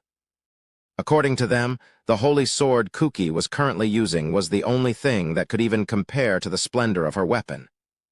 Black Blade didn't have the same capacity to deflect magic that Kuki's holy sword did, nor could it output as much energy. However, the precision of the craftsmanship and the strength of the weapon itself far surpassed that of the holy swords. Furthermore, by pouring mana into it, Shizuku could elongate the katana. More specifically, a 60-centimeter long blade of wind sprouted from the tip. Not only that, she could sprout more blades from the hilt and fire them off like shockwaves. Even the sheath had additional features built into it. By pouring mana into that, Shizuku could wrap the sheath in a veil of lightning. Then, by pressing a switch, she could fire needles at supersonic speed from the tip of the sheath. Lastly, since both the blade and the sheath were made of Azantium, they wouldn't ever break and didn't require maintenance. All Shizuku needed to worry about was occasionally replenishing the stock of needles in the sheath. The only problem was there were no magic circles anywhere that Shizuku could use to transfer her mana to Black Blade. Hajime had originally designed this for himself, and he could directly control his mana, so as far as everyone else was concerned, it was just a very hard sword that could cut through anything. Once their amazement had died down, the blacksmith had actually been rather puzzled over this oversight. Why would the weapons creator add all of these amazing features, but then make them unusable? Their pride as a blacksmith couldn't let such a defect go unfixed. They'd never be able to make a sword that well crafted, but they could at least modify this one so it was usable. After 3 days and 3 nights of ceaseless work, the kingdom's best blacksmiths had managed to add magic circles to Black Blade. They'd ignored all other work and had neither eaten nor slept during that time. Thanks to their efforts, Shizuku could utilize the full potential of Black Blade. Exhausted, the blacksmiths had all been out of commission for the next few days, but each and every one of them had slept with a contented look on their face. Shizuku brought her thoughts back to reality as she spotted the door to Eiko's room. She knocked, but there was no reply. One of the nearby servants explained that Eiko had gone to give her report to the king and not yet returned. Shizuku leaned against the wall and decided to wait. Eiko finally returned after half an hour. Her mouth was a grim slash, and she was heedless of her surroundings. It seemed she was pondering something serious. She passed by Shizuku and the door to her own room without even noticing it. Wondering what on earth had her so lost in thought, Shizuku loudly spoke up. "Sensei? Sensei?" "Hwa?" Eiko started and looked around wildly. After a few seconds, she spotted Shizuku leaning against the wall. She breathed a sigh of relief and smiled. "Yigashi-san, I haven't seen you in ages. How are you doing? You're not hurt, are you? Is everyone all right?" Despite the fact that she was quite clearly struggling with her own problems, she put her students first as always. Shizuku smiled, glad to see that Ai-chan sensei hadn't changed at all. The two made small talk for a few minutes before moving on to the main reason of Shizuku's visit. The two of them went inside Eiko's room to swap stories. "I see. So Shimizu-kun was." A cute claw-foot table separated the two girls. They both sipped their black tea and lapsed into thought. Eiko had just finished telling Shizuku what had happened at Shimizu's death weighed heavily on Eiko, and Shizuku, too, was saddened to hear of it. Eiko's shoulders drooped as she thought back to that day. Shizuku didn't know what to say. Considering how much Eiko valued her students, Shizuku knew it must have been a heavy blow. Even if Hajime had a valid reason for killing him, still she did her best to cheer Eiko up. "What happened to Shimizu-kun is truly unfortunate, but still, I'm glad that you're okay, sensei. Thank God Nagumo-kun was around to help you guys." Shizuku smiled at Eiko, and Eiko smiled back. She didn't want to burden her students with her own problems. "Indeed. You know, when we first reunited with him, he acted like he didn't care about any of us, or this world at all. I can't believe he's changed so much that he came to save all of you. To think he's become the guardian of a little girl, too. Hee. I guess his old self is finally starting to come back. Or maybe he's simply learning to be kind all over again. Either way, I'm glad to hear he's not as apathetic as before." For some reason, a slight blush spread up Eiko's face as she said that. Shizuku shot her a puzzled glance. There's something off about her expression. She doesn't look like that when she's thinking about any of her other students. Noticing Shizuku's gaze, Eiko quickly cut short her reminiscing and cleared her throat loudly. However, the damage had already been done. Shizuku saw the need to probe into this a little further. Her expression wouldn't. She glared at Eiko. She didn't want to believe it was possible, but for Kaori's sake she needed to make sure. "Sensei, you mentioned that Nagumo-kun saved you from certain death. Can you go into a bit more detail about that?" "Huh? I'm just curious how he managed to heal such a fatal wound." "WL." Shizuku had already guessed Hajime had used the same medicine he'd used to heal Meld, but she feigned innocence. Eiko's blush grew more pronounced. Her eyes darted about the room, and she clearly didn't want to talk about it. Suspicious. Too suspicious. Shizuku went in for the finishing blow. "Sensei, did something happen between you and Nagumo-kun?" "And not at all. Why would you even ask such a thing? We've got a perfectly normal student-teacher relationship." "Sensei, calm down. I didn't even say anything yet." "Ah," Eiko started mumbling. "I'm a teacher, he's a student. I'm a teacher, he's a student." Over and over to herself. It was obvious she was rattled. Shizuku's worst fears had been confirmed. She wasn't sure how deep they ran, but she was certain Eiko had feelings for Hajime. "What on earth did you do to Ai-chan, Nagumo-kun?" Her eyebrows twitched menacingly. Hajaim's tendency to unconsciously make girls fall for him had become even worse than Kuki's. The only difference was, Hajaim wasn't as dense as a black hole, though in this particular instance, it was possible he hadn't noticed either. Shizuku looked up at the ceiling and sighed. This was the last place she'd expected to find one of Kaori's rivals. Maybe I should start spreading rumors about Hajaim's chuny nicknames after all. Shizuku only just managed to rein her anger in. The two of them cleared their throats and moved on as if nothing had happened. Anyway, Sensei, how'd your report to the king go? It seemed pretty serious from what I heard. Eiko frowned angrily. Whatever had happened in there, it wasn't good. The Holy Church has branded Nagumo-kun a heretic. What? Why?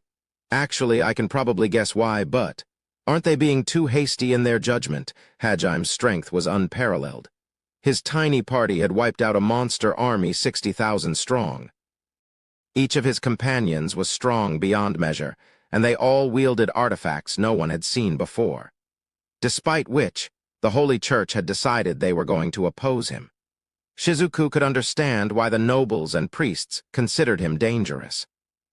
However, it was still too reckless to declare him a heretic without even considering the consequences. Now that he was considered an enemy of the gods, anyone could try to kill him at any time, and it would be sanctioned by the government. It was entirely possible they would mobilize holy paladins, or even the army to purge him, which meant that Hajaim would see them all as his enemy and likely slaughter the lot of them. The nobles and the priests should have realized this danger, and yet they still chose to oppose Hajaim. Their decision baffled Shizuku. Eiko nodded sympathetically. I feel the same way. Besides, Nagumo-kun was the one who saved and its people. I told them they shouldn't make an enemy out of him just because he won't follow their orders, but they wouldn't listen. I thought I'd have more influence with the king after Nagumo-kun worked so hard to make me famous, but it seems that's not the case. Eiko looked down and shook her head. According to my guards, rumors of the fertility goddess and her holy knight have already started spreading through the land. To the people, declaring him a heretic is the same as declaring me one. That's why I thought my words would carry some weight with them, but they still passed down that decree. Now that I think about it, it's strange. Ishtar-san was always a devout believer, so his behavior is understandable, but there was something off about the king and his nobles when I was giving my report. That's certainly worrying. What could they possibly have been thinking? At any rate, our problem now is who they're going to send to kill Nagumo-kun. Considering how strong he is, they only have one option. That's right, they'll probably ask us to do it, yep, but there's no way I'm doing that. I like living. Just the thought of fighting Nagumo-kun sends shivers down my spine. Shizuku shivered, and Eiko gave her a sympathetic smile. Eiko knew she needed to tell everyone what Hajaim had told her about the mad gods that ruled this world, and what his true goals were, before Ishtar tricked Kuki into fighting Hajaim. She had no proof, though. It was possible Kuki and the others wouldn't believe her. After all, they'd fought on thus far thinking the gods would send them home if they won the war. However, the truth was that those gods were twisted psychopaths who reveled in watching people suffer. Their only hope of returning home lay in conquering the labyrinths and finding the hidden lairs of all the liberators. Unfortunately, that was a hard tale to swallow. Will they believe me? Or will they think I'm just spouting nonsense and keep fighting like they have been until now? Either way, Eiko had to at least persuade the students not to trust the Holy Church too much. She'd had her own suspicions, but Hajaim's tale and their current attitude had convinced her. Yigashi-san. There's one other thing Nagumo-kun told me. He didn't want to tell anyone else because he thought they'd just get angry at him for saying it. What was it? Well, it has to do with the gods the Holy Church worships and what Nagumo-kun's true goal is. There's no proof backing up any of it, but I think it's important that I tell everyone. Could you gather everyone tonight? No, by this evening? No, forget it. I could get them all right now if you want. No, I don't want it to seem suspicious. It's better to wait until a time we'd all be together anyway, like dinner. That way we'll be able to pass it off like we're just trying to catch up with each other. I see. All right then. We'll do it at dinner. They exchanged a few more pleasantries before parting ways, neither of them knowing what would happen between then and dinner. The sun was just beginning to set. Eiko strode through one of the castle's deserted hallways. Its cold stone walls were painted a brilliant orange by the sun's dying rays. The dark shadows that lay over the areas not lit by the sun contrasted beautifully with the light. Eiko was admiring the sunset when suddenly she heard footsteps. She came to a stop, wondering who it was. She looked in front of her and saw a female figure hiding in the shadows. The figure was standing in the middle of the hallway, her back ramrod straight. She was wearing the traditional garb of an Ehit priestess. She spoke in a beautiful but eerily inorganic voice. "It's a pleasure to make your acquaintance, Eiko Hatayama. I have come to collect you." The woman's robotic voice sent chills down Eiko's spine. Nice to meet you. What do you mean you've come to collect me?" "I was just about to go eat dinner with my students." "I'm afraid your plans have been changed. You must accompany me to the temple." "Huh." The woman stated it as a command, not a question. She stepped out of the shadows, and Eiko got a good look at her for the first time. Eiko gasped when she saw who it was. Her supernatural beauty left Eiko awestruck. Silver hair that scintillated in the sunlight, striking blue eyes, and an ageless appearance that made her seem like both a mature woman and a little girl at the same time. She was the perfect embodiment of feminine beauty. She was tall for a woman, almost 170 centimeters. Eiko had to crane her neck to look up at her. Her skin was like fine porcelain and her limbs were slender. Her breasts were modest but not small. They fit her frame perfectly. However, her face was utterly expressionless, so much so that it seemed like she was wearing a mask. She had the kind of beauty that stirred artists, but at the same time, she seemed entirely artificial. The woman continued speaking. "My master is displeased with what you are attempting to do. They would find it much more interesting if your students continued down their current path. Thus, I must remove you from the game board until events have run their course." What are you?" The woman took a few steps forward. Eiko took a few steps back. The woman's priestess robe rustled and her eyes glimmered. A second later, a haze descended upon Eiko's consciousness. She instinctively focused her mind like she did when she was trying to cast magic, making the haze disperse. "I understand now. You truly are worthy of the title goddess. To think you could repel my charm. Very well, I suppose I shall have to take you back by force." Stay back. What are you after?" Eiko began chanting a spell. However, before she could finish, the woman closed the distance between them and slammed her fist into Eiko's solar plexus. As she felt her consciousness slip away, Eiko could faintly make out the last words the woman said. "Fear not. I won't kill you. You are a very precious pawn. Plus, your abilities may be required later in eliminating that irregular." Hajime's face flashed in her mind. Even though she knew there was no way her voice could reach him, she tried to warn him before her consciousness was completely swallowed up. "Nagumo-kun?"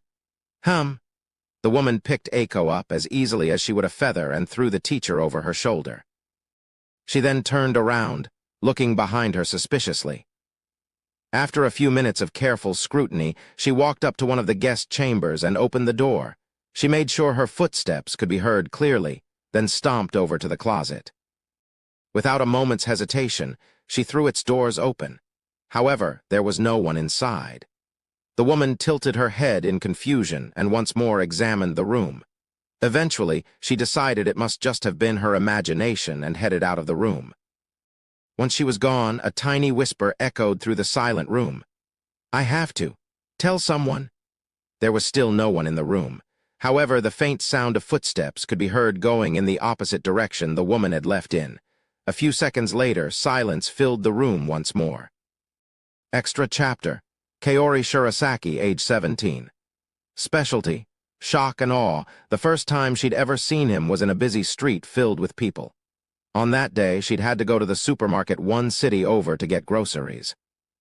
She'd been staring at her text messages and going over the long list of ingredients. Kaori's mom was an exceptional cook, but the spices she needed to make her dishes could only be found in specialty markets. Still, in return for going out of her way to get obscure ingredients, Kaori got to eat 3-star meals every single day. It was hard to find places that stocked the things Kaori needed sometimes, but it was kind of fun to go exploring and see new places. Besides, Kaori never could say no to her mom. Not that she ever wanted to anyway. After all, her mom was so nice. Plus, she was elegant and beautiful and everything Kaori idolized, though when she got mad, she turned into a demon. Whenever she glared at Kaori, it felt as if she were being swallowed up by some monstrous beast. Even her father couldn't stand up to Shureasha, Kaori's mom. In fact, it was almost pathetic how easily he capitulated to his wife's demands. Just what was it about her mother that was so scary? I feel like it'd be dangerous to probe too deeply into that. Kaori spotted the supermarket that was her destination. At the same time, she heard someone yelling in the distance.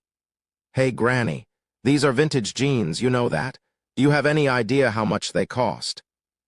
"An apology won't cut it, old hag. You better pay me back for this. Really, I'm so sorry. I'll pay the cleaning costs, so please. Didn't you listen to a word I said? No amount of dry cleaning can fix this." Kaori turned to see what the commotion was. A terrified young boy was hiding behind his grandmother, who was continually bowing her head to a group of what appeared to be university students. The university students seemed to be threatening the poor old lady. To be honest, they seemed more like delinquents than students. The boy's takoyaki had spilled to the ground, and a very tiny amount of the sauce had splashed on the delinquents' vintage jeans. Kaori understood what must be going on. It's not like the delinquents were being very subtle about it. What should I do? The right thing to do would be to save them, right? Kaori mumbled to herself. But maybe his jeans really are as expensive as he's saying. If they are, though, why would he wear them in a busy street like this? Besides, normally you wouldn't ask someone to compensate you if it's just an accident. Regardless, they were in the wrong for terrifying such a little boy over something so trivial. But even if helping is the right thing to do, I'm scared. Kaori stood stock still, unable to take a single step forward. The more she thought to herself she needed to save them, the more she grew terrified of the delinquents. Her mind focused on their dyed hair, the familiarity with which they shook the poor grandmother down, and the intimidating glint in their eyes. Her legs began to tremble. Someone. Kaori frantically looked around, looking for someone to turn to. She knew it was pretty pathetic of her to beg someone else to help, but that was all she could think of to do. However, while there were a few other curious onlookers, all of them seemed unwilling to even meet her eye, much less step in. I suppose I don't have any right to blame them. After all, I'm doing the same thing. Oh, I know. I'll call Shizuku-chan, and Kuki-kun and Ryutaru-kun. Kaori suddenly remembered her friends, who were much more used to these kinds of conflicts than she was. She pulled out her cell phone and began dialing Shizuku's number, but before she could press the call button, the situation grew worse. HMPH, I'm getting tired of this shit. Just hand over your wallet, you hag. I bet you don't have enough money on you to pay for this. We're gonna go to the bank so you can transfer me what I need.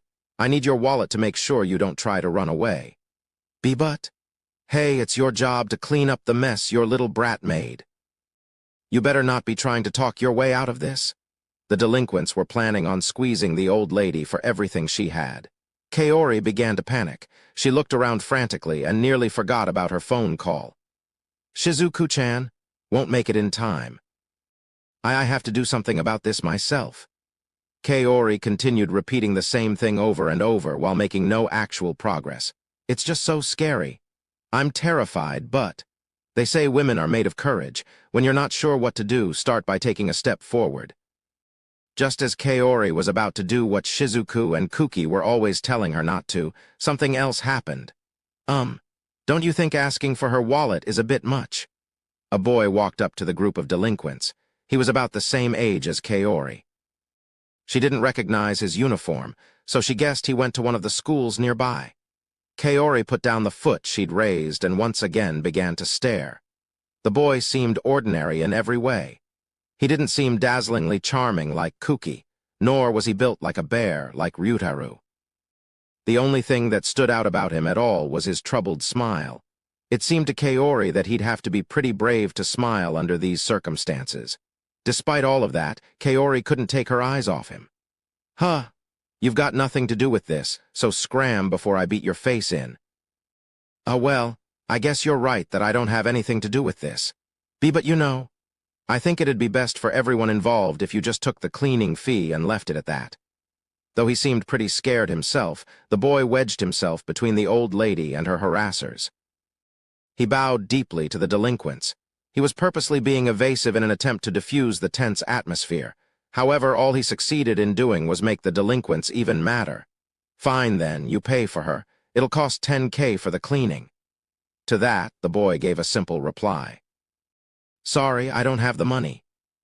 Despite his evasive attitude, his reply was surprisingly direct.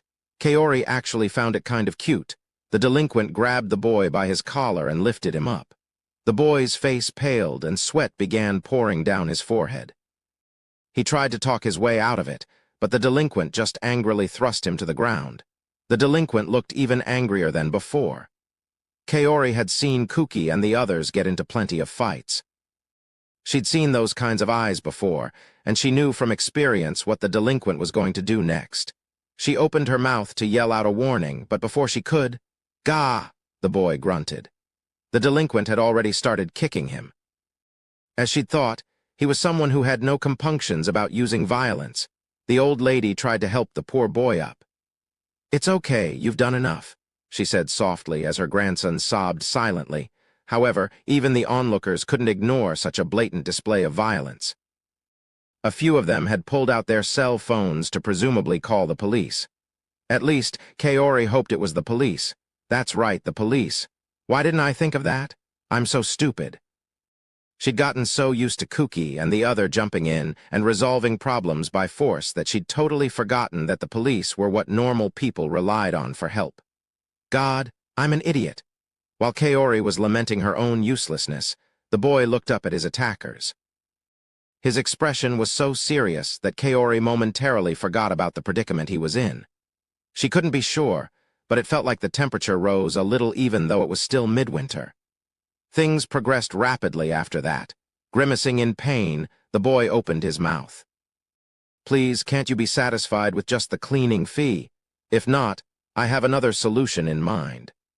Kaori's eyes went wide with surprise. Is he planning on fighting them? Maybe he's actually really good at martial arts or something. The delinquent was thinking the same thing, and his lips curled up into a sneer. Oh, you want to go? Fine, bring it. The lead delinquent cracked his knuckles menacingly. He was more than ready for this fight. However, I'm truly sorry for all of the trouble I've caused. The boy interrupted him by apologizing at the top of his lungs. He then prostrated himself before the delinquent in an exaggerated fashion. The hell? The delinquent, who'd been expecting a fight, was at a loss for words. He was so stunned that he actually took a few steps backward. Everyone on the street stopped to stare. It wasn't every day that you saw someone prostrating themselves on the street. It was the first time Kaori had seen something like this, too. Heedless of the attention he was attracting, the boy continued yelling. Please find it in your heart to forgive them. I know this poor boy and his elderly grandmother ruined your precious jeans by accidentally spilling sauce on them. I know it's a fiendish act that deserves nothing but the most horrific retribution. Huh? Wait, I mean... The delinquent faltered. Even for someone as shameless as him, it was embarrassing to hear a simple accident be referred to as a fiendish act. The effect was multiplied by the fact that the boy was kneeling at his feet. However, the boy's eloquent apology didn't stop there. In truth, 1,000,000 yen, no even 5,000,000 yen, no even 10,000,000 yen wouldn't be enough to make up for the wrongs we've committed upon you. 10 million. Now hold on a second, I never said it cost. The delinquents started backing away. Even the old lady and the onlookers were surprised by the boy's sudden outburst. However, that was exactly what he wanted. The situation grew more chaotic. Still, this poor old lady cannot possibly hope to pay such a price. She has to pay off the huge debt her late husband left her. Though her neighbors all vilify her for being a demonic old lady, she works hard every day just to save up enough money to see her grandson once every year. Can you imagine how much blood, sweat, and tears went into that single ball of takoyaki that young boy spilled? No way. That old lady really has to deal with all that. The other onlookers and even the delinquents seemed shocked. In truth, the old lady herself seemed just as confused. Actually, my husband is still alive, and he's not in debt. She didn't deny the part about her neighbors vilifying her, though. Before she could argue any further, the boy continued. So please, I beg of you, show mercy to these poor souls. Forgive them for their transgressions, I beseech ya. His voice resounded throughout the street. Everyone present was likely confused as to what exactly was going on. However, the boy's speech was effective. The delinquents were bright red with embarrassment. I almost feel bad for them. The boy's actions had made them out to be some sort of exaggerated villains from a cheap B-rated drama. If they tried to shake down the old lady under these circumstances, they'd probably have their social lives destroyed. Why, you're sick in the head, you weirdo. What do you even know about this old lady anyway? Of course, they tried to clear their names. However, before they could get more than a few words out, the boy interrupted again. I'm truly so very sorry. Kaori didn't think his voice could get any louder, but it did. It sounded so heartfelt, too. He was kneeling and everything. Shut up. Let's go somewhere else and... Please, anything but 10 million yen. You'll kill this poor lady. Hey, wait, I never asked for that. Please, please, I'm begging ya. Have mercy ye. Shut up. Just shut the fuck. Mercy ye. Ye. The delinquent grabbed the boy by the hair and forcibly tried to pull him up. When that didn't work, he kicked and spat at him, but that had no effect either. It was like the boy was glued to the ground. Finally, the delinquents began to panic. The longer they stayed there, the worse things got for them. Now even the old lady was playing along, hiding her face and trembling. Things would come to a head soon if someone didn't do something. In the end, the delinquents relented. Shit, forget it, I'm done here. Let's head home. The lead delinquent ran away as fast as his legs would carry them. Wait, Hi-chan. His two lackeys followed after him. An awkward silence hung in the air. No one wanted to be the first to move, but eventually the kneeling boy rose to his feet. He ignored the multitude of stares directed at him and grabbed the old lady's wallet off the floor. He turned to face her and handed it back. Thank you, she stammered.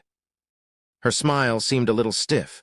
Sorry for turning it into something awkward. Anyway, I'm gonna go home now, bye. With that, the young boy dashed off into the crowd. The old lady reached out to stop him, but before she could say anything, he was gone. That was one amazing kid. The crowd began to disperse, but Kaori remained rooted to the spot. She was looking in the direction the boy had run off in. She could feel a slight warmth blossoming inside her chest. And then, you know what he did, Shizuku-chan? He just ran before anyone could say anything. Hey, Shizuku-chan, are you listening to me? You haven't said anything for a while. I'm listening.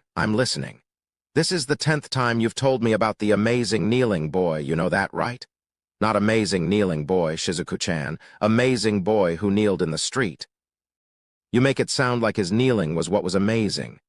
Ah, my mistake. Sorry. Anyway, Kaori, it's 2 a.m. and we have school tomorrow. I get that you're excited, but could you please stop now for my health's sake?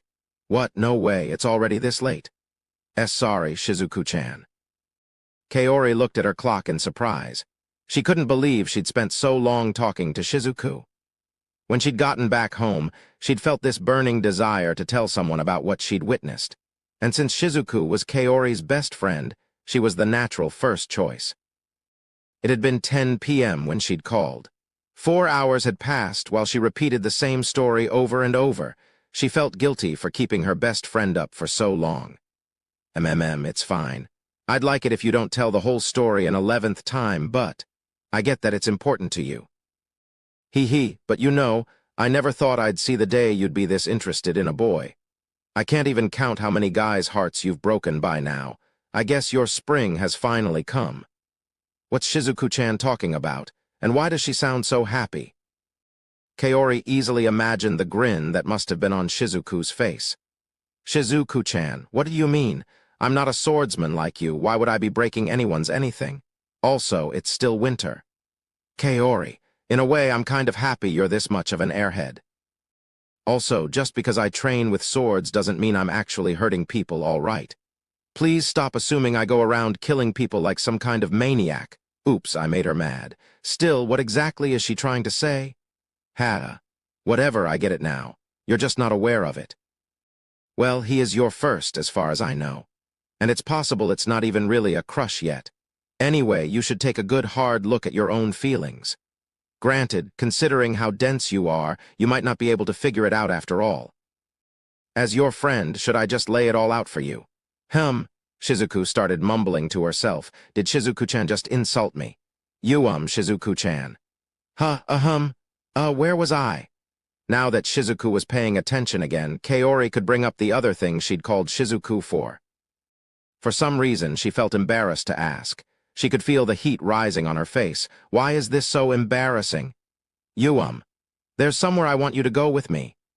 Oh, what's this? No need to hesitate. We're friends, right? Bolstered by Shizuku's words, Kaori continued. Thanks, Shizuku-chan. So, could you come with me to that boys' school tomorrow? Why'd she suddenly start talking in Spanish? Like I said, could you come with me to his school tomorrow? Want to talk to him. And maybe see if he'd want to be friends. Oh no. My face is definitely red. Why's this so embarrassing? Kaori started banging her feet on her bed. She then wrapped herself in her blanket and started rolling around. After a minute of silence, Shizuku finally responded. Now hold on just a minute here. You met the guy today, right, Kaori? Yep. I wish I'd had the chance to talk to him. If you didn't even talk to him, how do you know what school he goes to? I looked it up, duh. I just made a list of all the middle schools in the area and checked to see which one had his uniform. Shizuku-chan's really smart, so how come she couldn't figure that out? And why's she not saying anything now? Maybe she's just really sleepy. Earth to Shizuku-chan. Sorry, are you tired? Should I call back later? Sorry. I just saw a side of you I didn't think existed. Shizuku cleared her throat. Anyway, I'm fine with it. We can go together. I'm used to you jumping headfirst into things without thinking by now, but you don't even know his name, right? How are you going to find him? He'd probably be annoyed if we went around the school asking for him, so. I was thinking we'd just wait by the front gate until he comes out. If we can't find him there, we'll try waiting at the place I saw him today. You're starting to sound like a stalker, though I guess that's really all you can do if you don't even know his name. Come on, Shizuku-chan, I'm not a stalker. Though the more she considered her actions, the more Kaori realized she was beginning to act like one. Anyway, that's not important right now. Why, yeah, if I'd known it would be this hard, I would have taken a picture of him when I had the chance. I'll make sure to get one next time I see him. Please don't. Shizuku's voice was surprisingly stern. After that, Kaori heard Shizuku muttering to herself. Shit, I never realized my best friend was a natural at this. Wow, I've never heard Shizuku-chan curse. Is she really all right? Maybe I should hang up and let her sleep. Anyway, let's go to his school tomorrow. I'm definitely going to find him and ask him to be my friend. And then we'll start hanging out on our days off, and maybe I'll even get to go to his house. Shizuku-chan, I'm gonna do this. It's too late to stop her now. Mysterious kneeling boy, I'm sorry. There's nothing I can do. Shizuku apologized to the nameless boy whose life would soon be turned upside down. Shizuku-chan's definitely acting weird today. I really should let her sleep. Sorry, Shizuku-chan. A year had passed since that fateful day that Kaori met Hajime. In that time, she spent time with her friends as usual. Getting wrapped up in Kuki's crazy antics, getting Kuki wrapped up in her crazy antics, and so on. Her final year of middle school was nothing if not hectic. She spent a great deal of her time waiting around Hajime's school hoping to meet him. But in the end, they never met. Kaori herself didn't understand why she was so obsessed with him, but she knew she didn't want that to be the only time she ever saw him. As time passed, she grew to regret not calling out to him when she'd first seen him, or at the very least, not taking a picture of him. God, I'm such an idiot. Shizuku made sure to accompany Kaori every time she went Hajime spotting. Shizuku couldn't afford to leave Kaori alone when she became like this. She knew from experience Kaori would just rush headlong into everything without even thinking. When Kaori had tried to tell Kuki and Ryutaru about the incident, Shizuku had stopped her. And so their attempts to discover the true identity of Kaori's mystery crush remained a secret between the two of them. Unfortunately, a year passed without Kaori ever finding him. It was spring now, and she was a high schooler. Today was the day of her entrance ceremony. The cherry blossoms were in full bloom. Their petals fluttered through the air as Kaori made her way to her new school. She was a little disappointed at being unable to meet the boy she was searching for, but she was still excited to start her new life as a high schooler. Kaori, what are you doing? If you don't hurry, we'll miss the entrance ceremony. Sorry, Shizuku-chan, I spaced out watching the cherry blossoms. They're so pretty. I know what you mean. I could watch them for hours too. Shizuku stood next to Kaori and looked up at the blossoms. Her ponytail swayed gently in the breeze. Though she was just a high schooler, Shizuku's mature expression made her seem like an adult. It seemed to Kaori that Shizuku had really grown up in the past year. So pretty, Kaori mumbled. Yeah, they really are, Shizuku replied while looking up. Kaori smiled. I meant you, dummy. Not the trees, I meant you, Shizuku-chan. You look like a goddess. Where'd that come from? Shizuku looked away in embarrassment. Her face and ears were bright red. Oh, she's blushing. How cute. Kaori was starting to grow a little worried. Even though Shizuku was so beautiful, she still hadn't ever had a boyfriend or even a crush. At first, Kaori had thought Shizuku might have had feelings for Kuki, since they'd known each other for so long, but it seemed that wasn't the case. It'd be terrible if Shizuku-chan got duped by some playboy because she's too inexperienced. As her best friend, I need to warn her. All right, Shizuku-chan, you better listen up. Kaori, who are you trying to imitate this time? This is serious, girl. Anyway, you're cute, Shizuku-chan. And really beautiful. Now that we're in high school, boys are going to be all over you, but my dad taught me that all boys are wolves. You need to be more careful or you'll get tricked by some boy who's only after your body. Got it. You need to watch out for any boy that tries to talk to you. Kaori, do you know what a boomerang is? Where'd that come from? It's that thing that comes back to you after you throw it, right? That's right. It's that thing that comes back to you after you throw it, and your words right now are a boomerang. Huh. How come Shizuku-chan's looking at me like that? Shizuku swept her gaze around the courtyard. Kaori looked around too, wondering what she was talking about. A bunch of students had gathered around the two of them. Most of them were male. Whenever Kaori's gaze swept past one of them, they'd hurriedly look away. It's been like this the whole time. Seriously, there's a limit to how defenseless you can get. You should be more careful yourself, Kaori. Shizuku grabbed Kaori's cheeks and pulled on them. That hurts, Shizuku-chan. Top it. I can't help it. Your cheeks are too soft. I didn't think there'd be this many people at the gym already, but I guess you're just a people magnet. You sheltered, air-headed little girl. Shizuku continued toying with Kaori's cheeks until Ryutaru finally came to get the two of them. Quite a few of the onlookers had nosebleeds by then, but a little blood loss was a small price to pay for the heavenly sight they'd been treated to. Finally, it was time for the entrance ceremony. Shizuku, Kaori, and Ryutaru were all in the same class, so they sat next to each other. Kuki was as well, but as he was the freshman representative, he had to give his speech first. You think Kuki-kun's nervous? I doubt it. Kuki's never been nervous in his life. Yeah, he gave the middle school opening speech too, so he's used to it. Shizuku and Ryutaru don't seem worried at all. Guess I can't really imagine anything making Kuki-kun nervous either. He's always brimming with confidence. Plus, he's our leader. And he was popular with the girls even in middle school. He's probably so used to dealing with crowds now that he could give this speech in his sleep. The principal finished his speech, his wig nearly falling off multiple times, and Kuki took the stage. The crowd erupted in cheers.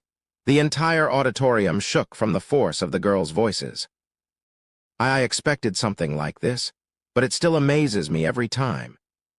Shizuku watched the proceedings with a wooden expression. I totally get how you feel. It was like they had suddenly stepped into an idol concert. The fanaticism of Kuki's female fans was certainly at the same level as idol fans. Naturally, Kuki responded to the adulation with his trademark dazzling smile. He wasn't perturbed by the cheers at all. Eventually, the cheers died down and Kuki began his freshman address. His fans hung on to his every word. It was like he was the head of some cult. Halfway through his speech, Kaori heard some of the boys mutter to each other, "Dude, look. That guy's straight up sleeping through all of this." I know people sleep all the time during stuff like this, but I can't believe the noise didn't wake him up. He's one heavy sleeper. Someone slept through those cheers? Kaori turned around to see who it was.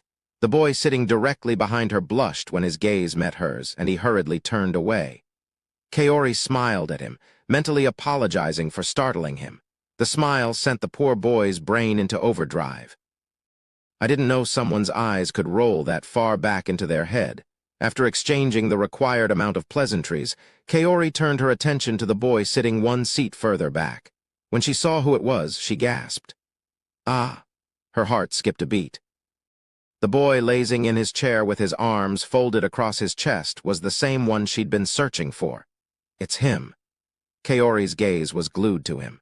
She'd spent a whole year looking for him, hoping to talk to him again, and there he was, sitting right behind her. Oh my God, my heart's beating so fast. I'm pretty sure everyone else can hear it too. Kaori zoned out Kuki's speech. The rest of the world faded away, and all that remained in her sight was the boy. All other sounds vanished. Her senses were focused only on him. Kaori, Earth to Kaori, hey! Hwa. Kaori found herself forcibly brought back to reality. There was another round of cheering that was so loud it hurt Kaori's eardrums. Looks like Kuki-kun's speech is over. The girls were going absolutely crazy. The auditorium once again came into view. Kaori noticed Shizuku-chan was shaking her shoulders. Hurry up and turn around. The teachers are glaring at you. Plus, that poor boy will die of blood loss if you keep looking back any longer. Oh, okay. Kaori reluctantly tore her eyes away from the boy and turned back to the front. Wow, that other kid really has a massive nosebleed. Wait, now's not the time to be worrying about that. Shizuku-chan's right, the teachers are all staring at me. What's gotten into you? When the teachers finally stopped glaring at them, Shizuku turned to Kaori and whispered in her ear. Kaori clasped her hands over her chest and tried to calm the wild beating of her heart. Still a little flustered, she turned to Shizuku. He's here. What do I do, Shizuku-chan? Who's he? Wait, no way, that he? Where? Behind us, 2 rows back, the boy who's sleeping. Shizuku turned around skeptically. She doesn't mean the kid with the nosebleed, right? The boy, thinking Shizuku might have an interest in him too, hurriedly straightened himself up, blood running down his face all the while. The boys sitting next to him gave him a look of pity. Shizuku ignored the lot of them and spotted the sleeping boy sitting another row back. That kid who's sleeping through all this noise is the one you've been looking for. Why, yes, I'm sure of it. What do I do, Shizuku-chan? If he's sitting that close to us, that means he's in the same class, right? What do I do, oh? I feel like my heart's going to fly right out of my chest at this rate. There was a minute Kaori jumping for joy inside her head.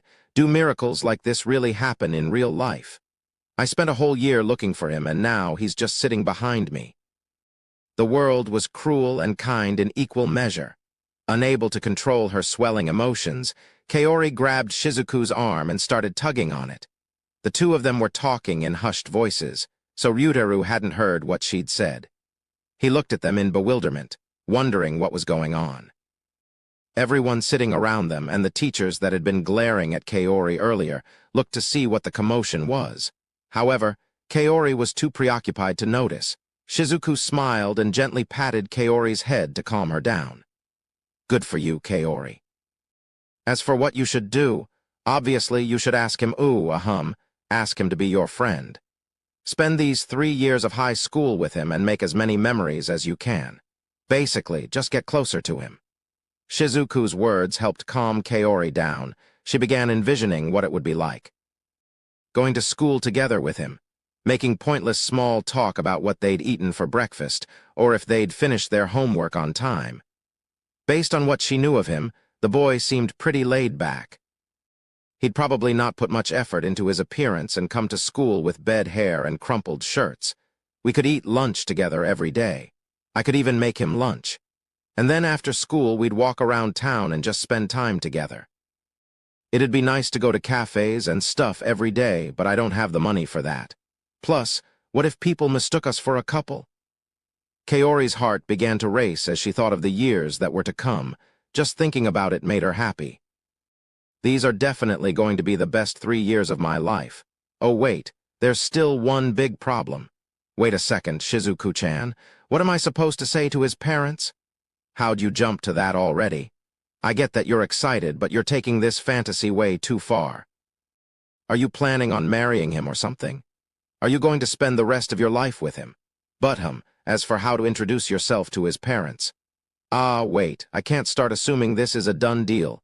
You can't, Kaori. You need to plan your future carefully if you want a happy family. Shizuku-chan's lost it. How can she say such embarrassing things in public? Shizuku-chan, I just want his parents not to hate me since I'm going to be his friend. Huh? Shizuku-chan, your imagination is a little too overactive. Wah. Shizuku curled herself into a ball and started rocking back and forth. Her ears were bright red, and she was hiding her face with her ponytail. I just want to crawl into a hole and die right now. What the heck have you two been whispering about this whole time? Ryutaru stared at the two of them with an exasperated expression. Kaori looked up at him, then followed his gaze and saw one of the teachers grinning demonically at her. Her first day at school began with her getting a long lecture in the staff room.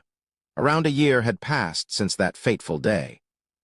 And Kaori's wish had been granted. She'd gotten to spend time with Hajime Nagumo, though it wasn't in the same form as she'd imagined back at the entrance ceremony. Hajime was an otaku, which meant he spent all his free time playing video games, watching anime, or reading manga, so Kaori hadn't had any opportunities to see him outside of school. And even in school, he'd always come in right before the bell. Then he'd sleep throughout the day, waking up only after the final bell rang, leaving Kaori no time to speak with him even in school. Well, at least now I get why I couldn't find him even though I spent so much time waiting around his middle school. He'd left for home right away each time, so Kaori was too late to catch him. On the few occasions Kaori did manage to pull Hajime into a conversation, it would always be about the most trivial things. Though it pained her to admit it, she wasn't really friends with Hajime at all. In fact, they were hardly anything more than just fellow classmates. Plus, whenever he talks to me, Hajime-kun has this nervous expression on his face, and his eyes keep darting about. It feels like he's always trying to end the conversation as fast as possible. And he's always looking at the people around us and not me. Nagumo-kun won't talk to me. If the other guys heard you say that, they'd be crying tears of blood. As always, Kaori went to Shizuku for advice. Honestly, I'm amazed there's a guy out there who can resist Kaori's charms. This calls for a different approach. How about you become an otaku too, then? Such was the advice Shizuku had for Kaori. And so, Kaori decided to visit the store Hajime had mentioned the next day. However, things didn't go according to plan. There were too many things in the store, and Kaori couldn't make heads or tails of any of them. All she learned from her visit was that there were a lot of anime girls with their panties visible, though she'd been too embarrassed to get a proper look at any of them.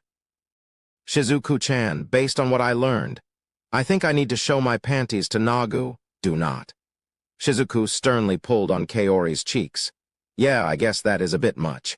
He'd probably think I'm just a pervert. I might even get arrested.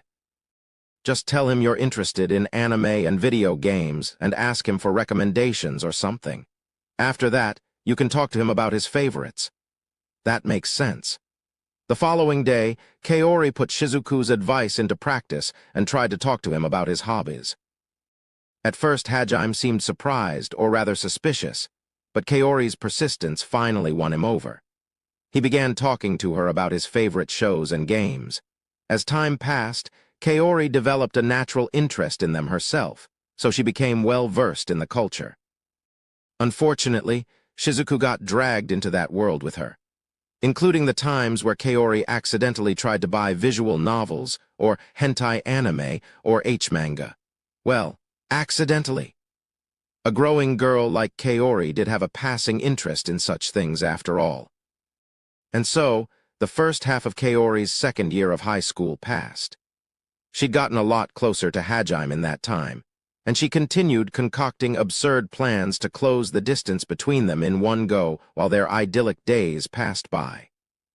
Until that fateful day where the entire class was transported to another world.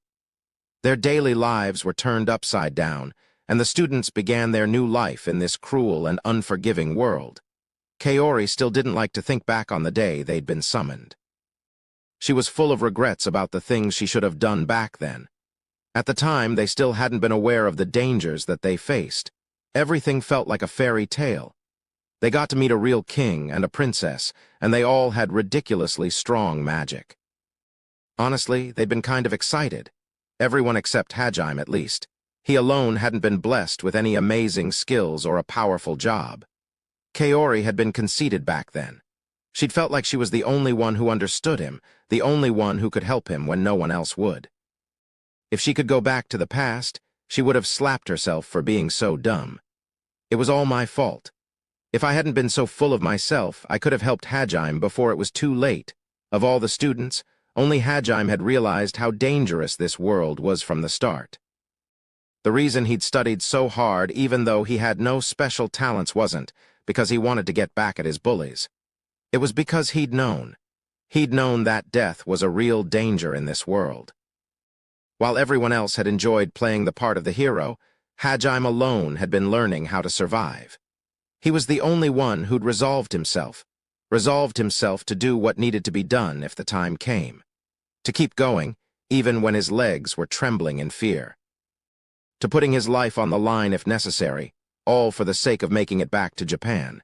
He, more than anyone, had understood. After all, he was that kind of man, and I should have understood too. It was that side of him that attracted me in the first place. When that poor lady and her grandson were being tormented by those college students, he'd been the only one to step in. While Kaori had been shaking in her boots, he'd had the strength to defend them. It was his greatest strength, but also what made Kaori worried about him. She'd known. She'd known. When everything was looking hopeless, who had been the first to step forward? Hajime. He'd been just as terrified as everyone else, but he'd had the resolve to take on the most dangerous task, because there'd been people counting on him to protect them. But because I hadn't realized that, I'd thought everything would turn out fine. Even though I had no basis for thinking that, I thought I'd be able to protect him. And because of my arrogance, I lost him. Kaori remembered everything about that moment. How Hajime's hand stretched out one last time, grasping at nothing before he tumbled into the abyss. It was then that she had learned the true meaning of despair. But miraculously, Hajime had survived, and she'd been able to see him again. He hadn't come back alone, though. By his side had been a golden-haired, crimson-eyed beauty. Kaori had been able to recover from the shock of losing Hajime once, because Shizuku had been there for her, and because she'd been driven by the desire to see Hajime's fate with her own two eyes. She'd taken her regrets, her anger, and her sorrow, and turned them into an ironclad will. She swore not to stop until she saw the truth for herself. However, after his return, everything changed. It was as if Kaori had lost him a second time. Hajime had transformed into a merciless monster that killed without hesitation, and he had a woman who loved him with all her heart by his side. She was someone who had the confidence to stand by him no matter what kind of person he was. Kaori's heart was shattered this time. She didn't know what to do. She didn't even understand herself, much less Hajime. All she could do was watch as events moved along, and he made preparations to leave again. Ironically, it was her rival that woke Kaori from her stupor. Yu's harsh words were the catalyst that helped Kaori realize what it was she really wanted. Her implication that Kaori wasn't even worth her consideration stoked the dimming fire within Kaori's heart. Yu's disdain angered Kaori more than even she realized. She wasn't going to lose to this rude little girl, especially not when it came to Hajime. Insults she could take, but she refused to let Yu hold on to the title of the person that loved Hajime most. Plus, it wasn't just that. Once Kaori looked at Hajime again with a clear mind, she realized he hadn't really changed that much at all. There was a little girl who adored him like a father, a bunny girl who clearly loved him with all her heart, and even a perverted older lady who seemed happy to stay by his side. It was then she realized what she needed to do. Her feelings hadn't been a lie after all. She could hold her head up high and charge forward with all her might. She could tell him the words she'd wanted to say for so long. I love you. You better prepare yourself, Hajime-kun. I won't let you escape this time, Shirasaki Kaori, 17 years old. Her specialty, Shock and Awe bonus short stories, Arifureta fairy tales, Alice in Wonderland. I'm bored. A voice muttered from up high in the sky. Its owner was a beautiful blonde girl in a white apron. She floated in the air, far above the lush green fields. It was a mystery as to how she was able to ignore gravity. However, one could allow her astounding beauty to explain that away. After all, anything was possible for beautiful people. The beautiful girl, Alice, heard something down below and looked to see what it was. Oh dear, I shall be too late. A white rabbit girl wearing stylish sunglasses roared down the green plains on a motorcycle. She seemed to be in a huge hurry. What an odd sight. I suppose this might make for a good way to kill time, Alice thought to herself. It was interesting to note that she found a bunny girl on a motorcycle odd, but saw nothing strange about the fact that she could float. Alice descended upon the bunny girl, intent on talking to this strange creature. She seemed wholly unconcerned by the fact that the girl was in a great hurry. Alice dropped like a rock, accelerating to the speed of sound. She crashed into the ground in front of the motorcycle with the force of a meteor. What on earth was that? What just happened? The white rabbit girl shrieked in surprise. She screeched to a halt, drifting her bike to improve her deceleration. Then she strained her eyes, trying to see through the dust cloud Alice's impact had kicked up. Eventually, a gust of wind blew the dust away, revealing a massive crater with Alice standing in its center, unhurt, with not even a speck of dirt on her clothes. Miss White Rabbit, where are you going? Wait, we're just gonna ignore that crazy entrance of yours. I just saw something insane and you want to know where I'm going. The white rabbit's reaction was only natural. However, Alice responded with her trademark silent glare. It seemed she wouldn't say anything else until the rabbit answered her questions. This girl's bad news. Intimidated by the pressure Alice was giving off, the rabbit finally relented and told Alice her destination. I see. So you're headed for a parallel universe then? Very well. They say the more the merrier. I shall accompany you. No, that's really quite. The rabbit trailed off as she saw Alice's death glare. Gee, glad to have you. Her rabbit ears drooped. It seemed she wouldn't be able to defy Alice. Satisfied, Alice nodded and followed the rabbit to the hole leading between worlds. The two of them leaped into it together, falling a long, long way. Growing tired of the long wait, Alice grabbed the poor rabbit by her collar and accelerated faster down the hole. Finally, they landed with a bang. Alice slapped the poor, unconscious girl awake and examined her surroundings. What's this, Miss White Rabbit? Ugh. Alice pointed to a cookie sitting on top of a table. There was a note next to it that read, Eat me. Sadly, the rabbit was too busy trying not to puke to answer her question. Sighing, Alice trained her death glare on the rabbit once more, which made her snap to attention. Her face still pale, she squeezed out a reply. It makes you bigger. Interesting. Alice's eyes sparkled with mischief. Her gaze fixated on the rabbit's chest, which jiggled every time she trembled. Alice greedily devoured the cookie. Sadly, all it did was make her body bigger. Annoyed, Alice groped the rabbit's boobs. If she couldn't have them, she'd at least enjoy them. However, their superb softness only made Alice even more jealous. Finally, she remembered what they'd come here for, and summoned a torrent of water to destroy the door. With the path now open, she headed out into this new world. Many of the nearby animals rode the torrent that suddenly appeared as well, gathering around Alice and the rabbit. They invited Alice to join their race. Alice showed off a rare smile and accepted their invitation. Victory goes to the swift, whirling darkness. Alice crushed all the other contenders with a whirlpool of gravity. In order to win, she'd eliminated the competition. It was a very efficient method, albeit rather cruel. She'd won the race without having to run afoot. Furthermore, Alice had flattened the entire area. The poor white rabbit shrunk back, trying to pretend this was all just a dream. However, this was reality, and Alice dragged her on to whatever lay ahead.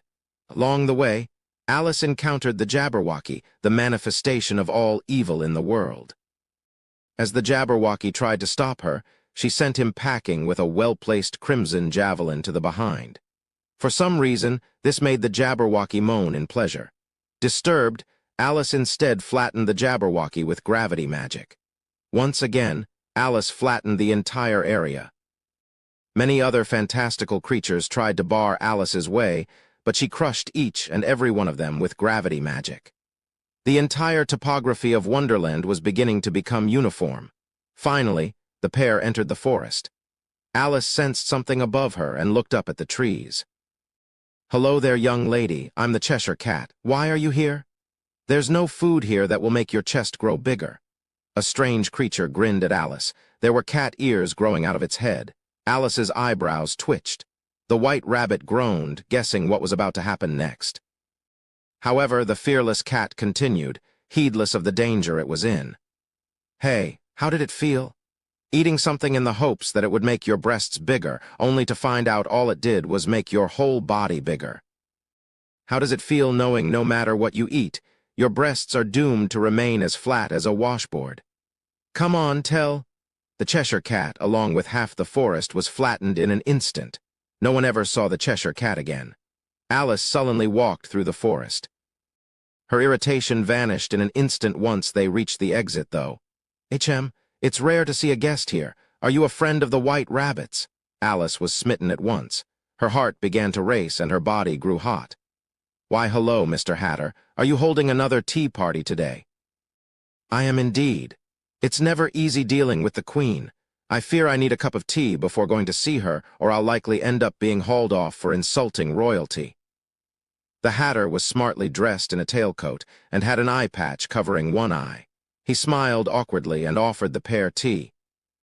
From his words, Alice could tell the Queen came to visit him often. Though she claimed she was just checking up on her hat orders, as he was known as the greatest hatter in the kingdom, the White Rabbit knew that was just a facade. It was obvious to anyone who'd seen them that the Queen was head over heels in love with the Hatter. "So, White Rabbit, would you like to introduce me to that friend of yours?" "Huh? Oh, she's not really my friend. She's more like, how do I put this?" The White Rabbit couldn't decide how to introduce Alice. She was sure if she told the Hatter what Alice really was, the incarnation of violence, she wouldn't live to see another day. Fortunately, she was spared when Alice decided to introduce herself. "It's a pleasure to make your acquaintance, Mr. Hatter. My name is Alice. I know this is a bit sudden, but I've fallen in love with you at first sight. Will you marry me, Mr. Hatter?" Time stopped for the Mad Hatter.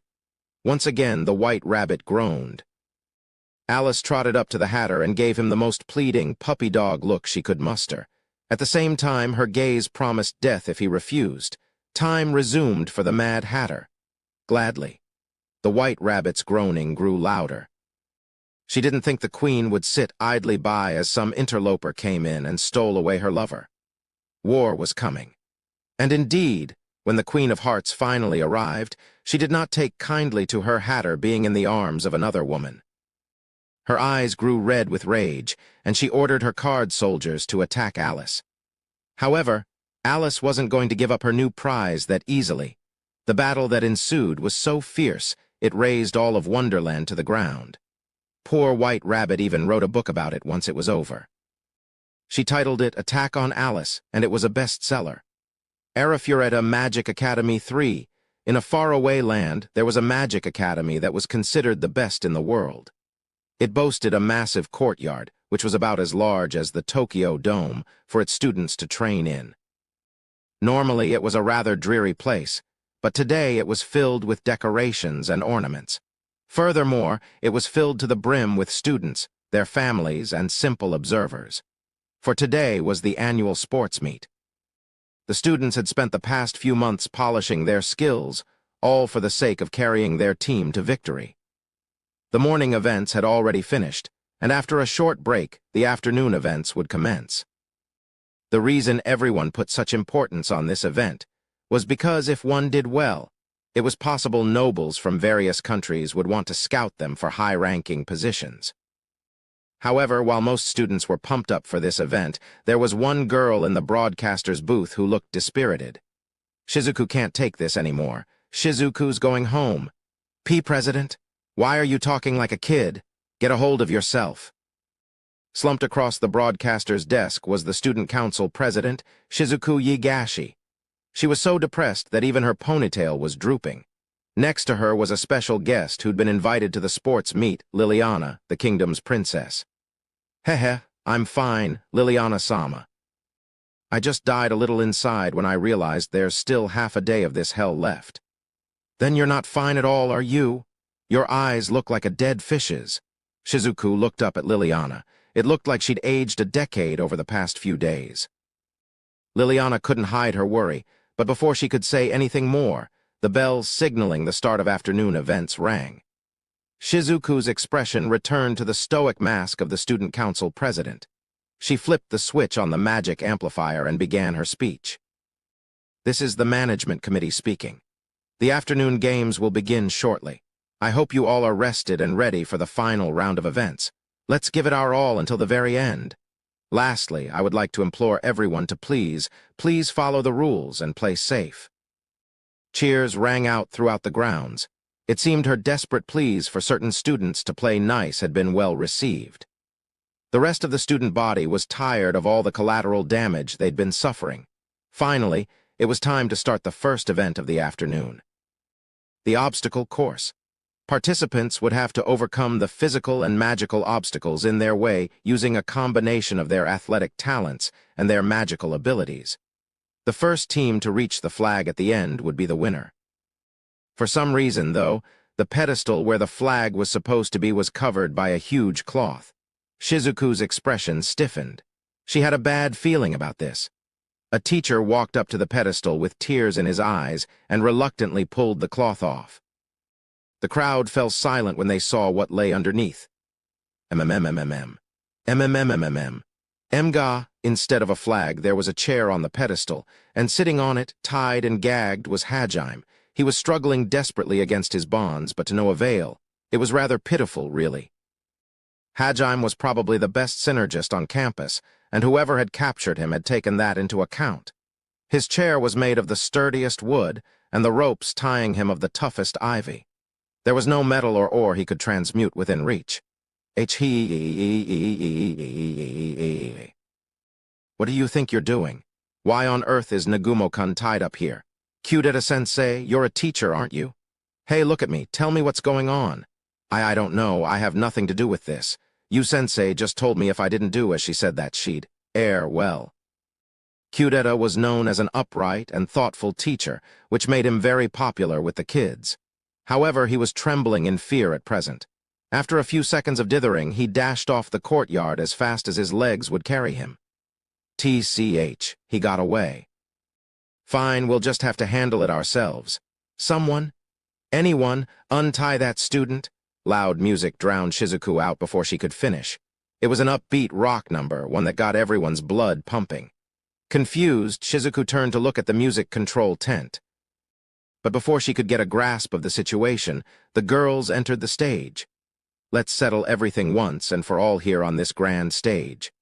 Hajime's mine, I won't hand him over to anyone, no matter what obstacles present themselves.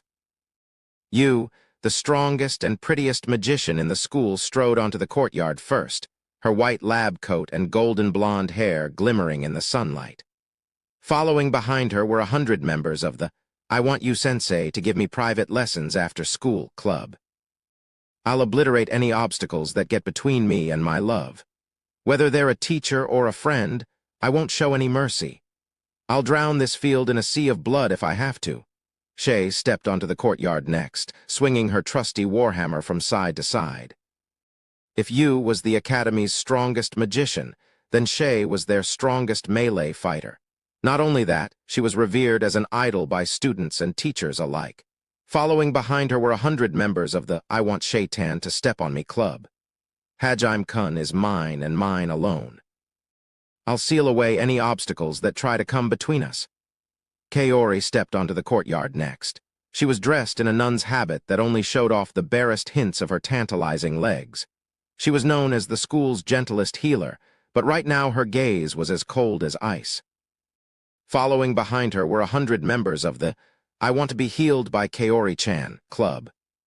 My goodness, I cannot believe these youngsters are doing whatever they want on my campus. Know that none who have dared to stand against me have survived the encounter. This love nest belongs only to me and my mast, Hajime. All obstacles will be removed. Tio's golden pupils flashed dangerously. She was the last to step onto the courtyard. She was the respected dragon princess who reigned as the chairwoman of this school and also a raging masochist.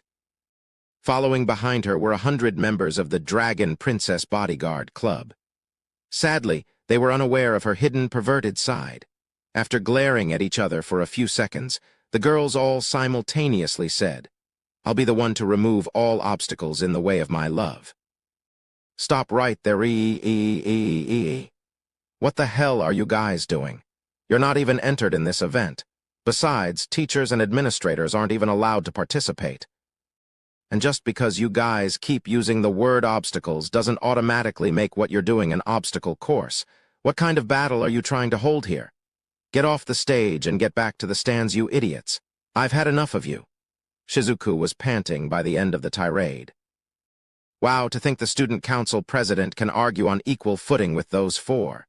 She really is amazing, Liliana exclaimed. Unfortunately, the four of them completely ignored Shizuku and went ahead with their competition anyway. The student council couldn't hope to match the authority of the chairwoman, so it wasn't like Shizuku ever had a chance. The obstacle course that followed was one that had never before been seen in history. Shizuku lost a few years off her life from that event alone.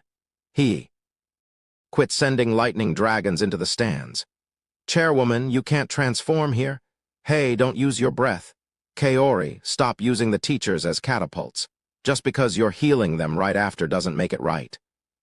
Shay, just because Kaori can heal everyone doesn't give you the right to knock people around like pinballs.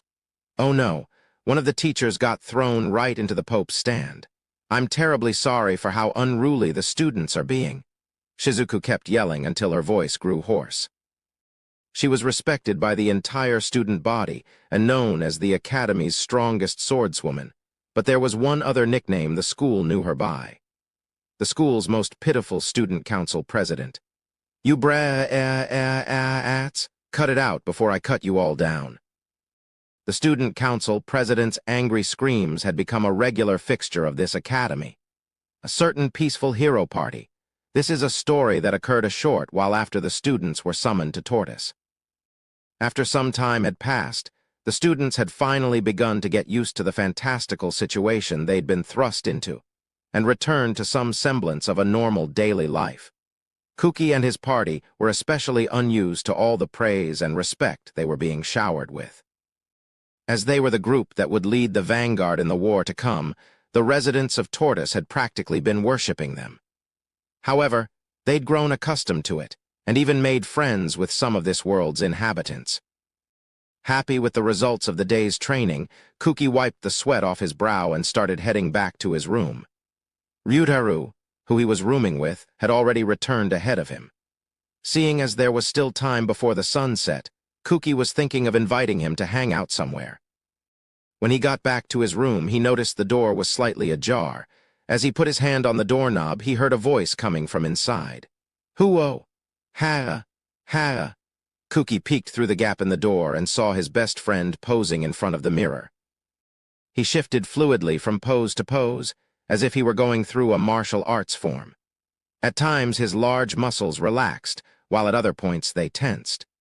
Kuki could tell that Ryutaru was dead serious about whatever it was he was doing. I guess he's checking the condition of his body or something? Or maybe it's some kind of exercise.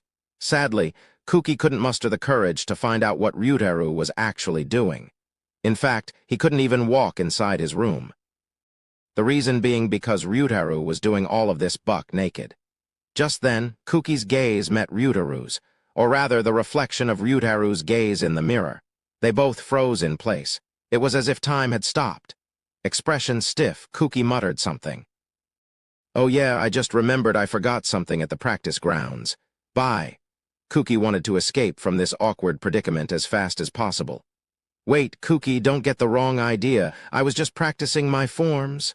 While N naked, WL, I just who cares." Colonel Stewart was naked in the movie too? I see. So Ryutaru was just acting out scenes from Die Hard 2. Kuki nodded in understanding, giving his best friend a look full of pity all the while. "Don't worry, I didn't see anything, Ryutaru. Anyway, I should go check up on Shizuku. Kuki turned on his heel and hightailed it out of there. Ah, damn it, Kuki. Stop right there, you bastard. Ryutaru's embarrassed shout echoed through the hallway. For days afterward, he could feel his classmates shooting him pitying looks. Needless to say, Ryutaru was traumatized from that day onward. That night, Kuki was relaxing in his bedroom when the events of that afternoon suddenly came back to him. Back when they'd been kids, they'd often tried to imitate the heroes they'd seen in movies. It had been pretty embarrassing whenever Shizuku had caught them doing it. By the end of elementary school, though, Kuki had grown out of it. I guess coming to a world of swords and magic brought back a little bit of his childish side. When he thought about it like that, Ryutaru's actions seemed kind of cute. He was tempted to tell Shizuku and Kaori about it. Ryutaru himself was still sulking and had gone out to do some extra training. The poor guys he'd roped into joining him were suffering his misplaced wrath right about now. Kuki glanced over at the holy sword leaning against his bed. It really was a magnificent piece of craftsmanship. He could feel something inside him stirring as he stared at it. Before he knew it, he had his sword in his hand and was standing in front of the mirror. He put his left hand on his hip and raised his sword up high, striking a daunting pose. This feels a bit plain. Kuki swapped to a different pose. He was getting steadily more into it. After cycling through a few more poses, he remembered something from movie posters and swung his sword in a mighty arc. I'll protect everyone. I swear it on my pride as a hero. That was perfect. Kuki sighed contentedly and smiled to himself. Just then, someone barged into the room. Kuki-kun, are you here? We've got a big problem. Ryutaru-kun started fighting with the other boys and Kaori stopped mid-sentence, her mouth hanging open. Kuki was still in the middle of posing in front of his mirror. It felt like time stopped for the second time that day. Sweat began dripping from Kuki's forehead. He gave what he thought was a confident smile, his body still frozen in the same pose. With each second that passed, however, his smile grew stiffer until Kaori finally broke the silence. G-guys do this kind of stuff all the time, right? It's no big deal or anything, right? Kaori smiled awkwardly and backed out of the room, closing the door behind her.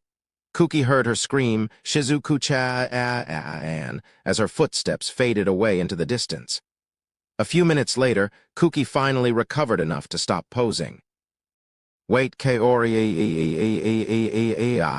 it was just a misunderstanding. His embarrassed shout echoed through the hallway. For days afterward, he could feel his classmates shooting him pitying looks. Needless to say, Kuki was traumatized from that day onward. Sometime earlier, around when Kuki was discovering the marvels of Ryutaru's naked body, Kaori was chatting to one of the palace's maids. They were just talking about usual girl things. It had all started when one of the maids had asked Kaori what kind of drinks one of the male students in her class liked. From there, the discussion had devolved into the topic of love.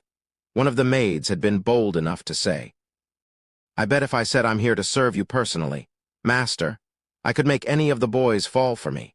The topic had gotten a bit too stimulating for the still innocent Kaori. Once the maids started talking about the gory details of seducing men, Kaori had fled from the conversation. I never knew the palace maids were so lewd. As the blush faded from Kaori's cheeks, she noticed something. In her hurry to get away from the maids, she hadn't been paying attention to where she was going. As a result, she'd wandered into the storage closet used by the palace servants. On top of one of the shelves, she spotted a pile of maid uniforms next to a sign that said spare. 5 minutes later, the shelf was one maid uniform short. Kaori dashed back to her room as fast as her legs would take her and held the stolen maid uniform up to her chest. She examined herself in the mirror for a few seconds, blushed, then changed into the uniform. This was her first time wearing something like this. Had any of the boys in her class spotted her in it, they would have gotten nosebleeds instantly. She did a little twirl and her skirt fluttered up. Kaori examined herself in the mirror and muttered something. It looks pretty good. A certain boy's face popped into her mind. After a moment's hesitation, she said something to the boy in her imagination. Let me service you, Master Tilda. She leaned forward, emphasizing her bust, and winked. Her actions were a little stiff, but it was still an impressive display. When she realized what she'd done, Kaori buried her face in her hands and hunched over. Finally, she got over herself and stood back up. She still couldn't believe she'd actually said that. As she grabbed the hem of her skirt and turned around, she found herself face to face with Shizuku, who was sitting in her bed, a book hanging limply from her hands. Shizuku-chan, how long have you been here? Since you got back. Kaori had been so preoccupied that she hadn't even noticed Shizuku was in the room.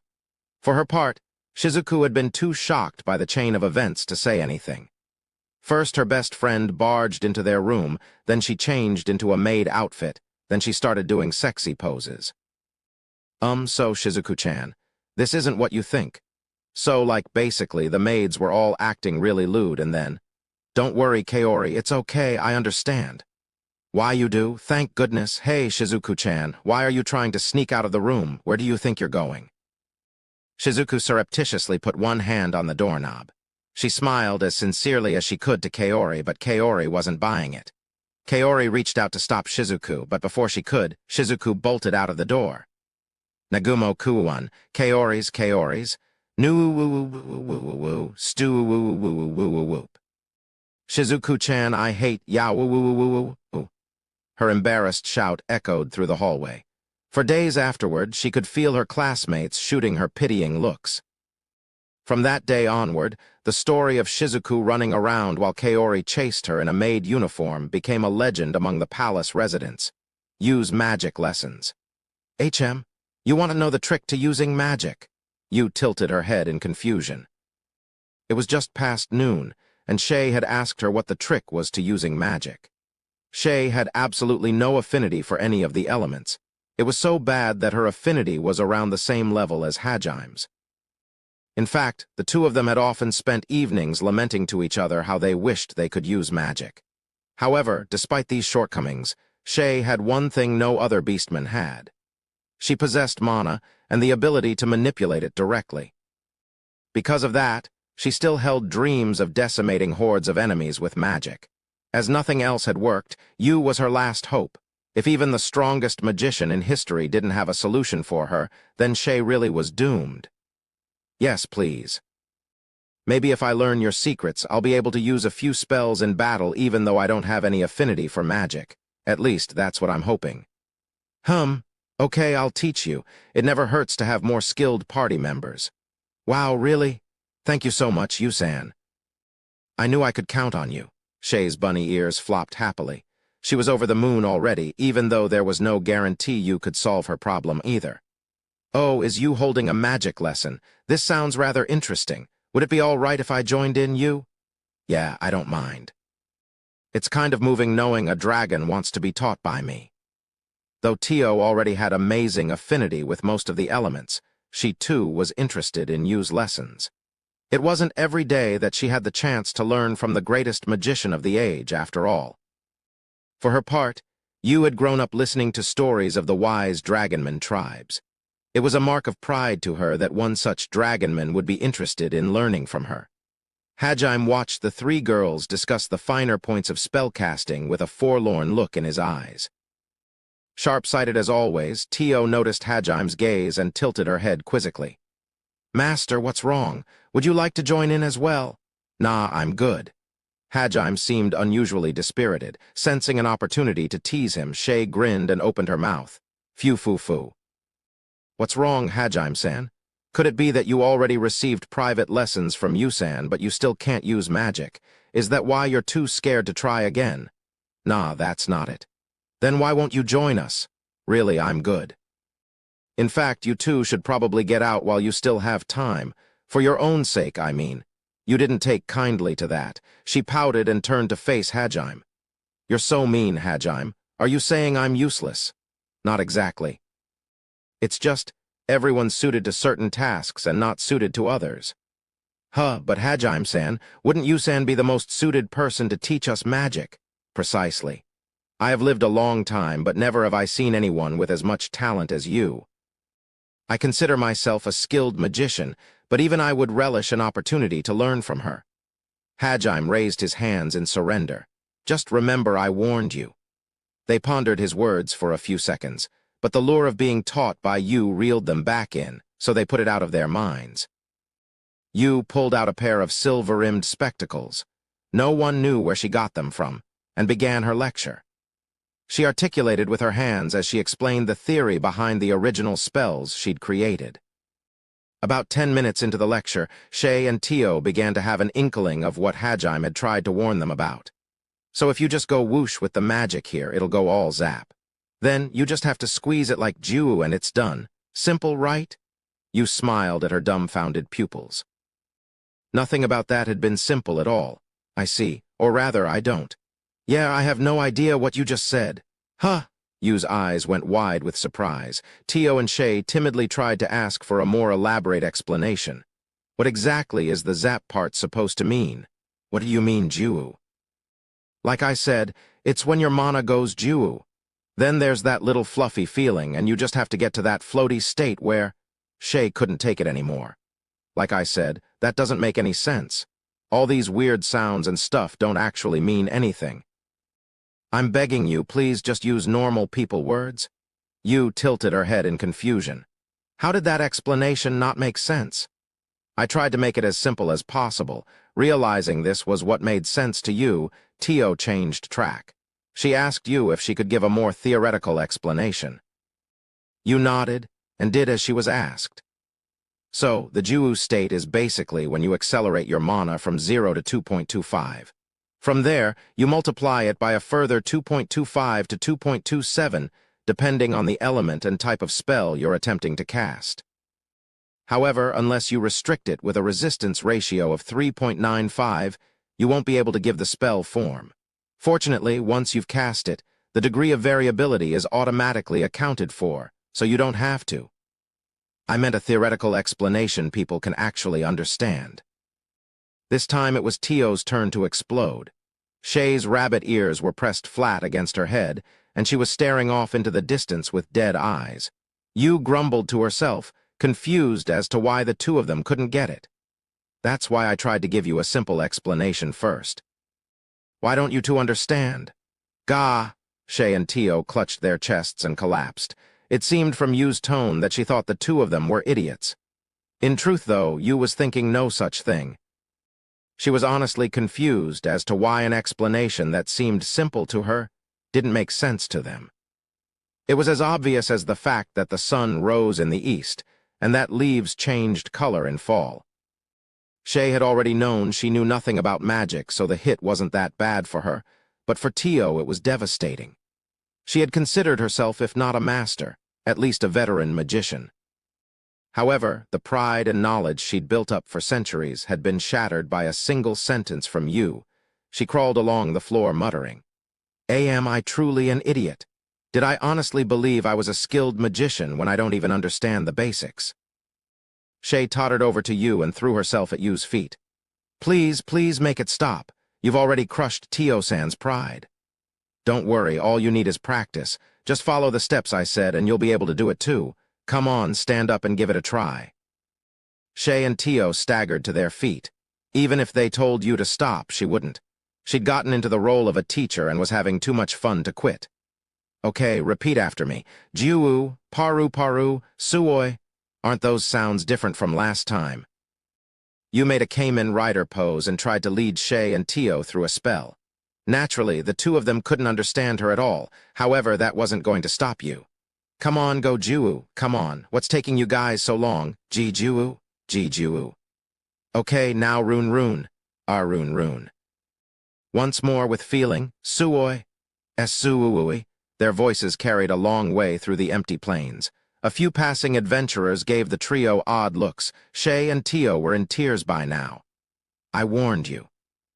Back when he'd been in the abyss, Hajime had hungered for more power, which naturally meant he'd asked Yu to teach him magic. She'd taken him through the same hellish routine Shay and Tio were suffering now. Geniuses were considered geniuses precisely because they operated on a different level from normal people. Hajime ignored Shay and Tio's pleas for help and lost himself in thought. Midnight tag. The moon's sinister silver light shone down on the world. A thick layer of clouds sparkled, forming complex patterns, creating an ethereal world of seas, mountains, and cathedrals. Such fantastic shapes wouldn't be possible with the clouds on Earth. A single black shape glided through the illusory scenery. It was Tio. Her black scales scintillated in the moonlight as she slipped past towering cloud castles. "You really enjoy this, don't you, Master?" Tio flapped her elegant wings and turned to speak to Hajime, who was riding on her back. "Well, yeah, it's starting to become kind of a hobby. If it bothers you, you can tell me to stop asking anytime." "Oh no, it's no bother at all. In fact, I am glad you enjoy our nighttime jaunts through the skies, though you are the first person to ever ride upon my back. In a way, you could say you took my first time." "Could you shut your mouth and never open it again? More insults?" "Perfect." Tio started panting, ruining her majestic image. Hajime grimaced and turned his attention to the brilliant night sky. "Thanks to the shimmering clouds, it wasn't too dark. I'm in a parallel world, riding on the back of a dragon." This was the kind of thing every child dreamed of experiencing. And thanks to Tio, Hajime had been able to experience it for real. He'd enjoyed it so much that it had started becoming a hobby of his. On nights where the sky was overcast, and there was no danger of anyone on the ground spotting Tio, he would soar through the skies on her transformed back. Tio, too, had come to enjoy their nighttime excursions. It was the only time she got to see Hajime, who normally only insulted her, meekly come up to her and ask, "Is it okay if I ride you tonight?"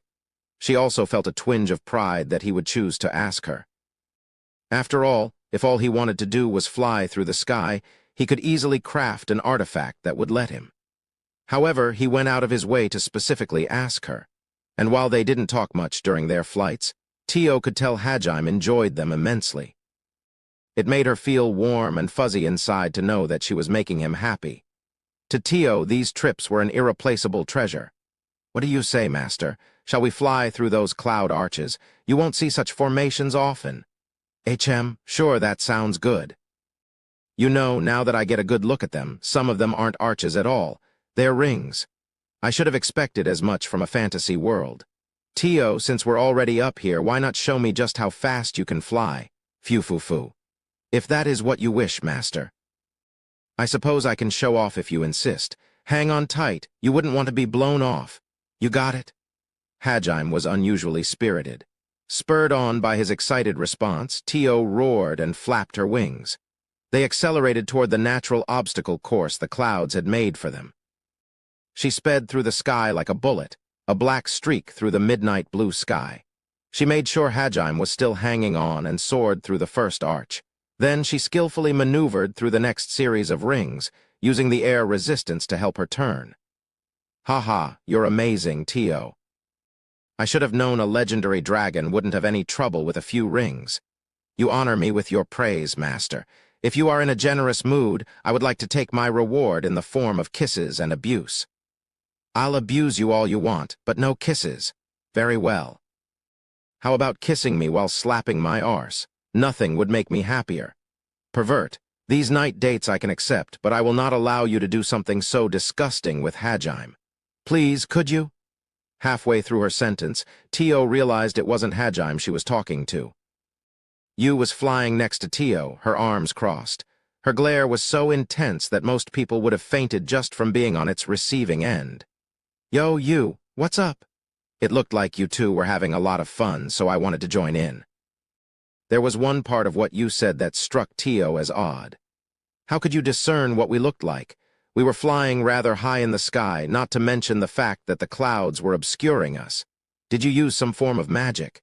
I don't need to use magic to know what Hajime's feeling." I see." Hajime was taken aback.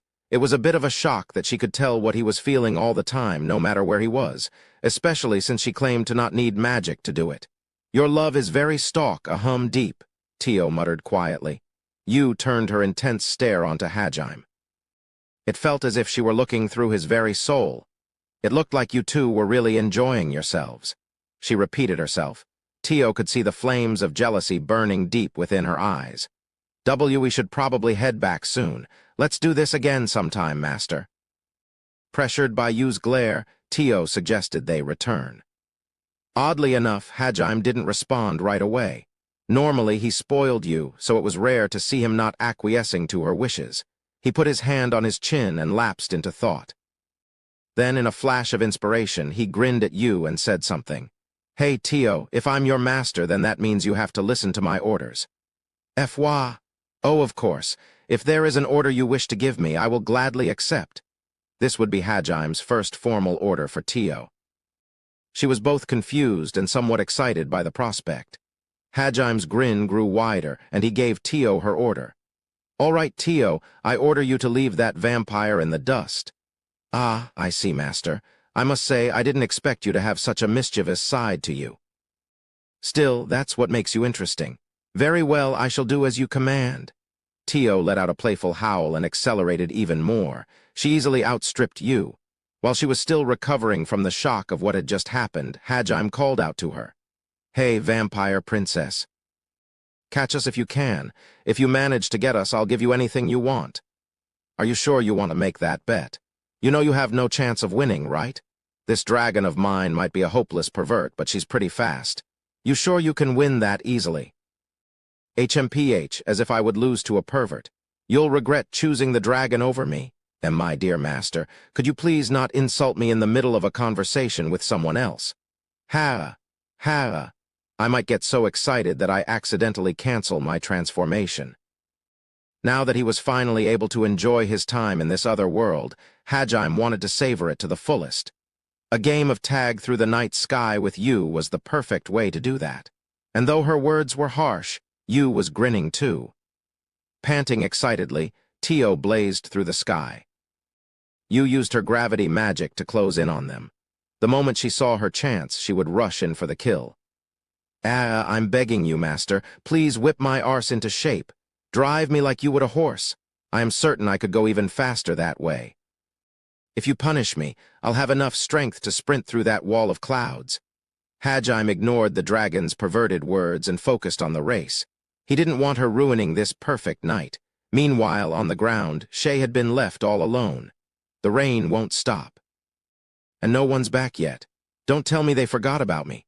Don't they know that rabbits die from loneliness? Hurry up and come back, Tilda Hick. Shay huddled inside her tent and stared up at the cloudy sky. "Don't call me a goddess." Whoa, look at that. It's the fertility goddess. To think she would visit our lowly town. Her kindness knows no bounds. I heard she stood up to an army of 60,000 monsters just to save the town of Not only is she improving all of our lives, she's putting her own on the line to protect us. Though she's a bit different from what I expected. I thought she would be more adult-like and beautiful.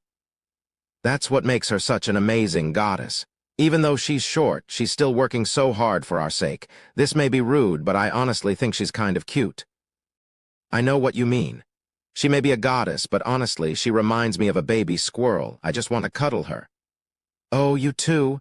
I know it's rude to think this of a goddess, which is why I didn't say it before, but she's really cute. I want to take her home and take care of her. Personally, I want to give her a big hug. I'd sit her on my lap and admire her all day long. I just want to look after her. The villagers were talking so loudly that it was hard to believe they were even trying to keep Eiko from hearing them. Eiko flushed bright red and tried her best not to say anything. Some time had passed after the incident at and Eiko had heard the same things from every village they'd gone through on their way back to the capital. Thanks to Hajime's little scheme, everyone thought it was Eiko, the fertility goddess, who'd saved the town of The stories had spread like wildfire, and her name was already known throughout the kingdom. She'd accelerated her fame by making sure she improved the agricultural conditions of every single village she stopped at on the way back as well. Though it was her own actions that had made her look so endearing and made the villagers all think she was adorable. Despite her petite appearance, Eiko was 25 years old. She was an independent, working, contributing member of society. She didn't like being treated like a goddess, nor did she like being treated like a child. She glared angrily at the villagers, but it had the opposite effect of what she'd intended. Ah, the goddess looked at us. All hail the fertility goddess. Come on, everyone, cheer with me. All hail our goddess. All hail the fertility goddess. Now they were cheering her on in the streets. Tears of embarrassment welled up in Aiko's eyes. Everyone, my name is Aiko Hatayama. Please stop calling me a goddess." Aiko had tried to stop people from calling her a goddess wherever she'd gone, but to no avail. How humble. To think she would allow us poor villagers to call her by her name. Her kindness truly knows no bounds. I have never been so moved in my life. All hail our fertility goddess. All hail our kind and merciful fertility goddess. Trembling with emotion, the villagers continued to cheer on Aiko. Her words had only served to deepen their faith in her. What do I have to do to get them to use my actual name? Are they trying to kill me with embarrassment? Are the villagers all actually hitmen out to end my life? Aiko was so embarrassed that she couldn't even think straight, which was why she was seriously entertaining the possibility that all the villagers were hitmen. David and the rest of Aiko's guards tried to cheer her up, but they couldn't hide their own happiness at how popular their goddess had become. Their obviously insincere attempts to make her feel better only made Aiko feel more depressed. Ai-chan-sensei. We're the hero's comrades and Ehit's warriors, so we'll always stand out no matter where we go. You shouldn't worry so much about the attention. Sanobe-san, I don't mind the attention. Well, I do a little, but there's nothing we can do about that. It's just hard acting like a grown adult when everyone around you is calling you a goddess. Without a moment's delay, David and the other knights started telling Aiko how she wasn't really that old, and that she was too cute to be an adult. Aiko ignored them. Now, Ai-chan-sensei.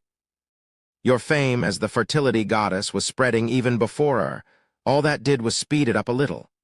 Atsushi and the others nodded in agreement. I suppose you're right, but still. Aiko just didn't want to accept it. The students all watched her with a mixture of pity and amusement. She decided to flee back to their inn, trying to escape from the villagers' gazes, but before she made it inside, she heard them start talking about someone else. By the way, what kind of person is the goddess Sword? I've heard that he has white hair and wears an eye patch. Well, the only people that's strong aside from the knights are Ehit's warriors, but I heard he wasn't one of them. Are we even sure he has white hair and wears an eye patch? It seemed it wasn't only Aiko's fame that had started to spread, but Hajime's too. The goddess Sword was just as well known as the fertility goddess herself now. Aiko's ears perked up when she heard Hajime's title mentioned. She looked around the street while surreptitiously listening in on their conversation. Yuka and the other students strained their ears as well. Now that the topic had been brought up, the villagers were eager to share all the rumors they'd heard about Hajime. That much is certain. After all, there aren't many white-haired guys with eye patches running around. I heard he shot down all the flying monsters with a spear of light and destroyed the rest with a meteor shower. He sounds amazing. But if he's the goddess Sword, how come he isn't guarding her right now?